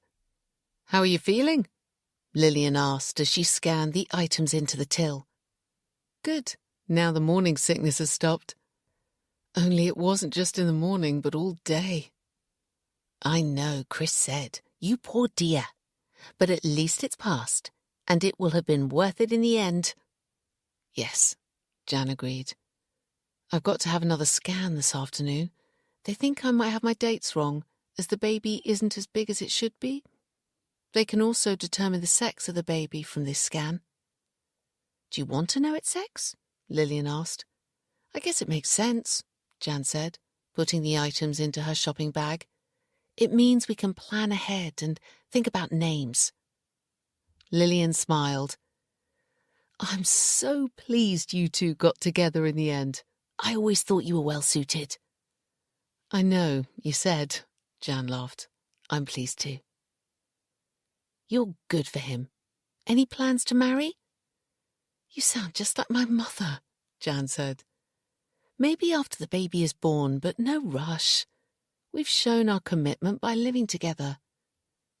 Good. Chris is a fine man. He won't let you down. I know, Jan said, paying. You must come over to supper one evening. Thanks, we'd like that. And to see the changes you've made to his house. Even Chris says it's more comfortable now, although I think he needed some persuading at first. Tell me about it, Jan laughed. Another customer approached the counter, so saying goodbye, Jan left the shop and began the walk to what was now her home. Who would have guessed she'd end up living in a village, she mused, not for the first time, surrounded by fields and a single shop and pub. And where everyone knew each other. She'd always thought of herself as a townie, but then she'd fallen in love with Chris. A week after she'd returned home, he'd texted as promised. Jan had replied, and it had gone from there. They'd started dating, and their relationship had flourished. Chris had first suggested she move in with him after they'd been going out for 4 months, as the travel was taking its toll. She'd said no to begin with, and had then agreed to a trial period. Now here she was, settled into village life, not missing the town at all, and 18 weeks pregnant. It had been a heady year, the stuff of romance novels, she thought as she walked. Perhaps she should write one. Her relationship with Chris had all the ingredients of a good romance. Attraction at first sight, drama, intrigue, conflict, and then the resolution with the couple living happily ever after. Or so she hoped. Jan stopped and changed the shopping bag from one hand to the other. Being pregnant was slowing her down. She could have brought the car, but she felt she should walk to keep fit, and it gave her the chance to get to know others. Even Bill Smith recognised her on a good day, and had once allowed her to take him home when she'd found him wandering in the wrong direction. If you go down there, you'll end up in the woods, she told him. Ooh, mustn't do that, he said, pulling a face. I might get eaten by the dogs there. Jan hadn't disagreed. It was now common knowledge in Merrillis that Anne Long, the midwife, lived in Ivy Cottage and allowed her dogs to run in the woods when there was no one around. The villagers didn't object, even though they knew she wasn't supposed to let them off their leads, and she'd already received a warning from the police. But no one would tell, as their presence helped keep the vandals out of the woods. 10 minutes later, Jan paused again to swap over the bag and then continued home. Chris was already in, having taken time off work so he could be with her for the hospital appointment. "You should have phoned me," he said, concerned, taking the heavy shopping bag from her. "I could have collected you." "I'm fine. There's no need to fuss." "But I want to fuss and look after you," he said, kissing her. "I know, and if I'm honest, I like it," Jan laughed. "Good. Today's the day we find out if it's a boy or a girl," Chris said, unable to hide his excitement. "Yes, it is," Jan replied. She played down the other reason for the scan, that the baby wasn't developing properly. Chris was anxious anyway after what had happened to him and Camille, but there was no chance of that happening again, as Chris and she didn't share the same DNA. She had told him, as she had told Lillian, that she must have got her dates wrong. This scan would hopefully confirm that, so there was no point in worrying Chris.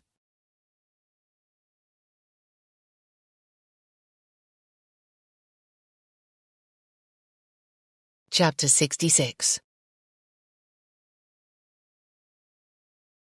The waiting area in the diagnostic imaging department at Coleshaw Hospital was busy and running late. Jan and Chris had been making conversation, but now he was answering messages on his phone while Jan sipped from the water bottle she had brought with her, watching the comings and goings of the department. The instruction sheet for the scan had stated to drink 2 to 3 glasses of water before the scan. Jan was following these instructions, as she had followed all the antenatal advice. She had been sipping the water at home, during the car journey here, and was now finishing the second bottle. She hoped she didn't have to wait long, as her bladder felt uncomfortably full. She glanced at Chris, and then at the woman sitting opposite, whose partner was also concentrating on his phone. The woman met her gaze and threw her a knowing smile, which Jan returned. She had found a camaraderie among pregnant women that was reassuring, like joining a support group. Jan had been very worried when she'd been told she would need another scan. Although the nurse had reassured her there was nothing to worry about and the baby was fine. The fact that it was very active showed how healthy it was. She had been able to feel it kicking and moving at 14 weeks, with little bulges appearing in her stomach wall. A nurse appeared. "Jan Hamlin, you're next." Jan immediately stood. So did Chris. "This is my partner," Jan said to the nurse. It was important he felt included. "This way, please," the nurse said, with a warm, professional smile. "How are you both?" "Fine, thank you," Jan said. "And how's the father-to-be?" she asked, looking at Chris. "A bit nervous," he admitted.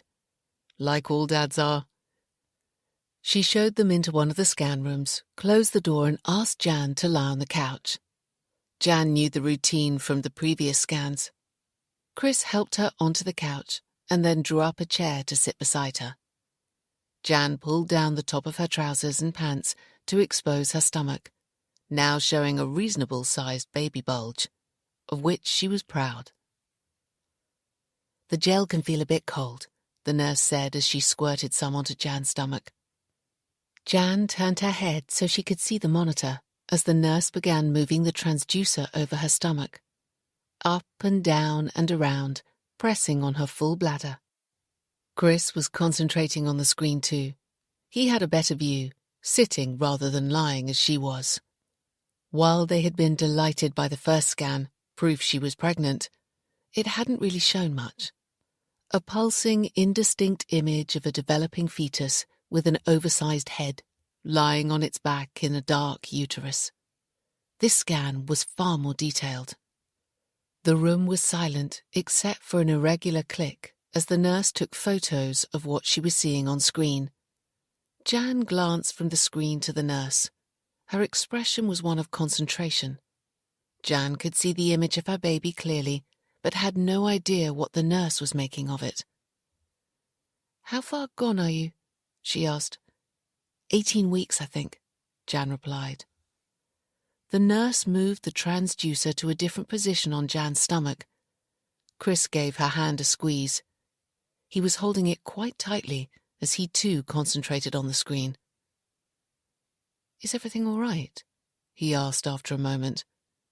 "It's a boy," the nurse replied. "That's great," Jan said, and could see from Chris's expression how pleased he was. "I'd like the doctor to check something," the nurse said, and put down the transducer. "It's nothing to worry about." "What is it?" Chris asked, immediately anxious. "Just a precaution. Stay here, please, while I fetch a more senior colleague." She hurried out of the room. Jan looked at Chris and saw his fear. "It can't be much," she said. "I can feel him moving, and the images looked fine to me." "But this didn't happen with your last scan," Chris said anxiously. "I know, but it does happen. I joined an online forum for mums-to-be, and a lot of women were worried when second opinions were sought.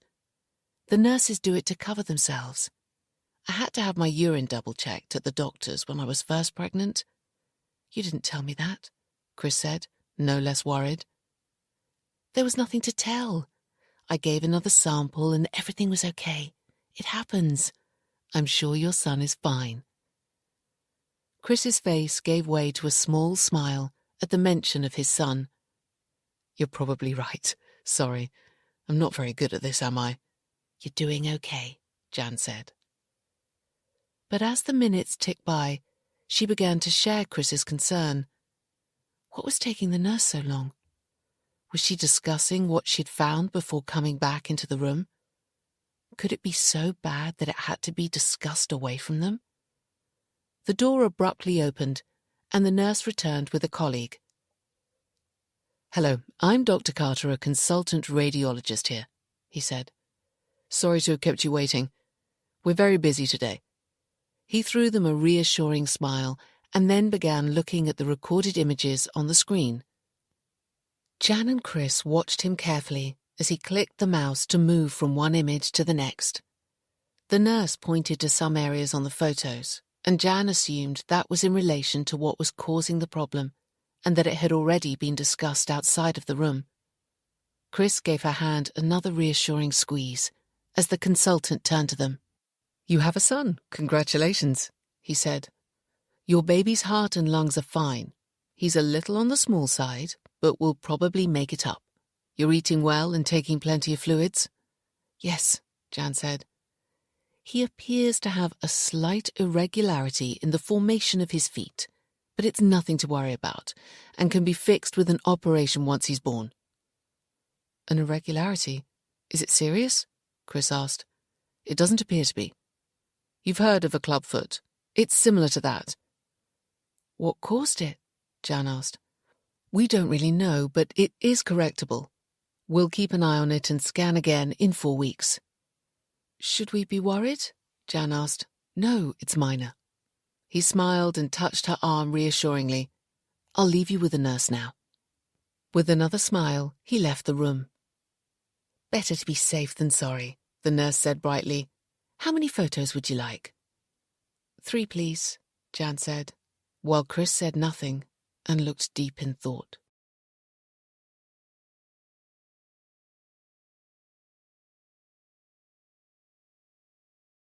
Chapter 67.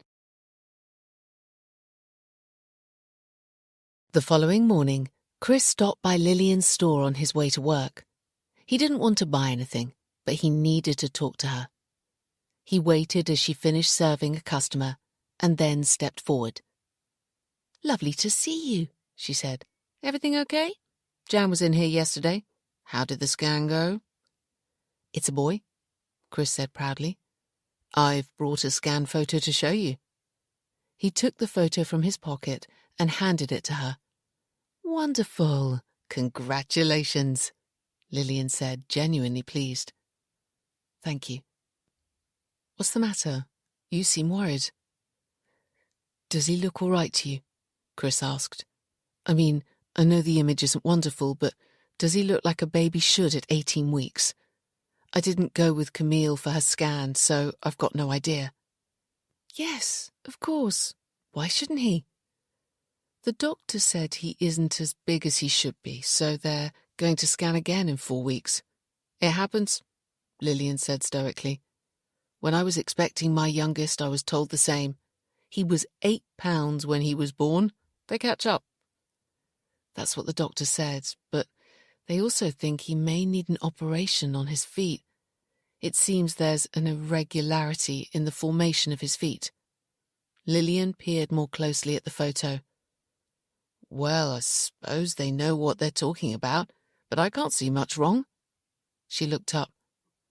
Like a clubfoot, Chris added.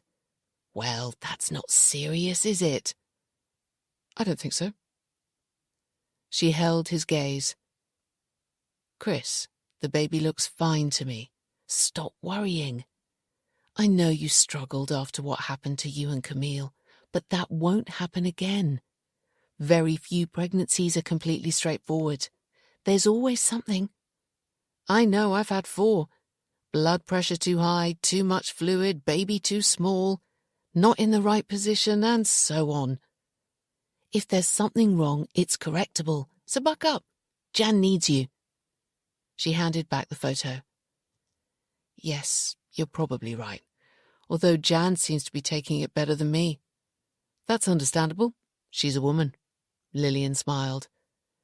Which reminds me, Chris said, Jan has asked if you can come for supper this Saturday. I'll check with Jim, but I'm sure that's fine. The door opened as another customer came in. I'll be off then. See you Saturday? Around 7? Chris said. Look forward to it. Give my love to Jan.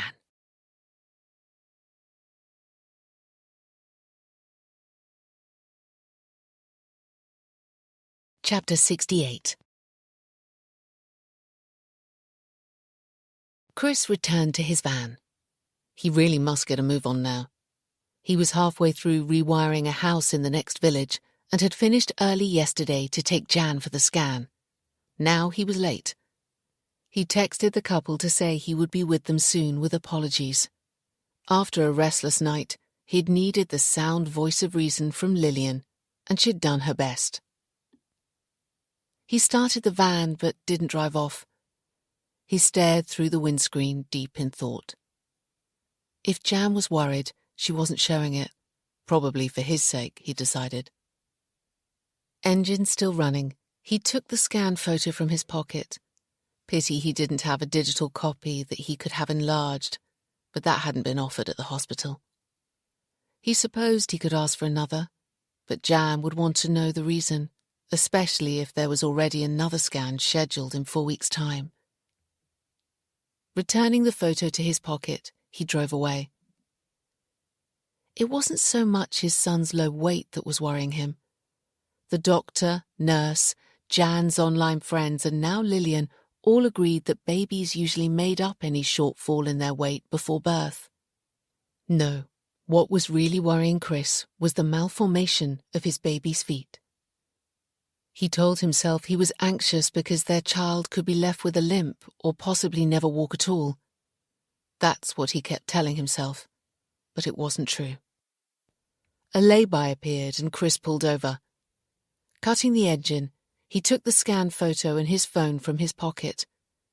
He propped the photo on the steering wheel and then accessed the internet on his phone.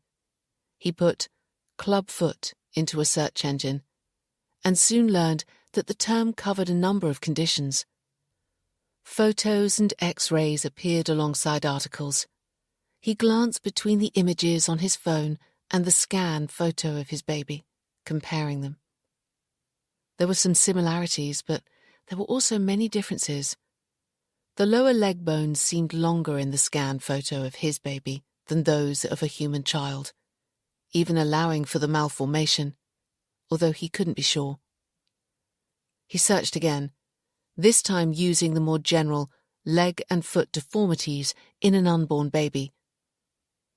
Pages of links to websites appeared, medical, research, and forums. He read the information and compared the images. One research paper said that this type of deformity crossed ethnic groups and could be found in some animals, especially primates, which didn't reassure Chris at all. There were pictures of developing fetuses in the uterus, and in the early stages most species looked very similar. This is because fish, amphibians, reptiles, birds, and humans carry very similar ancient genes, he read with another stab of fear. He returned to the information on club feet and possible causes. Not caused by the fetus's position in the womb. Often the cause is unknown. Genetic factors are believed to be involved. Specific gene changes have been associated with it. Can be passed down through families. He went cold. But this had nothing to do with the Moleclinic, he told himself. It couldn't. Jan's parents lived over 100 miles away and had never used the clinic. Jan and he didn't look alike, as he and Camille did, so it couldn't be history repeating itself. It was his paranoia. Simply, it was bad luck that their baby had a malformation of his feet, but it wasn't uncommon and could be easily corrected with surgery, just as the doctor had said. Returning the scanned photo and phone to his pocket, Chris started the van and continued to drive to work, desperately trying to believe that what he was telling himself was true.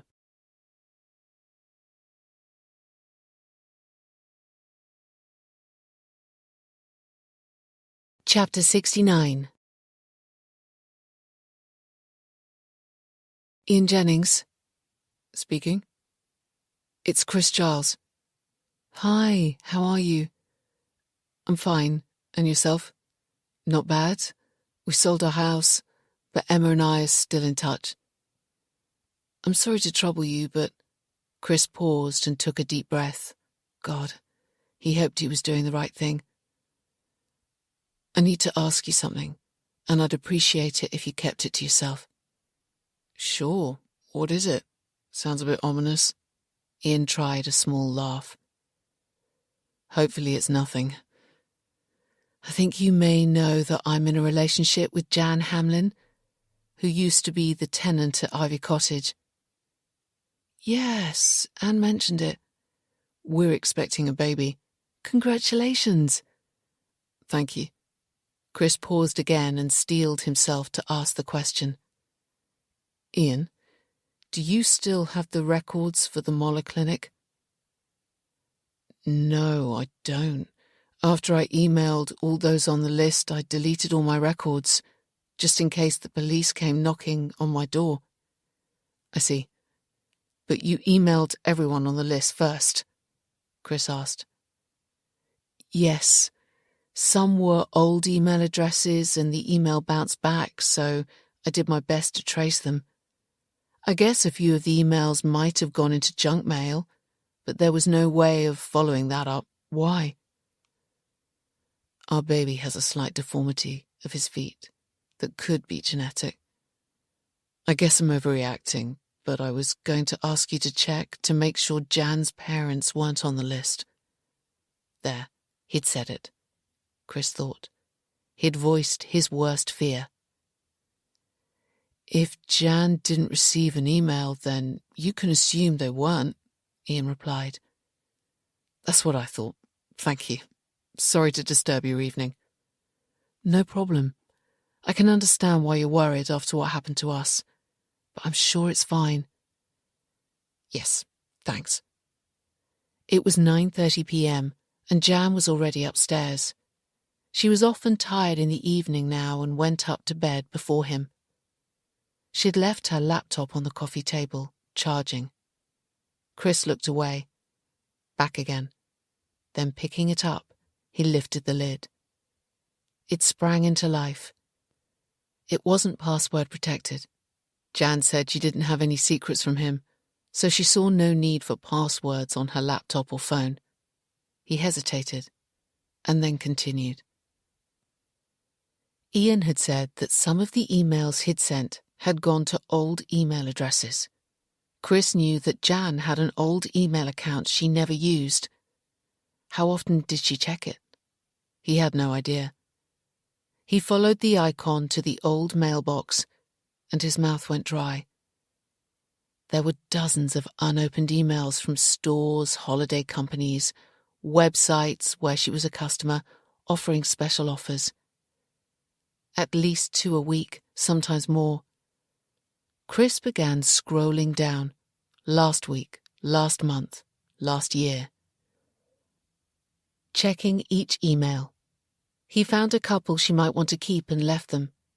Right back to December. He saw it and went cold. The email from Carsten Moller Ian had sent. The subject line, confidential and urgent. With his heart thumping, Chris forced himself to open the email, hoping against all the odds that it was something else entirely. All hope vanished as he read. I'm sorry to inform you that there has been a dreadful mistake at the Moller Clinic, resulting in too many patients receiving the same donor sperm. If you are planning to start a family, you should have your DNA tested as a matter of urgency to make sure you don't share the same biological father as your partner. Regards, Carsten Moller. A buzzing noise filled Chris's ears, and the room swam before him. Jan's parents must have used the clinic and never told her. He felt sick, and bile rose in his throat. History was repeating itself. First Camille and now Jan. His worst nightmare was coming true. Anne had told him some time ago that while most of those who shared Moller's genes looked very similar, not all did. What were the odds of this happening to him again? He couldn't believe it. He held his head in his hands. They were half brother and sister, just as he and Camille were. He could cope with anything, but not losing Jan. He loved her and wanted to spend the rest of his life with her. There never could or would be anyone else. Ian and Emma had been able to move on, but he knew he couldn't. He was older than them and had been through this before. Without Jan, he was nothing. He couldn't risk losing her. She believed their baby had a small malformation of his feet, and it would stay that way for as long as possible. Blinking back tears, Chris deleted the email, and then, closing the laptop, telephoned Anne. I need to talk to you urgently. It's about Jan and our baby.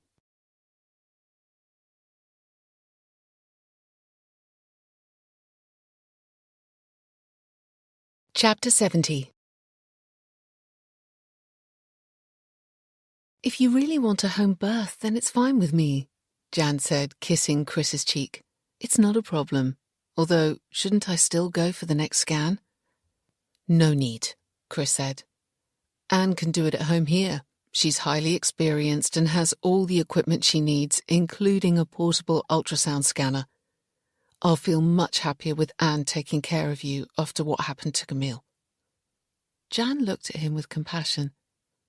But what happened to Camille was very different. I know, but things can still go wrong, and if they do, Anne is the best person to deal with it. She saw his sadness and concern. Chris, I think you're worrying unnecessarily, unless there's something you're not telling me. Of course there isn't. It's simply that Anne is the best. Okay, Jan agreed. You're like her, Chris persisted. I know you didn't think much of her when you first met her in Coleshaw Woods, but that was because you thought I was seeing her. You haven't really got to know her. She's a fantastic midwife and a good friend of mine. So you keep telling me. And I've got nothing against Anne. But what will happen if the birth isn't straightforward and I need to go to hospital? I'm sure that won't be necessary, but Anne can advise you. She'll be with you every step of the way until you give birth. I'll be there too, of course, he added. You'd better be, Jan laughed, lightly tapping his arm. I'm not doing this alone. You won't have to. Whatever happens in the future, I'll be there for you. And for our baby, Jan added. You'll be there for our son. Yes, of course.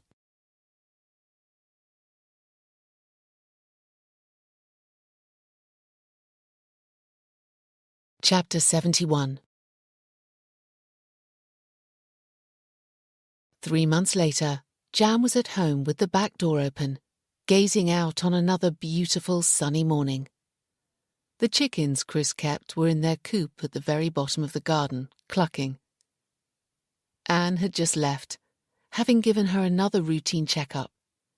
She was being very well looked after, and Jan felt guilty for ever having thought badly of Anne. She was a fantastic midwife, just as Chris had said. Patient, kind, caring, and with a very reassuring manner. She dispelled any fears Jan had about having the baby at home. She was also a lovely person, who Jan now regarded as a friend. If she thought Anne was slightly evasive about the problem with the baby's feet, she put it down to her not wanting to worry her. "We'll cross that bridge when we come to it," she said in her quiet, confident way, so that Jan found herself reassured. Anne had taken care of all the arrangements that needed to be made for Jan to have a home birth, and had updated the hospital records accordingly. Her manner was always pleasant and empathetic, instilling confidence and a sense of well-being, just what a first-time mother needed. Anne never spoke about her other work, looking after the outsiders, although she knew Jan had been told. Once Jan had asked about them, and Anne had replied that she probably wouldn't be needed for much longer, as the numbers were falling now the clinic had been exposed. But that was all she'd said, and Jan didn't ask again. Chris didn't speak of the outsiders either, although Jan knew he visited Anne at Ivy Cottage sometimes, if she needed help. Jan trusted Chris just as she trusted Anne. Now she understood what had created and cemented their friendship. Jan sometimes walked along Wood Lane if the weather was good, but she'd never seen the children again. Their secret remained safe with her, as she'd promised Camille and Chris it would. The Moller Clinic had been closed down and Castor Moller was in prison. She'd seen it on the news. Jan was about to go outside into the warm sunshine when a sharp pain shot across her abdomen and lower back. Trying to catch her breath, she grabbed the door to steady herself and waited for it to pass. Whatever was that? Not chronic indigestion, not that bad. And it was too early for labour. She still had another 9 weeks to go. Perhaps she should phone Anne for advice. The pain struck again, tearing through her like a red-hot knife, making her cry out. It was like nothing she'd ever experienced before. She held onto the door and prayed it would pass. A moment later, she felt a gush of warm fluid as her waters broke. Oh no, please no. Panic gripped her. She was going into labour early. What should she do? She needed Chris. She had to call him now. Where was her phone? She turned and saw it on the sofa. Letting go of the door, she made her way across the room. Another contraction took hold and she froze, paralysed with pain until it had passed. No one had told her it would be this bad, and it wasn't supposed to be happening yet. She had been told first babies were often late, not early. She needed to sit down. Her legs felt weak, but her jeans were sopping wet. Beyond caring, she lowered herself onto the sofa and then called Chris. It went through to voicemail. Shit. She tried again. He was at work, but checked his phone regularly. She tried one more time with the same result, and then, unable to keep the desperation from her voice, left a message.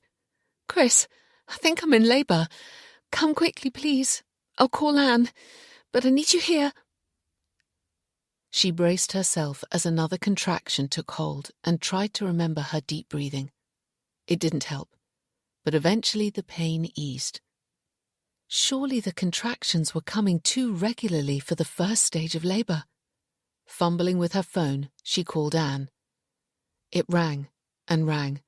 "Please answer, please. Don't leave me here all alone. I might die." It continued ringing, and then mercifully Anne answered. "You have to come back straight away," Jan cried. "I'm in labour. The contractions are coming every minute." "Are you sure? That's too soon. Have you timed them?" "No, but I don't need a bloody clock to know. I'm in agony. My waters have broken. I'm scared, Anne. Please come. Chris isn't picking up. Please, I'm—" But the sentence vanished into a cry as another contraction took hold. "I'm on my way," Anne said. "It'll take me about 10 minutes. Try to calm down and remember your breathing. It's possible it's a false start. But to be safe, I want you to go upstairs and lie on your bed. Put some towels down first to protect the covers. I'll be there." "Should I call an ambulance?" Jan wept. "No, absolutely not." And for the first time since Jan had known Anne, she heard anxiety in her voice.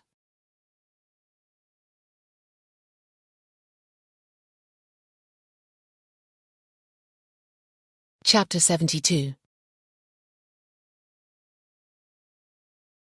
Chris was driving as fast as the country roads would allow and fearing the worst. He'd been up a ladder at the house he was working in when his phone had rung.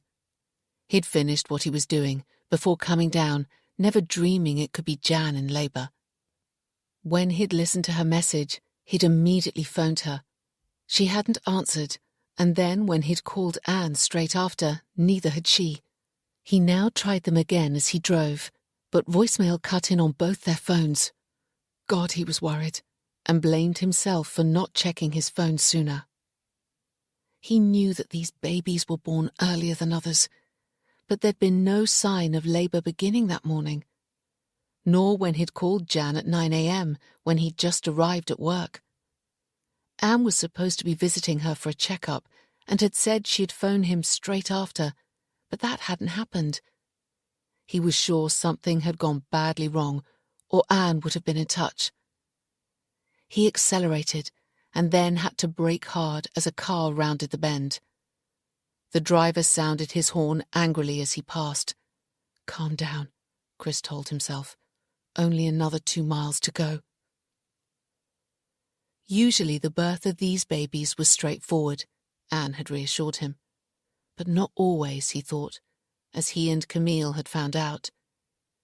Supposing Jan needed to go to hospital, possibly for a caesarean. It was the only procedure Anne couldn't carry out at home. It had never happened before when Anne had been the midwife, but there was a first time for everything. What if Owen, as they'd named him, couldn't be born naturally? He was larger than most of these babies. Chris's heart clenched as he remembered the look of horror on the faces of the nurses when Camille had given birth. And now it was happening again, only much later in the pregnancy, which made it a whole lot worse. Questions were sure to be asked at the hospital and their secret exposed. Anne would be struck off and Owen and the others like him would be taken away to a life of hell. The very thing they'd strived and managed to avoid for so long was about to happen. Chris was devastated. He made a sharp right turn into his road, and his heart stopped. An ambulance was parked outside his house. So was Anne's car. Jan was being taken to hospital. His worst fear had come true. Anne would never have called for an ambulance unless it was serious, life-threatening. Jan's life was in danger. He could lose her. Coming to an abrupt halt in front of the ambulance, Chris jumped out. As he passed the ambulance, he saw the rear doors were open, but there was no one inside. The front door to his house was wide open, and he ran in. "Jan!" he shouted at the top of his voice. "Up here," Anne returned. He took the stairs 2 at a time and went into their bedroom. The room seemed full. Jan was being helped into a wheelchair by one of the paramedics, while the other held a bundle in his arms.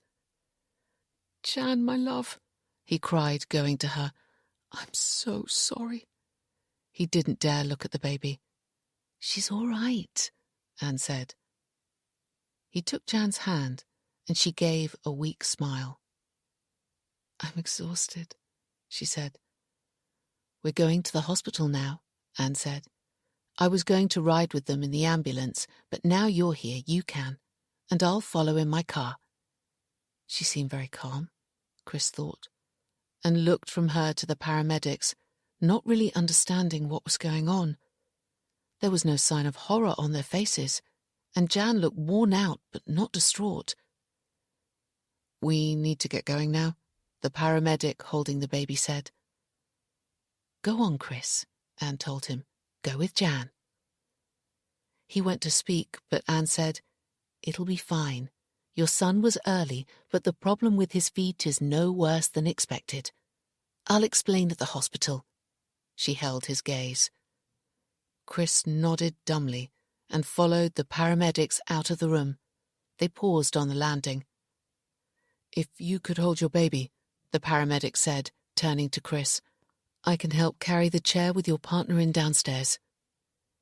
He placed the bundle into Chris's arms, but it was a moment before Chris dared look. The little face was slightly wrinkled from the birth, and his eyes were tightly closed. Premature, but there was no excessive hair or unusual features. It's going to be okay, Anne said, quietly joining him. Just keep going.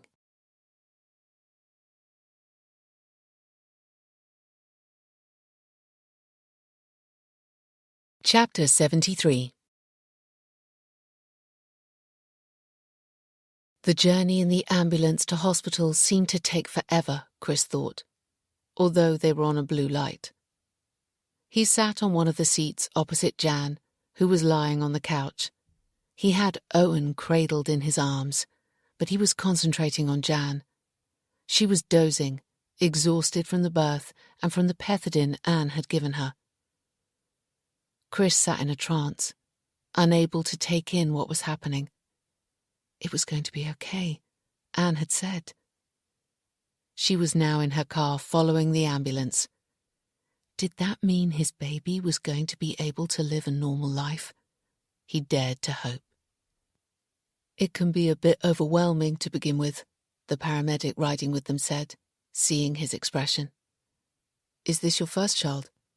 Yes, Chris said quietly. Don't worry, your partner and baby are fine. He'll probably go into an incubator for a while. It's usual with prems. Chris nodded. The paramedic had checked Jan's and Owen's vital signs and was now entering her observations on a chart. The sirens sounded to clear traffic, and then finally they were pulling into the ambulance park at Colshaw Hospital. The rear doors opened, and the paramedic who'd been driving appeared. Chris stayed where he was as they wheeled Jan out first. Then Anne appeared. Come with me, she told him. Chris stood and, carrying his baby, went carefully down the rear steps of the ambulance, then followed the paramedics and Anne into the hospital. It was busy. I can take the baby through if you could register your partner and child at reception, the paramedic said to Chris. He looked back, unsure. Yes, of course, Anne replied, and touched his arm. This way. Still in a daze, Chris handed over his baby and went with Anne to reception. Jan Hamlin and baby Owen, Anne said to the receptionist, then gave their details. Anne had taken charge, and Chris was grateful. Thank you, the receptionist said once the registration was complete. You can go and see them now, straight down that corridor. She pointed in the direction they were to go, although Anne knew the way. They took a few steps away from reception, and Anne drew Chris to one side. Before you see Jan, I need to tell you something. Chris stared back, petrified. Why? What's wrong? The baby is all right, normal, Anne said, her voice low. I've checked him over, so be careful what you say to the staff here. You mean he doesn't have the condition? Chris asked in disbelief. That's right. He's premature, but you've been lucky this time. He will need corrective surgery on his feet, but as far as I can tell, that's all that's wrong." "Can't believe it," Chris said, his eyes filling. "I really can't. Did you know while Jan was pregnant?" I dared to hope. I thought we were in with a chance, but I couldn't be certain until he was born, which is why I didn't say anything to you in case I was wrong. And of course, Jan never knew about any of it. "Thank goodness she was saved from all these months of worry," Chris sighed with relief. "But she needs to know about the email," Anne said, her face serious. "I kept quiet as you asked, but it's not right. Chris, you may not be so lucky next time. Apart from that, there's the moral issue of you two being related. You can't ignore it. Technically, you are half brother and sister. Most couples parted once they knew. Ian and Emma did. Jan needs to be told."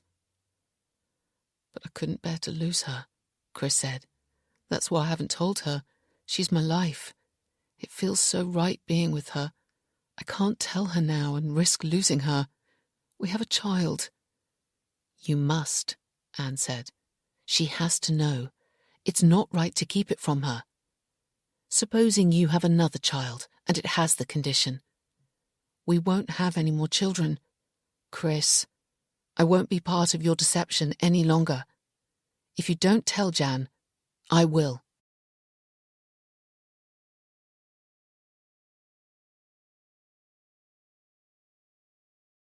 Chapter 74. Chris gazed lovingly at Owen, now awake in his crib. He was happy and contented, even though both his legs were in plaster. Jan was sitting on the sofa, talking to him as he grinned and gurgled. At 8 weeks old, he was steadily putting on weight and meeting all of the developmental milestones. The consultant pediatrician had said that surgery probably wouldn't be necessary, and Owen's legs could be straightened using manipulation and plaster casts, which was a huge relief. Chris knew how lucky they'd been, but Anne's words were constantly in his thoughts. He hadn't told Jan yet, and he needed to. Anne had given him an ultimatum. Tell Jan by the end of the weekend, or I will. It was Sunday evening now, and he was running out of time. He didn't blame Anne. She was doing what she thought was right. If Jan wasn't told and they had another baby, as she wanted to, it could have the condition. But he dreaded losing her, which he feared would happen when she found out they were related. Aware that he couldn't put it off any longer, Chris steeled himself and went over and sat on the sofa beside Jan. She turned to look at him and smiled. Chris took her hand. "You know how much you both mean to me, how much I love you." "Yes, of course," she laughed. "I love you too." He hesitated and took a deep breath, summoning his courage. "Jan, there's something I have to tell you, something that I should have told you much sooner." Her face immediately grew serious. "What is it, Chris?" She took her hand away.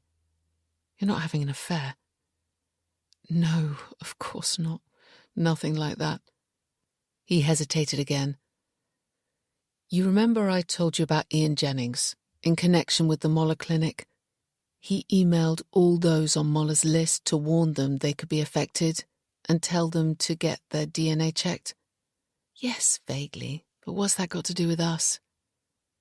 "You were on that list, Jan. You received an email, but it went to your old email address." "What? How do you know?" "I looked at your laptop, I'm sorry, but I needed to check. Your parents must have used the Moller Clinic. I've been worried sick all these months. Owen is going to be okay, but any future children we have could be affected. Also, and this is the most difficult part, it means that biologically we're half brother and sister. I'm so sorry, Jan. I should have told you sooner, but I couldn't risk losing you." He looked at her with pain and misery, expecting the worst. Tears, cries of anguish, and utter rejection. Yet she remained calm, composed and cool, which seemed even worse. What was she thinking? What would she say and do? "That's a lot to take in," she finally said. "Did Anne know all this time?" "I guess she did." "Yes, I'm sorry. She wanted me to tell you straight away. I made her promise not to. But she says she can't live with the lie any longer, and you must know. I'm scared of losing you, Jan. I love you so much. I couldn't face life without you." He tried to read her expression, but it was impossible. "It was very wrong of you not to tell me," she said at last. "Yes, I know. I'm so sorry. It was also wrong of you to look at my emails without me knowing. I trusted you." "Yes, but you can see why I did it, can't you?" he asked in desperation. "A little, I suppose. Even so." "You won't leave me, will you?" he cried. He took her hand again. "Not all couples like us have separated. We can stay together, but we won't have any more children. I know we share the same biological father, but it's not like we were brought up as brother and sister, so it's not immoral. You won't leave me, will you?" he said again. "No," Jan said. "I won't leave you." He hardly dared to believe. Thank you so much. I'll make it up to you, I promise. I won't ever hide anything from you again." "Good. But if you and Anne had told me sooner, I could have saved you both a lot of worry. There's something you don't know." "What do you mean?" he asked apprehensively. "That email was only partially correct. My parents did use the Moller Clinic, but I've checked, and it was definitely to conceive my older brother, not me. Mum miscarried that baby at 16 weeks, and then they had me naturally. Moller must have assumed I was his, or Ian made a mistake. We're not related, Chris." He stared at her, astounded. "Are you sure?" "Yes." "Why didn't you tell me?" "I didn't want to worry you unnecessarily with talk of the clinic after all you've been through. So we can stay together and have another child. But if you snoop in my emails again, I won't forgive you." She kissed his cheek. "Now you'd better tell Anne and put her out of her misery." "I will." Although this book is fiction, atavism exists, and this story was inspired by true events. A number of clinics offering donor insemination have been discovered to be using only one donor, that of the founder of the clinic.